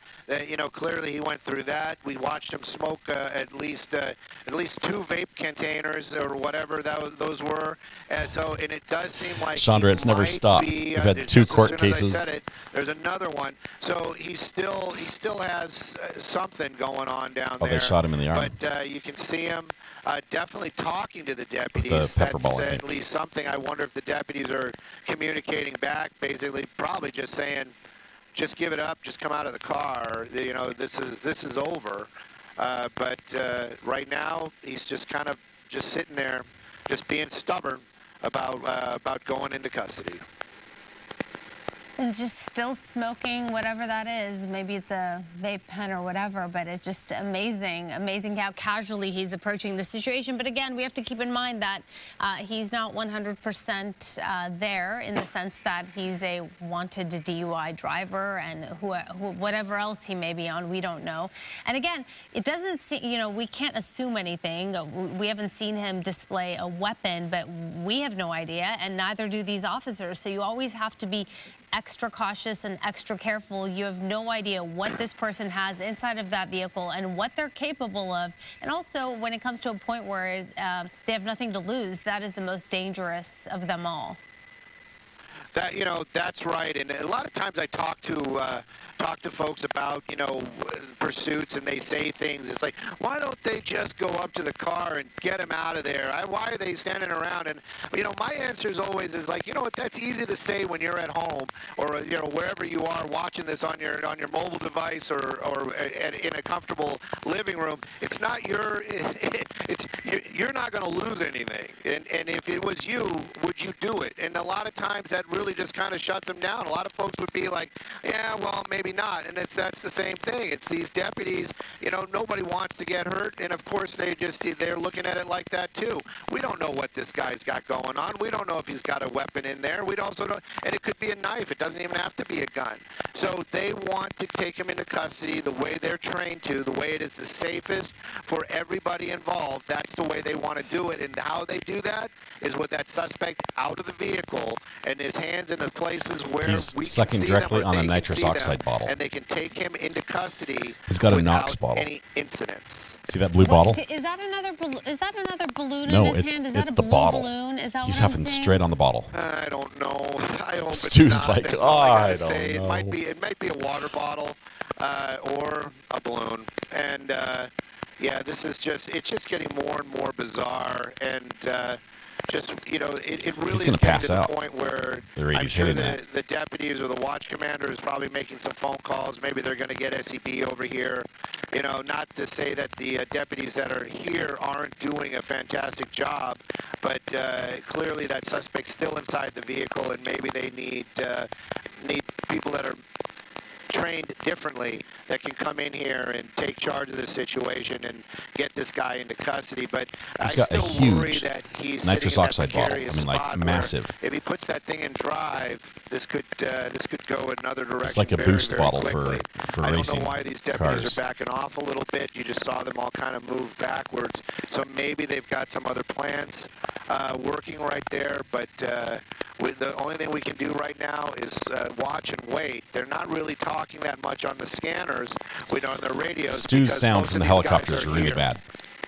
The anchor in the studio is fine. Watching So you can this, hear her just fine. we're just waiting to see what happens next, because as these officers have attempted several times to approach the vehicle, they've had some success of firing those pepper bullets into the car, as well as throwing some of these gas canister inside the vehicle. But That's much better, as you may Stu. have Thank you. witnessed, the driver, the man right there, just picks it right up and throws it right out the window, and doesn't seem to be all too concerned with anything. And it's very hard to get him irritated enough, agitated enough to What county is Compton in? end this and come out of the vehicle and comply with the officer's orders. Quite stubborn, I guess you could say, or someone who just doesn't care, or is maybe not really all there to be listening or following orders, or taking the time to really think about what they're doing. Obviously, they've come to this point. But Stu, as we watch right now, you mentioned, they may bring in a canine. That might be something they do. Maybe that may be their best bet to get this guy's attention and really get some action. It's something that we're waiting to see if that happens. You said that perhaps the canine unit has been called, but it takes a while to get there. It might not be something they're interested in using, although sometimes it's the most effective thing to do.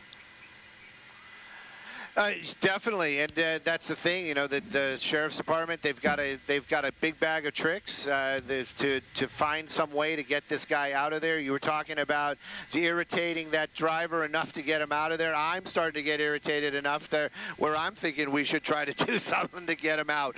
But right now, he's just kind of he's having his moment in the sun, as it would be. That thing is running, but are we watching him rolling up and down the windows? I wonder if it has air conditioning. But it's definitely warm down there. You can see him constantly rubbing his eyes. So, hopefully it's just going to get to the point where they want, he's going to want to get out of that car. But how are they going to get that to that point? That's the tough one. And right now he's just sitting there. He's biding his time. The deputies, they'll have the opportunity to try something else, but right now it's a lot of waiting, and that waiting is just going to kind of go on until that suspect makes that decision, or these deputies can convince him to get out of that vehicle. I haven't heard anything about a crisis negotiator, which sometimes they bring out to one of these, where that somebody will start talking to that suspect and maybe be able just to coax him out of there, say the right things, figure out what he wants. I mean, right now a bottle of water probably would get me out of there. It's got to be pretty hot inside that truck, and with all that irritant in there and on his face and stuff, you just got to wonder why is he just sitting in there? Just come out. Don't want the ad. Just come out, bring this thing to an end. And as far as the dog goes, I'm hopeful. I'm hopeful that the dog is on its way, but right now I keep looking and checking, and there has been no other vehicles added to the street out here, so I'm not sure if that's in their plan right now. Hopefully it is. Hopefully it is. I'm glad we're not seeing people come out of their homes, or anyone kind of coming in to see what's going on. People these days, everyone comes out with their cell phones. So I'm glad to see that that is not happening in this case. And in a way, as I'm watching this, Stu, I'm thinking, sounds silly to say, but it's the best case scenario, because when you have someone like this who obviously has no interest in complying or giving up, he could have been still out on the street driving around and putting a lot of people in danger. At least at this point, he's just boxed That's a bottle. in. He's hitting the bottle. He's got the valve on the top. Roxy, That's not a right. balloon. And his safety is not as paramount as an innocent person that he may hit with that vehicle. But you're definitely correct with that. At least he is not out driving around. Getting information from our station that what he's sucking on down there is an actual nitrous tank. So he is. Brando, you called it. He's basically getting hits right off of the bottle. You know, I'll just call it like it is. I really have no idea how dangerous that is. This does sound like we have the. covered fatalities in the past. Let me play this other soundbite on top of this. See if this is him.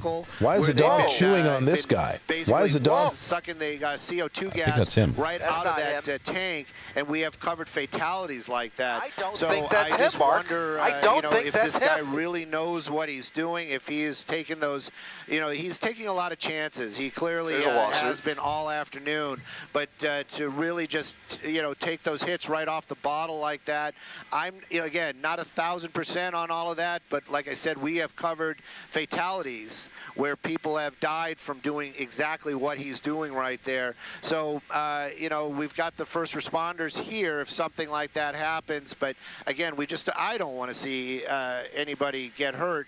I just want to see this guy go into custody and bring this thing to an end. So the nitrous tank, the nitrous balloons, you have him smoking, There's a appears to be lawsuit. vaping, you have the DUI, which is what this whole thing started, why we started following this pursuit, why officers started going after him. Was possibly why they're worried about driving, that. And he's a wanted DUI driver. So all of these nitrous things oxide, taken into consideration. And again, although we haven't seen it, doesn't mean it's not a possibility. We don't know. There could be some kind of a knife, some kind of a gun. Who knows what this person's capable of. I also wonder if, you talk about crisis negotiators being there or being on scene or trying to speak with him. Would they be able to also call him on the phone? I haven't seen him use his cell phone. I don't even know if he has one, but they do sometimes contact some of these suspects in these circumstances and try to at least come into communication with them over the phone. Nitrous oxide is laughing gas right. used at the dentist's office. He hasn't. We haven't also seen used him for have a racing. cell phone at all. A lot of times we'll see these street suspects racers. take that cell phone out And show it's it around. abused Maybe as this man's doing it. on some sort of live social media or whatever. But we've watched them do that. You're right. I have not seen any kind of social media or any kind of cell phone in this guy's hand the entire time that he's been here. The only thing we've been watching him do is consume things that will get him high. That's really the only thing we've been watching the entire time. I'm trying to get that cleaner shot of that nitrous container. When he just now when he put his head inside, you can clearly see that is exactly what it is. He has that sitting on his lap down there, and he's just continuing to hit that bottle. How long that's going to last, how much is in there, what it's going to do to him, we're gonna find out. That's basically the only thing I can say right now. These deputies, they're out of all their less than lethal ideas, and now they're basically just doing this stop and wait, and that's all they can do. Maybe they're hoping that he'll run out of that nitrous, and then just give up then. But as it stands, he's sitting in there and just kind of getting high while these officers, these deputies, are waiting and for that moment or that opportunity that they can take him into custody safely. Upon one of the approaches, when they did approach the vehicle, we did see them throw what appeared to be spike strips underneath that car. So we assume those spike strips are, in fact, underneath that truck. Definitely, and I can... we can see, we're getting information that maybe we should move Skyfox around, but if we move Skyfox around, we'll lose this spot. But we can move around a little bit. I'm going to give that to Olivier. If you want to move us around, we can. and Olivia's at the tiller today of Skyfox, so we'll move around just a little bit, see if we can get a different angle. We've been sitting here the entire time, but you know, they're fighting for you can space just up see there him with in the other there, helicopters. you know, hitting that bottle, and it is dangerous. It is dangerous. There's some misnomer of it being explosive. The gas itself is not explosive. It has to be combined with something to get that the kind oxygen of explosion. part helps it like burn. when you see it used in movies or racing, it combines with the gasoline. Nitrous itself, as I understand it, not even flammable. So that's not part of the problem. But it's you an can really odorless, kind of see the colorless, bottle right non-flammable now gas, in his arms, and but supports that's combustion basically what to the he's same doing. extent He's, as oxygen. He's hitting that vape, and then he's hitting that bottle, and then he's hitting that It's a vape, huge and then he's bottle. hitting that bottle. And the deputies, they're kind of at a spot where all they can do is sit and wait this out. And right in here, Olivia, I think is probably a good spot. Look, he's starting up again. He's trying to reverse once again, push against those police cruisers. He's been unsuccessful thus far, but he's not giving up. Yeah, he's not giving up, and I wish he would. I wish this would just come to an end. Peacefully, but right now he's really revving that engine up, and he's just trying to back it up. It's amazing those tires haven't given up already. Just stopped it, and I just hope he doesn't try to move forward any farther. That's my big concern right now. But you saw him; he basically just took it out of reverse, just sitting there in the truck. It seems like, you know, we read a lot of body language up here in Skyfox, and it does seem like he's almost starting to do that. You know, maybe I should just give up, you know, type of thing. Hopefully, he's starting to realize that he's got no place to go, and there's no way he's going to get out of this. The only way he's going to get out the fence in front of him is a 20-foot drop-off. Now he's like that, sucking right on the there. bottle right there. Is basically getting out of that vehicle and just getting himself into custody. Unfortunately, I feel as though he's not really thinking about any of these things right now. He's just living in the moment of whatever he's on. Logic doesn't seem to be a consideration in this case. But again, Stu, someone like this who doesn't really seem concerned about others' safety or his own. The good news is he's not on the street driving around and police cruisers and us following this that could have really put a lot of people in danger. So, the best case scenario, I suppose. Roxy, that is definitely the silver lining here. There's no doubt about it, and thank you for pointing that out for anybody, to me, and also everybody that's listening right now. That suspect is not on the streets. He is wedged in here at the end of this street out here on Poplar.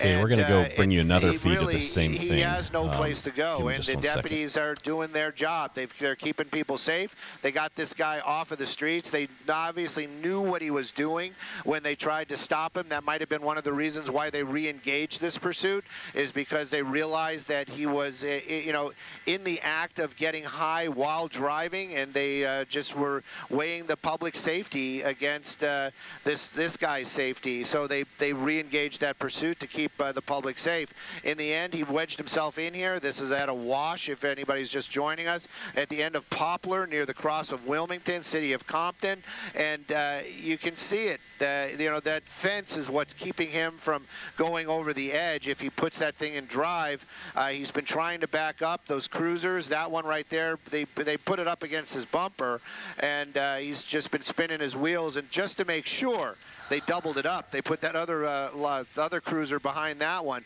So those two cars are basically keeping that pickup truck from moving. A lot of these deputies, they all have their weapons out. They're ready to take this guy into custody. They're just waiting for that opportunity, that tiny window of opportunity, hopefully, where he decides to open that door, get out, or we'll see. Maybe they'll find out another way to entice him to get out of that vehicle. All right, as we watch this, I wonder if we can re-rack some of that video to show our viewers the pit maneuvers, which were attempted unsuccessfully. Great, there we have it. On your left, you see what's happening right now. On your right, you see the pit maneuvering happening right there. This was at an intersection. It was not successful. That suspect weaved his way through all of those police cruisers. You will see in a moment, goes over the barrier there, keeps on going. we'll follow that. And then it looked as though there was some spike strips that officers were trying to place there on the ground. There, they back off. He misses it. He keeps going. We get a shot of him in a moment where he is Trial's over for the day. inhaling a balloon. We caught this right as we were leaving. Some nitrous there. There you see it behind the wheel. And at that moment, another pit maneuver happens. Again, not successful. Driving the opposite direction, going over the barriers once more. We thought for a moment maybe he'd get stuck, but that was not the case. Kept on going past all those police cruisers on his way back as he backtracks into this neighborhood, drives around. We think, does he know where he's going? Does he have any idea? Is he lost? Appears as though he did not know where he was going because he's going to turn in a moment, make a right, and end up in this dead-end area where we are right now with that wash in front of him. I'm going to see if I can bring in the other right there. The audio reason the feed police really quickly. cruisers are right up against that yeah, truck. that's a little surprising, but I really can't tell from Air 7 HD how vented the pickup truck is as far as windows open, rear cab window open. But they've definitely deployed it, and for him to stay in there. 61826, unknown trouble, 1351, East 109th Street, code 2122375, ID Ever 1836. seen a suspect with a balloon inhaling? I'm trying to bring the police scanner as well, so sorry about This sort that. of situation? No, every time we have a pursuit, we tend to think they're all the same, but unfortunately, they're not. And we see something different every time, and this is a new one.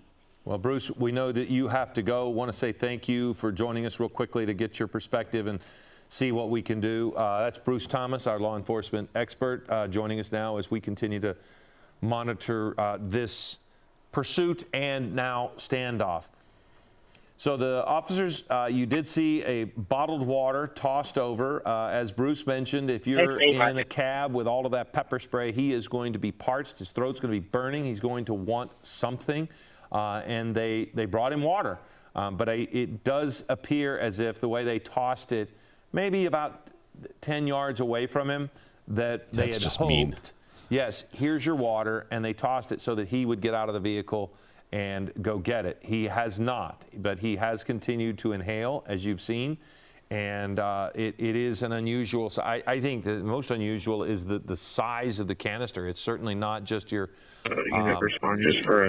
something simple. I mean, it is a large canister there, and he is not putting it in a balloon anymore, which is what he was doing during the chase. I'm not a camel. That was an unusual sight when we're watching him drive along, and he's got a balloon that he's holding on to, and he's inhaling while he's driving. But then once he stopped, he hasn't been using the balloon. I'm not hearing He any just police chatter on periodically any of the channels I'm finding. Take a breath straight out of the canister. That's right. And if you're just joining us, likely you tuned in to watch General Hospital. Nope. We are following We joined breaking for this. news in Compton, and that's why you're not seeing your show. We'll get you information on when you can see today's episode of General Hospital sometime shortly. But again, we're following breaking news in Compton. This is to the left of your screen. You're watching live pictures of the end of a pursuit that started a little over an hour ago, maybe an hour and 15 minutes ago. Again, in Compton, the driver in that white pickup truck wanted for reckless driving. Deputies following him through Compton, through city streets, and attempting 3 pit maneuvers and dropping 2 spike strips, all of which failed. This driver led them to this scene here near the wash along a bike path. This is on Poplar and I believe Wilmington. And this is what we've been looking at for the last good half hour or so. Yeah, and one of the has things, been a good I half hour. keep saying that he drove reasonably, but you did see in that video there, especially with Air 7 HD and its speedometer, he was driving down some narrow residential streets at about 50 miles an hour. So clearly he was recklessly driving. And, you know, then after that, once they were really on him, he just kind of did this, what you're looking at now, almost a measure of a slow speed chase coming to full and complete stops. But yeah, they did pit him several times, and they laid down spike strips. Oddly enough, the spike strip on the truck didn't seem to have much of effect. It's when he drove himself down into this corner that he was no longer able to go anywhere. And we do think that they put something when stopped they to threw talk one to of the somebody. tear gas canisters into the cab. We think at some point they shoved something into the wheel well or near the axle there on the front that would keep him from going forward. Then he could only go backwards, which is what he's tried to do it a couple of times. And as Bruce Thomas mentioned, that's a felony. He's, you know, when he drove his vehicle after being pitted and he drove straight into the vehicles, that too is a felony because you've now it's attempted murder on a police officer or a law enforcement, a peace officer.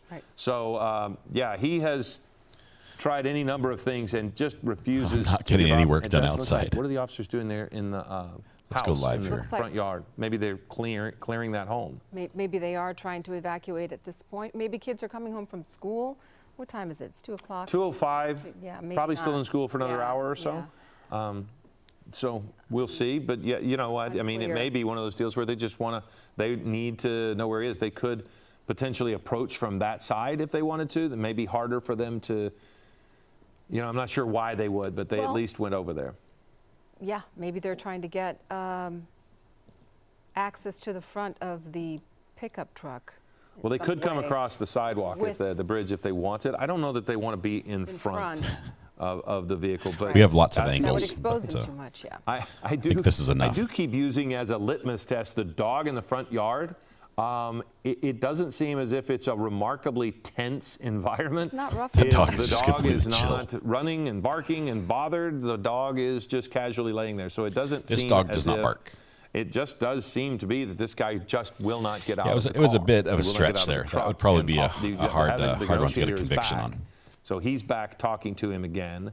We're just not quite sure what's happening in that yard.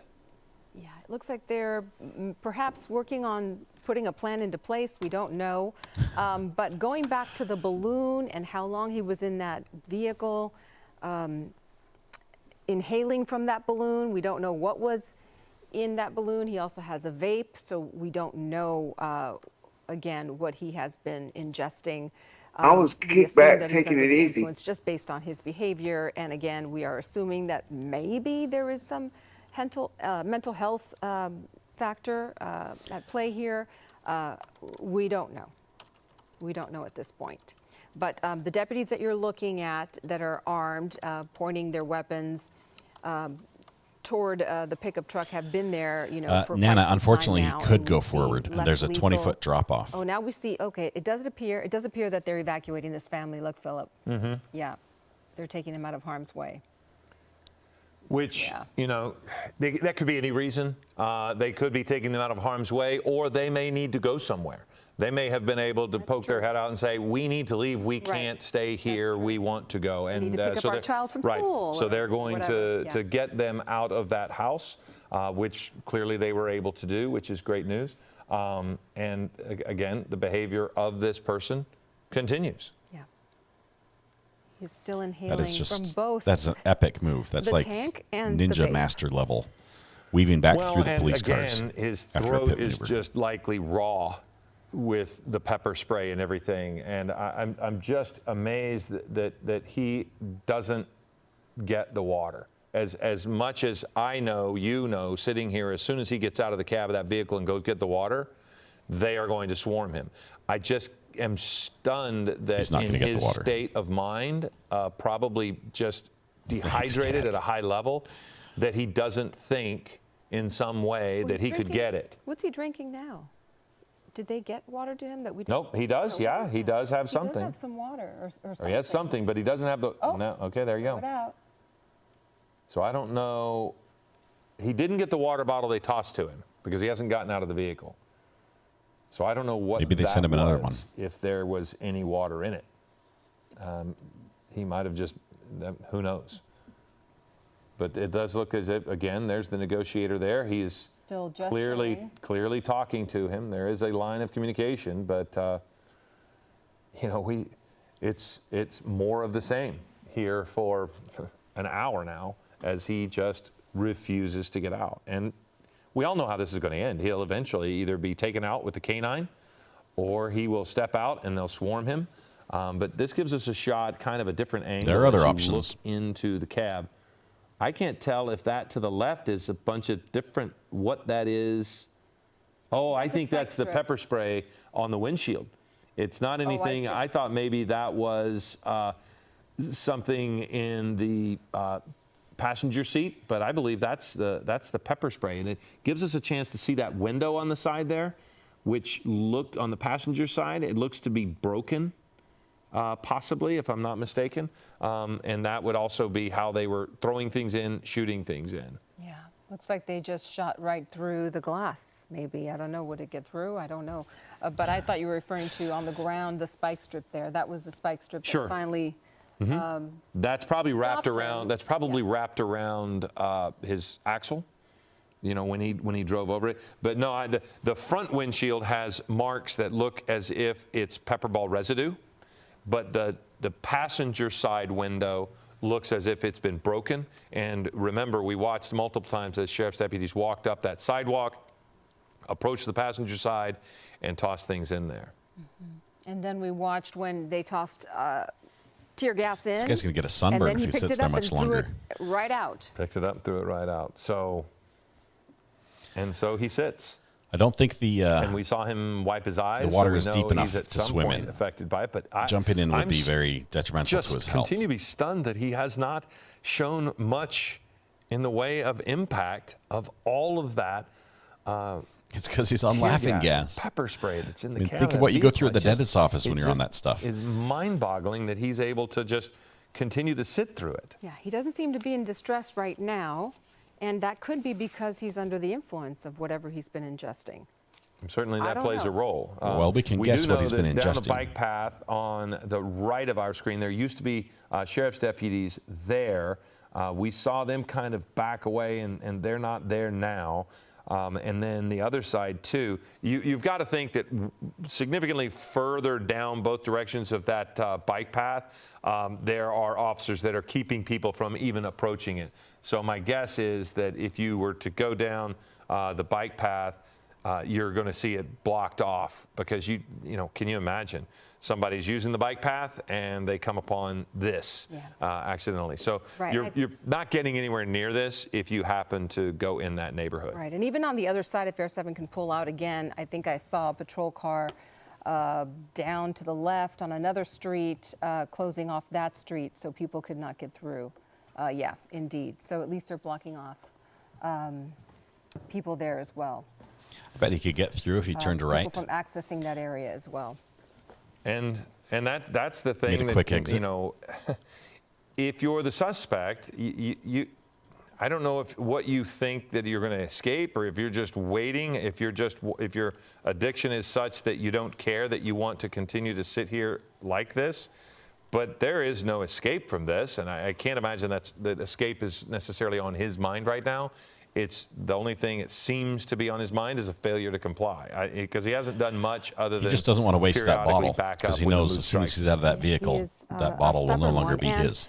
The man that we believe was a crisis negotiator or, you know, hostage he's now holding a firearm. as you were calling him, he has backed away. It seemed like there was some communication, and then he walked away. Maybe there was another message exchanged, another request that he is now trying to make happen. Well, we periodically see new officers come up. We're now seeing the man in the blue shirt there. He's come up. Generally speaking, it's been the same folks there the whole time, but you know, it can be remarkably tense. So I am assuming that they kind of rotate in and out so that one person doesn't get overwhelmed. And there are, I think Bruce Thomas said it best. There's no, you know, playbook for something like this, but there certainly are plans A, B, C, and D, and I do think there is a general MO of how to handle these things, and that's maybe why we continue to see new people come in. But as you mentioned, Giovanna, the crisis negotiator was clearly somebody who, when they came in, everything was different for that person as he was talking to this person. And several times, now twice at least, we've seen him walk away Both times he was on the phone when he walked away, so we don't know if he's gone to get something or if he's just. I don't see any puppies. Not there Where's anymore. the pooch? Right. And then Bruce Thomas also mentioned the canine possibly being brought in. We're not sure. I'm not sure if he said that he knew for a fact that they had already called in a canine, or if that's part of the protocol at times in these situations. And now we've got a couple of people, and the officers are basically, I think, now that they're out of the front yard, telling them to either stay in the house or come on and leave the area. My assumption is once you leave that area, you're not getting back in until this is over. So you kind of have your choice, I would assume, because you're now technically within a crime scene once they put that tape up. And so the crime scene isn't their yard. Nothing happens there. People have there. their lives, and we talked about not having much of an impact to the area at large. It's clearly impacting the people that who live in these houses Homes. right here. And it does look like they are encouraging the people to perhaps consider leaving.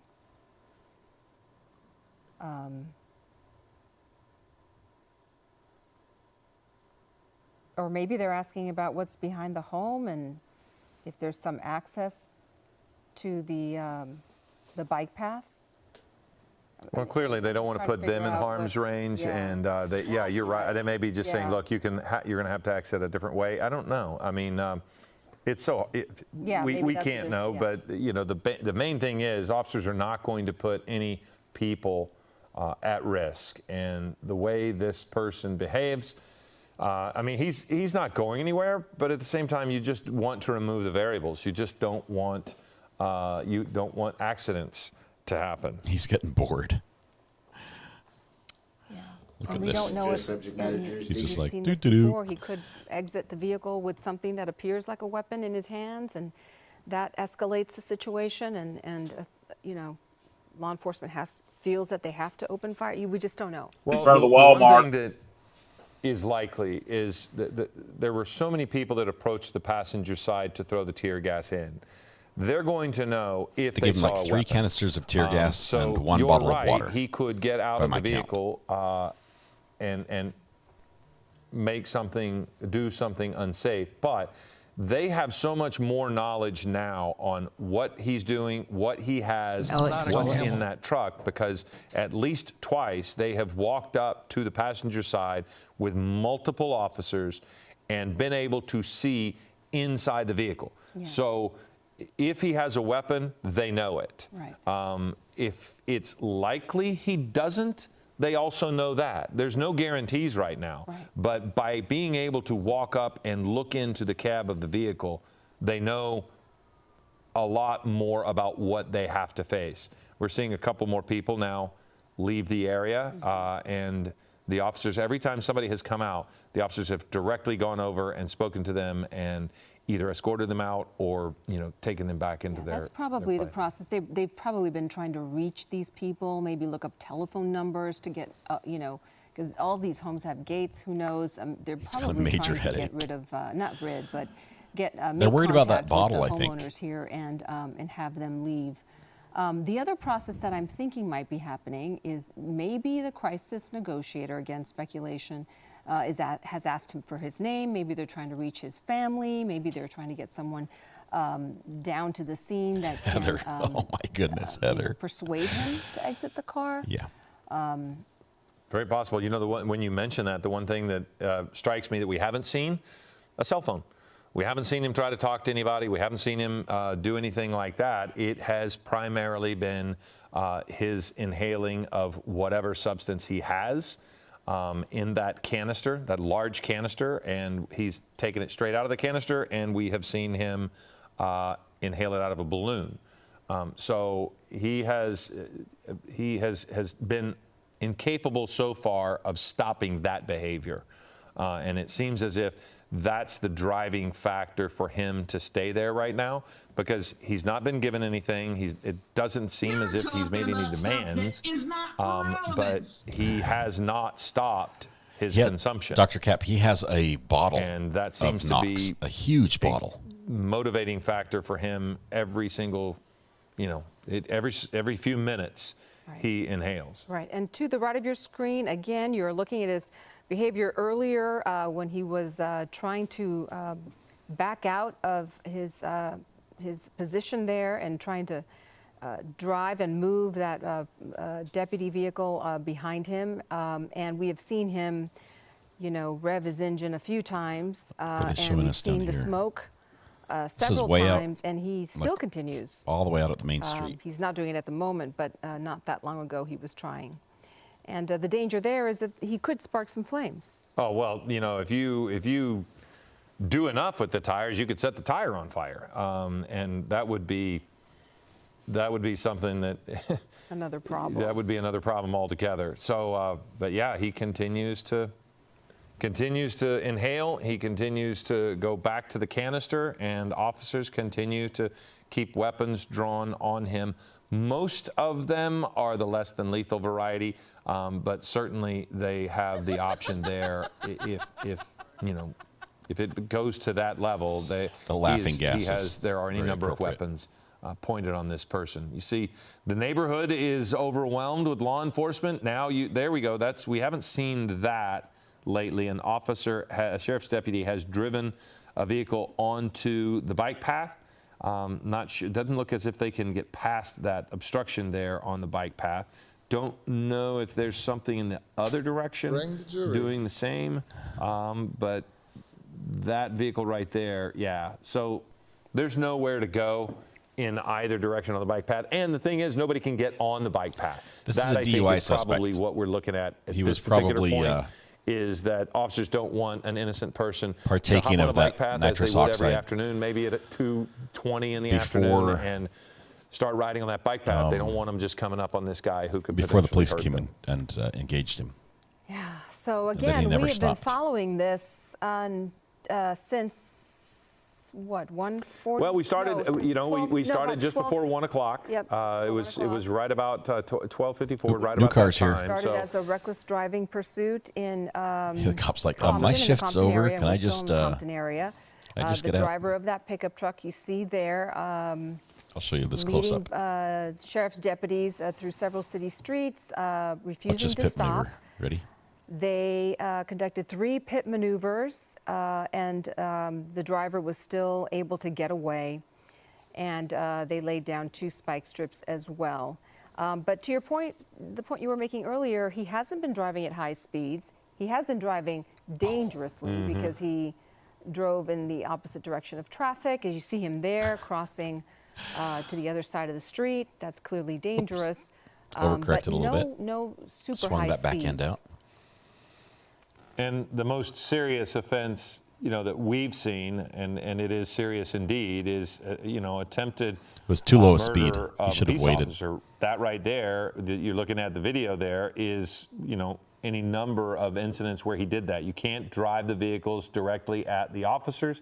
When he put it in reverse and backed into the officers, arguably he did a good job dodging them. Bruce Thomas said qualifies as a potential felony, whereas before it was reckless driving. And that, you know, misdemeanor, this is not. And more than anything, my assumption is that he is immediately going to need assistance for the substance abuse. So, you know, that's you know, they know he's not of right mind, and they're just wanting to get him some help and end this without any further confrontation. And now we see to the left of your screen. Oh, this is where he crossed the spike strip is right there. He stopped. I'm going to turn on all the different audio feeds here just 1 second. Our negotiator is back. And there you go. That's that nitrous tank. We believe some kind of tank that this person's. So I can't imagine being a parent. Got to know affects the brain some way. Mentioned it continues to be the same behavior. He leaves and then comes back with something. One time it was a bottle of water, and this time we're not quite sure what he's brought back, but clearly they're trying everything to just convince this person to get out of the vehicle. And from this perspective, we can't tell. Yeah, we can't tell what. It doesn't appear that he's talking to him at this point.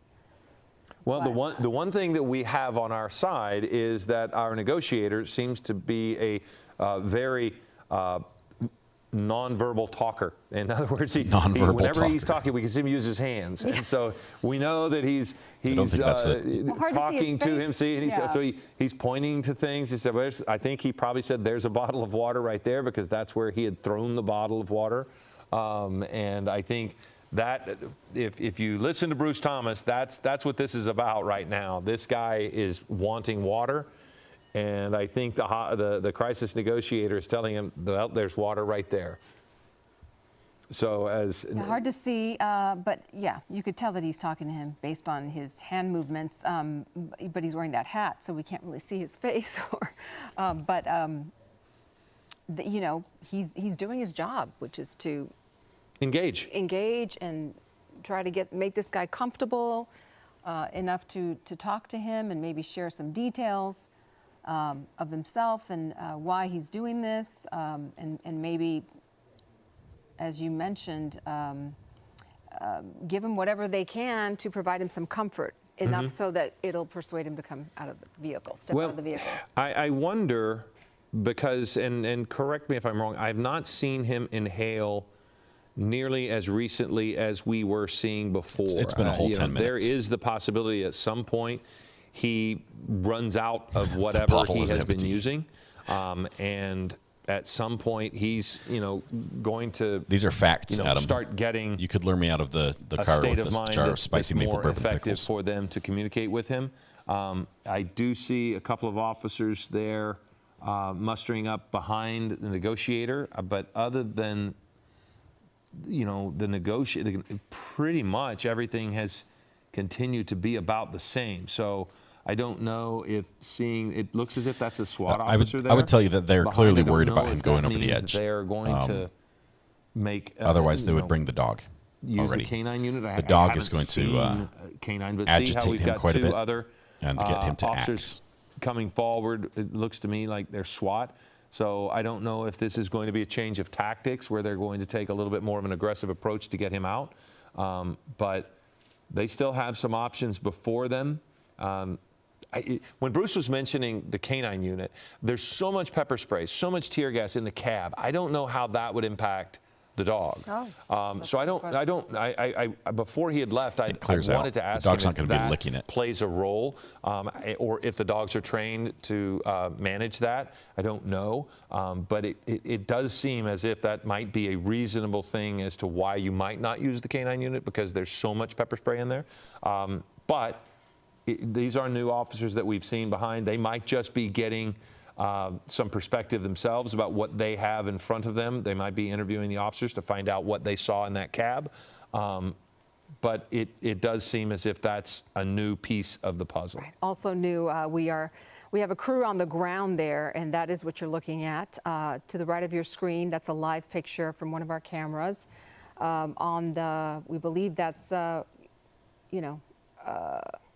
behind those deputy vehicles, where all of the officers are, armed and pointing their guns, their weapons towards the pickup truck. And you can see the gate that we're looking at and the bridge. So yeah, that looks to be his pickup truck in the front. Yeah, that crew on the ground is directly behind what you're looking at there. They are just up the street. We saw the yellow tape a moment ago, so Air 7 HD is able to get you a shot inside the crime scene. And our ground crew is just outside that crime scene tape. So, if we get a chance, they might be able to talk to some of those residents who are leaving. But we are going to be able to continue to let you know how this all resolves itself. Because it will. At some point, it is going to. Yeah, and they all do. Again, we mentioned General Hospital is going to air later. As we literally continue to follow this, there's a 20-foot drop right there. 106 a.m., so you're not going to miss your shows. But for this community in Compton, they are going to want to know how this is going to resolve itself and when it's going to resolve itself as we approach time for a lot of kids to be getting out of school and starting to go home. And there is a heavy law enforcement presence in this neighborhood. I'm thinking I'm getting out early. We're going to get some work done. Just in this shot. They are across the wash. They are down the bike path. They are blocking streets up above that you can see there. So they are surrounding this area. So many people in this area are going to want to know what's happening. And this has been going on now for in excess, well, it's almost 2 hours now since this person was initially tried to be pulled over for reckless driving. Yeah, they're taking every precaution to keep the community safe.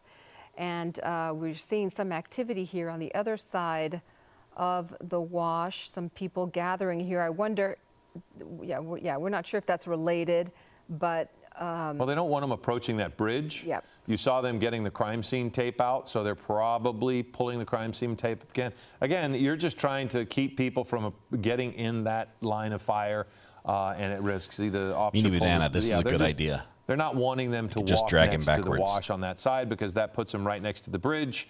Have And an if you think officer about sort of it, belly they want to crawl. go across that bridge. That bridge is there because it's probably a heavily trafficked area to get back and forth across the wash.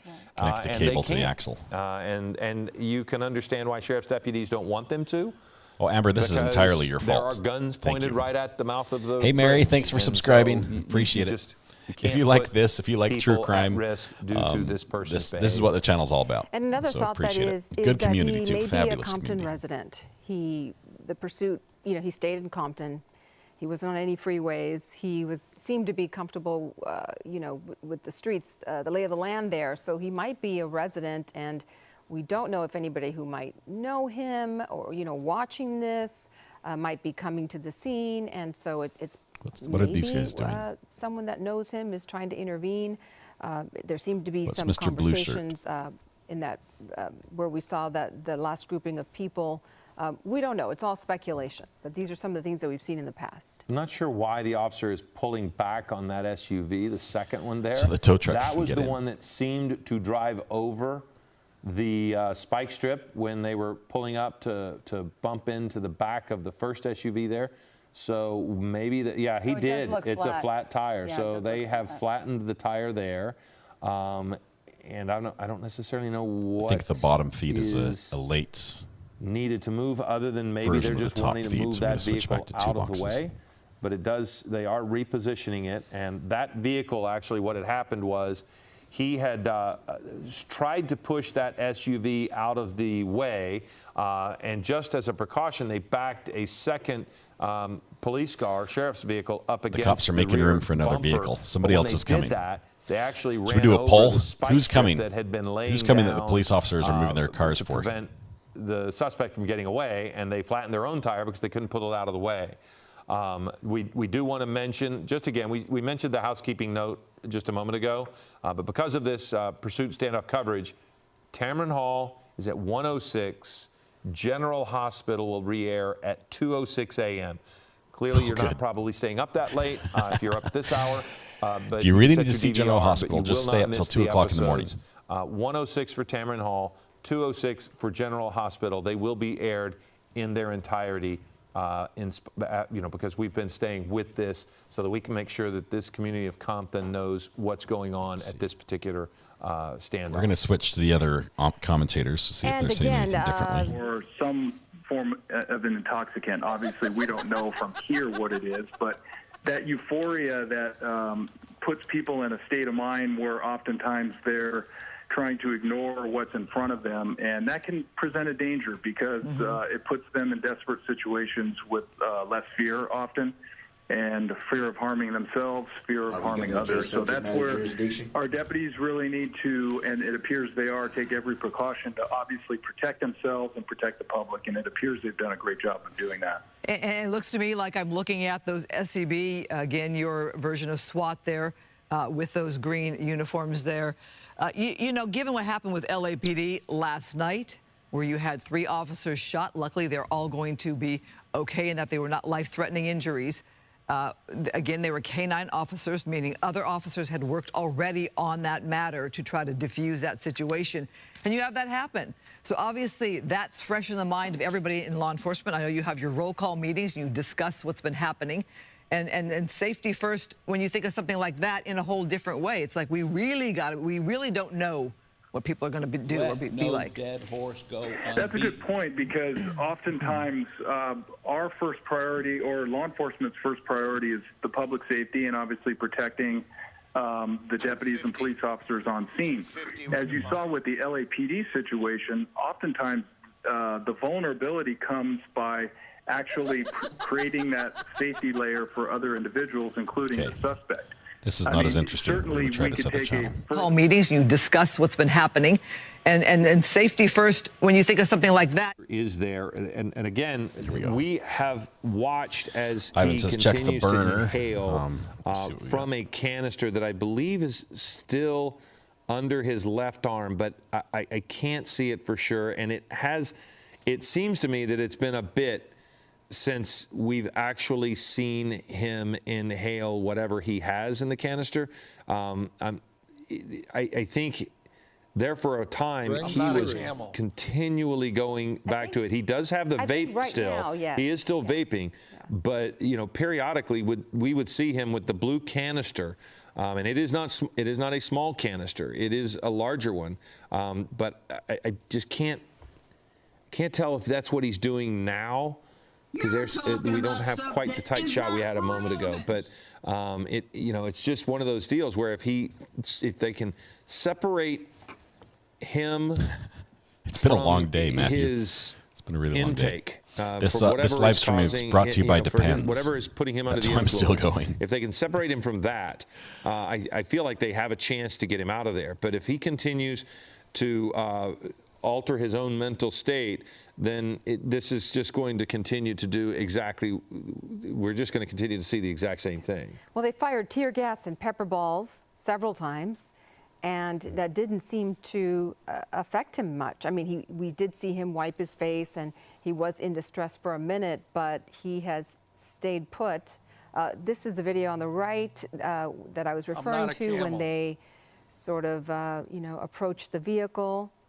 There's the pepper spray, we believe, and or tear gas. And see right there, he grabs it. He grabs. I think he Is this throws the time it that he out. No, grabs that's the it and first throws it out? time. That's I believe the first time. The second time they threw it into the actual, No, they threw it in. I just think he leaned over and got it and might have just put it right back into the back of his pickup, is what I'm saying. Each time they throw it in there, he grabs it and tosses it. Yeah. Another time he actually picked it up, threw it out the window. Now, one thing that I've noticed here, if you look at the live shot there on your left, the sheriff's vehicle that was moved because of the flat tire, not because of, but in spite of the back tire, you see the SWAT team there talking to the negotiator.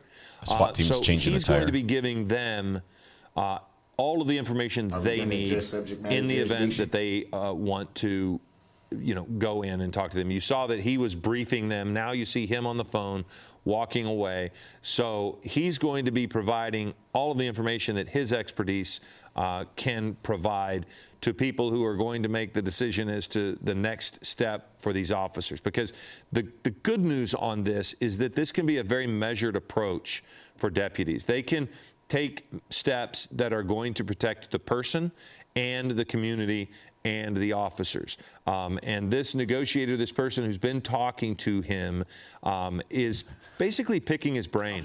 I mean, he's talking to him, he's trying to get him to end it, but he's also taking a read. He's also asking him about, what he's been doing, why he's here, what's happening. And all of those things are going to play into their decision as to what's next and what will be required to end this. I don't like to say peacefully, because peacefully would not have this in the first place, but less confrontation. Still hitting that bottle. It would be, whenever they can end this without anybody getting hurt, that is what they really want. Right. And we see the crisis negotiator. Again, this is all speculation, but I think it's safe to say he is there to de-escalate the situation and persuade him to come out. We see him on the phone.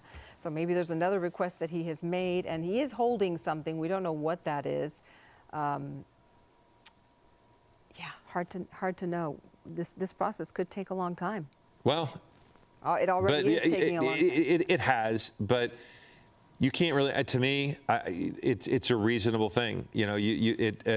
Why not wait? There's no harm to anyone right now. All of the folks that needed to leave their homes have left their homes, and they've gotten out if that was what they needed to do, or if deputies needed to move them out for their own safety. Either way, the people who live in those homes that we can see there, they at least, let's see, there were a couple with their child, and there were 3 other people. So we've seen 5, 6 people, 7 people leave those two houses. We've not seen anyone move out of the house where the dog is in the front yard. But again, the person just continues to use whatever substance he has been using. And it is, you know, you just don't know when he's going to stop that, if he's going to run out at any point and stop it. But he's been vaping quite a bit. He also has the canister, which some people have told us it might be nitrous oxide. It could be anything that is in that canister. So, you know, but he is inhaling it, which clearly we don't, has put him in a place of instability. So now here comes the negotiator again. He's coming back and he's written some things down, it does appear. No. So maybe he's just taking his own notes, but now, you know, you notice the hand on the shoulder. He's going to tell him, I'm here, and he's going to start talking again. So he has something in his hand. Something that is black there that's in his hand. It could be a phone. Maybe that's what he's going to be able to provide. But clearly he has tried to engage with the guy again. And again, you and I have so little information, we have to speculate a bit, but maybe he was talking to family, maybe he's getting some details that, you know, some specific words that might trigger the suspect to cooperate. Maybe a message from a mother or a father or a sibling. Again, we don't know what's involved here, but it does seem like this crisis negotiator is trying to communicate with him and persuade him. I'm surprised SWAT hasn't come up with a plan It yet. doesn't seem like the guy's listening. But he's almost looking into the rearview mirror, and he could, you know, he could at some point pass out. He could just get tired and fall asleep. I mean, you look at him, and I mean, he's, you know, he's not behaving as he was when we first started the standoff, when he was hanging out of the window. You know, 8 hours with no break, inhaling over and over and over. Almost and 9 hours. If in some way waiting for a plea he deal. is coming down off of his Time for a little high, ASMR. This Sorry. could be, Warned you. and that is if, you know, this could be the moment where officers are able to reach him as person to person and convince him to come on out. But if he continues to go back to the addiction, I think it's going to be really difficult for them to get him to come out, because I don't see what would change his behavior at this point. Yeah. And again, if you are just joining us, it is now 2:41. We're following breaking news in Compton, the end of a police pursuit. Sheriff's deputies in pursuit of the driver in that pickup truck you see there, sort of in the middle of your screen. I'm in overtime mode right now. You likely tuned in to watch General Hospital, and if that's the case, we can tell you that you can watch today's show at 2:06 a.m. here on ABC7. Just keep watching until 2 o'clock in the morning. You can watch General Hospital then. Her show will air, was it at 1:06 a.m.? Cameron 106, General Hospital 206. And General Hospital at 2:06. But right now, again, we continue to follow this breaking news, and we've been following this since about 1 o'clock, so going on 2 hours here. The driver of this pickup truck driving through streets recklessly, we are told that is the reason why authorities tried to get him to stop, and he was evading authorities there, deputies. And See, they Randall, tried thanks for 3 being here. times to Appreciate your stop him support, with man. a pit maneuver, and they laid a few spike strips as well. That did not work. He ended up at the end of, was it Poplar and Wilmington? That's where we have the live pictures to the left of your screen. That's what's happening right now. But to the right, you're seeing that effort to get this driver to stop.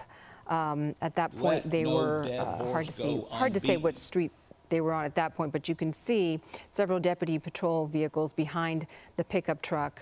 And he seemed to stop at lights. You know, he seemed to obey most of the traffic laws and wasn't speeding too terribly fast. But he certainly was not listening to officers and would not stop. Didn't do anything wrong, really. And they did have to, engage 3 times with a I could probably pull that off, Matthew, but I have not ever done that. And we do have some video of one incident of that pit maneuver where he just weaved through several cars, several deputies to get out, and actually drove through a divider or over a divider to get away from them. So that is what we've been following. But for the last good 35, 40 minutes, he has been here at the end of this street where there is a wash. And there's been very little activity, although authorities have been firing tear gas and pepper balls and trying to communicate with him. Authorities have also evacuated some residents from this street. They might take out that rearview mirror so we are. can't see what's happening behind him. With no real change in behavior. So we appreciate everybody bearing with us here. Again, we have the ground shot, we have Air 7 HD, and we have reporters in the neighborhood trying to get the latest on this. We're now approaching 3 o'clock here before too long, and it's about we're coming up on 2:45, and we just don't know how this is going to end. I don't see this ending quickly in the sense that the person hasn't changed their behavior at all.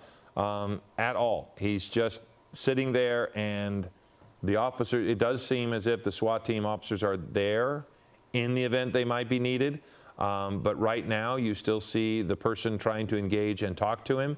And, you know, I've just never seen, never say never. I mean, people have just stayed in their car for any length of time. We've done it over the years. So this is nothing that officers haven't seen before. I don't know that I've ever seen someone just continue to inhale and continue to use the substances that put them in a place, you know, that made them make irrational decisions. I mean, this person has just continued to inhale whatever substance that was in that canister.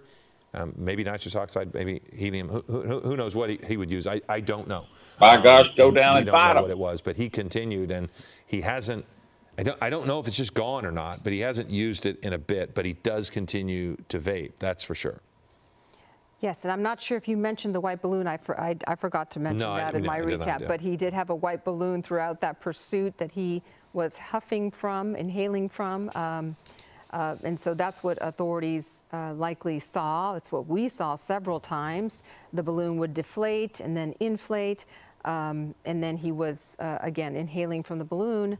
And then he had the tank that you mentioned, Philip. And here, again, to the right of your screen, you see one of the pit maneuvers, or the one where he just weaved right through those deputy vehicles. And I believe he crossed the divider there. People are telling him, like, you can't do that. It does seem as if this is in the hands now of the negotiator. You see, they have all of the tools they need there to do whatever they need to do. Yeah, it's going to be cold. But it does seem to me as if they are just willing to let the negotiator do what he needs to do. Not sure where what Air 7 is looking at. Yeah, but that I think is the sheriff's helicopter, possibly. And so we know they have been above the scene for quite some time as well. They've got their solution. But, you know, they have all of the tools there. But if you notice that the SWAT team officers seem to be just milling about, kind of waiting. What did you buy? They've been briefed. What did you buy? You know, the negotiator continues to talk to them. I'm trying to, as I look at Air 7, if we could maybe go to the negotiator, okay, or look in tight on that guy. The negotiator has stepped away again. If you see him off to the side, so he has stepped away, and it looks as if we've got new people. There's the shot there from the ground. And they're going to be communicating with superiors to find out what you would like to do. He's going to tell them. Yeah, Amber's like, hey, there's a quick police chase. Just follow it just for a minute. It'll be fun, she says. And then, you know, Thanks, they Amber. will decide if more force is necessary to end this. Are they ready to end it, or do we want to keep going and keep letting it play out? But they're going to explore all options, and we might just be here watching and waiting with you guys as they do it. And that is a better alternative, isn't it? It is better that they take their time and that they are methodical and that they, you know, try everything to persuade him to surrender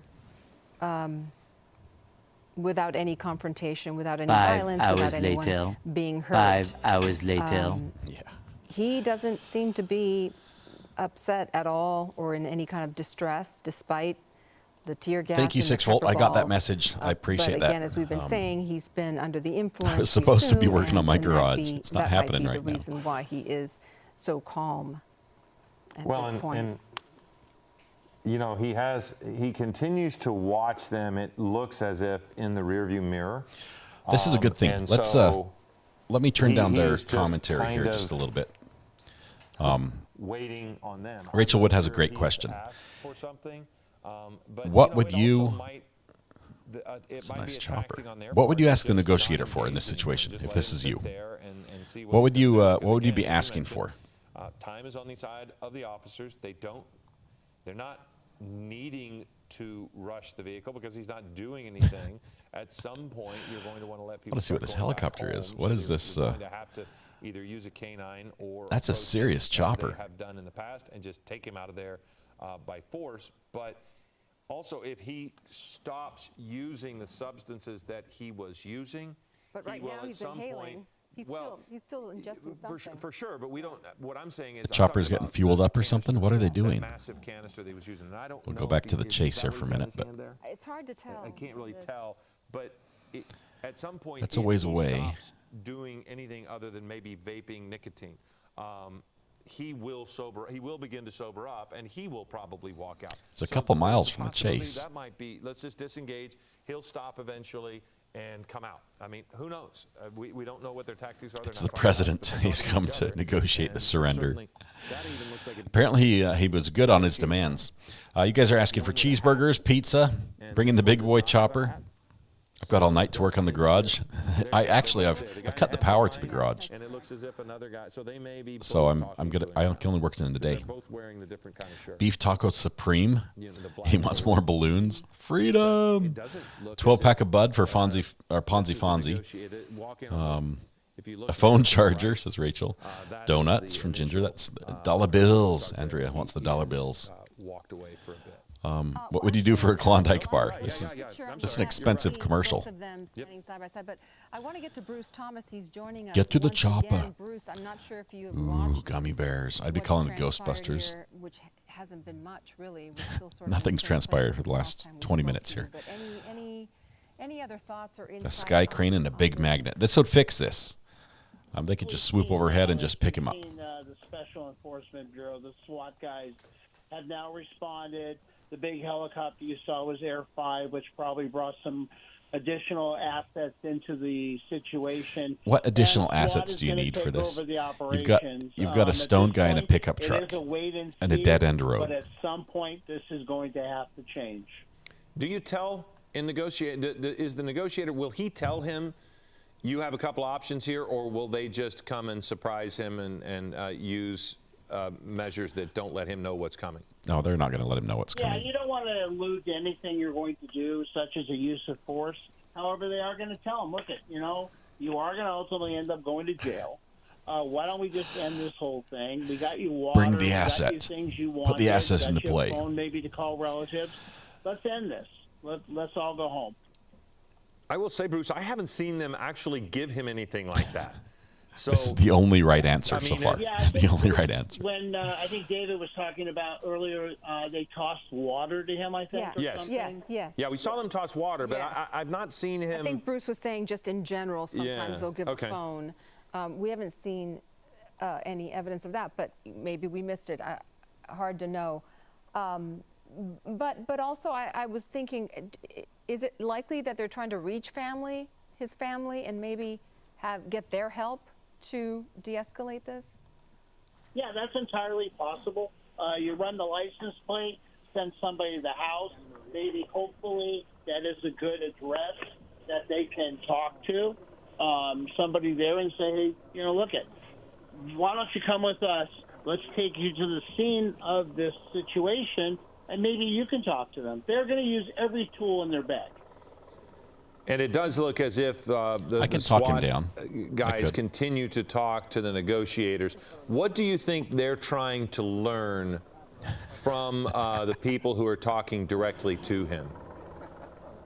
Well, one of the things I don't have a they scanner feed wanna that's working get yet. is this person's state of mind. And everybody says, oh, that's kind of a dumb question. No, is he rational? Is he irrational? We know he's intoxicated, he's been using drugs. So at this point, if you feel you've gone as far as you can go, meaning the crisis negotiator, the CNT team, then at that point the SWAT guys will say, okay, we've gone as far as we can, now we will put our plan into play. Well, Bruce, I don't know if you can see the camera shot, but they have changed some tactics that I would like to know what you think. Every officer has pulled back except for now it does seem the SWAT guys are moving closer. Even they moved forward, and they're all of the regular, I want to call them regular deputies, short of They have to move back so what the I should asset call can them operate appropriately. They've with pulled impunity. back. There's no one around the vehicle anymore, and it does appear as if SWAT is, in your words, taking control here. Is that what I'm seeing when I see everybody stepping back from the vehicle? Yeah, what they are formulating, ideally when they move the other patrol car back, they want to bring the Bearcat in to lock the suspect's vehicle in, but in this case they can't because, as we've seen before, the suspect puts the pickup truck in reverse, smokes the tires, and backs into that patrol car. So they don't want to give him that out. But, yes, the SWAT guys have replaced all the regular patrol deputies on the scene, and at this point it's a SWAT operation. And what would they do next, do you think?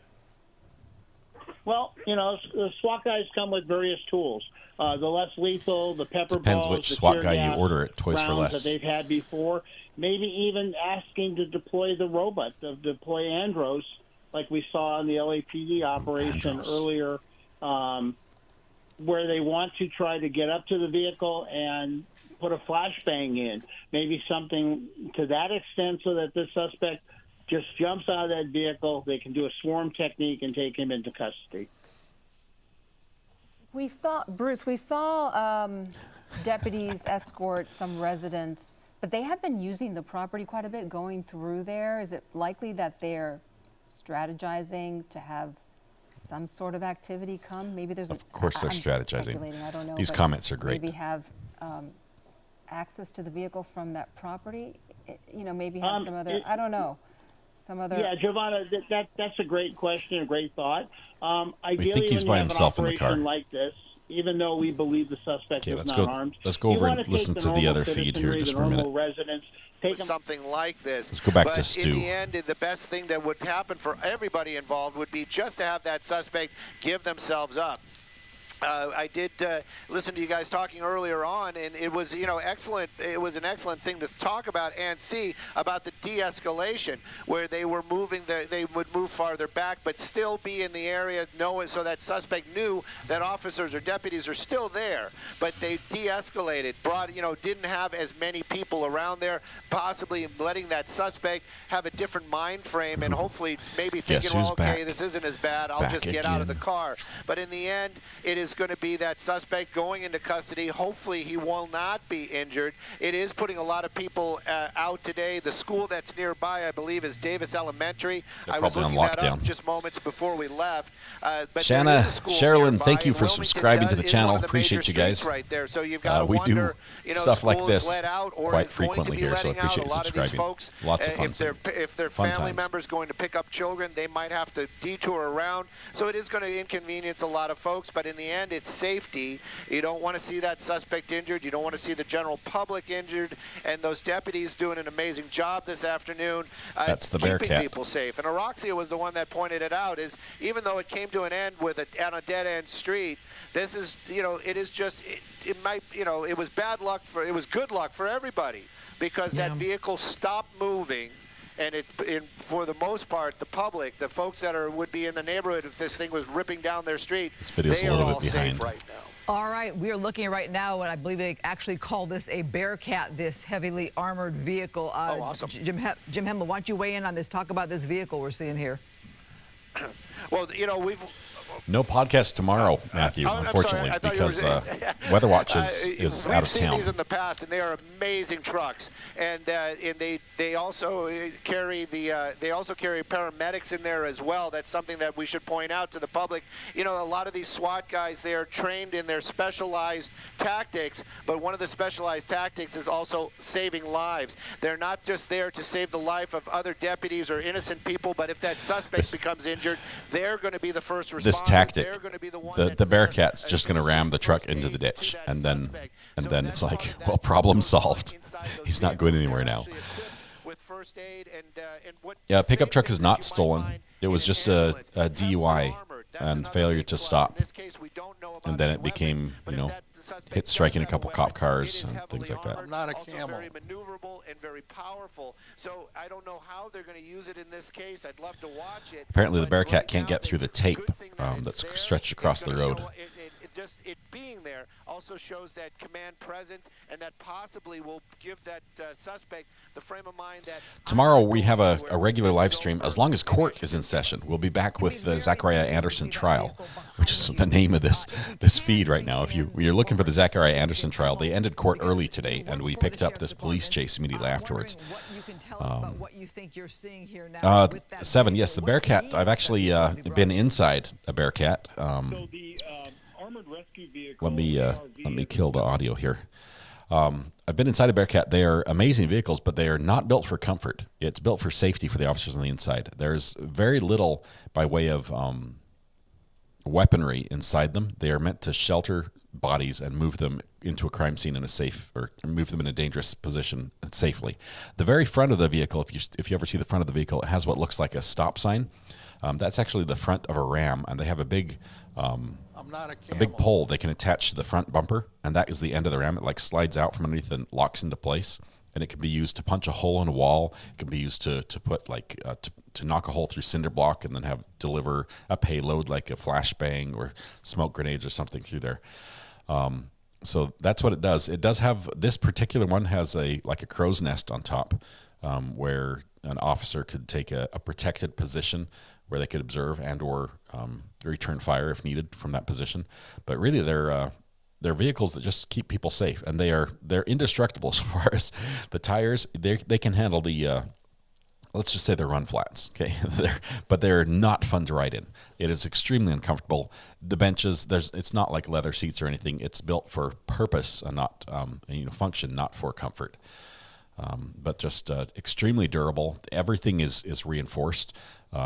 Everything from the engine to it can take direct attacks and still be fine and still operate. The big bad Bearcat can't get through the police tape. They need somebody to lift it up, is the thing. Maybe this officer will do it. Lift the tape up. Let's see. He looks like he's about ready to do that. Yeah, he's going to lift the tape. Oh, or just pull it. Wow, just rips it off the fence. Did you ever get to your garage? No, I have not yet gone into my garage yet, and the sun is going down. I might not get to the garage tonight. Sunset today. Hey Siri, what time is sunset? Sunset will be at 6:12 p.m. today. So I have 10 minutes. 10 minutes to get out to my garage and get something done, which is not going to happen. So we're sticking here for the rest of this. What haven't you done and seen, had experience with? Well, Gabriella, that came when I went through Citizens Police Academy. They're moving through with the sheriff's office. Davis County Sheriff's Office is where I went through that back west.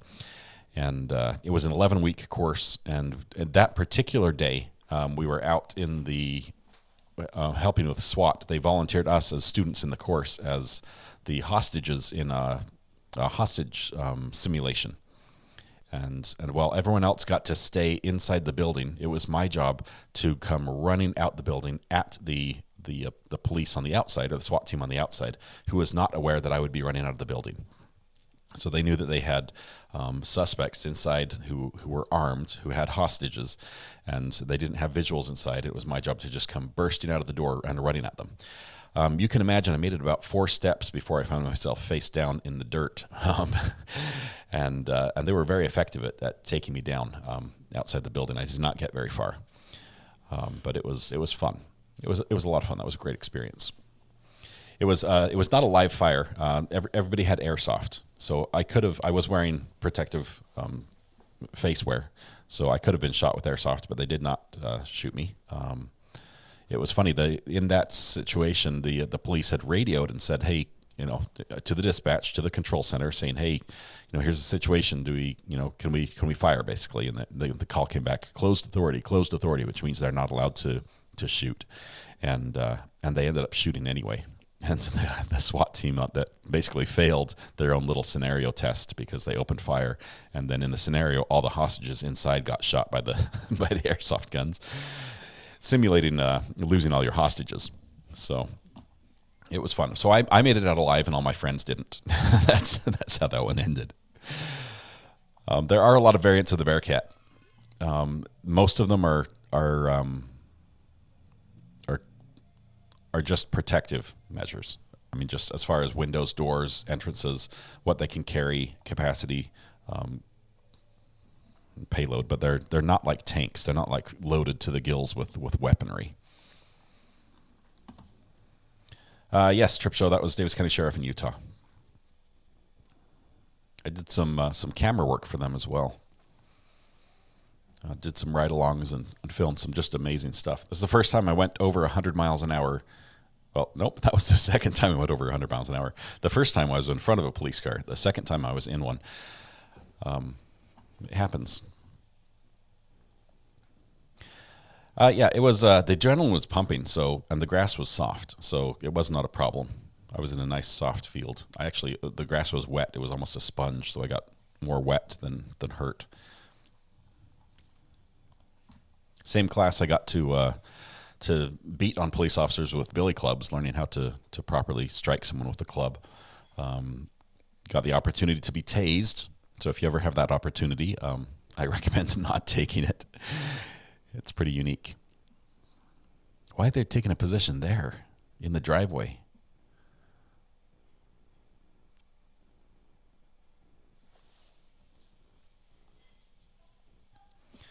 We also did work later with the SWAT team and got to fire a lot of the weaponry that you've seen out there today. I got to fire the rubber bullets with the little grenade launcher. That's a lot of fun. The officer, I asked the officer before I fired it, I said, what's the drop on this thing? Because the bullet's, big. I've still got the bullet, both the canister and the projectile that I fired. And I said, what's the drop on this? He said, it's not too bad. So I'm aiming at a target that's a silhouette. I'm thinking, well, I like to hit it in the chest, for a good solid, rubber bullet to the chest. I think that would be a good stopping move. So I aim for the head for a little bit of a drop, and I pull the trigger, boom, right in the head. It's like there's no drop. At 50 yards, that thing it's straight as an arrow. Also got to shoot some fully automatic weaponry there and go in the hot house with live fire airsoft weaponry that is identical in weight and configuration to the actual weapons the police are using.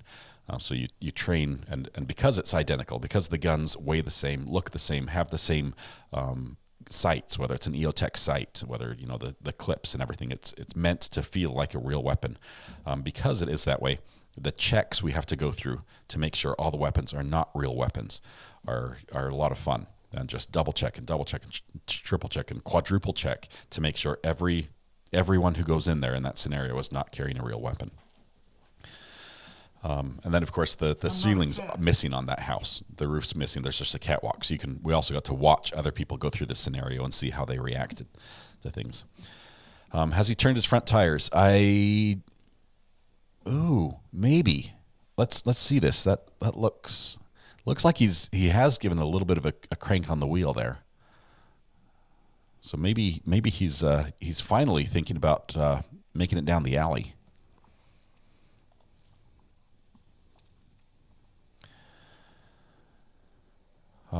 Debbie, a lot of agencies will allow everyone to participate in that. The reason why is because it's getting the public on the side of the law enforcement is what they're doing. It teaches them why they use the techniques they do, why they use the tools they do, and how they operate. some of the class you guys would love, the weeks where we go over blood spatter analysis, and see crime scene photos like you'll never see on a live stream. Those are pretty intense, and watching videos that will never be released to the public, that's intense. And then going through the jail system, and and pulling out inmates that will never see the light of day, and just having a frank one-on-one with them, as they get time out of their cell, they want to talk to us, so they're brought in, and we just talk to them about what brought them there and what life is like in the jail. It's a really awesome experience. If your community does a citizen police academy, I highly recommend signing up for it.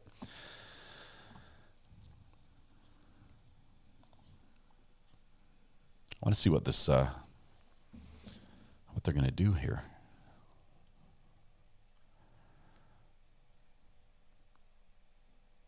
It does look like he's turned his wheels a little bit, at least from this. No, maybe it's straight still. I may be wrong.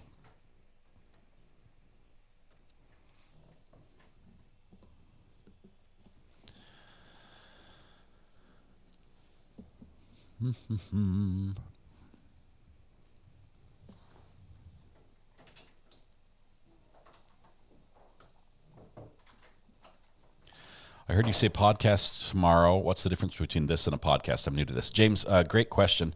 I run a live stream, a true crime live stream every day, starting at 9 a.m. in the morning, usually for about 8 hours a day. Today we've gone 9 hours and 10 minutes without a break. Usually we have half the day in the morning. We take lunch, then we take the rest of the court in the afternoon. We follow a court case.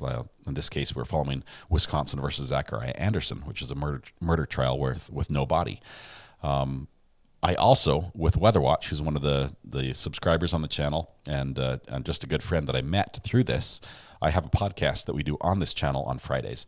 And it's an audio podcast, but we also provide the video on the channel. So you could listen to this podcast, or once we get it put up on the other platforms, you could listen to the whole thing, or you can watch it and see our reactions as well. So we have a podcast, and we also do the live stream on this channel.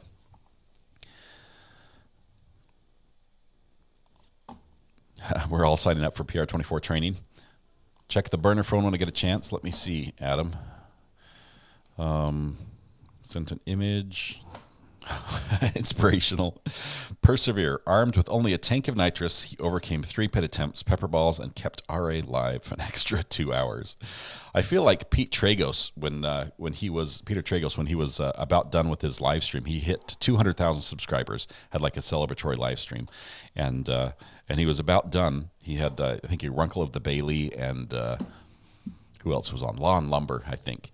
And then at the end, as he's about to get off, who hops on but Emily D. Baker, and then he stays on for like another 2.5 hours, and it was the most amazing video ever. The two of them together was just fantastic. I'm not a camel. Let me share this image Adam just sent me. If you'll give me just a second.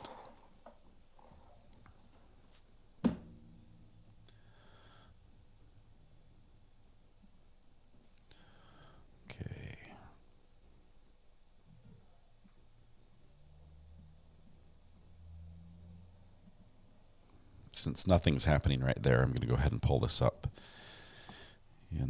Bring the jury.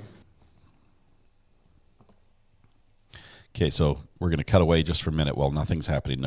Oh, wait. The Bearcat moved up. Why didn't you guys tell me the Bearcat moved up?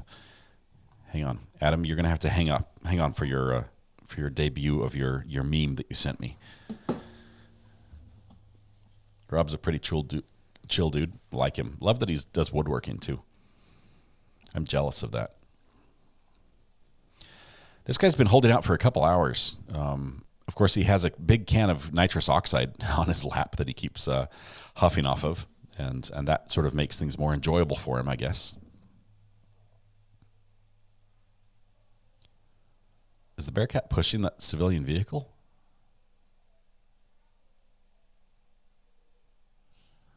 What are they doing there?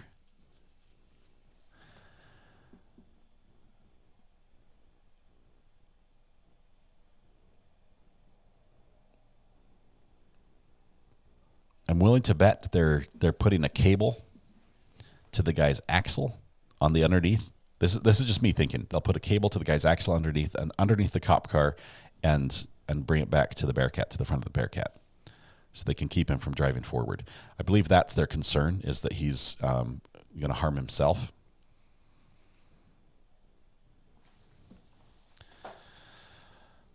Ginger says, just looked up Citizens Police Academy in Ohio, and I found a few. Awesome. They are amazing.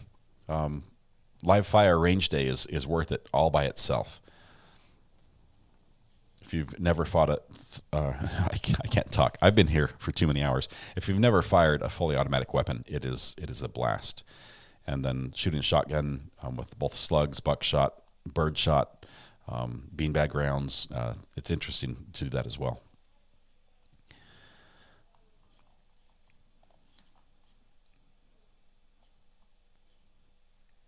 Yes, we're comparing truck sizes for sure, Lee.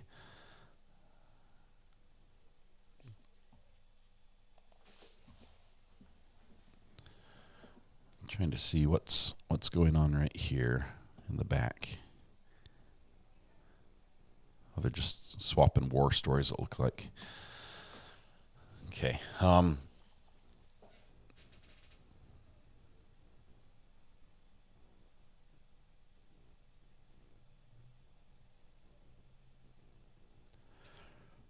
Driver's still in the Bearcat, just chilling.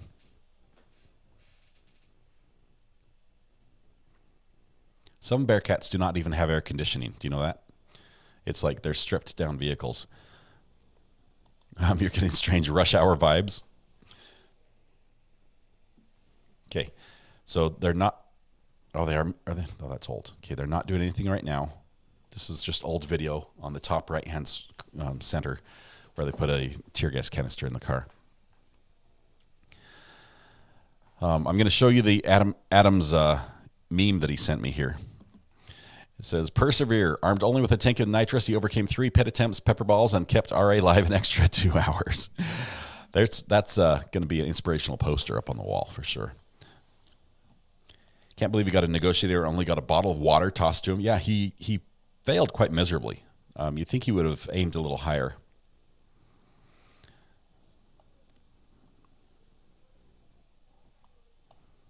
Runkle was nominated for 2 awards at the Gundies, and he won 1. Runkle's awesome. That's cool. James says, thank you for the response. Yeah, I've been with you all day. This is my first time with you. I've been watching the case since day 1. That's awesome. James, we had to watch some a little bit faster because we were watching Alex Murdaugh until that case ended. Then we picked up on this case. As we had to catch up. We had some long days. We had to skip some lunch breaks to catch up. Rachel Wood says, I'd like to hear your top 3 life experiences beside marriage and children. Oh, man, Rachel, you have some good questions. I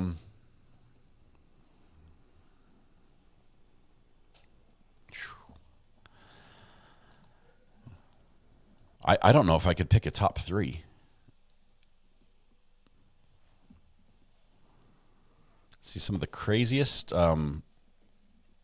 traveling to England, breaking into somebody's house and finding them dead, and then having to explain the whole thing to the police. That would be pretty high on the weird things that happened.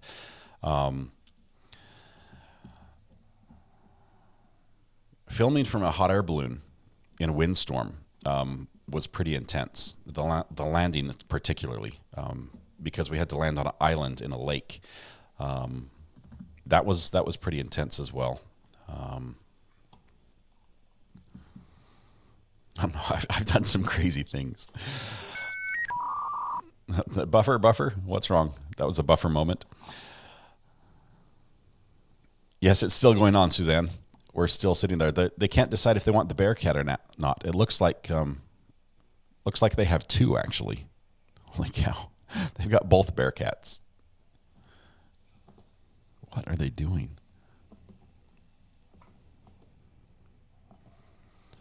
I'm going to stick on this feed for a little bit, mostly because it's a higher definition image.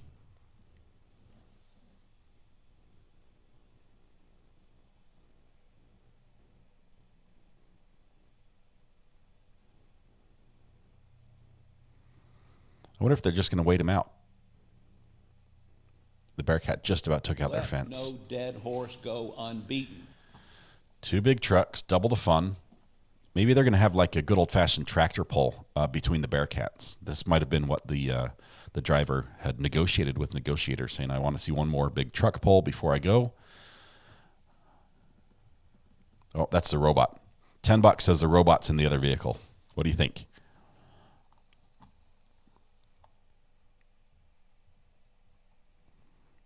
They're going to bring the robot out, drive it up there.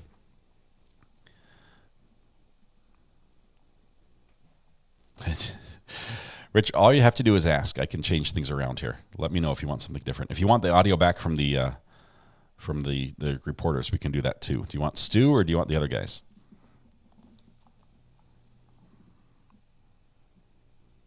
You know what I'm most worried about sitting here watching this live feed for so long, is that we're going to miss the next police chase, which is, it's the evening commute is coming soon, and we're going to have another one, and it'll just go back to back. You guys are going for Stu?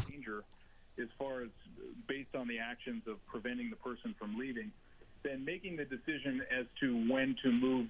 I think this is Stu's channel. Is so dependent on how many variables that are there, many of which is the suspect armed? How long should we hold up the community from entering their home? I mean, they have a right to live peacefully in their home, and but reverence for human life will obviously guide a lot of those decision making, and certainly in the short term. I think the threat is to the driver himself, and so they're trying to help him at this point. Try to have a They've definitely dialed back the threat to the driver. To surrender peacefully.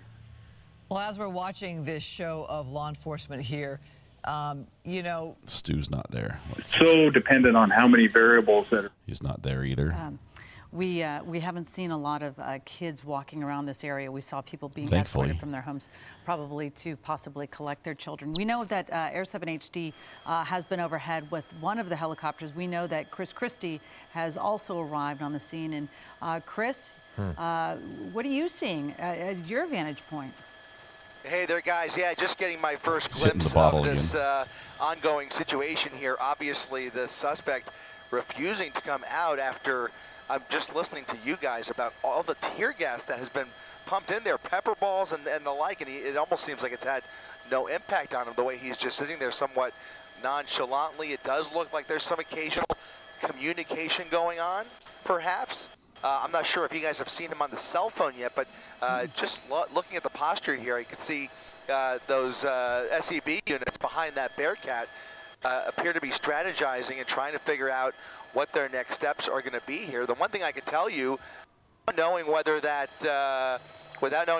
vehicle is still capable of moving, it certainly appears disabled for some reason. He came to a stop here, but there's not really anywhere for him to go, I think, is the larger point. They have both sides of that bike path completely blocked off, so that's not really an option for him. There's actually some degree of water in the wash there, and that's it. So we're just to the west of Wilmington along West Poplar Drive. They have a pretty secluded area to work with here without the risk of crossfire or anything like that. And so it's really up to them. I mean, they have time on their side here to take this as long as he is willing to play games here. At some point, they're going to have to make a decision whether they want to use some more force. But, they could sit here all night long, as Bruce has been saying, and bring out a whole command post to babysit this guy all night. But it's just a matter of what they know and what we don't know in terms of, what other threat is he posing in there? Does he have a weapon? I'm not sure if we've already discussed that. Do you guys know if he's armed? We don't. There's no 100% certainty, but we do know that they have approached that vehicle so frequently and so closely that I'm certain, and Bruce Thomas had agreed, that they've got a pretty good idea as what's in the cab. They were able to look in. I can tell you that from your shot, what we saw just a moment ago is just another little thing that is being done, and that was removing the dog from the grass. Oh boy. There's a canine. They removed the people. The dog across the street had been there throughout the duration, just kind of casually laying in the front yard. And in your shot, we saw a deputy take the dog and remove the dog. So I'm saying that from the sense that as Bruce has been talking about They have to hurry because I have work tomorrow. And everything is going to be in place so that no one else gets hurt. There is no other problem. You see that the Bearcat is parked in the yard. So maybe they were just moving the dog so that the dog doesn't run away and become a problem. Who knows? But the patrol deputies did move back away from the vehicle. SWAT came in. They put the Bearcat in. They have clearly taken over, which Bruce told us that's what they were doing. But they've also kind of removed the negotiator from direct communication with this person. They were right next to him. They were actually able to talk back and forth, but they have now moved back as well. So I don't know if that is a sign, if Bruce is with us still, I don't know if that's a sign that there is an indication that they might be getting ready to move forward, but they are seeming to move all of the obstacles out of their way. Yeah, the only obstacle left, I think. I'm sorry, go ahead. Yeah, I'm sorry, Bruce, go ahead. I was just going to say to Philip's point, it looks like SWAT is formulating a plan, and they are going to tactically approach this vehicle and render this situation neutral. Okay, so give me just a second here. I've got to try to pull up another feed.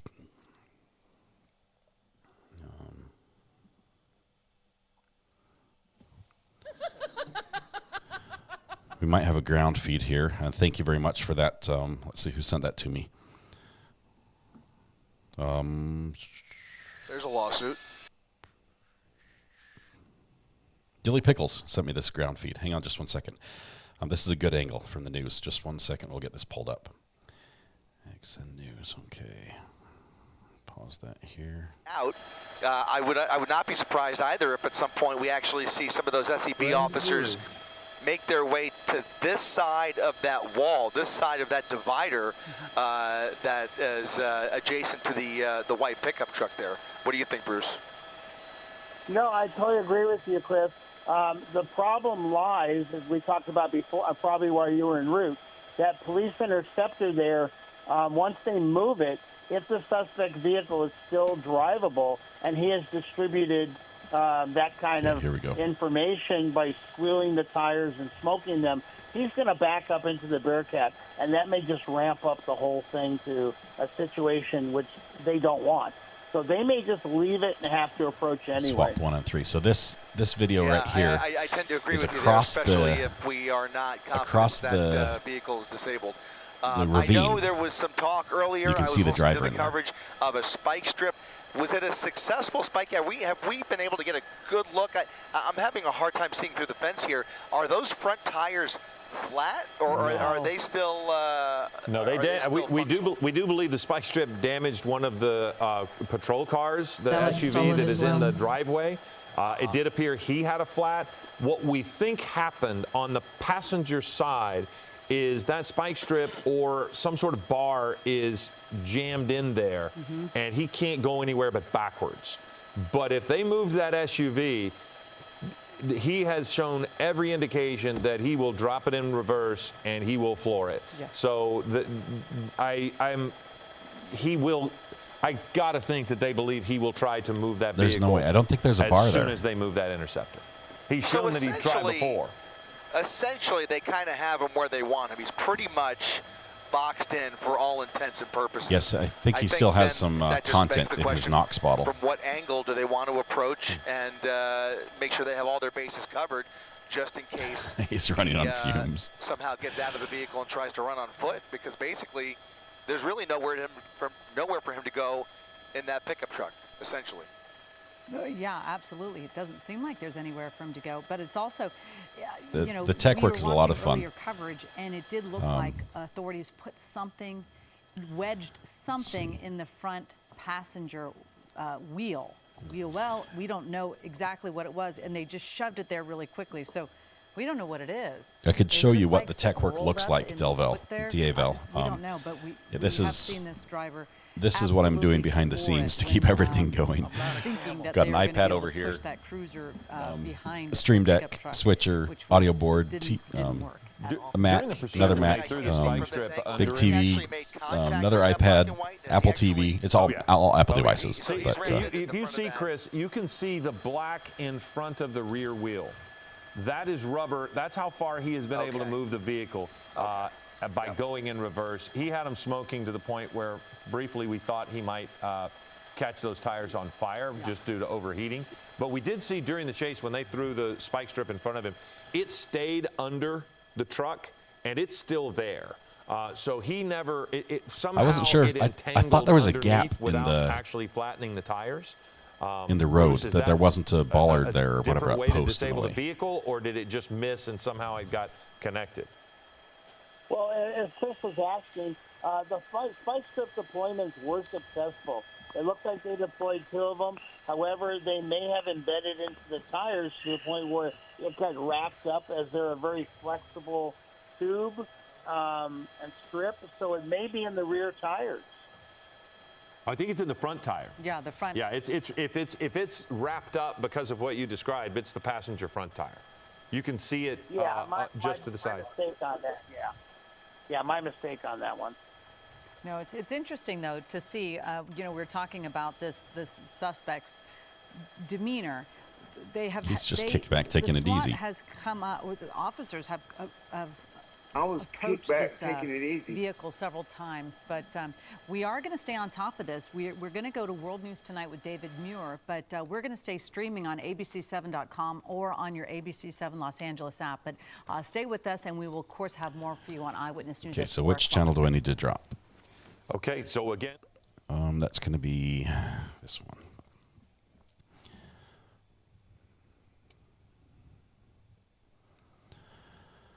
Looks like they're getting set. They're at least in position to do something.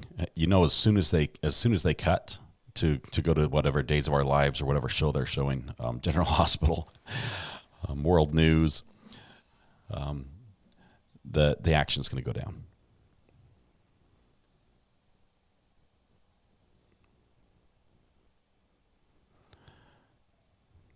He's still just chilling in there.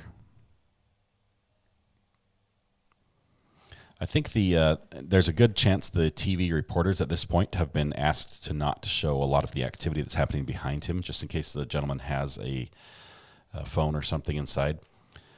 We'll see if that's... Let no dead horse go unbeaten.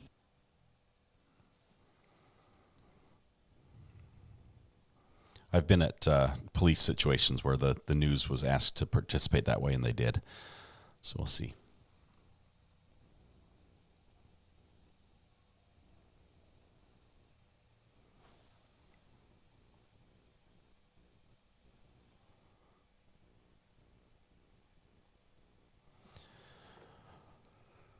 I don't think the suspect has ever tried to go forward. That's why I don't think the truck is disabled. I think all he did was try to back up. You look at the black marks from the tires. That's from trying to reverse and spinning the tires there. Yeah, they've got that one blocked off pretty good. Of course, the grass leaves an opening, so there's an option to the right. To the left is pretty... pretty blocked off. Can you imagine if this guy did make it through, if he turned right and then made it out past that one police car? Can you imagine the mayhem of all these cars trying to get past the Bearcats and everything getting back out?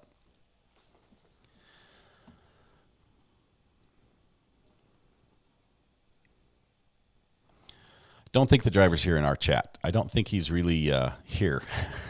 He's been huffing on that bottle so much. Yes, driver, please call the burner phone. We will negotiate your surrender for you. Go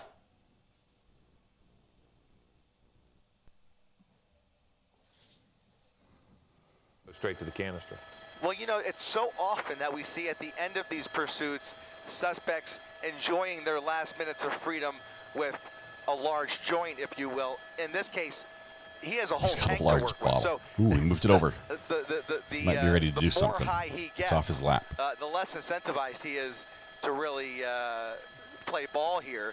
He could just, empty that tank and then end up falling asleep tonight, and they can still watch this play out. I don't know if they have the patience to let this go on that long, but something tells me that they're not in the mood to use. They're never force. in the mood to use excessive force. No, I shouldn't they're- phrase it like that, but they're not extremely tempted to act any more aggressively than they are now, which is basically a wait and watch and see situation, to kind of let him make the decision here, because anything else might be considered unnecessary if they were to deploy a canine officer, for example, and release the dog on him. You know, could they justify that? You know, is it I think just he a does have matter that of that ending this pole sooner underneath rather his than car. later, or did he give them a reason to use Hitting that the kind bottle of force? again. So these are all decisions that are playing out in those supervisors and watch commanders' discussions right now, and when you think about it like that, and you think about the I've fact never that he's not abused posing nitrous oxide. immediate danger to pretty much anybody else here except for himself, then that would lead you into I've had some significant dental work done, and they to treated let me. this play out as long as it takes, and it could be hours and hours. It is. It's remarkable, though. You know, this person was wanted for reckless driving, and we're showing on the right side of the screen earlier when he was going slow enough and he was doing a predictable enough pattern that 3 pit maneuvers were attempted on this driver, and the driver seemed to get away, but it wasn't as if the driver was speeding away in a Randall, race that's car. what I remember It was as well. kind of a But lumbering, sort it of looks like there clumsy used to be way a of, pole there, I think. getting away. So maybe they got knocked down in but previous police chases. Did end up, you know, they did keep trying to do this, and then this driver found themselves stuck in this one area. I don't know if you know, Philip, you were watching it earlier. The pursuit part. The driver looked like pretty familiar with this area. I think he was cautious, oddly enough. Certainly he was reckless when he was in what you're looking at right there, driving 45, 50 miles an hour down a residential street, and you know, clearly going over the median, was reckless. But it was odd to sit and watch him sit through stoplights and wait for the arrow to make a left turn. And happy to see that happen too. But I will say, to what Chris was talking about and to what we were talking about with whatever he's huffing, it shows the power of his addiction, because I think it's not unreasonable to think that one of the back window is actually laying on the ground next to the driver's side on the floor. It's been shattered. It was shot already. They did put pepper balls into the car he has to no used effect. so much while we've watched him. I think it just shows the power of the drug or of the addiction he has, because they haven't given him anything. They haven't. They threw a water in his general direction, but he didn't get out of the vehicle to pick it up. He's not had a phone. He's not really engaged too much with them. He has talked to some of the negotiators at times, but the one constant here is his going back to the canister over and over again. And you kind of wonder, is that the reason he won't get out of the vehicle? Because that goes away. Thank you, when he Ponzi goes Fonzie. into custody. I think that's how I remembered it as well, so that makes sense. Thank you. I'm sorry. No. Go ahead, Bruce. To your point, he is so intoxicated on that nitrous oxide bottle that obviously that's influencing his decision-making, which at this point we would all agree is pretty poor. I'm pretty sure the effect of nitrous oxide is fairly short-lived. But from a negotiation standpoint, Bruce, it's not like building you have up. to play that in, right? I mean, when you're the crisis negotiator and you're talking to this guy, you know whether he's reasonable within the confines of his high or unreasonable within that structure, but you cannot take that out of the equation, right? No, you're 100% correct. You know that. You know what's going on, so you have to play it off as, okay, I know what you're doing. Let's take one more hit. Let's go. Let's surrender. Let's do whatever. So you're trying to play into that, but as you said, this addiction, this dependency on that is just overwhelming to him at this point. Yeah, and you do wonder how this person's gonna act out when faced with having to leave that canister and be, you know, done with that for quite some time. I'm just thinking about kids with iPads try to take their phone or their iPad away, let alone, you know, this is a drug. Yeah, so don't try to take his bottle away. While he seems very calm now, the situation could certainly escalate if they do use more force. Yeah, as we know, having young kids, To pull that iPhone or that iPad away is like committing a major crime. So in this case, we're kind of dealing with the same thing. Yeah, it is kind of scary because again. Carrie just sent a super sticker with 19.99. Carrie, thank you very much for the super sticker. Appreciate it. This is fun times for everybody but the person in that front car. Hope it ends nicely for everybody with no injuries. Does the usage become this is a little bizarre. Damaging to the lungs, to the person? Thank you for your support. I can't imagine a canister that large of using this over the span of 2 hours without a break is going to be a healthy option for the person. He's not worried about his health. He's not doing it for his health. Medical issues, elevated heart rate, core body temperature goes up, blood pressure, all the medical things we can think about. The other thing, too, is he may end up passing out. Yes. Which would work to the officer's advantage. It did look like he was about to about 45 minutes or an hour ago when he leaned his head, like right now. I mean, he looks as if he's drunk, I mean, that's what you would expect. I mean, on the wide spectrum of drug use, we're looking at something that is most likely a downer for him. I mean, this is not something like LSD where he is going to become really aggressive and agitated. This is something that's eventually, as Bruce said, going to affect his heart rate as he comes down from the high, and certainly his brain activity. He's more inebriated than anything else, which you would think will play into law enforcement's favor here, making them more confident to approach the vehicle without fear of him really going into attack mode, especially the amount of content he's consumed. Concerned citizen just sent a super sticker with 20. Thank you, concerned citizen. Hopefully you're not on the scene. Of that truck. Appreciate you. Chris, you're talking about the stuff that law enforcement, the pepper spray, the tear gas. I'm looking at, what are some of the side effects, and it says that this nitrous oxide, it lowers your ability to sense things like pain, sound, There's a news or truck touch. up there. You can see that. It also makes your truck. brain, it affects your emotional responses. jury. And what we've been seeing as well, it makes you feel lightheaded or you hallucinate. And so it seems like it says it has a lot of the effects of alcohol, but it doesn't affect your memory or intelligence or concentration like other drugs. So you are still sort of coherent, but you are lightheaded and and not bothered by pepper spray. Not bothered by anything. One more time, Chris. It's something similar to laughing gas that you would get in a dentist chair, for example. You're exactly right. Diana Carruthers just sent a super sticker with 1.99. This person consumes so This much. is work. Because we've never Thank seen you, Diana. somebody in a pursuit just consume so much of this substance. It's rather unusual. I just wonder how much is in there. And I mean, I'm very curious how to many see how law breaths does enforcement are that gonna tank try to contain? Get him out of the vehicle because he is very relaxed in that cab. Oh, Well, he's look at the completely relaxed. posturing on the ground camera. Wait, right as we take it away. Alex The ground stole it. camera of the SWAT guys behind the The Bearcat. timing's just a little bit off on the They two are videos. They're very about casual. 10 It seconds is not apart, as I if think. we are going to see activity. I'm not a camel. Imminently. They're ready. But it does seem, and if Bruce is still with us, what would we see from their actions that would indicate they're about to change anything? Because it doesn't look to me as if they have a plan to do anything in the immediate. We do see left and I found this super chat in the back of his truck. Non-binary police officer with medium light skin tone. right now. Just Thank you, Tag. Yeah, their posture is that in a relaxed state. They have talked about this. They have come up with plan A and B and even C.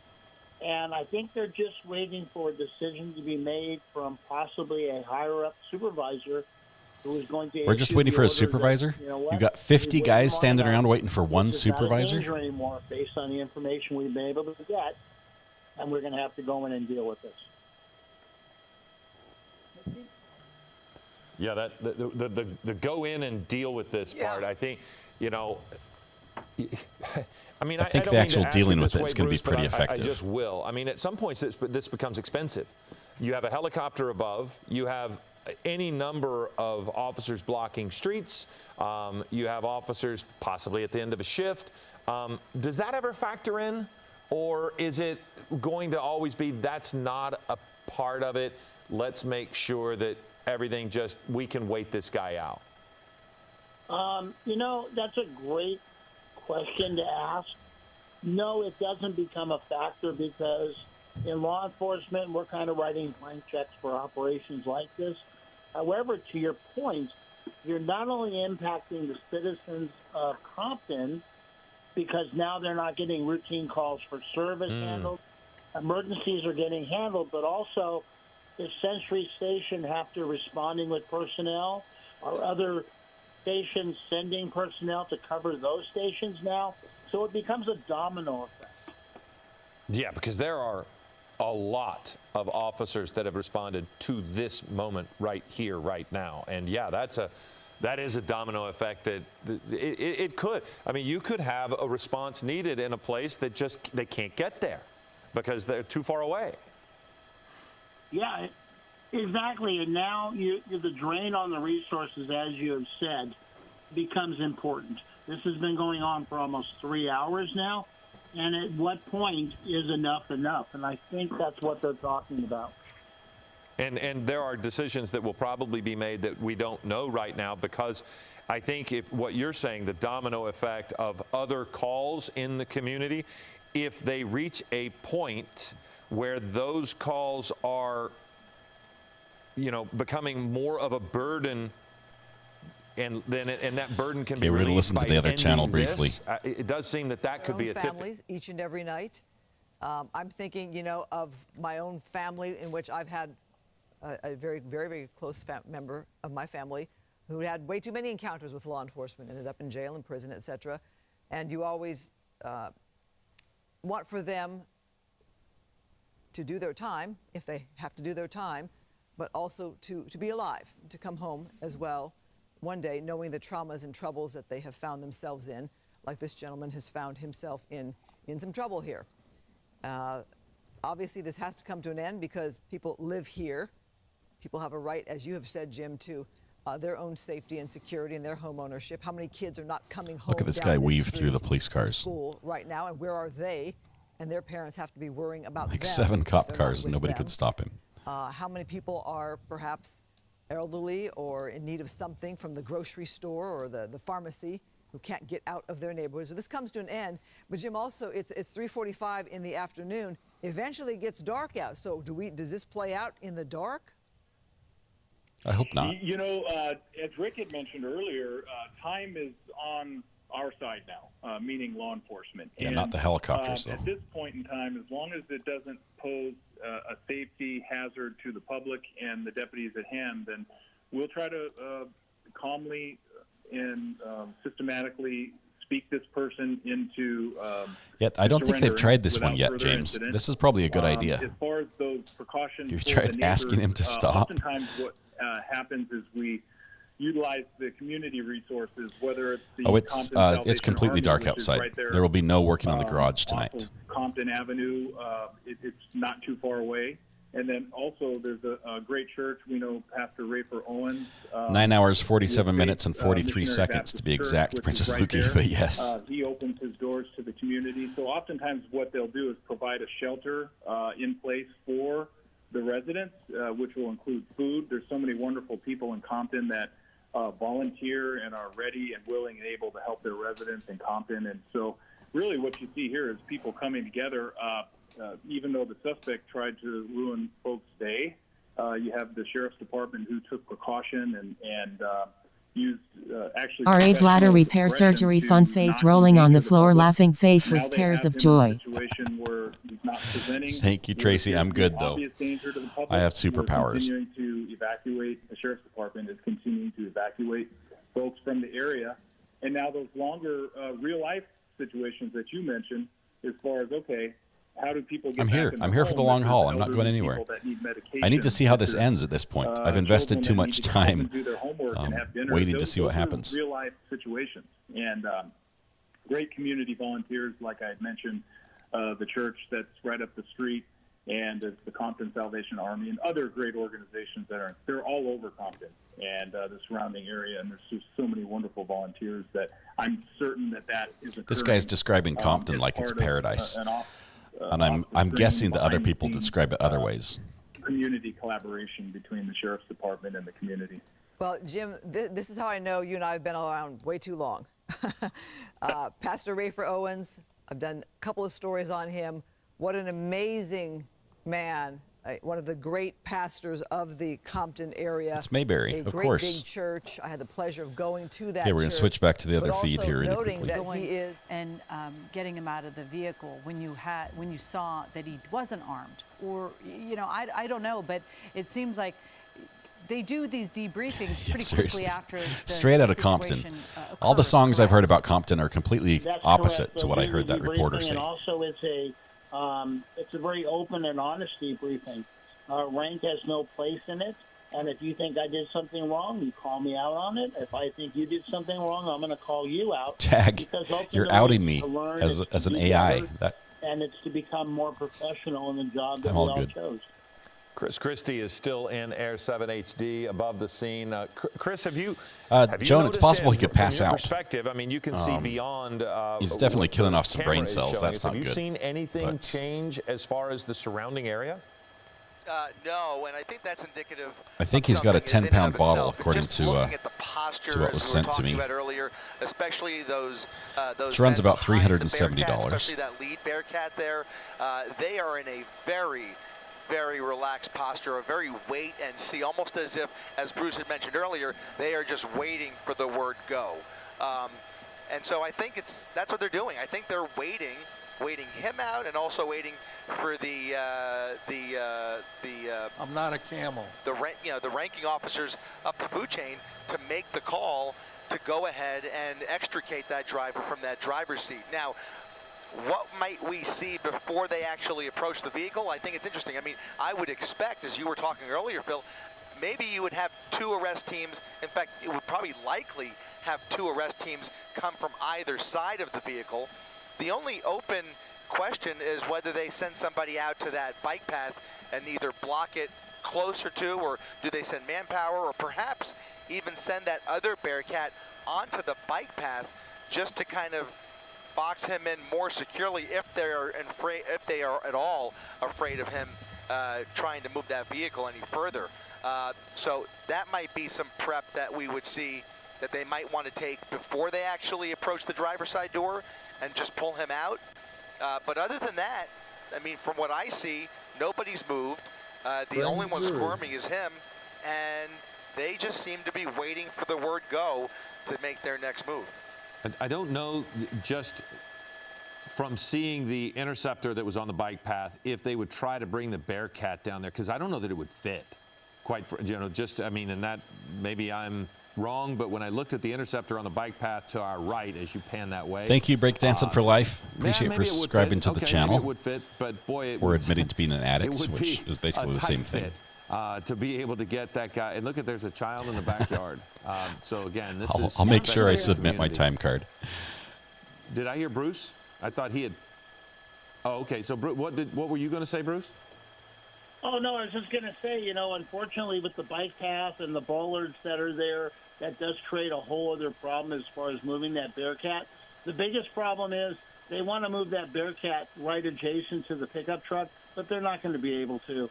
So ultimately the operation, the planning that's going on is going to be to the rear of the Bearcat, and that just creates an additional approach zone for the SWAT team. I wonder what's in the back of the car. It seems like, this seems like is it like rolls of insulation? To try to move the one police cruiser without this driver putting it into reverse. I don't see how you. I swear, if this driver makes an escape, they should just let him go because he deserves it at that point. I don't mean to make light of this, but it's going to sound as such. They're going to have to separate him from that canister, just as they have to separate him from the vehicle, because he has a bear hug on that thing now. You're going to get that canister when you pry it from his cold, dead lips. That's what's going to happen. Clearly, to me, that's why he's not getting out of the vehicle, is he doesn't want to give that up. Yeah. The one other thing that I'm wondering as we watch this, and again, I think it's an open question, right, guys, whether this vehicle could drive forward. Is that my understanding here? There are no indications he can. He has only tried to go backwards. There's no indications he can't. Early on, Chris, seem as if he could have turned right, but he never did. So no, we have no 100%. There's no 100% certainty he can't move forward, but the indications are that he can't. Because if there was any possibility of that truck moving forward, I could see where they are a little nervous of spooking him. Because you would imagine if you spook him and make him, and he realizes that he is threatened, I mean, he might very well just gas that truck right through that fence. If he does end up totaling this truck, can I call dibs on the insulation? Because I need it for my garage. Is that like R11 or something? I need that for my walls. Without knowing 100% that makes whether sense. that vehicle is still mobile. No, that makes sense. I mean, because even if it could only lurch, he would 16 only works have to for go me. 10 feet, Yeah. and he's in the river. I've got 16 on center studs, so I'm and good. It's a very forceful pickup truck. We've seen it's got a lot of horsepower and it's pretty powerful. So, yeah, I don't know. It's going to be one of those things again. Bruce, let it go. How do you think that? I mean, I know we don't have you for much longer, but how do you see this? If you were to, now that you've been looking at this for a little while. Let me turn this off. While we're waiting, the perfect thing to do right now is to subscribe to Ivan Victor's YouTube channel. Ivan has a channel dedicated to his dog Rebel, who is a cute little mini pin. And it's a booming YouTube channel. I think it's doubled in the last week. And you want, now is the time. You can get in at the ground floor is what I'm saying. This is the opportunity to subscribe to his channel. If you need to find it, you can just search in YouTube for the @ Ivan Victor, just like I've got here on the screen. But skip the space in between, and there it is. And you'll find the channel. You'll have great pet content from one of our own, Ivan Victor from chat. And Ivan will be happy, and Rebel will be happy, which honestly I'm more worried about than Ivan. so that is Ivan's channel. It's Ivan Victor, just his name, and I'll get you there. I think I might be able to even put it in chat too. And now back to our regularly scheduled program. At some point, it does become a drain to resources that you just can't continue to have. Yeah, and Philip, as you said earlier, they're going to have to separate this guy from that canister. Yeah. And he is not giving that canister up. He continually goes back to it. Well, that leads me to another question for you, Bruce.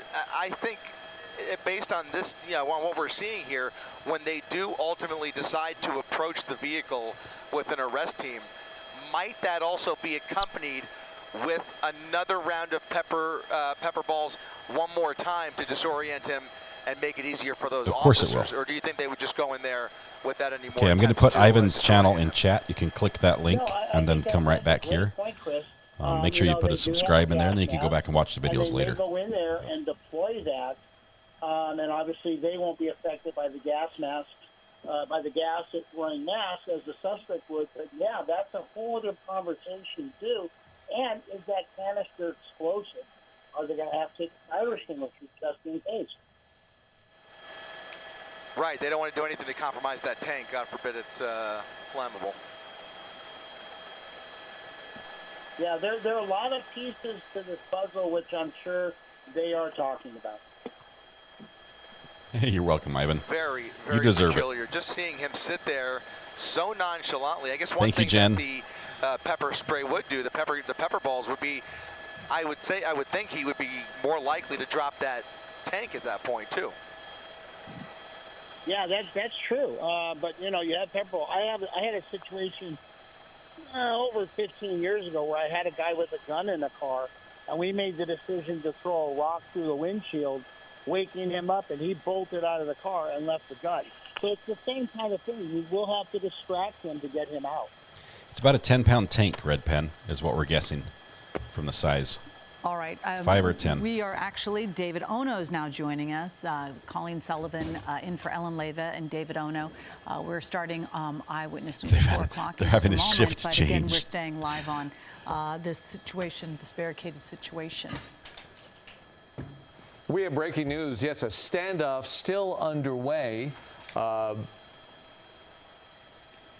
He is checking the mirrors. I think it would be smart for them to break those mirrors. Fire a beanbag round into each one of them. With very odd behavior.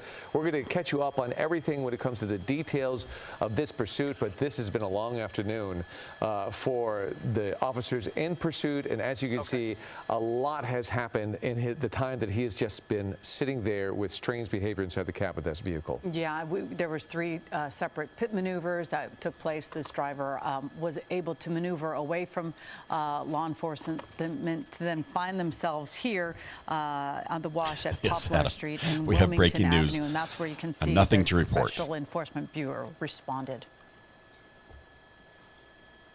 This is Eyewitness News with live breaking news. What was the story we had in the UK?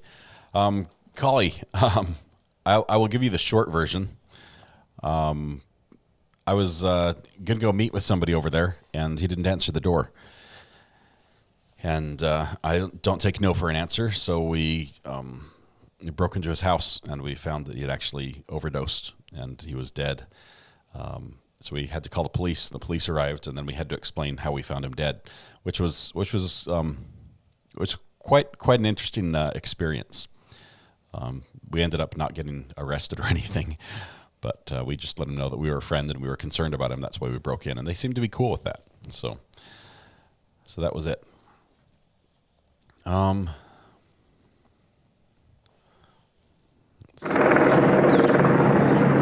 it looks like the Bearcat is right behind. There's one cop car pressed against the truck. That's the camera on the ground. I'm not using his feed because he's probably not going to be okay with that.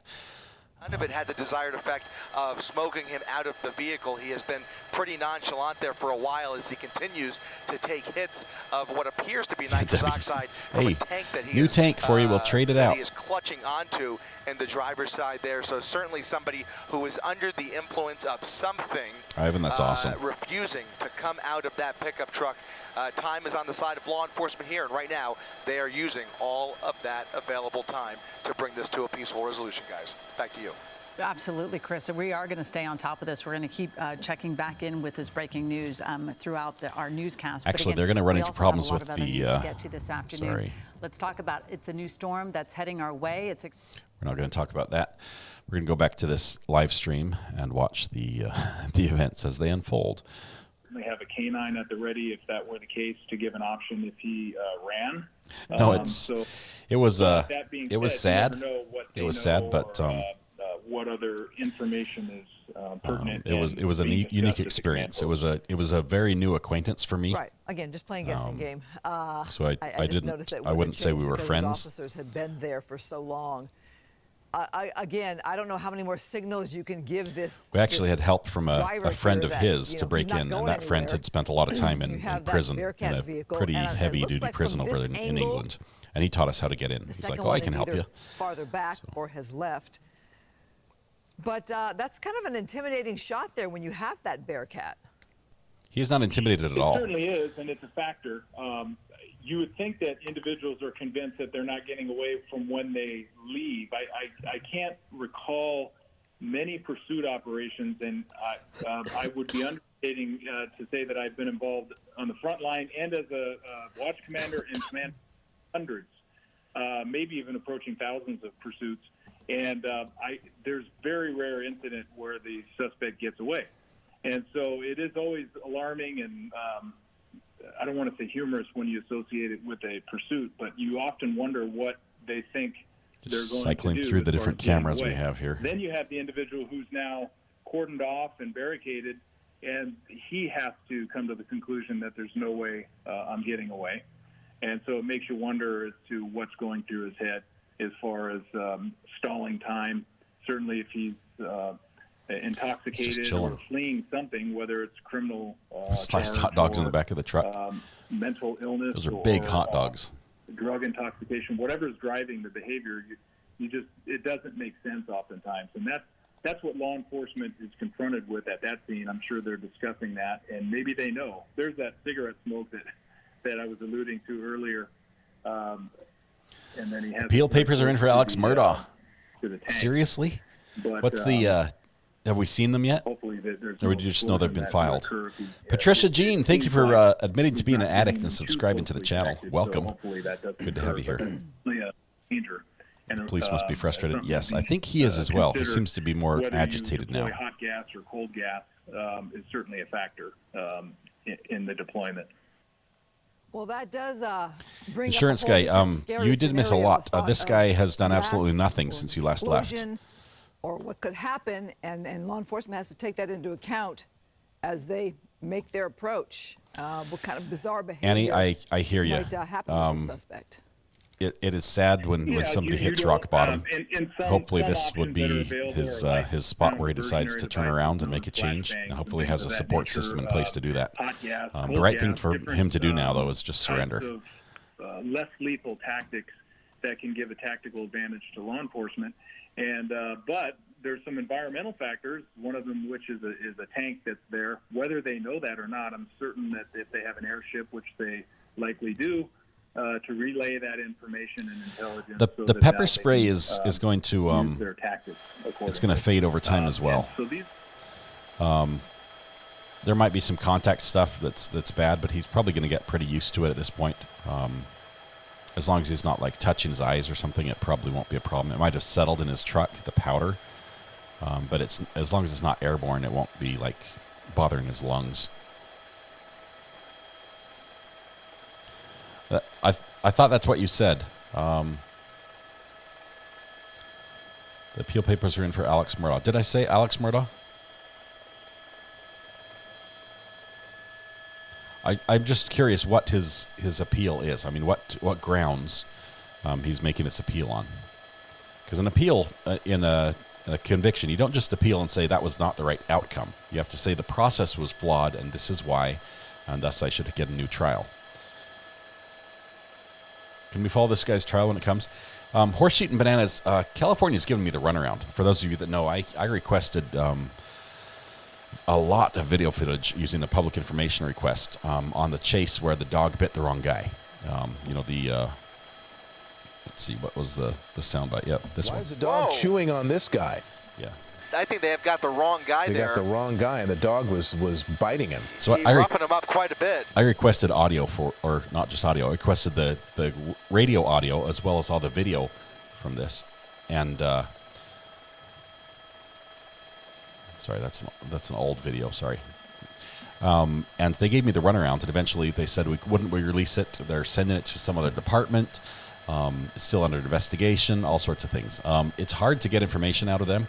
So I'm hopefully able to still get that still. I don't know when we'll find out who this guy is, but if it is a court case that's publicly streamed, I'd like to do it. California, though, has some very aggressive laws about streaming courts where they don't give you permission to stream, like specific spelled out paperwork permission to stream. And they think they have subject matter jurisdiction over everybody. So I have to be careful with them a little bit. Adam says, I sent the Alex Murdaugh office appeal to the burner phone. Let me take a look at that out, Adam. Just 1 second here.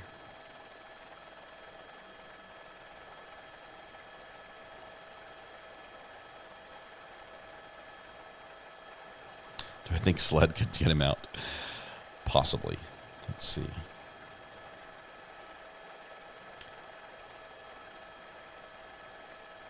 Adam, I'm not seeing it. Oh, I was looking at a different Adam.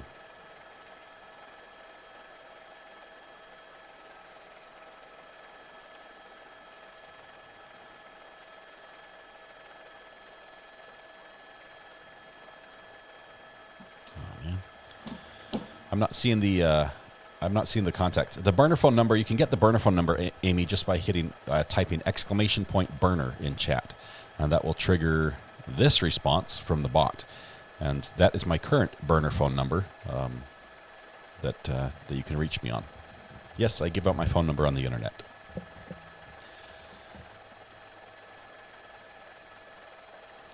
I scrolled and all I saw was the end of this comment. It just said booger butt. I'm like, what? What is Little Miss saying? It's only a notice of appeal filed. Appellate brief has to be filed within 30 days of the verdict. So they're saving their spot. They're saying, hey, we'll be here in a little bit. We've got something. Just notice we're going to do it.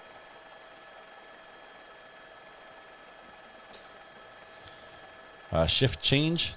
Is that a third Bearcat down there?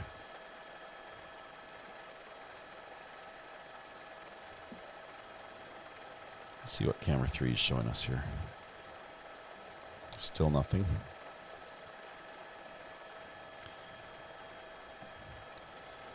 Camera 2, nothing there as well. He's just sitting there.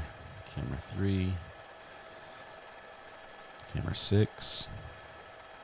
I think 3 is the best image right now. 3 Bearcats. How many Bearcats does it take to get one guy out of a Ford F-150?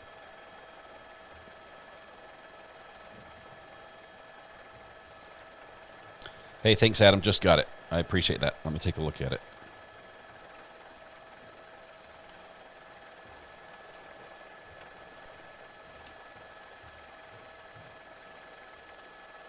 Was just filed today.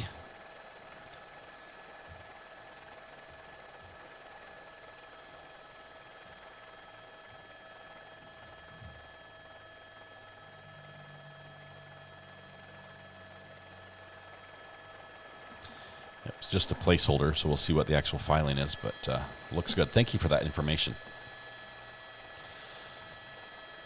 Ace of Swords, we don't have any information that would indicate he's armed, and the lackadaisical response of the officers, how they're just sort of standing around back there, would indicate that he's not. Princess Lukey said, I started the day in PJs watching, and now I'm back in PJs watching. It's funny how that goes full circle, Princess Lukey. 2 Bearcats in a Jeep. There's definitely 3 Bearcats there. That is just... How many Bearcats do they have? I mean, and honestly, look at it this way.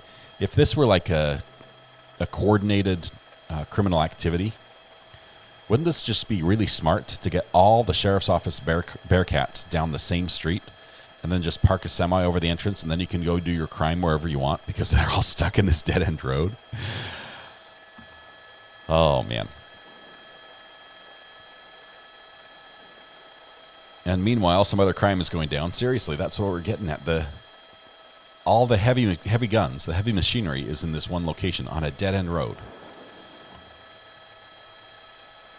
Somebody's on the roof now.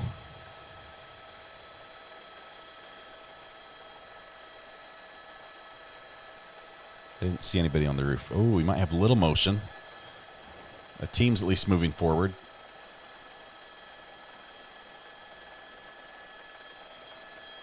I'm going to turn down. We know this is a helicopter shot. We don't have to hear the helicopter.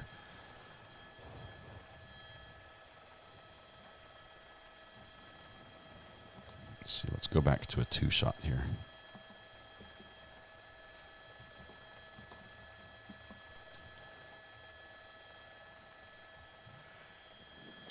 The video in the bottom corner is about 10 seconds behind, I think.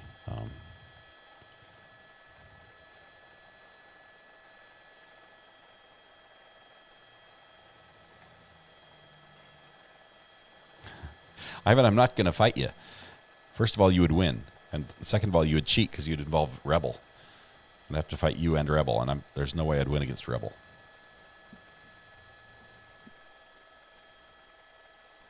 Dilly says, you can all come to my house and help with the garage. The garage is going to get done. It's just how much of the work I do. And I feel bad not doing anything. Circling? Are they no? I wasn't sure. Okay. Diana, the appeal has to be filed. Once the documents are filed, the document hounds, people like Adam and Amber will find it for you. That's what they do. They find these documents. They are publicly available, but they take a lot of work sometimes to find. You have to know where to look and when to look and how to look, and sometimes it takes a little bit of money, too. You have to pay sometimes to get copies of things. But once it's filed, the best place to probably notice or to find them posted is going to be on Twitter. That's usually the first place you'll have a link to a document. So what I'd suggest is to get on Twitter now and follow a couple people. Maybe Kathy Russin from Law and Crime, Brian Enton. He's been all over this case. You could follow James from the court, the DUI guy. All these people have Twitter accounts. And let's see, another good one would be the girl who did the Brandy Churchwell. She made the Churchwell chart on the Murdaugh trial. She would probably also post it. The girls that do the Murdaugh Murder podcast, they'd have access to that. So if you follow them on Twitter, as soon as that's posted, one of them is going to share a link to it, and then you'll be able to see it. The document that I got right now is just a notice that basically says Alex Murdaugh appeals his conviction, and that's it. And then signed by the lawyer. That's it. So there's no juicy bits in there.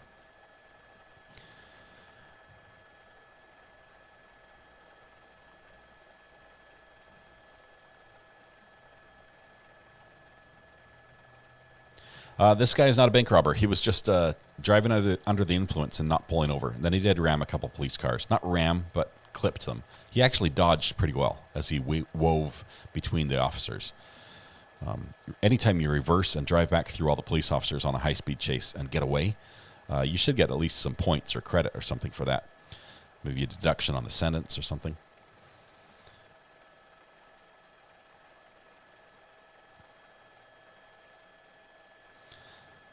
This is a Bearcat convention.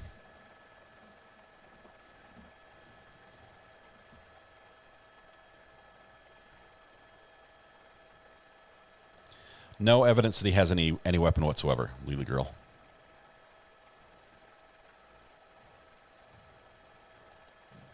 The helicopter joined the chase, James, as they normally do, as soon as the pursuit begins. Oftentimes, if the pursuit goes too high speed, the helicopter continues and the cars on the ground will peel off and sort of let it cool down a little bit.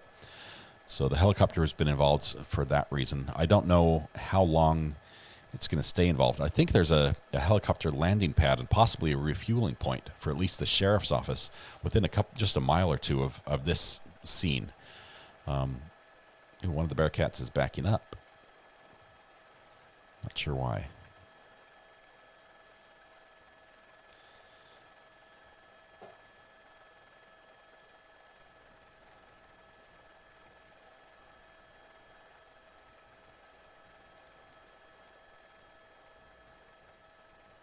Oh, here's the supervisor, maybe? Is this the guy that has to make the decision?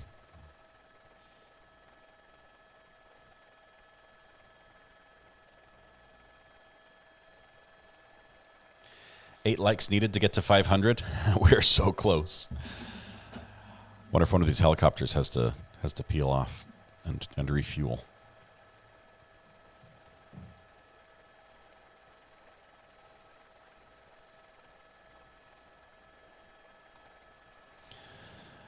Yeah, he didn't get a fair trial, but Shelley, he has to say what it was about the trial that made it not fair.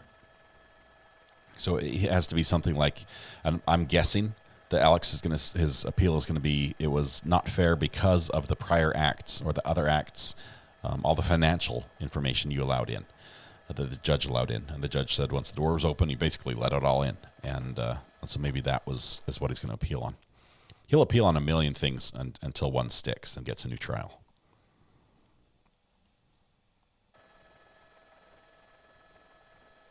We just blew past 500 likes. Thank you very much, everybody. I appreciate that.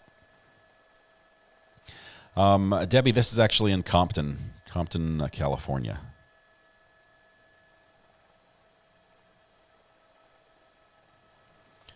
No problem, Shelley. Any questions, I'll try to answer. This is a huge show of force for just a DUI subject. Think how many police chases we've watched where it was even like a violent robbery or something that they were wanted for, and as soon as the speed got high, they just peeled off and said, nope, it's not worth it, not worth the risk, not worth the investment of the time. It's going to be 404B, but not going to work. SP Sellers says judicial error for the financial stuff and 5A, 6A issues, Fifth and Sixth Amendment. The jury misconduct are all he has to appeal on. What was the jury misconduct? Is that... Because I know there was one juror that said he was like related to one of the SLED officers that was on the scene. One of the I'm not sure if it's the boat incident or the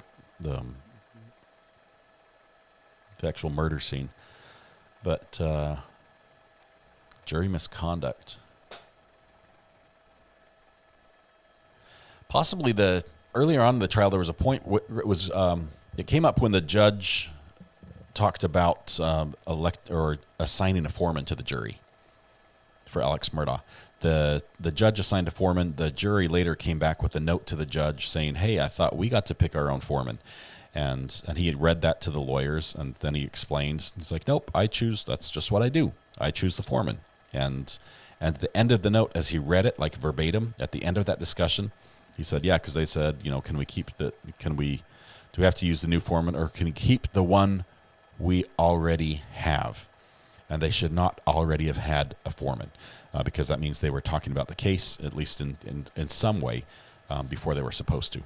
So that, minute and a half. Copy that. That might be a little bit of jury misconduct. Maisla, the sunset is 5:56 Pacific time. They've got another hour and a half, maybe.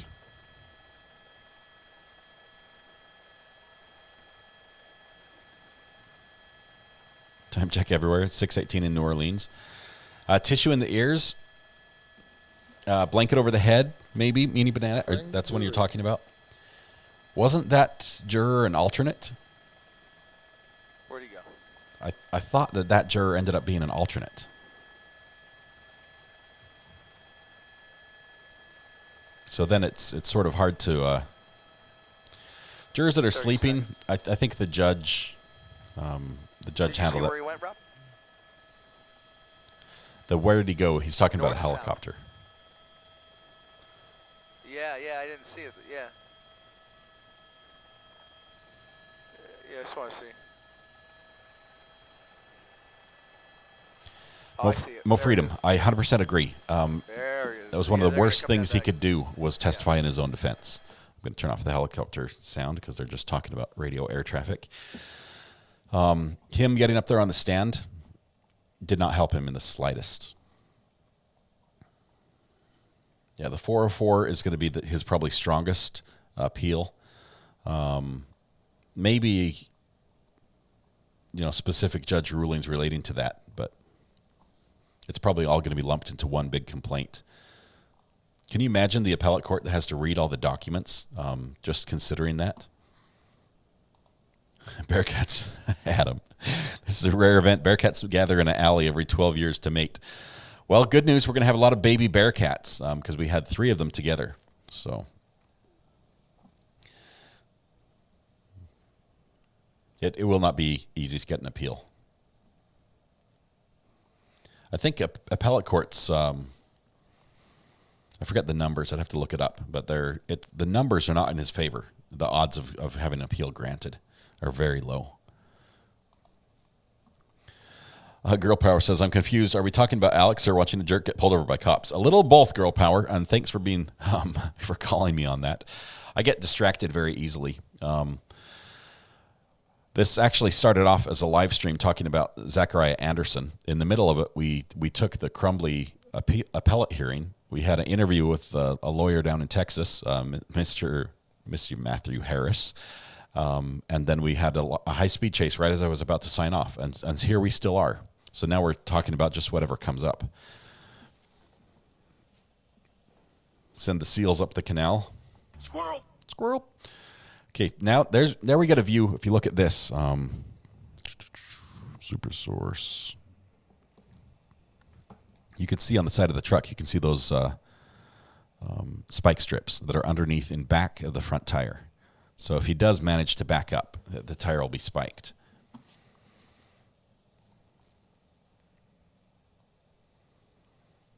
We've been waiting for hours. Tell me about it. I've been live streamed for 10 and a half hours here. I don't even remember who won the internet this morning, Lee. First person in chat does win the internet with every live stream. But Dallas-born, Boston-bred, was that you? Aaron, I think the back of the truck has rolls of insulation,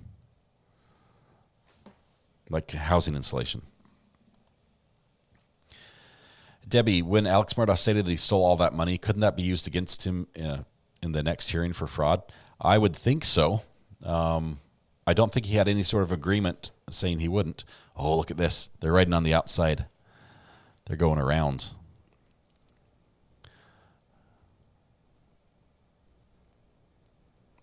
Bearcat, once again, cannot get through tape. We found the weakness of Bearcats. Police tape. That's what it takes. That's all it takes. They can get through a cinder block wall, but the police tape is just too much for them.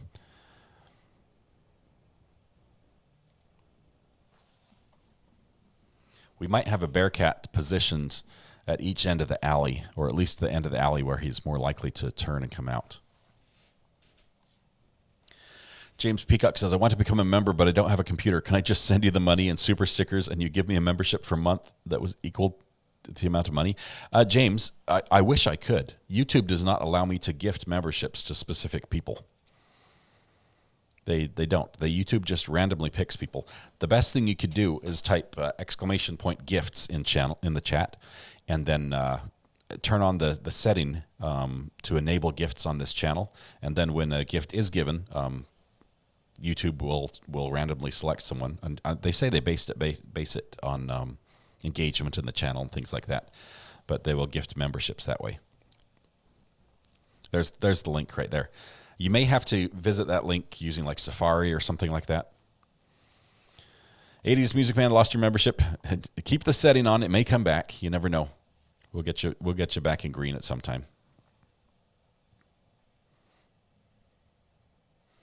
Still nothing happening. What happens when you win the internet for the day? Meanie Banana, it's mostly bragging rights. I mean, how many people can say I own the internet?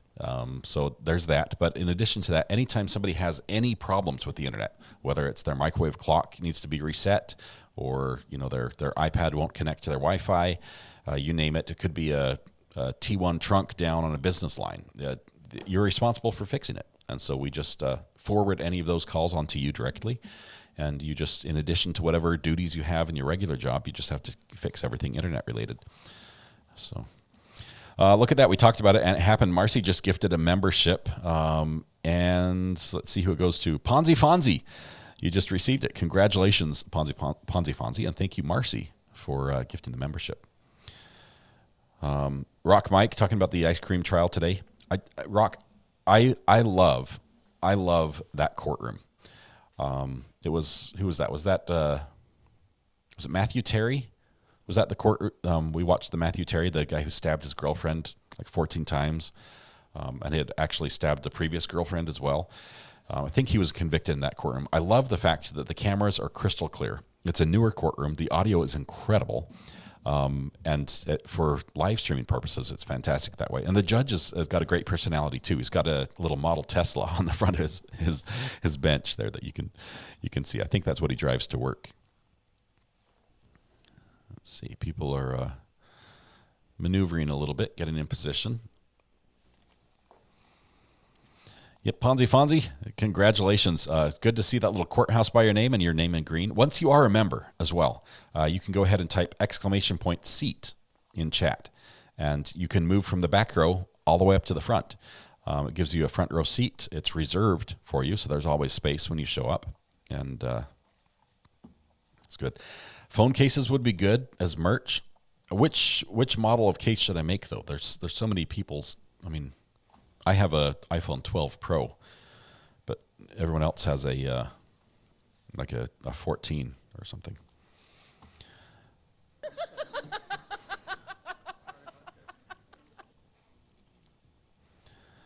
Let's see. Marcy's trying to gift a membership to someone. I'm not sure who she's trying to give it to, but let's see where this one goes. Thank you, by the way, Marcy. Jewel was just gifted a membership. Congratulations, Jewel. And thank you once again, Marcy. Stickers for our iPhone case might be easier to accommodate. I might be able to work on stickers, Kayak. That might be an easier fix. All rise. The sounds you're hearing, if you're new to the channel, can be triggered by you in chat. There are a handful of different sound effects that we've built based on some of the trials we've watched together and some funny moments. And so I allow you guys to trigger those, and they're played. Subject matter jurisdiction. I like that one right there. And that's triggered by different commands. Matthew Harris, you're back. We have not stopped yet, Matthew. We've still got this chase going on. Well, the chase is stopped, but apparently the last. It's like the last mile is the hardest mile for the police officers to cover in a chase. They can follow you for 30 miles at 100 miles an hour, but it's the last 10 yards that get to your vehicle that really is critical, and they have not been able to cover that ground yet. He's not armed. He has a 10-pound nitrous oxide tank that he's huffing off of, and that's it. Can you gift if you were gifted? I think you actually have to have a purchase membership to gift. I don't know exactly how that works. I'm not a jury. This is actually, you're asking an embarrassing question, Polly Prissy Pants, because I myself am not a member on my own channel. I didn't realize that I could do that. I have to be a member to gift something, but I'm in a dilemma where if I buy a membership on my own channel, first of all, I'm not sure if that violates YouTube's terms of service and stuff like that. So I'd have to look that up first. But the bigger problem is I would then have members who had been members on my channel longer than I had, and I don't know how I would explain that to anybody, because every time my account comments in chat, it would show that I'm a brand new member, or a member that has not been here for the last 4 months. So I don't know how to get around that. You said they can do vinyl stickers. Who was that?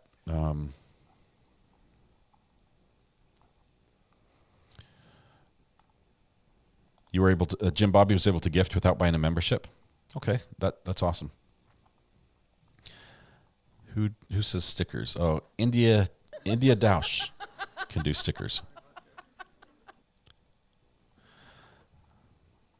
Okay, we'll have to. Well, I've got to explore that. I think the first, as we watch for something to happen, I think the first sticker we're going to do is going to be some variation of our logo that Stephen Lee the artwork. I'm going to show that here briefly, right here, that artwork right there. So I think it'll be some variation of that, but and I also have to get that on a hoodie for Ivan especially. How do we trigger bring the jury? Exclamation point jury does that, but you can only do it once every minute or so. So it just doesn't let you spam commands constantly. Bill Bresky, thank you for becoming a member for month 2, I think. This is month 2. They might want to finish this up before dark. You'd think so. Any police activity that happens at night is probably riskier to the officers involved because it's harder to see what's happening. Even with the high-tech gear they have as far as night vision and things like that. I think you'd want to sort of wrap this up early. Stickers or pop sockets-ish stuff. I think we might be able to do that. I'd like to get a couple items like that are smaller and easier to ship. I have to admit, though, Mrs. R.A. will not allow me to stockpile merchandise here at the house. I just do not have room for it. I've got 6 kids, and stockpiling merchandise is just not an option, or else I'm going to sleep out in the yard. So I have to do sort of print on demand or have a third party. Or are they going to go down here? Please tell me we get to see them. Look at that car crash. This is awesome. I love this. Oh, I thought they were going to turn there. That attorney just got some free advertising. Tracy says I was gifted and can gift. Awesome. Then I stand corrected. They should trade 2 or 3 Bearcats for a striker. A cinder block wall. Hold my beer. Yeah. Unless this guy is El Chapo's long-lost brother, this is a tremendous waste of taxpayer dollars and police resources. I agree. At some point, you just send everybody home and say, look, we know who it is. We'll pick him up later. Oh, they have somebody down in the wash. Do you see that? They've got a truck in the wash. It's a police car down there. Driving in the water. Why would he be right there? If the guy goes over the top, that's the worst place to be.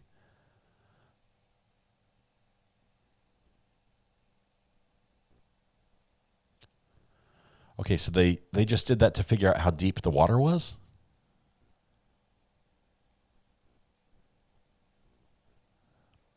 It's just like a little slick with moss. Watch this guy get stuck in the wash. The helicopter up top may be refueling.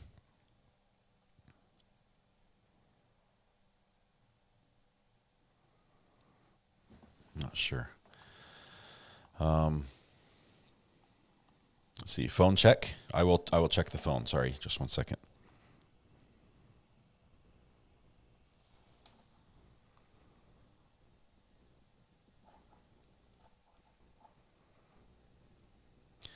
Polly, I might just take you up on that because I need help in this area.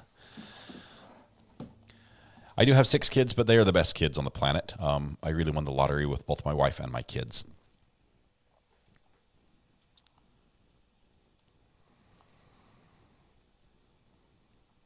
No, I don't want to be in the doghouse. I'd have to sleep in the garage, and because I haven't been able to go out there and work on it, there's not even walls on the garage right now.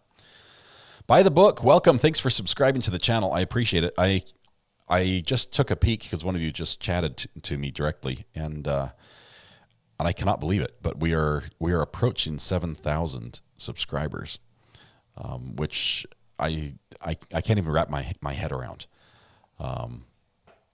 We've got 6,923 subscribers, which is growing by a couple hundred a day right now, which is just thank you. You guys are amazing. Box fort, DB style, that's a great merchandise idea. I'm tempted. I'm very tempted to do that.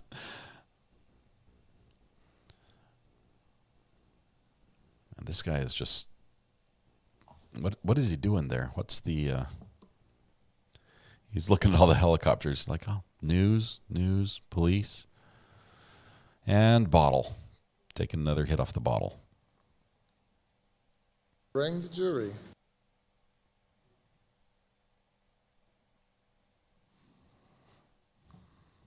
Man. Okay. 80s Music Man goes back to building a DIY front row seat. I'm sure the police have a plan. I think they're mostly concerned about his safety. They're not really concerned about their safety, or at least they're not concerned that he's a threat to them. He's everything, even as he escaped from them, he was dodging them as much as he could. They're driving through the water. They're in the canal. Somebody's calling in on the burner phone. Should we just take it live and see who it is? Call from Johnny Strabler. To accept. Hey, Johnny, this is Recovery Addict. You're live on the air. What's happening, my man? Well, I'm watching this with you on TV. Mm-hmm. That's the LA Sheriff's Department Compton Station, along with the Special Enforcement Bureau handling that case. Okay. So it's all sheriff. Do you happen to have a link to their radio chatter that we can listen in on? We're just dying to figure out what they're thinking. There are a couple things to be going on. Now, it says here, I'm looking at your screen, it says suspected DUI. I don't know if that was made up by the news. I don't know what this guy's actually there for. But for him to be sitting there that long, there may be, he may be suicidal. He may have a weapon. There may have been threats. All stuff that the news isn't going to have right away. The information that came from the news, and it was, I think this is the one they actually got right. During the high-speed chase, we saw him actually with a balloon, huffing off of a balloon.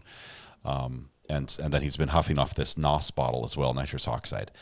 So I think that's where they got the suspected driving under the influence of the nitrous oxide. I think I'm leaning against no weapon just because of how casual some of the officers are walking back and forth within line of sight of the driver. Initially, they all had their shields out and stuff, but I don't know. I do think you're right on the self-harm threat is there. And that's yeah, it's very possible. I mean, he could actually lurch forward, but I don't know how easy would he go through that fence. They're definitely not coming up on him at all. I mean, I don't see anyone posted up on him. Yeah, it's like they're just going to wait it out type thing until he gets out. But that's unusual. Yes. Because normally it is done immediately and very effectively. And if they're not doing that, there's a lot to the story we don't know.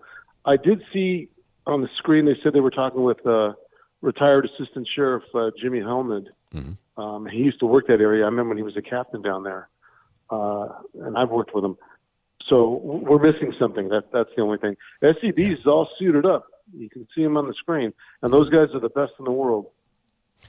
Well, they've got a hard job to do, but they're very good at it. Hopefully, whatever happens here this evening as this wraps up ends peacefully, and everybody is able to go home tonight. You know, obviously one person's going to have a new home for the night, but hopefully that there's nobody hurt as the outcome here. And with his new home, he gets free perks. He gets free security, free food, free clothing. Yeah. I mean, it's unbelievable. And he gets a free attorney. Yep. He just won't be able to take that bottle with him, which I think he's trying to finish before this ends. So. Now, there is one attorney that he will not have representing him, and that'll be Goodman Law. Nicole won't do it. Nicole will not do it. Well, you know, she's good at a lot of things. She can't do everything. She can't be good at everything. So, well, Johnny, thank you so much for calling and for giving us the update. Hopefully this will resolve here soon because I've been live streaming now for, just 10 hours and 40 minutes without a break. Wow. It's been a long day. Well, you have a good night, and anything you need, give a holler. Awesome. Appreciate you. Good talking to you. Bye. Bye. Hey, look who's calling right now. Call from Ivan Victor. Ivan, how's it going? It's like we haven't talked in a couple hours. What's happened, my man?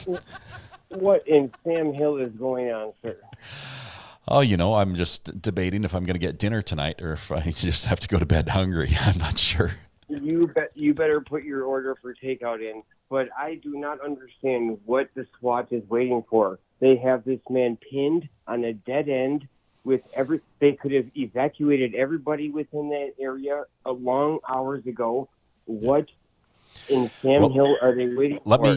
After talking with Johnny just a minute ago, let me bring up a couple things that might be the situation. The only other time I've seen a SWAT team act like this in this type of situation is when they had additional information, sort of what Johnny was talking about, where maybe the officer, the defendant or the suspect, I guess, let me get the words right, might be an officer. They might have inside information about his mental state. They might have solid information about the fact that he is like no threat to them right now. So, how much of a threat can this man be? Despite the fact that he is in a beautiful, sexy F-150, despite that fact, what kind of a threat could this man be pinned up against a fence with all neighbors being evacuated hours ago? Now, we are hours into this. Yep. He is of no threat. He has, are you kidding me? There is something more at play here. I do not understand why they are sitting around playing hopscotch while this man is hanging out the window hitting his vape pen. Yeah. I don't know. It very well could be a mental health issue, and the police nationwide have really tried to change how they approach situations where there's a known mental health issue. So if that's the case, I can see why they're taking a little bit more time here. Maybe we should call his therapist and have a one-on-one. Maybe we should call his spiritual advisor and see what he thinks. Come on, this man has literally led them down the path that he is on. He has made his bed. Are we going to really do this with every suspect at hand? Give me a break. Maybe we should call in Tony Robbins. What does he have to think? Are we going to do this with every suspect at hand? This is a clear-cut SWAT rush the vehicle, bring him into custody, and figure it out later. Well, come on. He could not be more apprehended.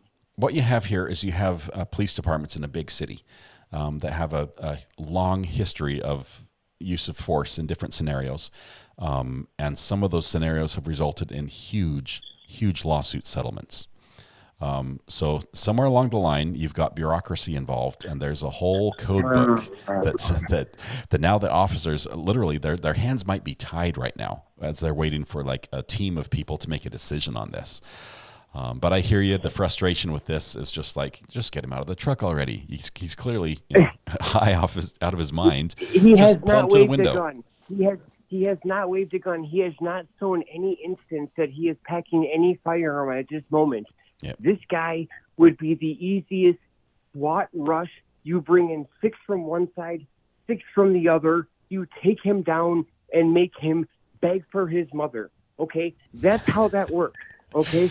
I have been in such scenarios. This guy is just, are we going to literally let every nut job with a vape pen and an F-150 run our society?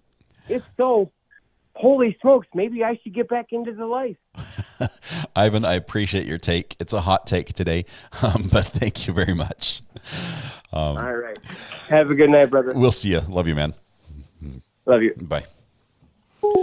Ivan is awesome. Frequent caller. Polly Prissy Pants, thank you so much. Gifted a membership. It went to Diane Tessier. Congratulations, Diane. And appreciate the donation of a gifted membership, Polly. Thank you. Eric is with Ivan. Eric, we might have to have you call in too, if you can keep it PG.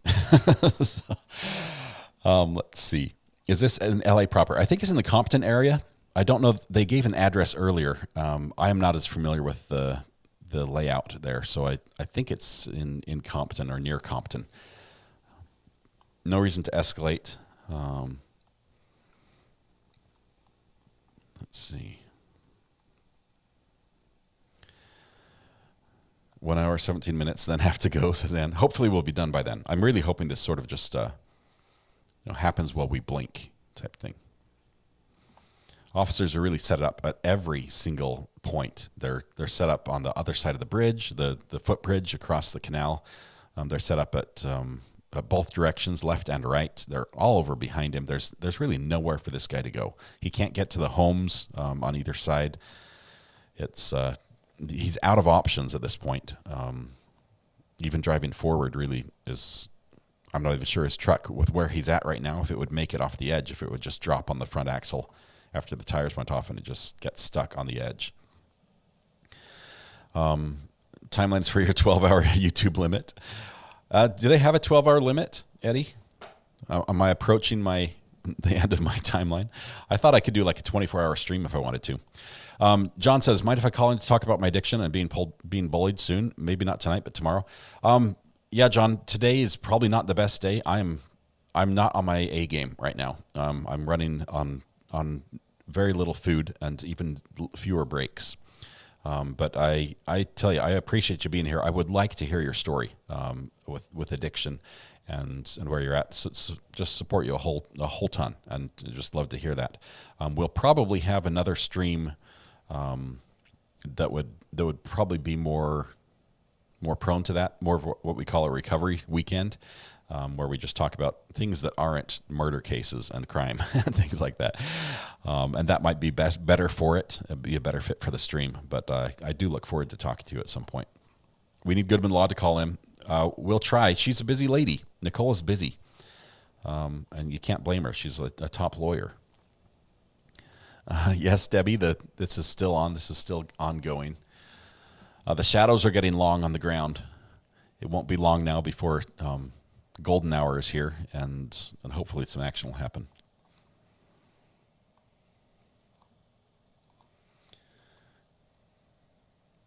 Nems girl, inquiring minds wants to know, if you really want to hear the story, I can tell you.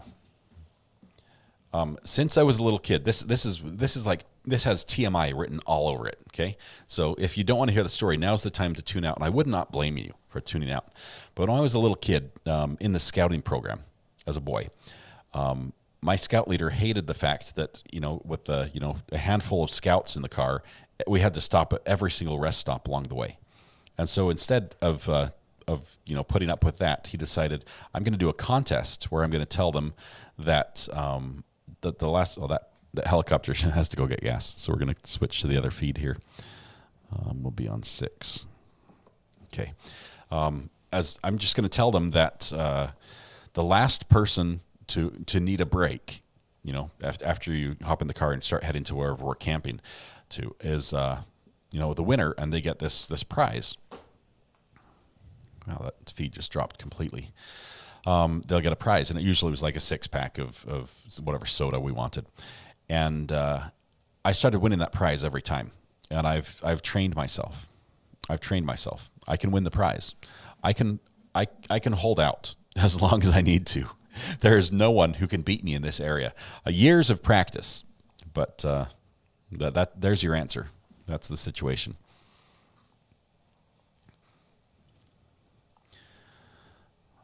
They should be able to pull back some of the resources. I think the city cops, for the most part, and the sheriff, a lot of them have pulled back. I don't think we have the same number of police officers lining the road as we did when they first pulled up, now that the SWAT team's there. Bill says, I'm an Eagle Scout. I am as well. I'm also I was a scout leader, went to Wood Badge, everything, got my Wood Badge. I was a fox. Emergency pickle run. Emergency pickle run. Thank you, Angie. I do have to get some more pickles. I love spicy maple bourbon pickles. You'll hear me talk about them many times on the channel. And I wish Walmart would sponsor me. Not all of Walmart, but just Walmart spicy maple bourbon pickles would sponsor me so that I could get free pickles. Has not happened yet. So if anyone has a connection with Walmart and can make that happen, let me know. Balloon Man strategy: when in doubt, wait it out. Your final prize: a ruptured bladder. No, it's you've seen everything I've drank today. It's been, maybe it's worse that I'm dehydrated. I've only had 30 fluid ounces of water today since we started. And under all these lights, I practically sweat all that out anyway. So I got Wood Badge Buffalo. Awesome, Nancy. Wish they had non-spicy ones. I love the pickles. Denise, they are a little bit hot, but without the spicy, you're basically ending up with just a sandwich pickle. I can do a sub count if you want. I can bring that up. Just 1 second. I have to change my screen just a little bit.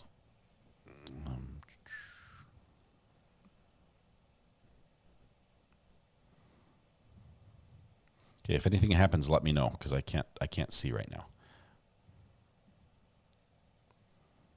To go to my channel, YouTube Studio.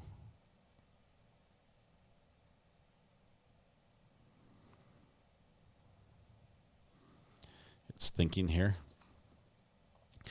They really are delicious. I love those pickles. I'm not kidding. I would not recommend them unless they were good. See live count. Make that full screen. Okay. Okay, let me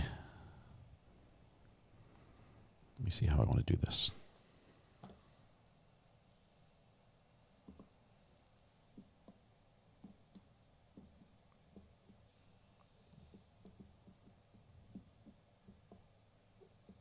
That's not it. I'm right here. Let's see. 3.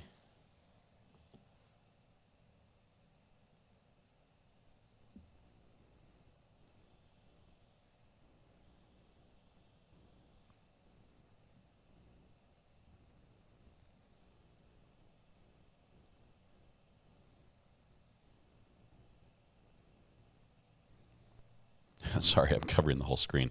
Didn't realize that was on. Sorry. I'll turn that off.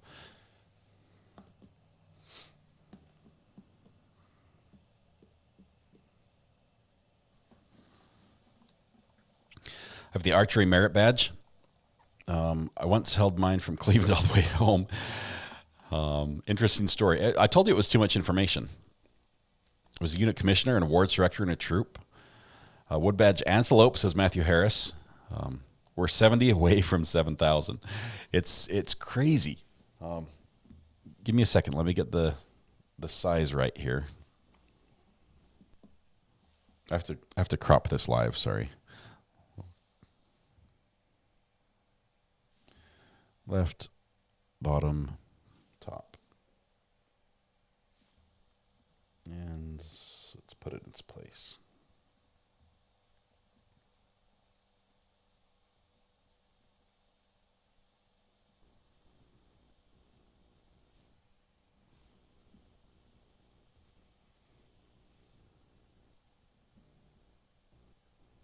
There it is. There's the live count. Okay, I missed chat for just a second.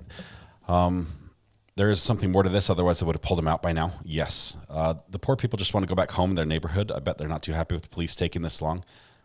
I agree, especially the ones that just the police have set up in the front yard.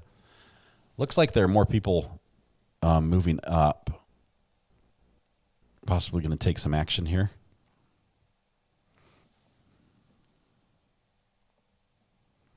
Maybe a drone.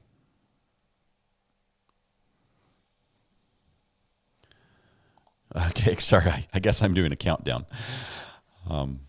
That's super exciting.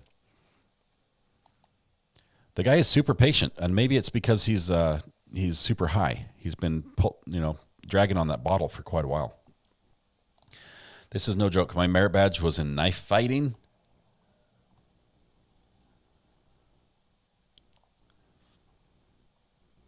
I agree. The cable around the axle seems smart. It seems like the back of the truck is riding a little lower. I'm not sure what happened there. It seems a little low from this angle. Carrie says, I'm loving the stories. I'll have to share a video. You guys talk about archery, and here's where my mind went. This is how I think.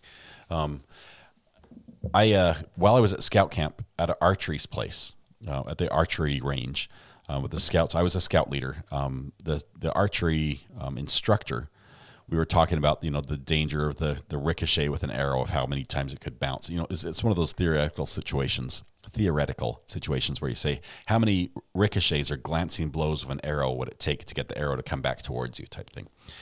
And the instructor said, oh, you've got to see this video on YouTube, and pulls out the phone and opens up this video, and it shows him this video. And I look at the instructor, I'm just like, I shot that video.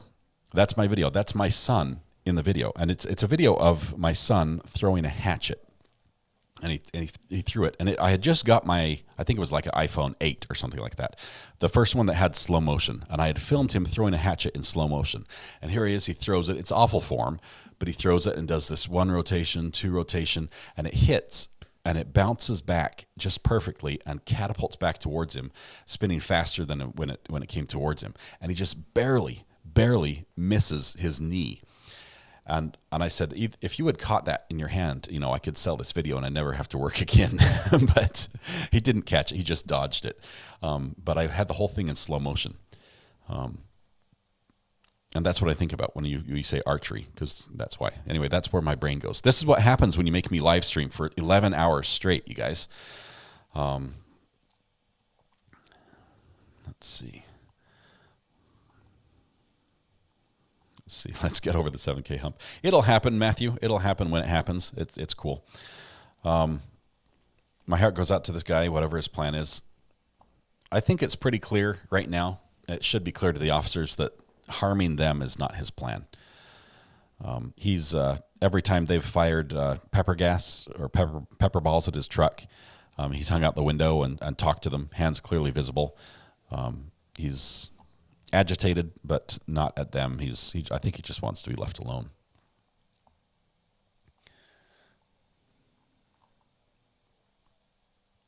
Sam's Choice Pickles, yes. Sam's Choice also has the best water. Polly Prissy Pants, I am a big fan of Deer Park water. I know that Deer Park water comes from different locations. And where I buy my Deer Park water, it comes from, I think it's South Carolina. Let me check.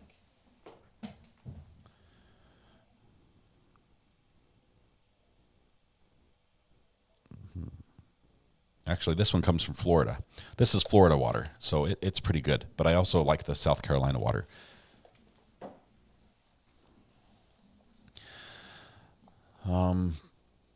He's rubbing his chin. I think he's tired. He's thinking this over. They got the pepper ball. Let's see, what feed do we have? Newscast. I was at a great event this morning I want to share with you at 5 o'clock. So we're watching this standoff here.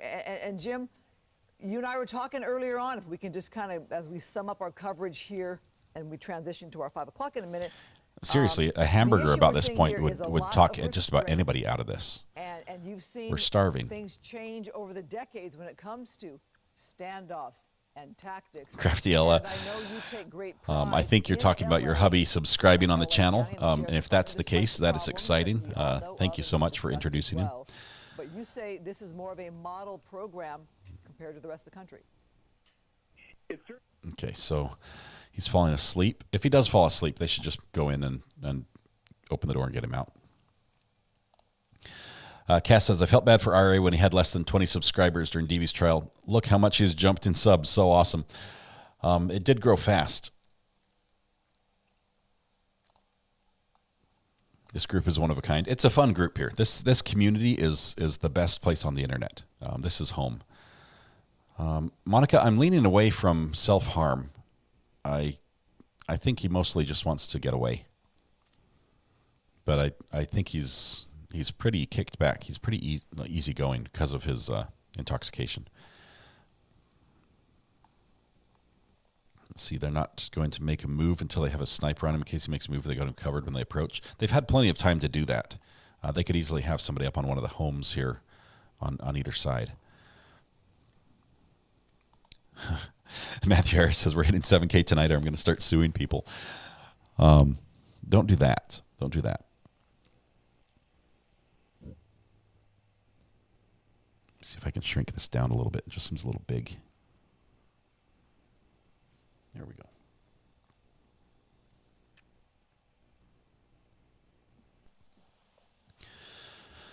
go. The suspect needs a Whataburger. What's he doing? He seems to be more interested in what's happening behind him now.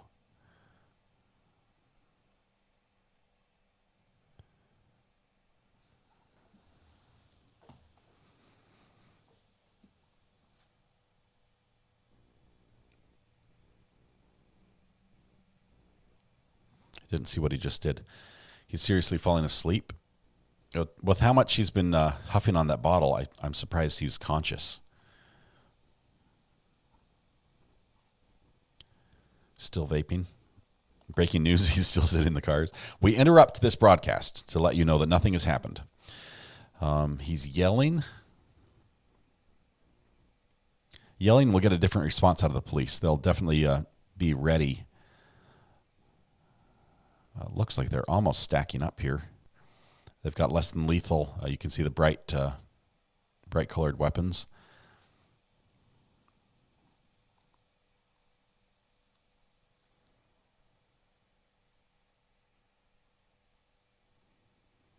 I haven't seen him be on a phone at all. So I'm not sure if he has a phone or if he just has not made any calls. But he's not been on a phone that I've seen. I think they are getting ready to do something. I think we're going to see some action here. And it will probably be a distraction on one point and an action on the other. Shift change is coming.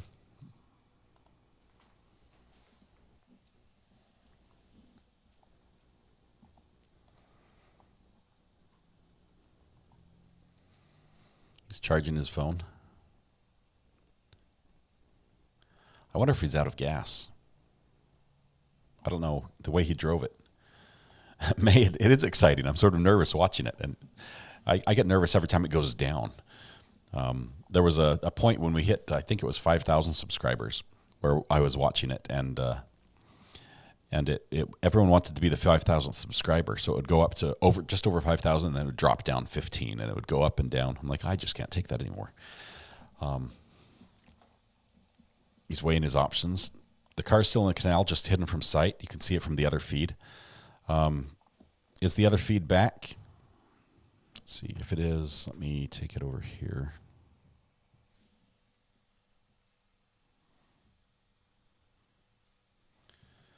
Let's see.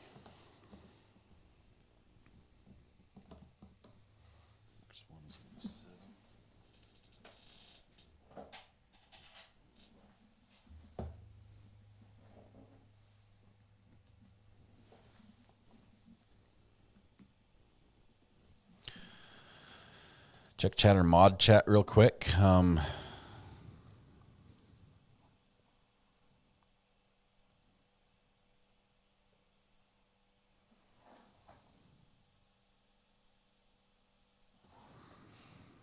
Screenshots to show that he's not stuck on the poles. There were definitely 2 missing. Okay, I see that here. Yeah, no shadows where the poles were when he first pulled in. Thank you very much for that, Amber. Amber is incredible. If you need any information on the internet, Amber is your girl. she will find it for you. She's a document hound of the best. She can get anything you need.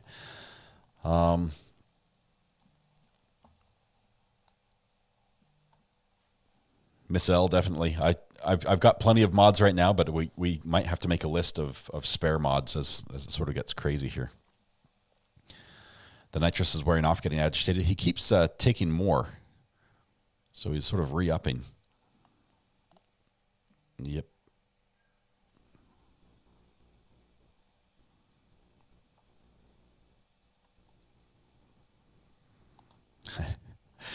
This is like high definition GTA.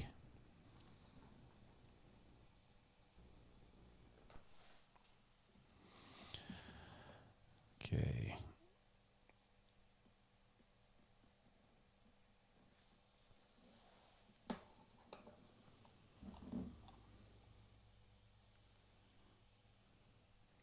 Yep, that's the bottle. He's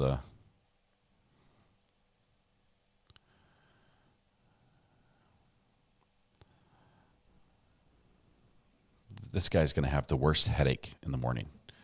The worst headache. I think it will end peacefully. I think the worst is he's going to be scraped up a little bit because he's going to be on the ground pretty quick when they get their hands on him. But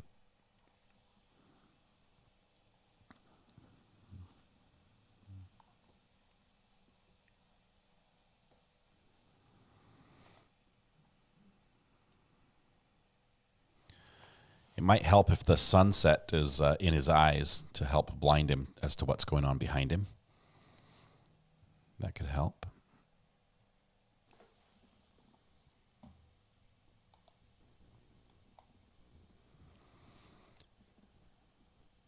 Oops, sorry, I didn't realize your chats weren't on the screen. Oh,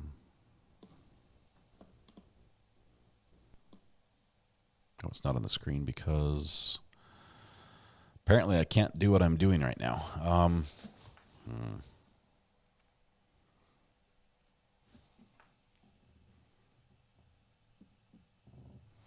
Take that off and put this on.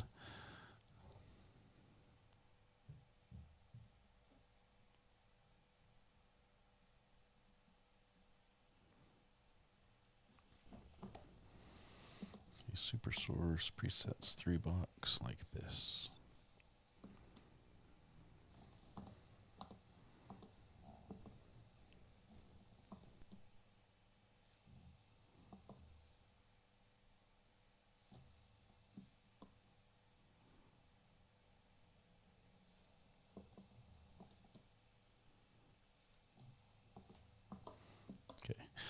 I can do it this way. That way I can have your chats on the screen as well.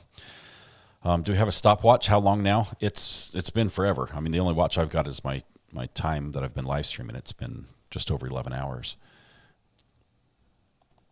A lot of rain in California this winter, hence the green grass. A lot of snow in California too. So much so that I'm worried about how fast it warms up and flooding. How long can that bottle last? Lisa, I'm not sure how many breaths are in a bottle because they're not really measured that way. It's obviously compressed gas in the bottle, and it's decompressed as he breathes it in. And if he works the spout right, he's not just letting it flow, right? He's not just open the bottle, letting it flow. He's been there so long, he's going to have a man bun.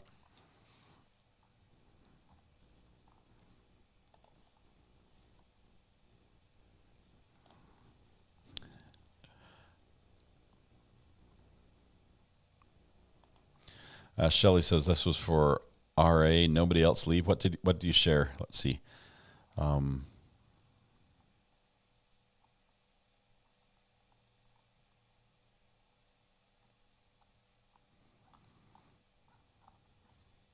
might have, if you shared a link, it might have been cut out. You might have to text it straight to the burner phone, Shelley, if you have something to send me. You could type !burner in chat, and that will put the burner phone up on the screen for you in chat. The family has to have seen this by now. I mean, you've got to think that somebody is able to reach him. JR, I think because it's SWAT, they're probably on encrypted channels. Typically, they'll go to a tactical channel like that when there's an event like this.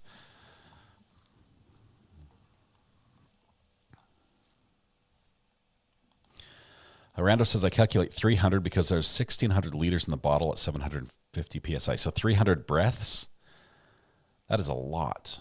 Or 3,000 breaths is a lot. You told me this before. I missed it. I apologize. I'm sorry. I get distracted.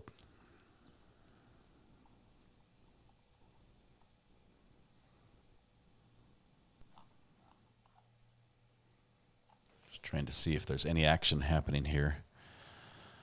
And there's not. The camera on the ground is... oops, that's not it. This one is also not giving us much information.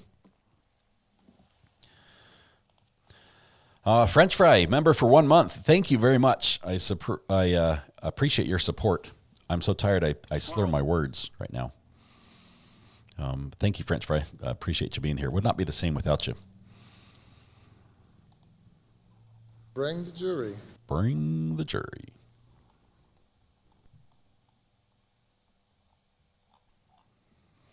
Yeah, I do think the first place this gentleman's going to go after this is over is to get treatment to make sure he's all right. And he'll probably do at least an overnight stay at a hospital of some sort. He might be charging his camera. This has gone on way too long, 7. Jennifer, nobody wants to have that happen on live TV with the police shooting on live TV and the helicopters. The cameraman is watching very closely for that, and if there is some sort of action like that, they will try to widen out and pan away as fast as they can. That's not something that TV channels or I want to show.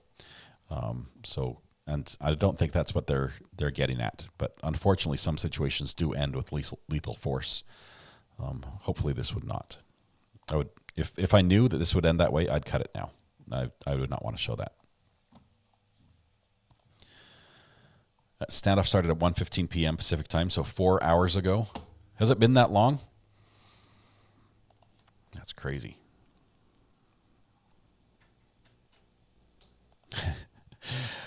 Leroy Jenkins, for those that understand that reference, is a gaming reference where somebody runs in unprepared to a very serious situation.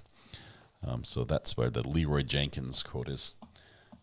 Light is getting low. I think somebody's reaching out to me on the burner phone. Let me check.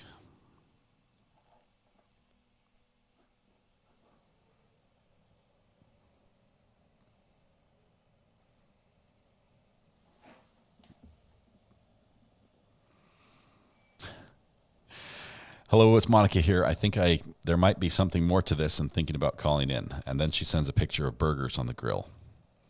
Thanks for that. Monica, call in if you'd like. Give us a call. I was going to work on the garage, but then it got dark and a police chase happened. Or the police chase happened and then it got dark, I think is the right order. Josh, thank you for admitting to being an addict. Welcome. It's good to have you. Maja Istan as well. Thank you as well. Appreciate the support. Amber sent me the chase message at 3:58. Amber, if I had just finished, I was going to finish at 4. If I had just not looked at the phone for 2 more minutes, I'd be out. My garage should be halfway built by now. I'd probably be sitting there eating dinner, and you guys would not know about this breaking news. So, Mac, I don't blame you if you have to call it quits for the night. Princess Lukey, it's amazing. It's incredible. Thank you so much for all the subscribers. But I love you guys. You guys are amazing. This community is something. It's something I never could have imagined existed on the internet. Okay. maybe Mrs. R.A. can bring me some food. I'll ask, but I think she wants me to be done. I think she's got like a cold plate of food waiting on the table for me. Is what what the situation is.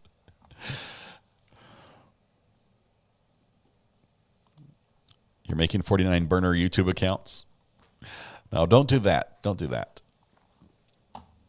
Is the drone going to look inside the truck for a weapon? Do they have a drone? I mean, I thought one of the police officers appeared to be holding like a remote control for something, but I haven't seen the actual drone. Oh, yep. I think there's something on the ground. They're setting up, so maybe they did fly a drone.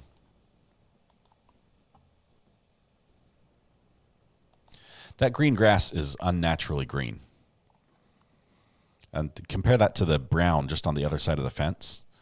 Something's not right there. I'm doing the math in my head and it's not adding up.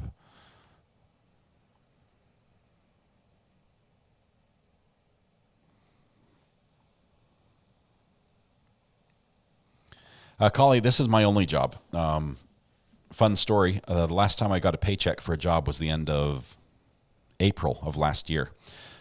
I used to work for the Department of Defense as a contractor.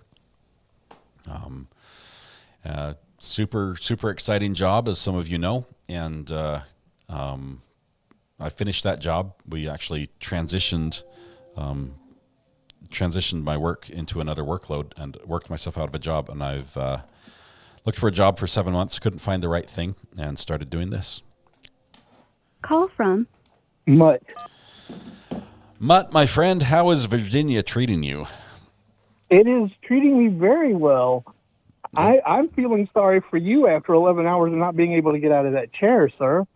I lift myself up periodically just to get the blood flowing. Oh my word! And it's a nice. I'm thinking about recommending these chairs to everyone. This chair is perfect for me, so I can go and stay. But outstanding. What are you thinking of this perpetual chase? The perpetual chase that seems to have come to an abrupt end. There's definitely more going on there than we know. I'm thinking there's some mental issues, or he just, like you were saying earlier, he just wants to be left alone. He's got just a family tragedy or something going on. Yeah. Because there's no way that this should still be the standoff that it is. Yeah. I expect at some point they're going to be a setup of a stack of police officers out of view from the occupant of the vehicle. Oh, I'm sure. And it'll be just a quick run up, open the door, and pull him out. That's what I'm thinking will happen. Maybe a distraction down one of the alleys that he has to sort of look at, and it'll get his attention for a minute while he's looking the other way. Yeah, I'm surprised he didn't hang that right at first and go down that alley. But, you know, I guess he had his reasons for not doing that. I honestly think he still could. Oh, yeah, go ahead. The reason that I called, I had a very specific reason. First of all, I wanted to thank you for allowing the mods to promote my new channel, the What's Your America Look Like channel. Mm-hmm. And secondly, I wanted to thank everybody that has subscribed. I had a goal of hitting 60 today. I'm actually over 60 subs today. Sweet. Which I know doesn't sound like it's a huge number, but this channel, when I started it, it only had like 3 subs originally because I just converted it over from a different channel. Yep. And I've kind of changed the format to the Positive America stuff. And I only had 3 subs, and I'm now over 60. And several of them came from you allowing me to do that. So I wanted to thank you and to thank everybody that did subscribe. I'm glad we could help out a little bit, Mutt. You've been here for a long time, and for those that don't know, we call him Mutt. Has his own channel. He lives up in Virginia, just north of me. I'm in North Carolina, and he talks about some issues we don't talk about here. But at the same time, he also he called me and asked if he could restream my channel on his channel. I definitely gave him permission to do that, and it's just been fun to see his channel grow a little bit. I'm glad we could help out just in a small way. So. Absolutely, and I just wanted to take this opportunity, like I said, to say thank you to everybody, and of course to you, and let you know that it has definitely been a lot of fun. It is. It's great. One more thing before I go, ask Ivan to send you the picture. That's all I'm going to say. Just ask Ivan. I'm not going to ask Ivan to send me any pictures. No. There's a tinfoil hat picture of me. Yeah. And he captured it tonight while I'm streaming this. So, and I joked with him that he can't send it to you. But yeah, Ivan, if you hear this, you can go ahead and send it to him. I think it would be funny. That's awesome. Mutt, thank you very much. All right. Let me give while you're on the air, if you want to give your channel a plug directly. Well, the channel that I'm promoting right now is What's Your America Look Like? Right. So if you go to YouTube and search "What's Your America Look Like," that'll pull it up. Yep. And it's exactly. And it's a talk format type channel where you bring guests on and just have some back and forth discussing issues, things we don't talk about here because we're more pickles not politics type of thing, and yours gets closer to the politics talk. Actually, the What's Your America one is not about the True Celtic Mutt one is more politics.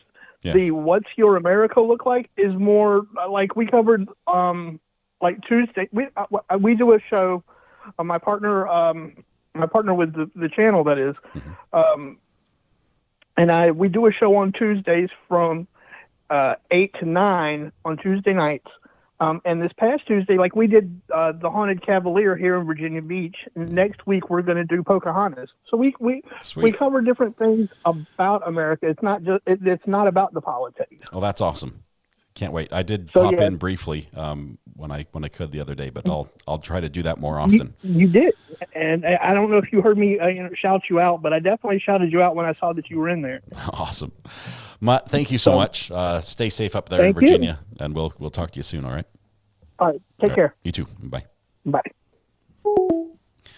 Guess what? That frees up our one phone line if anybody wants to call and check out what's happening.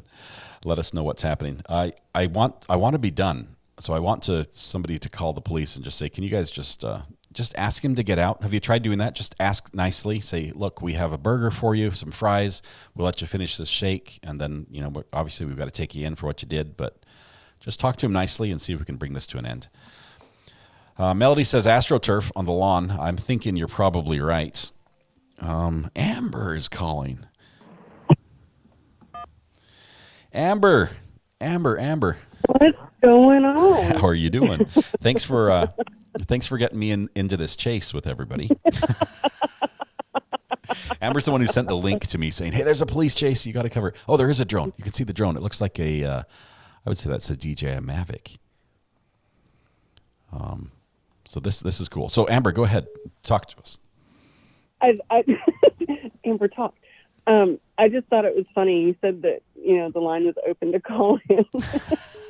I said, well, I figure I might as well call in at this point because it's all my fault. It is. I'm distracted a little bit by this drone. I do fly drones myself. I don't have my Part 107, so I don't fly them commercially, but I do fly drones. And this particular drone pilot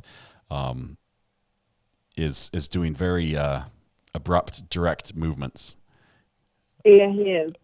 My 18-year-old has a drone. He takes it up all the time for like 4th of July, New Year's, for fireworks. It's pretty cool. Anytime we have anything spicy going on in the vicinity, he usually takes the drone up and goes to spy people.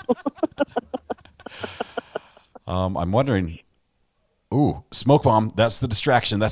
We're expecting action here soon. There was a canister that just got blown in. We're probably going to see people rushing him as he's hanging out the window now. He has to get out. He can't breathe in there. Here comes the stack probably right now. That smoke is going to be just too much for him. He's got to get out. Here they go. He's going to make a run for it. He's going over the fence if he can get there. Nope, he's down. He tripped. I think he's thinking better of it. He's down. It's over. My gracious. Oh, man. Oh. I'm glad it ended safely. That drone was the distraction. I told you it's going to happen when there's a distraction. They're going to have him looking in another direction, and that drone was just all they needed to fly it in front of him. A $300 drone could have solved tens of thousands of dollars of expense. Amber, oh, thank you for that. Could have done that 3 hours ago.